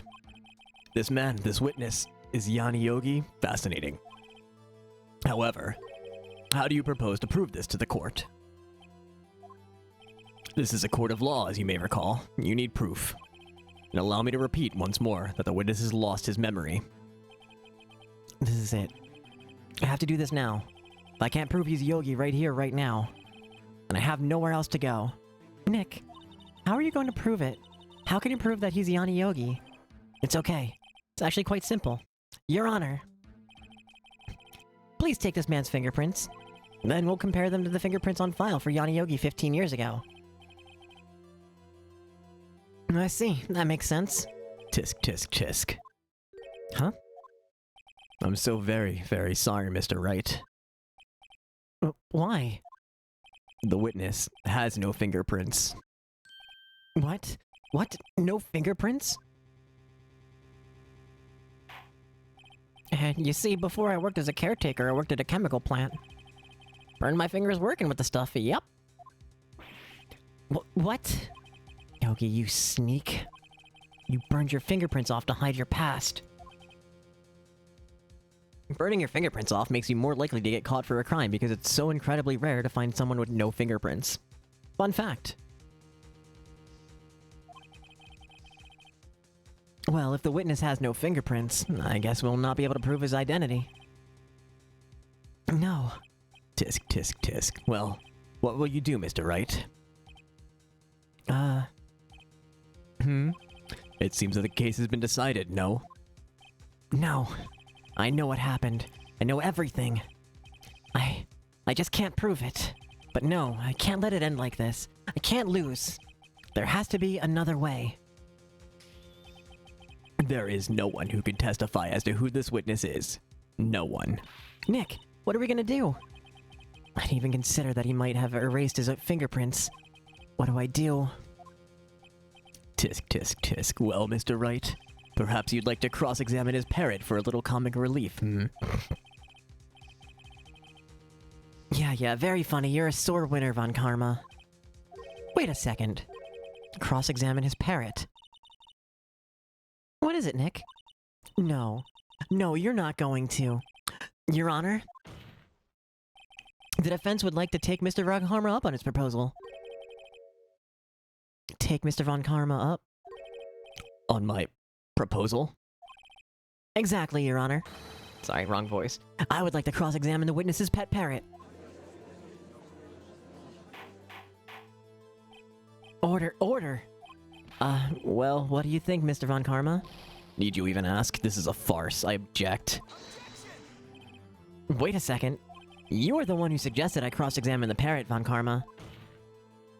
I have a right to do as you suggested. Well, if you're so desperate, then please be my guest. Of course, should you go through with this, and nothing come of it, then I hope you're ready for the consequences. Nick, this is crazy. Well, still want to go through with your little game? Yeah, I'm doing it. We're calling a parrot to the stand. Let the parrot take the stand. I'll cross-examine her, Your Honor. This is the most ridiculous thing I've ever heard. Von Karma's rigged every person's testimony, every piece of evidence. Except the parrot. My last chance. At least, I think so.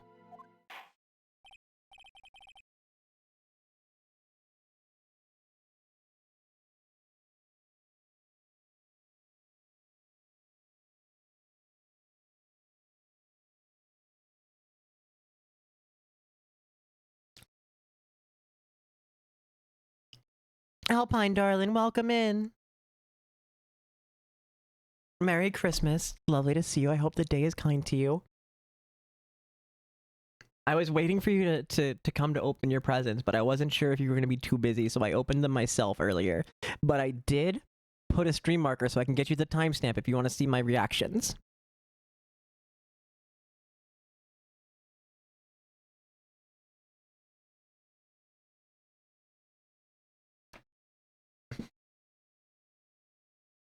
I got you, darling.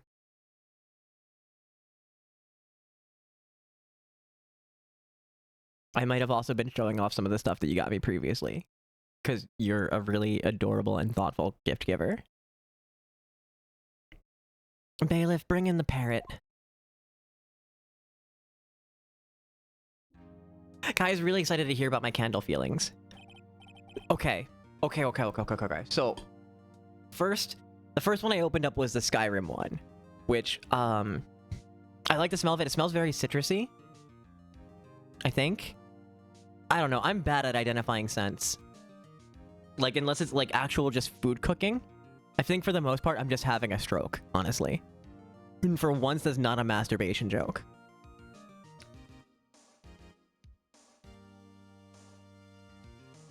Chill Vibes Only is really nice. Is this the one that... It kind of smells like vanilla and something? But I can't quite place it. I think the dog wearing a flannel and oversized glasses is pure joy. The second one I opened was the Bigfoot is real and he tried to eat my ass candle, which I adore you for that. Still smells like smoky wood to me. I'm excited to burn it and see if I can identify it better. The last one, like by chance, the last one I opened was the Christmas one, which I thought was deeply funny and perfect for like something complete happenstance. And I still think it smells like walking into like a specialty Christmas tchotchke shop or like a craft store. Like it smells like kind of walking into Joann's Fabrics, kind of. Especially around the holidays.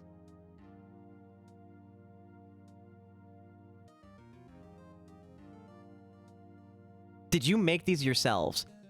Did you like... Did you put them together? Like, did you use like a company or something? Or did you like actually... Because it wouldn't surprise me if you were just like, yeah, me and Kai learned candle making like 3 weeks ago. So fuck you, we made candles for Christmas. Because that seems entirely on brand for you.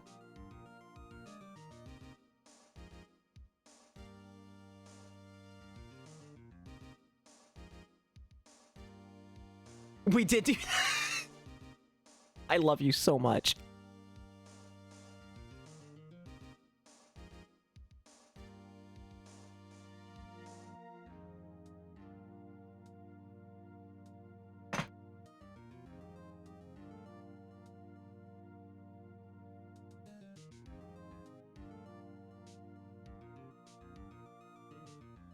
I will legit treasure these.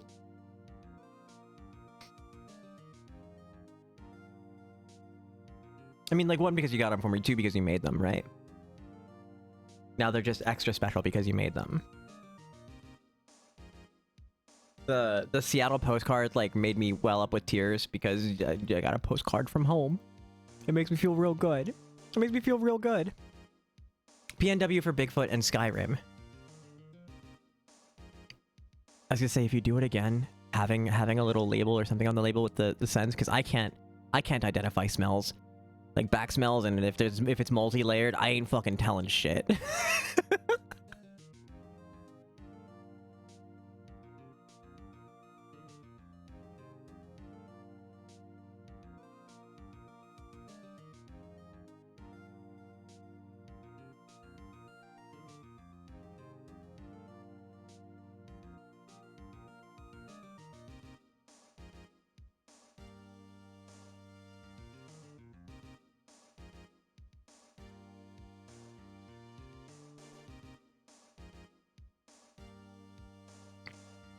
Your opinions and views are important. Intent is not a substitute for perceived reality. True. Intent sense for our PNW for Bigfoot and Skyrim. Are they the same scent? Because they smell wildly different to me.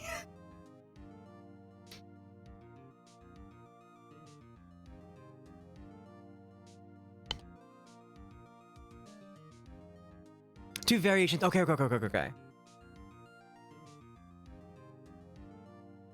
Like, I feel like the Skyrim one, because the way I described it earlier is it's kind of like citrus and patchouli, which does kind of fit like a vibe for PNW in my opinion.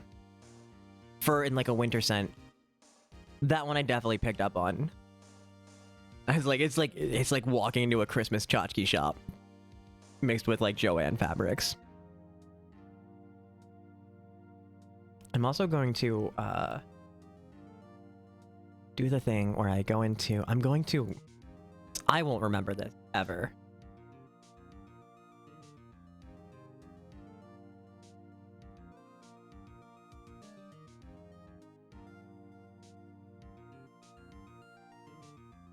Gonna go into mod view.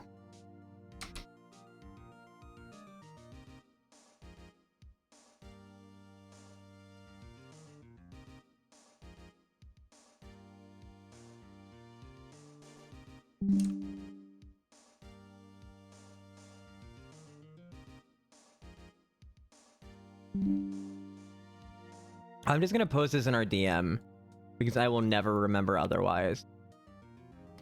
And I've been asked about the scents multiple times.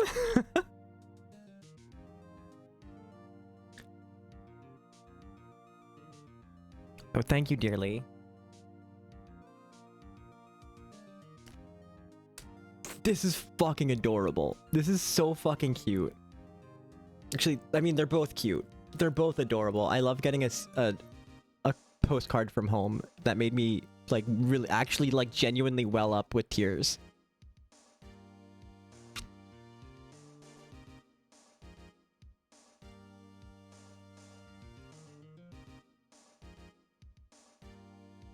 Especially because it's, like, the same kind of vibe as, like, my like, stream. I showed off the Gengar sticker and the Sailor Moon arts that you got me last year.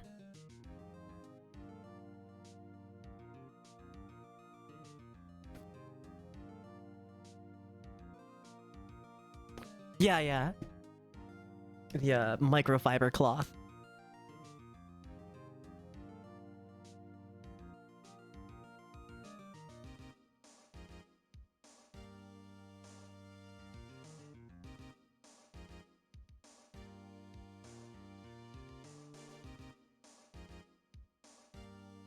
Wait, why sad face? No sad face.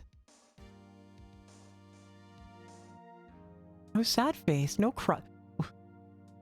You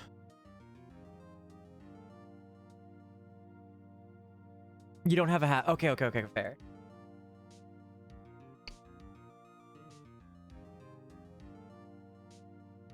What cries do I have?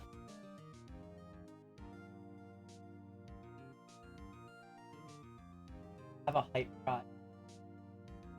I do like Yoshio cry. It's real good.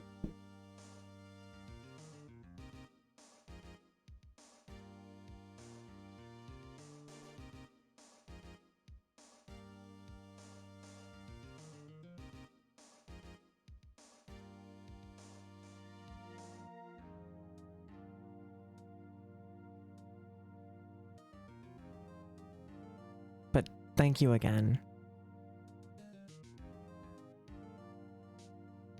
I haven't cracked into the cookies yet, because last night was definitely like eat half a pint of ice cream in one sitting kind of vibe.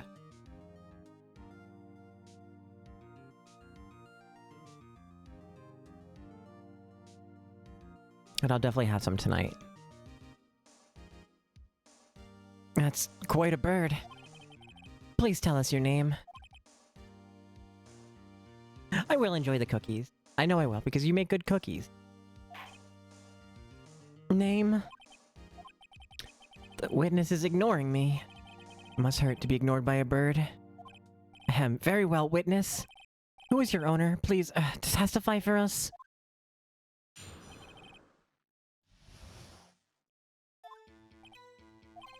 Hello, hello.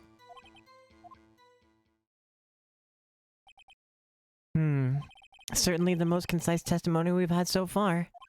Very well, begin your cross-examination. Right, it was supposed to be more Matthew McConaughey for some reason. Right. What are you going to do, Nick? I don't know. What do we do, Maya?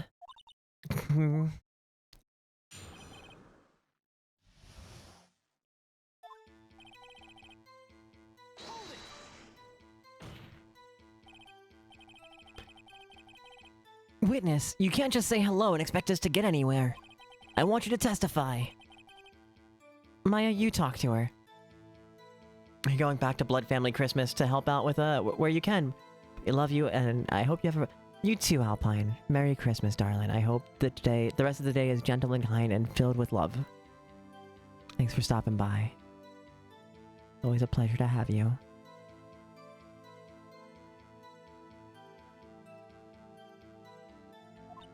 Right, what do I say? What's your name? Maybe I should get her to say your name. Polly, Polly. What's your name? Polly, Polly.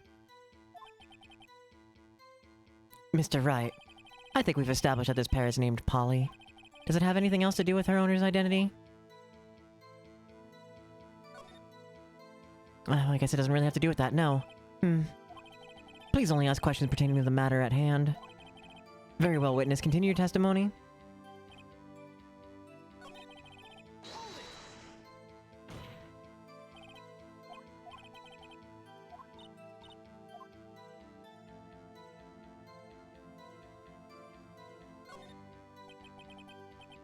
As I recall, 2 days ago. Polly, Polly, have we forgotten something? Don't forget DL6! I can get Polly to say that here. That'll prove the caretaker had something to do with DL6. Solru, good morning! Happy holidays, Merry Christmas if you celebrate. Polly, have we forgotten something? Hello, hello! That's not what you're supposed to say. Forgot something? Something we forgot? Hello, hello! It's not working, Nick. She won't say it. This is ridiculous. Why won't she say it? Tisk, tisk, tisk. Something the matter, Mr. Wright. Wait. Don't tell me Von Karma expected this. He couldn't have retrained the parrot, could he? Did he train her not to respond when we asked if we'd forgotten anything? Well, I guess we should try to get some information out of her. We need to show the judge that the owner is Mr. Yogi. Thank you, Soru.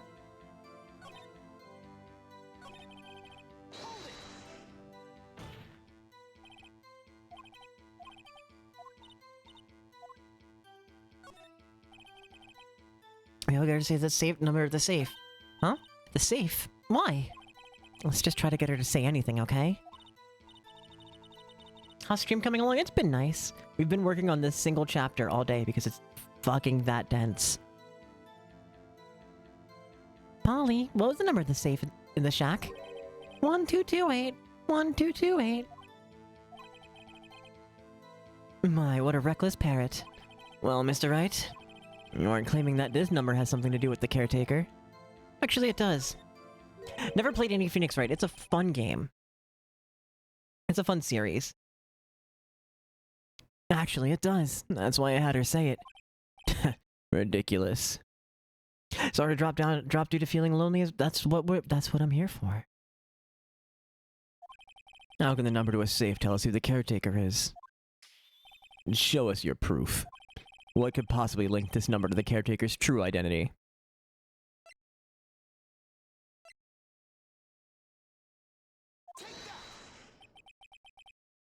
The DL6 case file? What is this obsession you have with that case? Mr. Wright, where in this file is something relating to that safe number?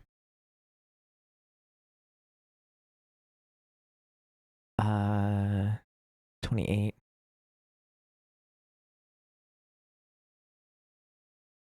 It'd be case summary, yeah? It's on the case summary page. The case summary? Specifically, the date in which the DL6 incident occurred. The date of the incident, December 28th. Why, that's today's date, 15 years ago. And the number on that safe is 1228. Ah! He used the date of the DL6 incident as the number for this safe, Your Honor. That's how important that date was to him. I see.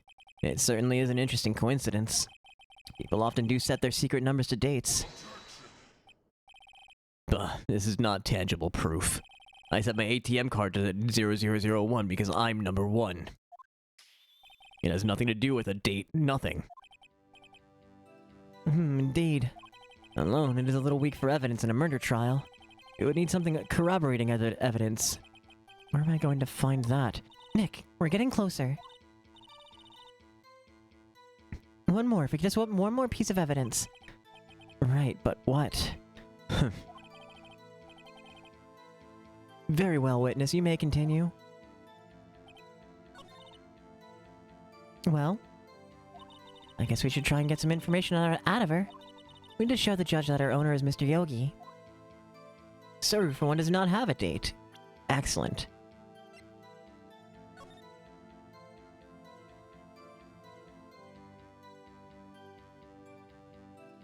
I don't... The translator is set to not translate things with,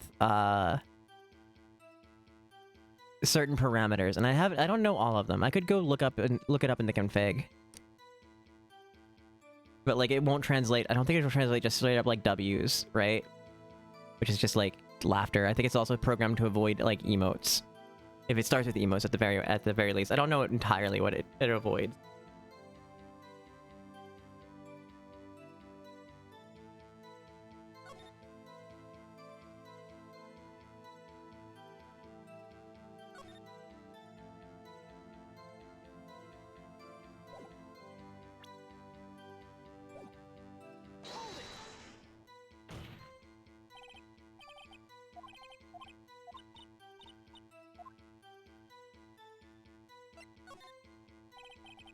What's the plot here? What kind of case? They're all murder cases. And we are a defense attorney?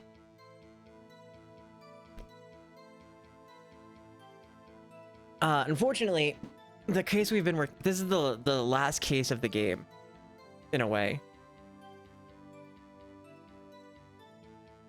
This specific version came with like a bonus chapter that references other characters from another game. Trying to defend them, we're trying to defend people accused of murder, because people being accused is different from being an actual murder. But I think at one point we do represent a murderer.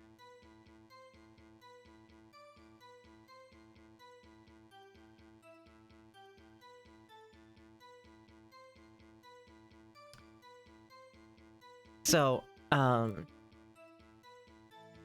to best describe that?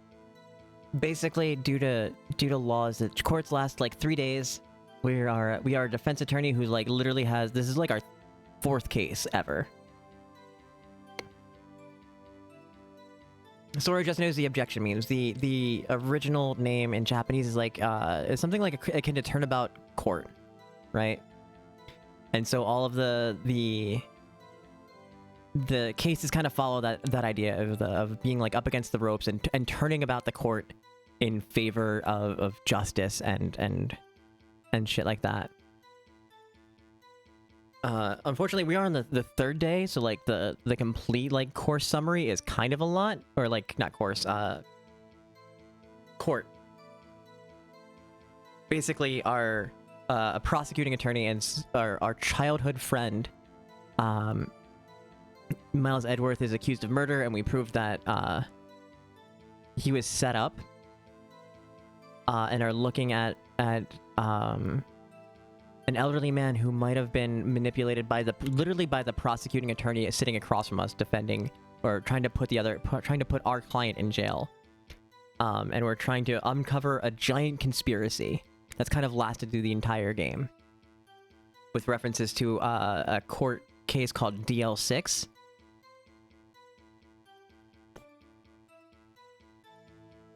In which Miles Edgeworth lost his father, and our assistant Mia Fey, or our assistant Maya Fey, lost her mother. Well, not lost, I should say. Because her family is a line of spirit medium, so they used her mom to contact the ghost of Edgeworth's dad to help solve the mystery. And it ended up getting dude ended up getting off the hook, and the story got leaked to the press, so everybody's name got tarnished, especially hers, and she fucked off into... It does have some supernatural stuff, but not, like, a whole lot.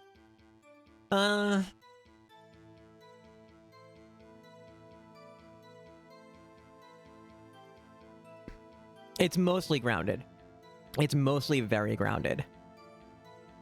It's just that our assistant can channel the spirit of her sister, who was killed. So her sister, Mia Fey, was our lawyer mentor. So she shows up in a pinch every now and again. But there is a couple of cases that involve the family and their spirit channeling techniques.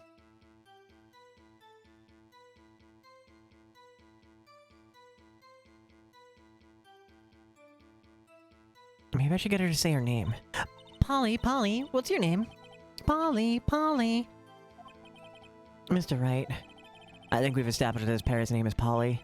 Does this have anything to do with her owner's identity? Of course it does. Yes, it does. Fascinating.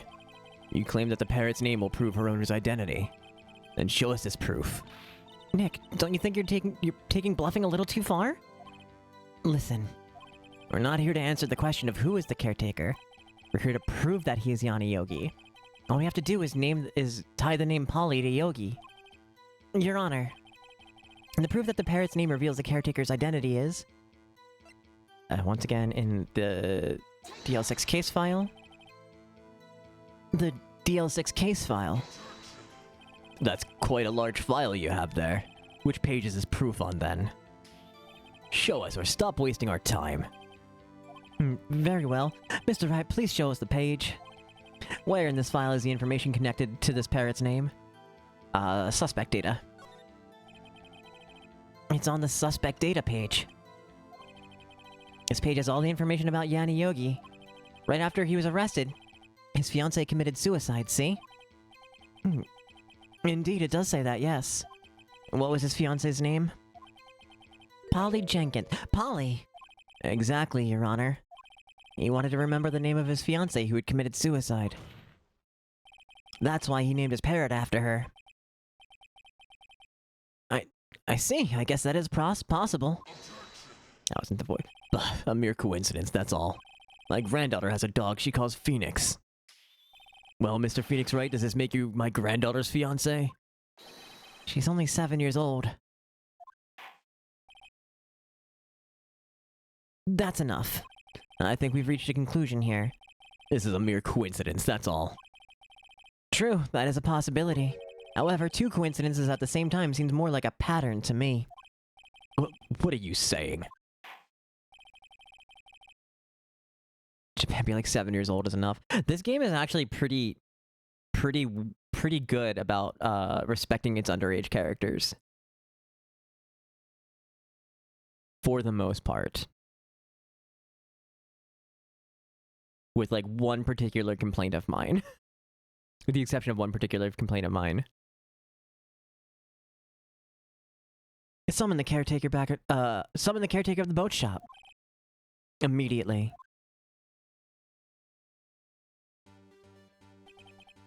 Witness, tell us your name. Wait, this witness, he doesn't remember. No, it's okay. That's not his voice. I've accomplished what I've wanted to do. I'm done. Nick, he looks totally different. This is the real Yogi, I think. Finally. He's been acting feeble to hide his true identity. Acting for 15 years. Well, let me ask you again. Please state your name for the court. My name is Yanni Yogi. 15 years ago, I served as a bailiff in this very court. Order, order. Yanni Yogi. So was it you who killed the Robert Hammond? And tried to frame Miles Edgeworth for his death? Yes, it was me. I did it. They put me on the witness stand 15 years ago. Robert Hammond, he said I was mentally unsound. He told me it would make me innocent, get me off the hook. So, I pretended to have brain damage. I was innocent, really, and he didn't believe me. We won the trial, but I lost everything. I lost my job, my fiancé, my social standing. And then this year, 15 years later, a package arrived. It's a letter and a pistol. The plan was written out in careful detail. It was a plan for me to take my revenge on the people who ruined my life. I didn't care who had sent it. And I thought this was my chance. After 15 years, this was it. Finally, a chance to have my revenge on Robert Hammond and Miles Edgeworth. I have no regrets. Wait a moment. Revenge against Miles Edgeworth? What do you mean? I'm not at liberty to speak on that matter. Why don't you ask Mr. Edgeworth yourself? Anyway, I admit it. I was the one who killed Robert Hammond.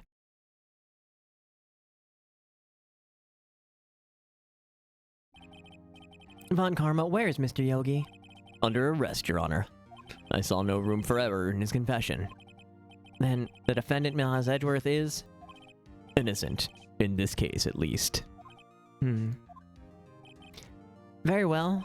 Will the defendant please take the stand?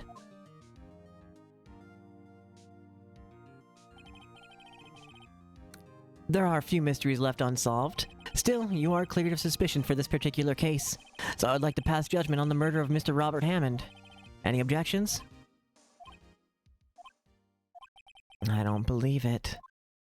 Why isn't Von Karma saying anything? Very well. And this court finds the defendant, Mr. Miles Edgeworth.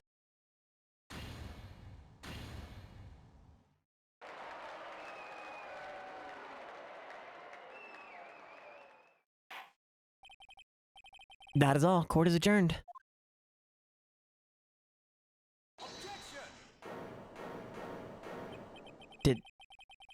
Did someone just say objection? It wasn't Von Karma. Wait, but that means... No. Edgeworth? Your Honor, I object to your judgment. What do you mean? I'm not innocent at all. As we have heard, Yanni Yogi killed Robert Hammond in revenge. But revenge for what? Nick! Edgeworth is trying to confess. He's gonna say he's guilty. Gonna tell them the murder in the DL6 incident. He's gonna tell them he killed his own dad. What do I do?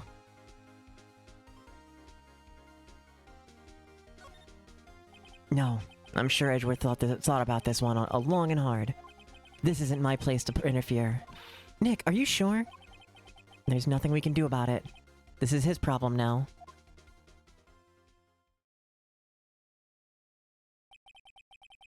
For 15 years, I've had recurring dream. A nightmare. It's only a nightmare, that's what I told myself. But now I know, it wasn't a dream. Yanni Yogi wasn't the killer. You mean, in the incident where your father died? From the distance of the shot, it wasn't suicide either. Everything was as clear as day. The murderer, the criminal in the DL6 incident it was me. Your Honor, I confess my guilt. I'm guilty for DL6, the statute of limitation of which ends today. The culprit is me.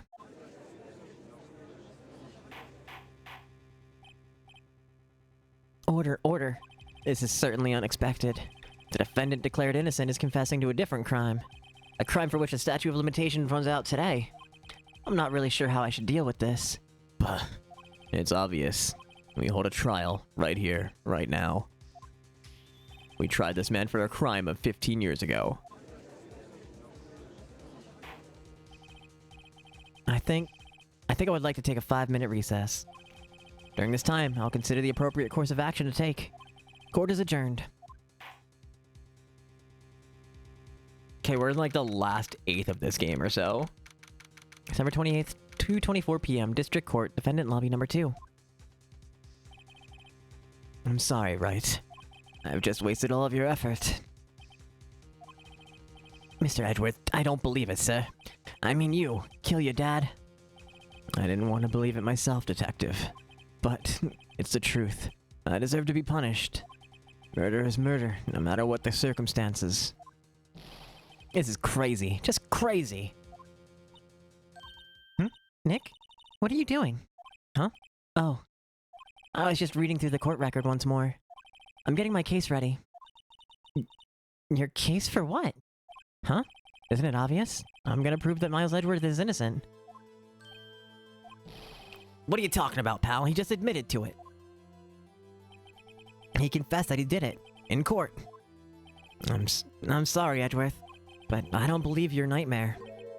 What? It's just a dream. It's not real. The truth is right here in this court record.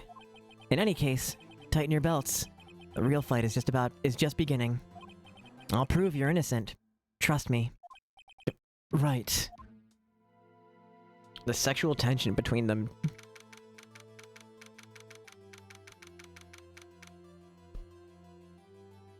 December 28th, 2:30 p.m. District Courtroom Number 3. Now then, I would like to resume our trial. Judge, Miles Edgeworth has admitted his own guilt. He has confessed a crime. Let us begin by hearing his testimony. Then, though pointless, let the defense do their cross-examining. The statute of limitations on the DL6 incident runs out today. Though it's unconventional for me, I'd like to run this one by the book. I love how he admits it's unconventional for him to run by the book.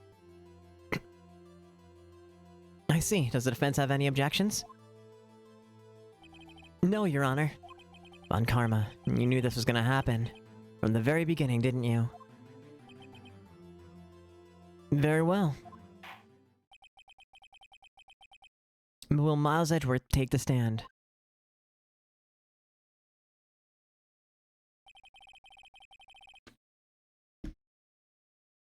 Will the witness state his name and profession?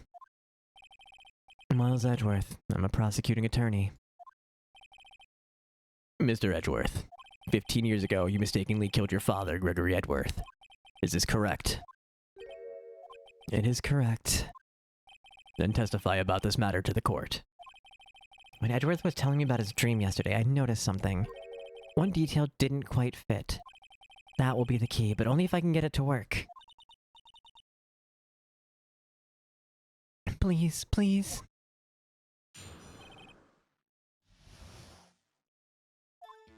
That day, I had gone to the courtroom to observe one of my father's trials. As we went to leave, an earthquake struck, trapping us in the elevator. My father and Mr. Yogi lost their composure and began to argue. Just then, something heavy fell at my feet. I picked it up and threw it at Mr. Yogi. I wanted to stop them fighting. A moment later, there was a single gunshot and a scream. It was a terrible scream. I remember it to this day.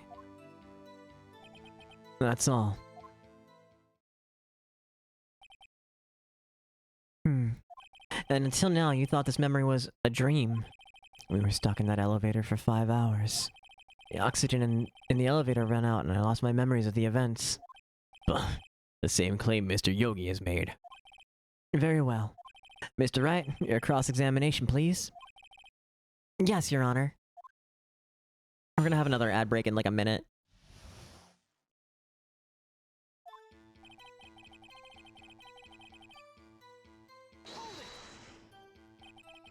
What was the trial your father was involved in that day? I don't remember things very clearly. Only 2 things. I know my father lost, and Mr. Von Kammer was the prosecuting attorney.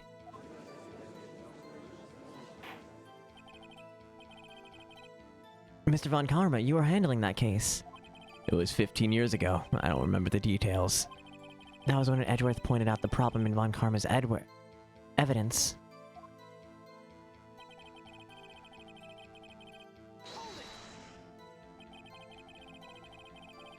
So, there were 3 people including yourself trapped in the elevator.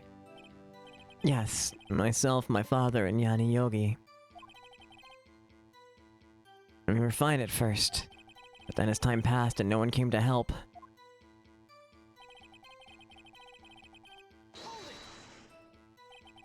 What did you do then? I was a 9-year-old boy at the time. What could I do? I was scared, trembling in the corner. But then...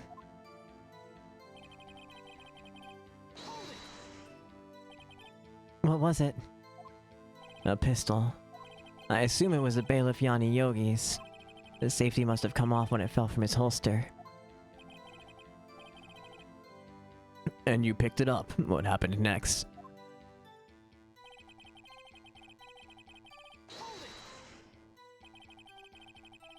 Did you know it was a pistol when you threw it? I think I knew. I knew it was dangerous. But the air was getting so thick I panicked. So, you're saying that you threw the pistol at Mr. Yogi? I was in a daze.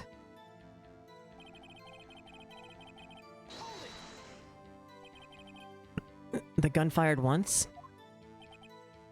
Yes. I think, after I threw it, I lost consciousness. Since then, they've echoed in my head every day. That gunshot and that horrible scream. The scream.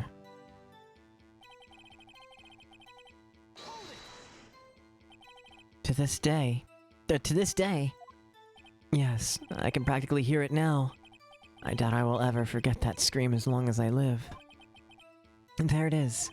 One part of that testimony clearly contradicts the evidence, but I don't know what it means. Better find out, and quick.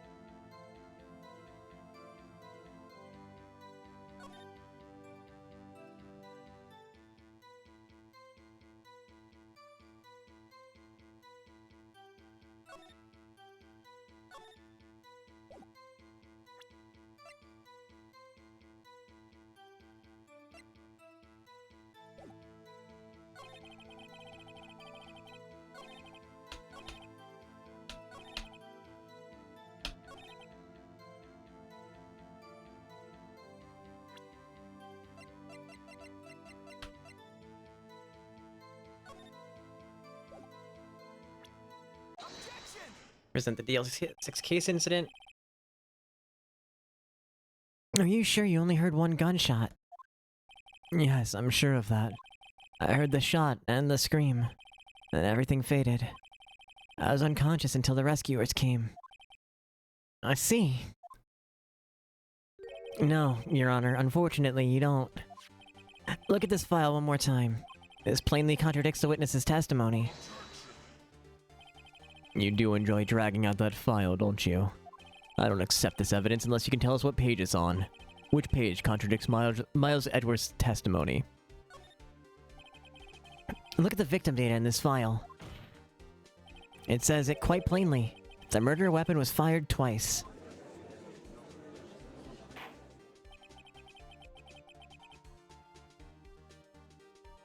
Miles Edgeworth only heard one gunshot. Yet the murder weapon was fired twice. The first shot was the accidental firing when the pistol was thrown.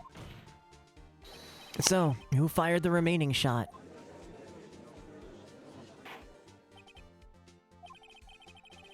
Was there perhaps another shooter who fired the second shot?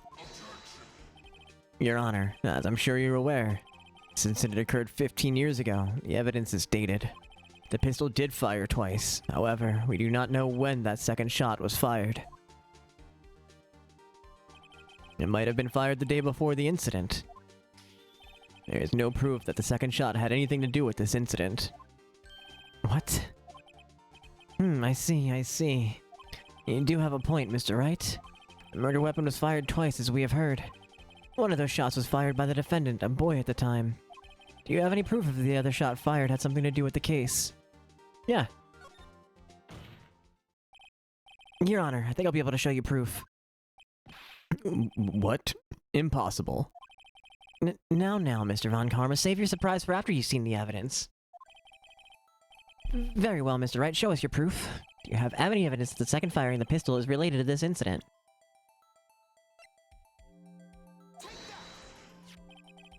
Look at this photograph.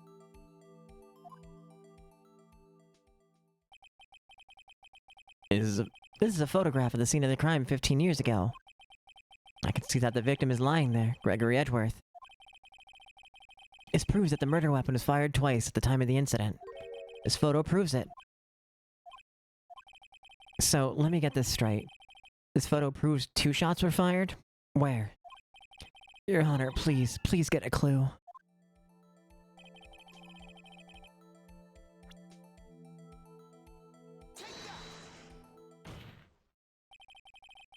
That should be obvious. The contradiction's here. I see. A bullet hole in the door. Your Honor, Gregory Edgeworth was killed by a shot from the pistol, yet there's also a bullet hole in the elevator door. We also know that the murder weapon was fired twice. Thus, someone other than Edgeworth fired that shot.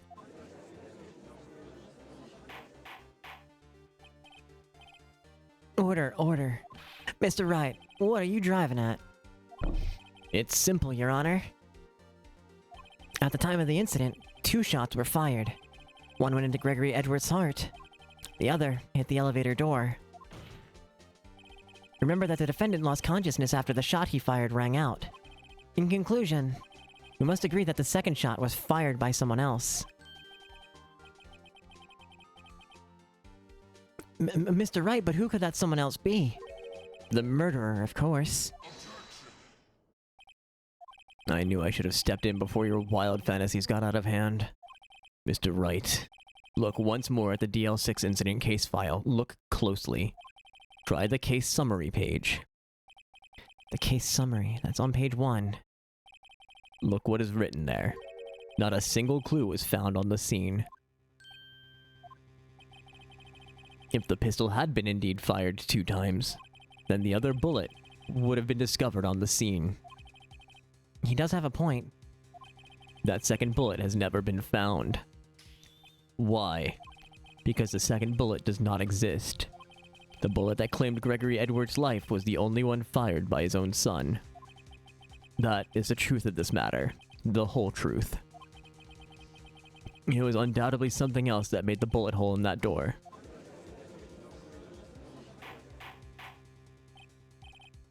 Order. I will have order.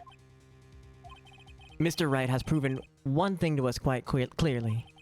The murder weapon was fired twice at the time of the incident. However, as Mr. Von Karma says, the second bullet fired was not found. It is highly unlikely that the police merely overlooked this second bullet. So, all we have is a single bullet fired. I'm afraid I have to discount the defense's claim. Tisk, tisk, tisk.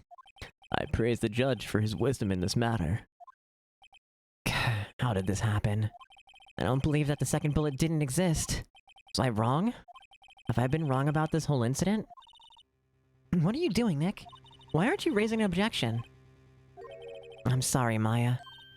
What? It looks like I was wrong. Nick, if the second bullet wasn't there, then all my conjectures are for nothing. No. But you said you'd do it, Nick. You said you'd get Edward declared innocent. I'm sorry. It's just, when I saw the photograph, I thought 2 shots had been fired. I was so certain of it, I thought I'd won. I thought there was another person, someone else who fired the killing shot. But now, I was wrong to think that it could be that simple. The case has stood unsolved for 15 years. Nick. Well, it seems we finally cleared up this incident. Only 1 bullet was found at the scene of the crime. That shot was fired by Miles Edgeworth. Precisely. I'd like to ask one thing of Miles Edgeworth before passing my verdict. Have you been paying attention to the trial so far? Yes, Your Honor. Do you have any objections? No. No, I do not. So, you killed your own father, though that was not your intention. Yes, I did. Oh no! He's accepted the guilt! Very well. The statute of limitations on the murder of Gregory Edgeworth runs out today. Therefore, I must pronounce a verdict on the defendant right here. Right now. Indeed. Does anyone else have any objections? I've been here before. It's just like my first day in court. There are so many things I know I should be saying, but my mind's gone blank. I can't find the words.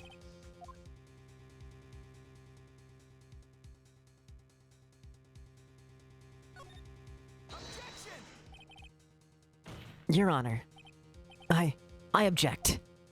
Tisk, tisk. Mr. Wright, on what grounds do you object? Ugh. Nick, I don't know. His case is perfect. Oh no. Gah.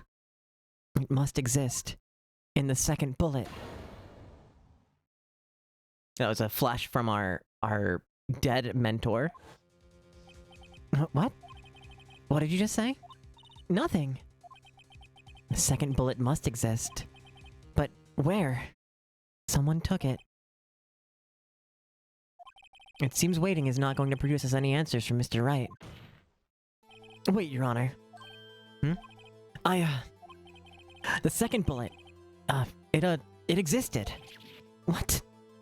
But we've just heard proof that it did not exist. I realize that, Your Honor. I'm really grasping here. It's just someone took it from the scene of the crime. That's what happened. But who? The murderer. The murderer? Then tell us just who this murderer is. I'm still thinking on that one. So the criminal took the second bullet, but why? Huh? First of all, how would they have found it? Not easy to find a stray bullet, Mr. Wright. Was there some pressing need for the murderer to search for that bullet? Of course there was a need. That's why they took it.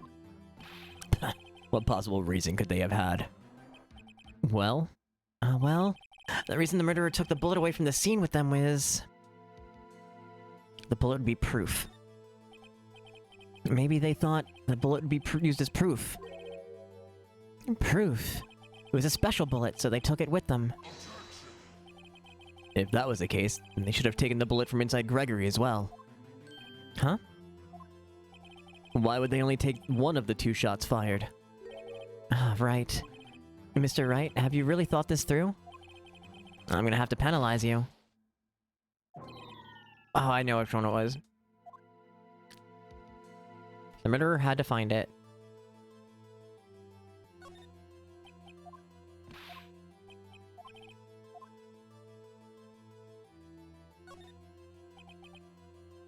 Very cautious, you see. That's why the murderer had to search for that bullet. If that was the case, then they should have taken the bullet from inside Gregory as well. Huh? Same thing. Same thing.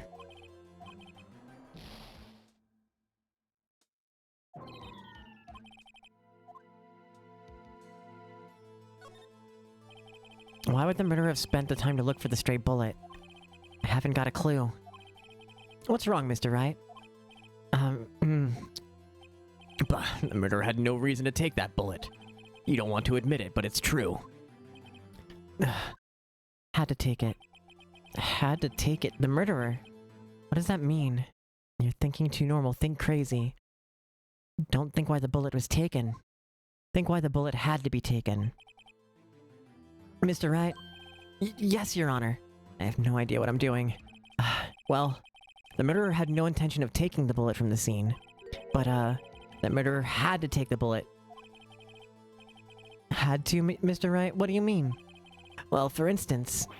For instance, what? Maybe the bullet, hit the murderer? The bullet hit the murderer? Just saying, for instance. I mean, if it hit you, would you have to take it with you? You'd have to take it with you, wouldn't you? It's not like you could perform surgery right there. You know? Wait a second. I was just talking off the top of my head, but what if that's really what happened? Let me get this straight. So at the time of the murderer themselves was shot. And they left with the second bullet still inside of them. Thus leaving only one bullet behind at the scene of the crime. Yes, I guess that's how it works, yeah. But there's a problem with that. The other two people rescued from that elevator, Miles Edgeworth and Yanni Yogi, were both unharmed. So that would mean... the murderer came from outside, yes.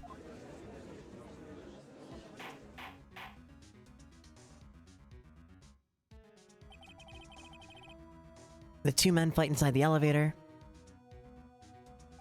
Trying to stop them, the boy picks up the pistol at his feet and throws it. The pistol discharges and the bullet goes through the elevator door and hits the murderer outside. And the boy loses consciousness. Then, the murderer opens the elevator door and sees the men inside.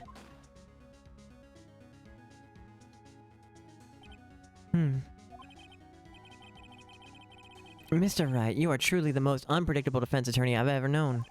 And I can tell that you're grasping, yet I cannot deny the possibility of what you say. What are you saying? Deny it. Deny it. No one involved in the incident was wounded. There was no murderer. No one was wounded at the time of the incident. He's right. I can't think of anyone. Hey, Nick. Huh? I just thought of something really crazy. Crazy? Remember what Mr. Grossberg said yesterday? Gregory Edgeworth thought the blow to his perfect trial record. Wow. It must have been quite a shock for Von Karma. He took a vacation for several months after that, you see. Yes, an unusual event for that man. That was the first and the last vacation he's taken in his many years of prosecuting. What if Von Karma didn't take that vacation because of shock, but took it because he was injured? Which would mean, it could only mean one thing. He was the murderer in the DL6 incident. He was the man who shot Gregory Edgeworth. It was Von Karma. Oh man. Something wrong, Mr. Wright? You seem dazed. No, Your Honor. Well, you have indicated the possibility that the murder came from outside. Can you give us the name of your suspect? Should I come out and say it now?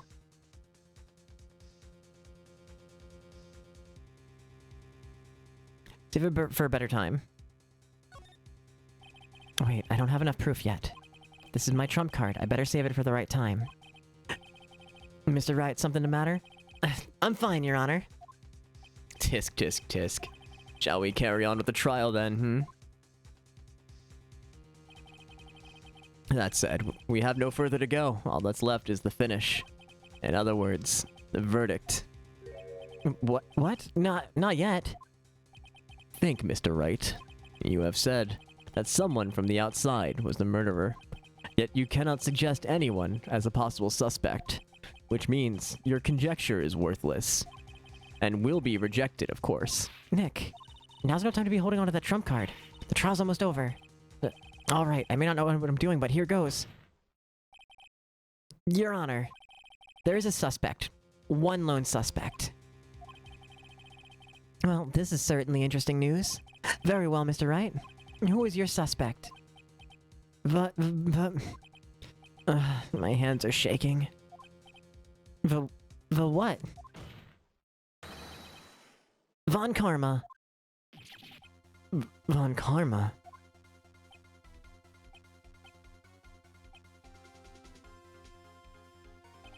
You mean the Von Karma, the prosecutor? The one standing right over there? Bah. You don't object? I see no need. Why honor this ridiculous outburst with my objection? Because you took a vacation for several months starting the day after the incident. Yet you pride yourself on a perfect record. Why would you take such a long vacation without any reason? So, you're claiming that I took a vacation to heal my injury from the incident. Fascinating. Prove it. I would have needed surgery, no? Where did I go under the knife, Mr. Wright?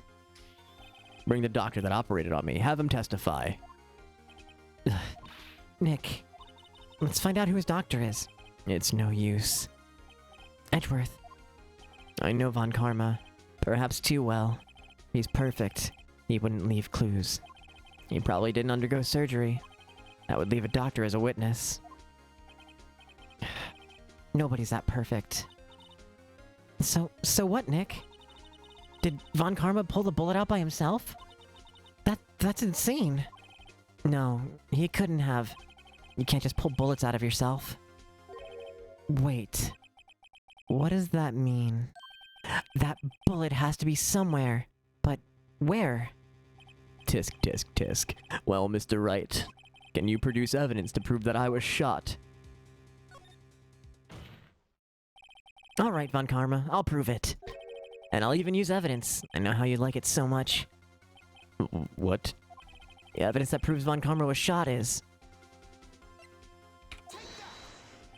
Von Karma is perfect.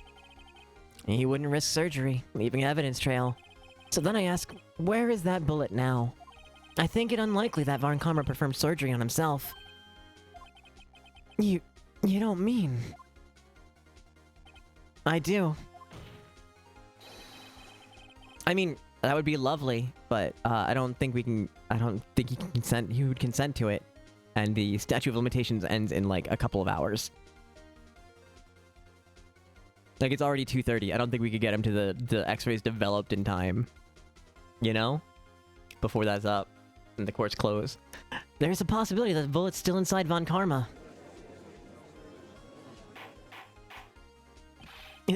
Is that even possible for all these years? Well, there's one way to find out. We could use this metal detector. Well, Von Karma, I'm gonna run this over you and we'll see what we find. I refuse. You refuse? But refusing this means... you acknowledging that the bullet's still inside you.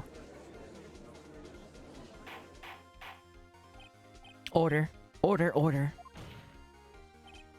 Your Honor, the defense requests that we be allowed to use the metal detector. Judge, I call for a suspension of this trial. This is an invasion of privacy. The statute of limitations runs out on this case today. It was you who said we had to end it right here, right now. Enough. I permit the use of the metal detector. Mr. Von Karma, you will submit yourself to testing. Nick, what does this mean? I don't know, but we have to give it a shot.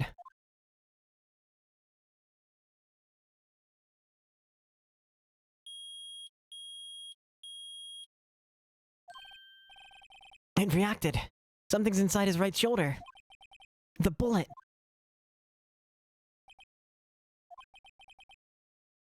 Mr. Von Karma. You. It was you. I was afraid this would happen, and so I remained silent. Indeed, there's a bullet in my shoulder. However, it has nothing to do with this incident. What? I was shot in the shoulder long before the DL6 incident. I claim that the bullet in my shoulder has no relation to DL6. But Mr. Von Karma, can you prove that? Prove? I have no obligation to prove anything. It's Mr. Wright who must prove something here, not I. Mr. Wright? Well, can you prove it? Can you prove that the bullet in Von Karma's shoulder was from DL6? Of course he can't.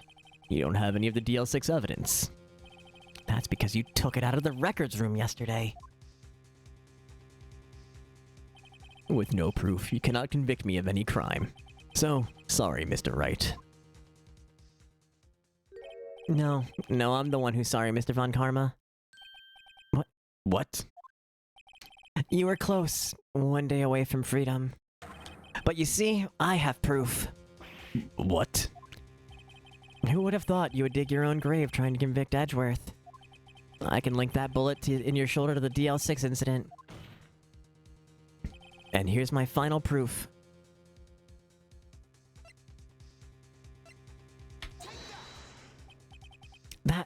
That's a bullet? Where did you get that? This is the bullet used in the DL6 incident. This is taken from the heart of the victim, Mr. Gregory Edgeworth. The bullet is preserved quite nicely with all the ballistic markings intact. Ballistic markings.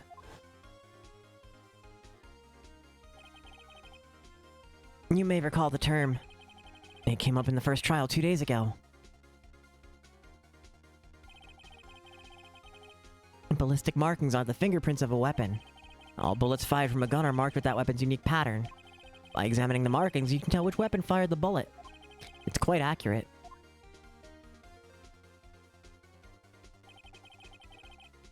We have 2 bullets in our possession. One, the bullet removed from Gregory Edgeworth's heart. The other, in Mr. Von Karma, is the bullet buried in your shoulder. We could analyze both bullets. Then, if the markings are matched, we would know that both bullets have been fired from the same gun. The very same pistol. In other words, the murder weapon that killed Gregory Edgeworth. Mr. Von Karma, you will let us remove the bullet from your shoulder. Then we'll compare to this ballistic markings on this, the ballistic markings to those on this bullet. And solve this case once and for all. Well, Mr. Von Karma?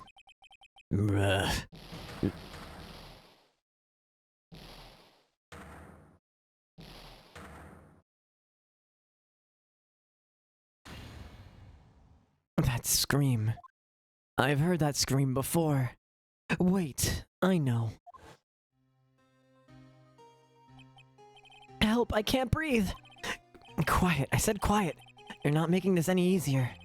Stop breathing my air! I'll stop you! Stop breathing my air! Get away! Get away from my father!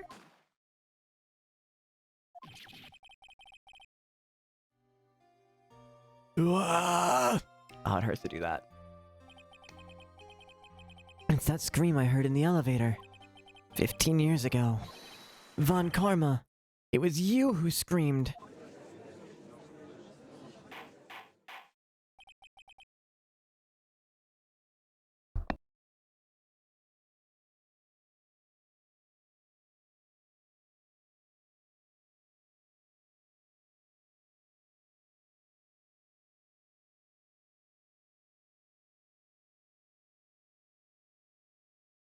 Mr. Von Karma?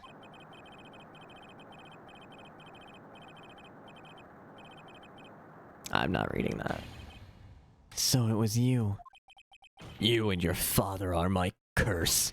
Your father shamed me with a penalty on my record. And you left a scar on my shoulder that would never fade. I'll bury you. I'll bury you with my bare hands. Death. Death. 15 years earlier. Snarlin, good morning. Merry Christmas. How you doing, love?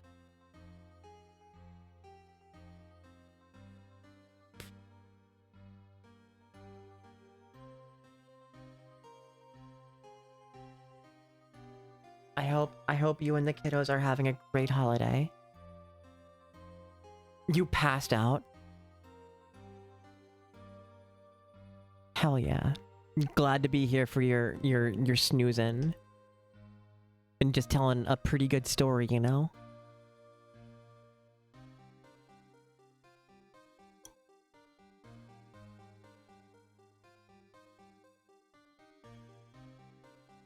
Chief Prosecutor, I am sorry. Von Karma, it's not like you to make this kind of error. I never would have thought that Edgeworth would be the one to catch you. I was careless. I'm sorry, but you will have to be penalized. You did your Christmas present open and they headed out and your entire brain was like, cool, nap time. Hell yeah. I've covered for you in the past, but not this time. Edgeworth. Ads are gonna start in like a minute. It was a shock like none I'd ever known. Me, penalized. It took hours for me to regain my composure. Suddenly, I found myself in the darkness. In the court records room. I must have wandered in there without thinking where I was going. The room was pitch black. The lights must have gone out. I went out of the hall and felt my way to the elevator. How is the crimes? We've been working on this single solitary chapter for 9 hours now.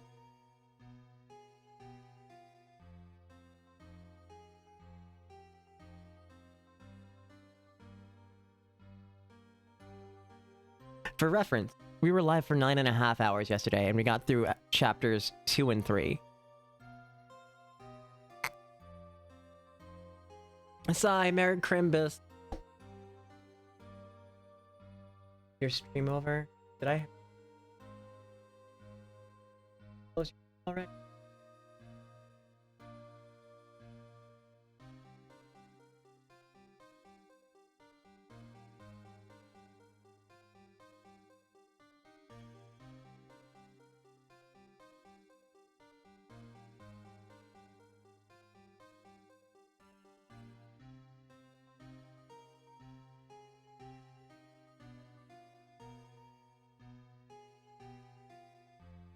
Merry Crime.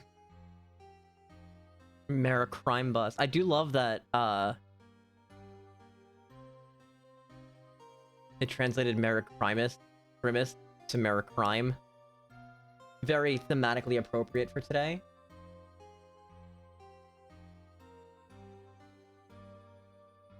Hey Snow, do you want to watch Endless Waltz in the Discord? After stream?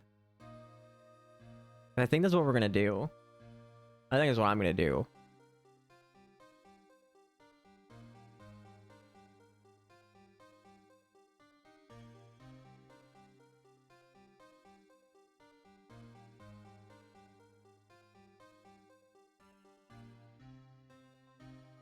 Chapter just taking forever.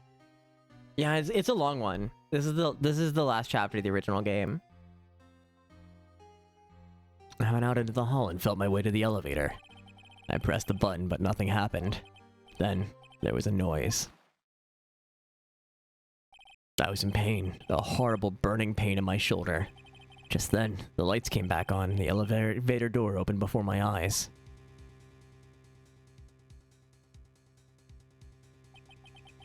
I saw 3 people inside, all lying unconscious from oxygen deprivation.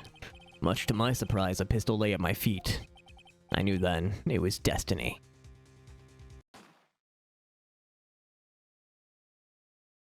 I'm not sure what time the kiddos are gonna be back. That's fair. Tell them I said Merry Christmas, by the way. Give them my love. Miss you guys.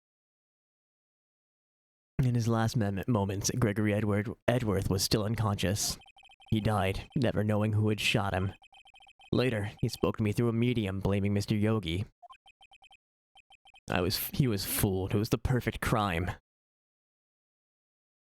Elevators aren't airproof, though. I mean, in Lost Japangeles. Honey, there's no need to apologize for being burnt out. I basically did nothing but sleep and then not sleep a whole lot for like the past week. I get it, dude. Tisk, tisk, tisk. Who would have thought another man would have come to open that elevator door? Judge. But what? What are you doing? Do your job. Bring an end to this miserable charade.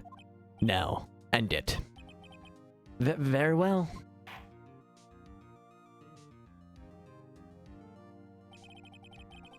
It appears that we've come a very long way to the end of this maze. 15 years later. Mr. Miles Edgeworth? Yes, Your Honor. You were innocent, and you are innocent. As you said, it was all a nightmare. Yes, Your Honor. This court finds the defendant, Mr. Miles Edgeworth, not guilty. All right, all right, all right.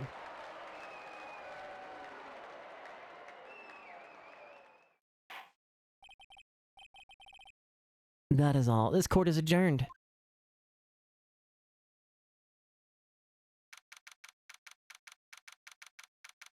December 26, 5:38 p.m. District Court, Defendant Lobby Number 2.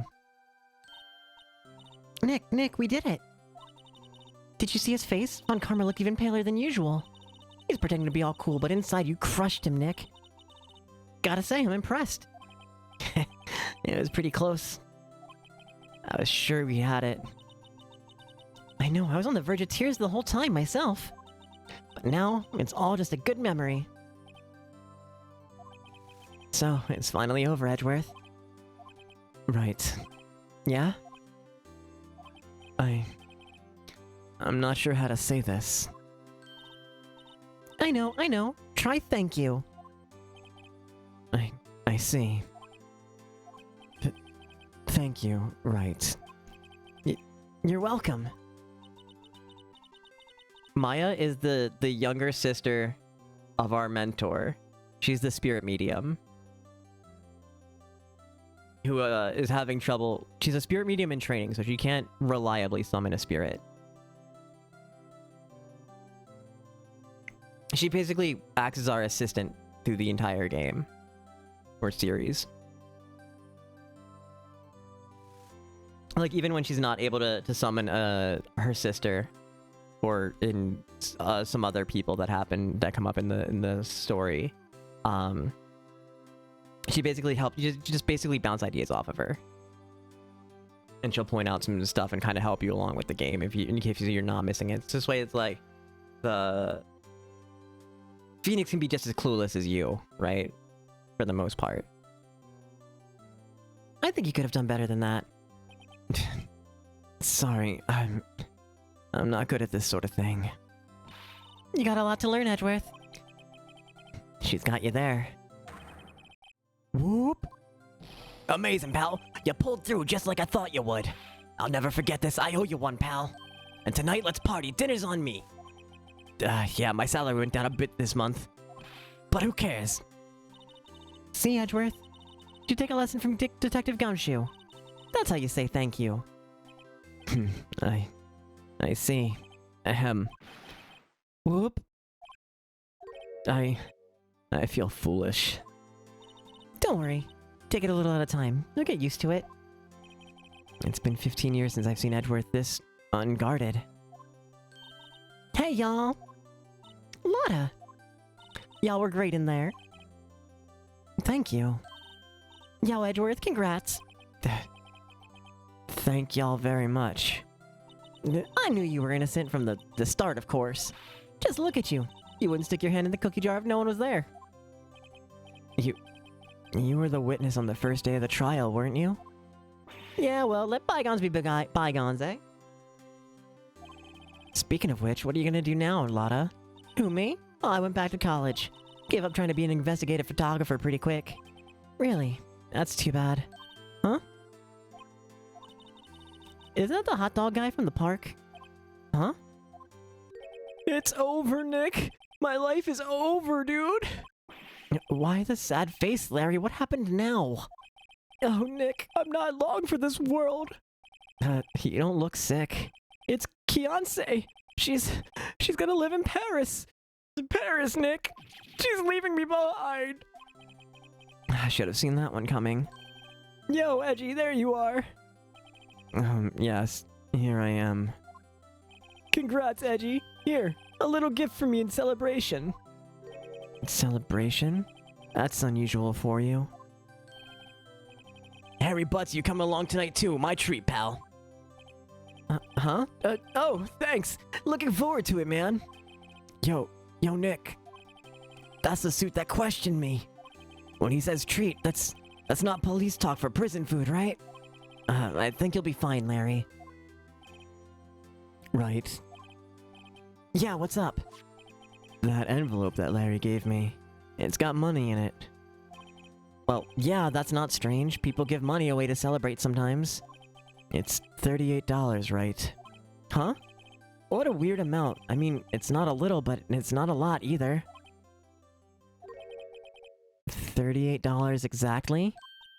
Nick, wasn't that exactly the amount of lunch money that was stolen from Mr. Edgeworth in school?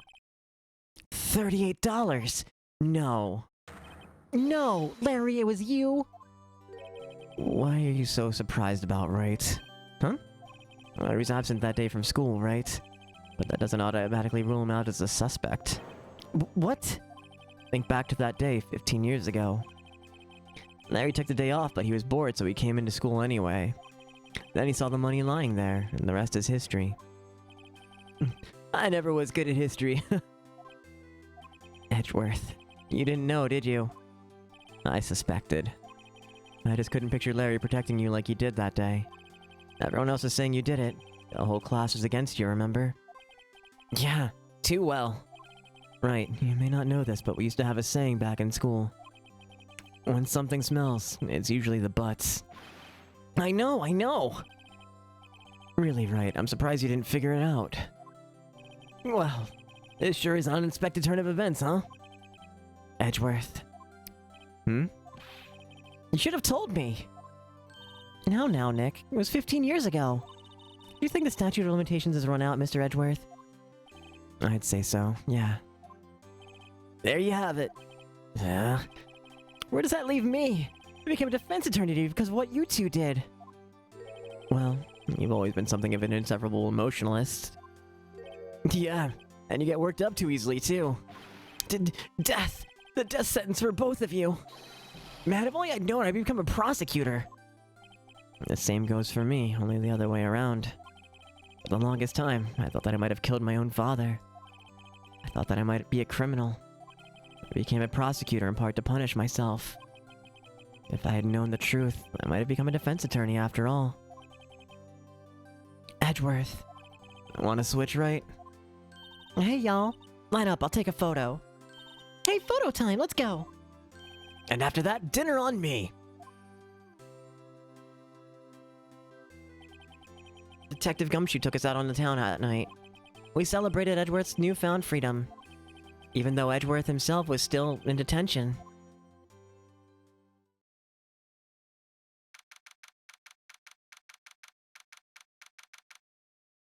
December 29th, 5:02 a.m., Wright & Co. Law Offices. Well, I went a little overboard yesterday. My head hurts. Huh? Still only 5. Maybe I should go back to bed. Hmm? What's this? A letter? Good morning, Nick. You were really impressive yesterday. Seeing you, it made me think about what I'm doing here. I'm a spirit medium. In training, of course. I wanted to help Mr. Edgeworth, too. I wanted to help you. But I couldn't. I was useless. So I've decided to go back to my training. I'll become a full-fledged spirit medium for starters. I couldn't say it to your face, so I left this letter. Goodbye, Nick. Goodbye? What time is it? The first trains for the mountains have already left to the station.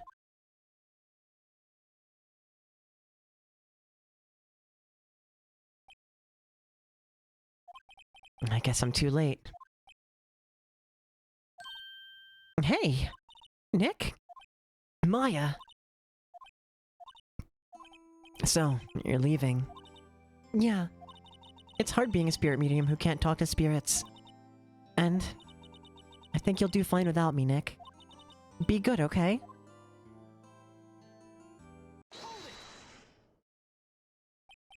Wait! What?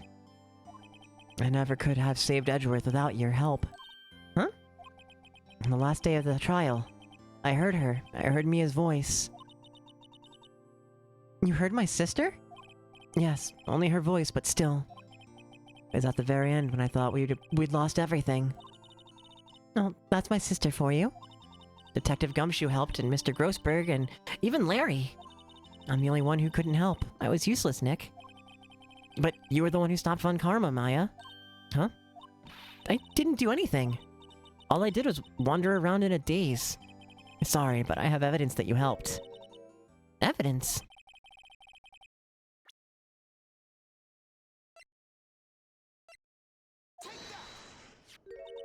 A bullet? Von Karma was convinced he'd taken all of the evidence pertaining to DL6. But you were the one who rescued the last piece of evidence that we needed. This is the bullet that put an end to Von Karma. And you were the one who gave it to me. Nick. Thanks, Maya. I couldn't have done it without you. I'll be back soon. Huh? I'm going to complete my training and come back. Okay, I'll be waiting. Of course you will. You can't run that office by yourself. You're hopeless. I don't know about that. So, this is it. See you soon, Maya.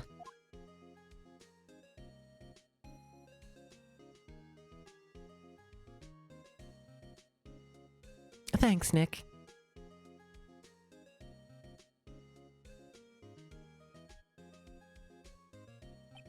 And so, my story ends.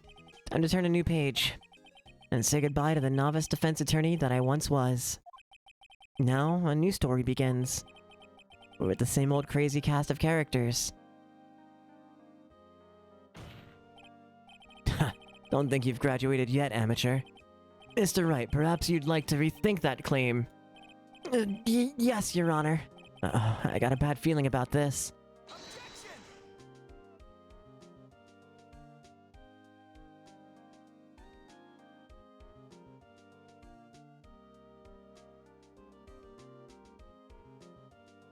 Saoyoshi-san, ohayou gozaimasu. Irashai. Merikuri. TG arigatou gozaimasu.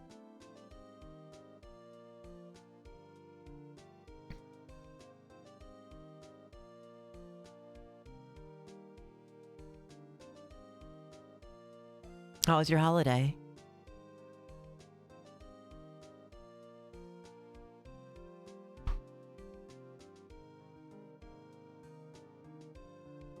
My throat is gonna hate me tomorrow. So fucking much.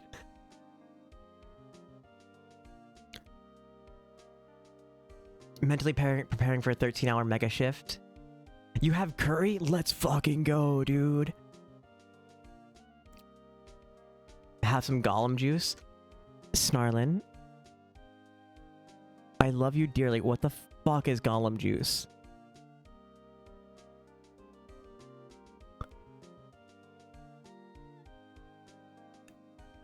This sounds like something you'd find at a fraternity for nerds. Like, instead of calling it jungle juice, it's Gollum juice.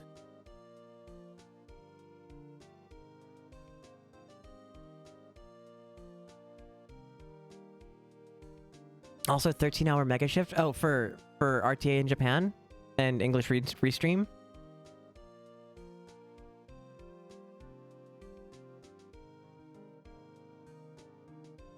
Circus drank between takes to save it. Gotcha.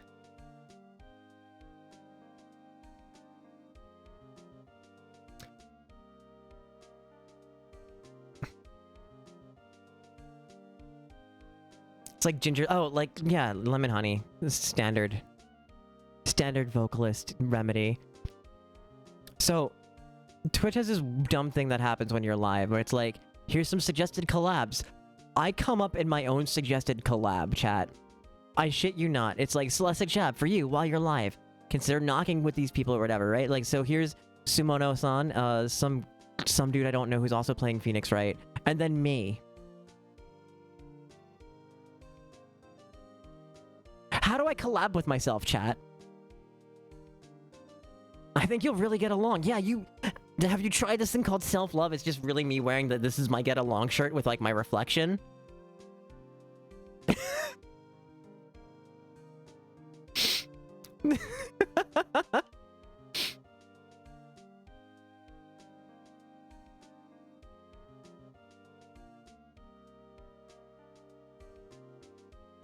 Never wanted anything less than doing unplanned together streams. Yeah. Yeah. You say that as if we didn't do an unplanned together stream once. Get more okay, yeah, true.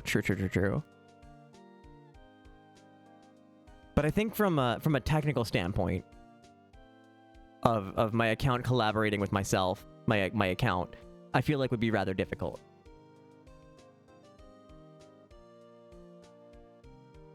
Like spontaneous planned is different. True, we did have plans and we just decided in the night whether you were going to cancel stream or not.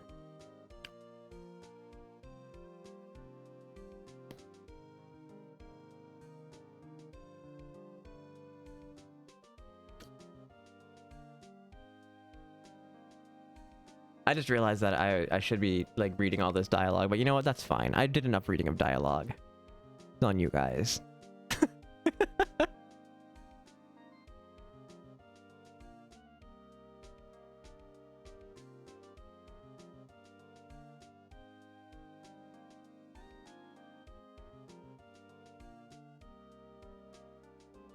Oh, I should look into see if I still have a Crunchyroll account that's active.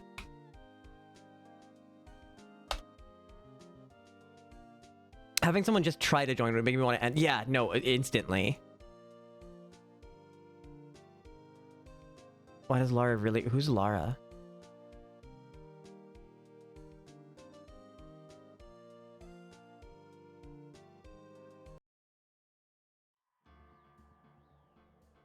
Like, bye.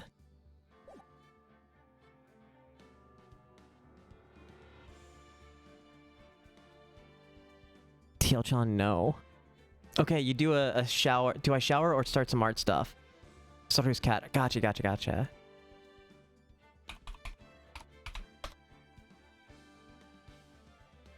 I forgot.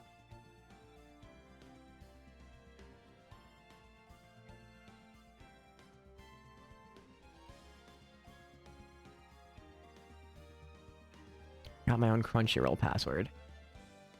So I think what I'm going to do is we're going to find someone to raid out to. And I'm probably going to go refresh my beverage. And do a big stretch. And then I think I'm going to watch Endless Waltz in the Discord. Because Endless Waltz is a Christmas movie.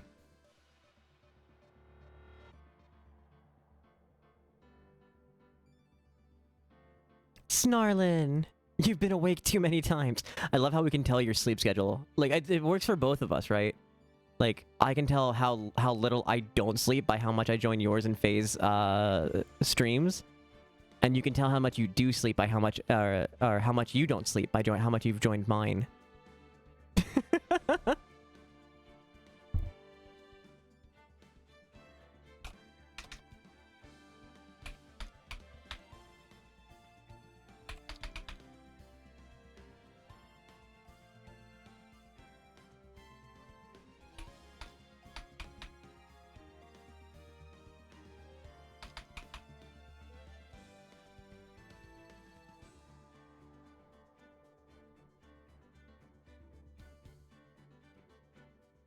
Fucked up sleep schedules unite if we can.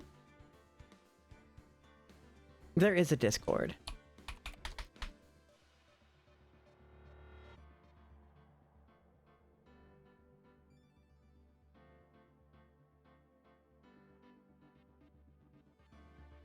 Okay, I still have premium. Is Gundam Wing on is Endless Waltz on Crunchyroll?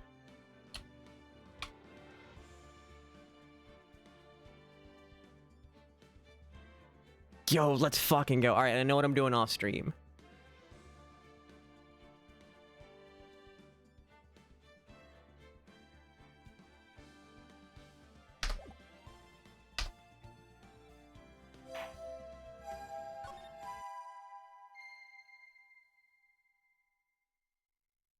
Oh, is that coming from this? Nope, I don't need you to start playing yet. That's a negatory.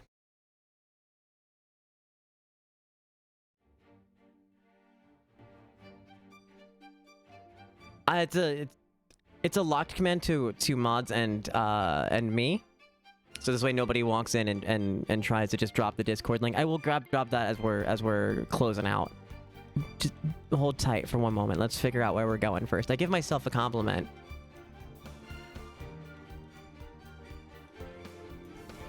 It's been a rough fucking week. And I persevered.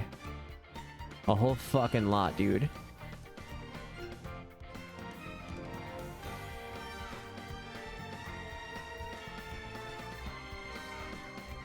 Shower, then see if you can join for a bit of Gundam and Arts. Hell yeah.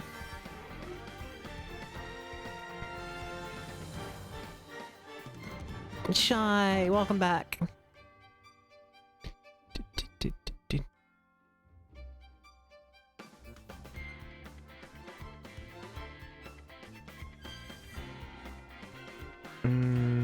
No.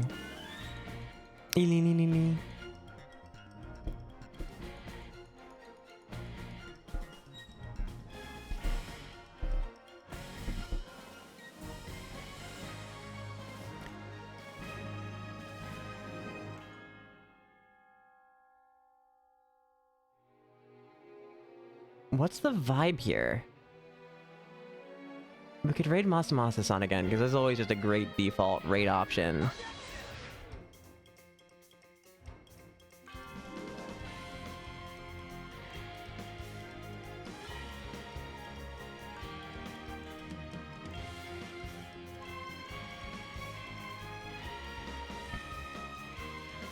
We could go raid Sorrow, who just went live.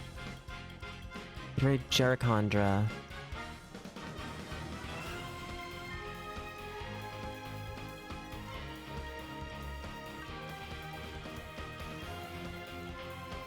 Could raid RTA in Japan. Itoru. I need to brush up on my katakana. GG stream, thank you, thank you. Thanks for stopping by. I hope the day's been kind to you, friend.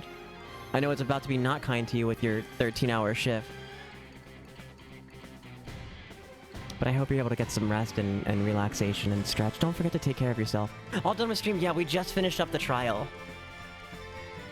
And I think what we're gonna do is I'm gonna find someone to raid into. You were asleep for kids. Look, I checked in the chat list repeatedly through the course of the day, and your name was in there. So you were here the entire day.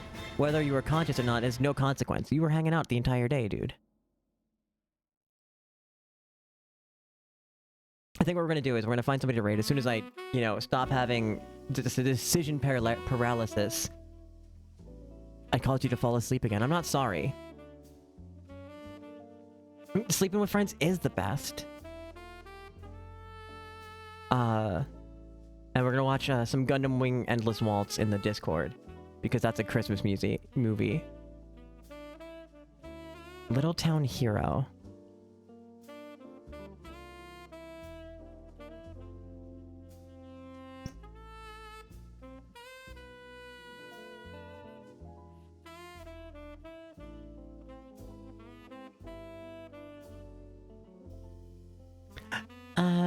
Fuck it, let's go say hi to Jericondra. We haven't said hi to her in a minute.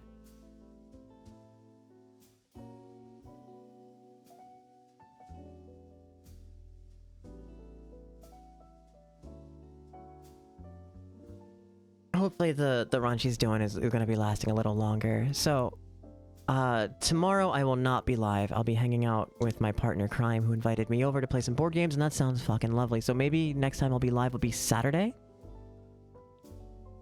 And I have to check my schedule Sunday to see what time I'm done work.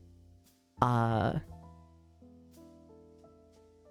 if I have enough time before Faye goes live, I'm down to do, like another study stream. Because I kind of like doing this, like, little short 1-2 hour study streams. It's been fun. And that sounds like a schedule to me. My name's Alice Napalm. I've been your host for literally this whole day. Can't believe it took us 9.5 hours to do one chapter in this game. I have social media here, I have a Discord here, and I have a YouTube there. Those are the best places to find out when I go live outside of hitting the follow button and making sure alerts are turned on. If you're financially able to and you'd like to support the stream, you can do that through Ko-fi right there. I set up a $5 a month sub off Twitch button, which is where you take the cost of a Twitch subscription and give it directly to content creators, and Jeff Bezos doesn't get any of it. And I think that's just grand, so I set up a way for you to do just that. However, spending money is never required to be here. The only thing you spend here is time. Because that's all we have to spend with each other, you know? Go ahead and grab this raid message if you are subscribed. Grab this one if you are not subscribed. I need to tell myself to copy it every single time because I can, will, and do forget. We're gonna go raid Jericandra, who is a fellow Frame Fatale. She's speedrunning Sea of Stars for the first time today. And it's currently 6 hours into the run, so let's go cheer her on. I hope that works out for her. Oh, hold up. Snooze the fuck. That is a... Okay, snooze. I hit the snooze button and not the run ads button. Let's fucking go, gamers. So, until I see you again, Mooncakes, be good to yourselves, be good to each other. Sending a kiss to the stars, and I hope I get to see you again soon. Okay? Merry Christmas.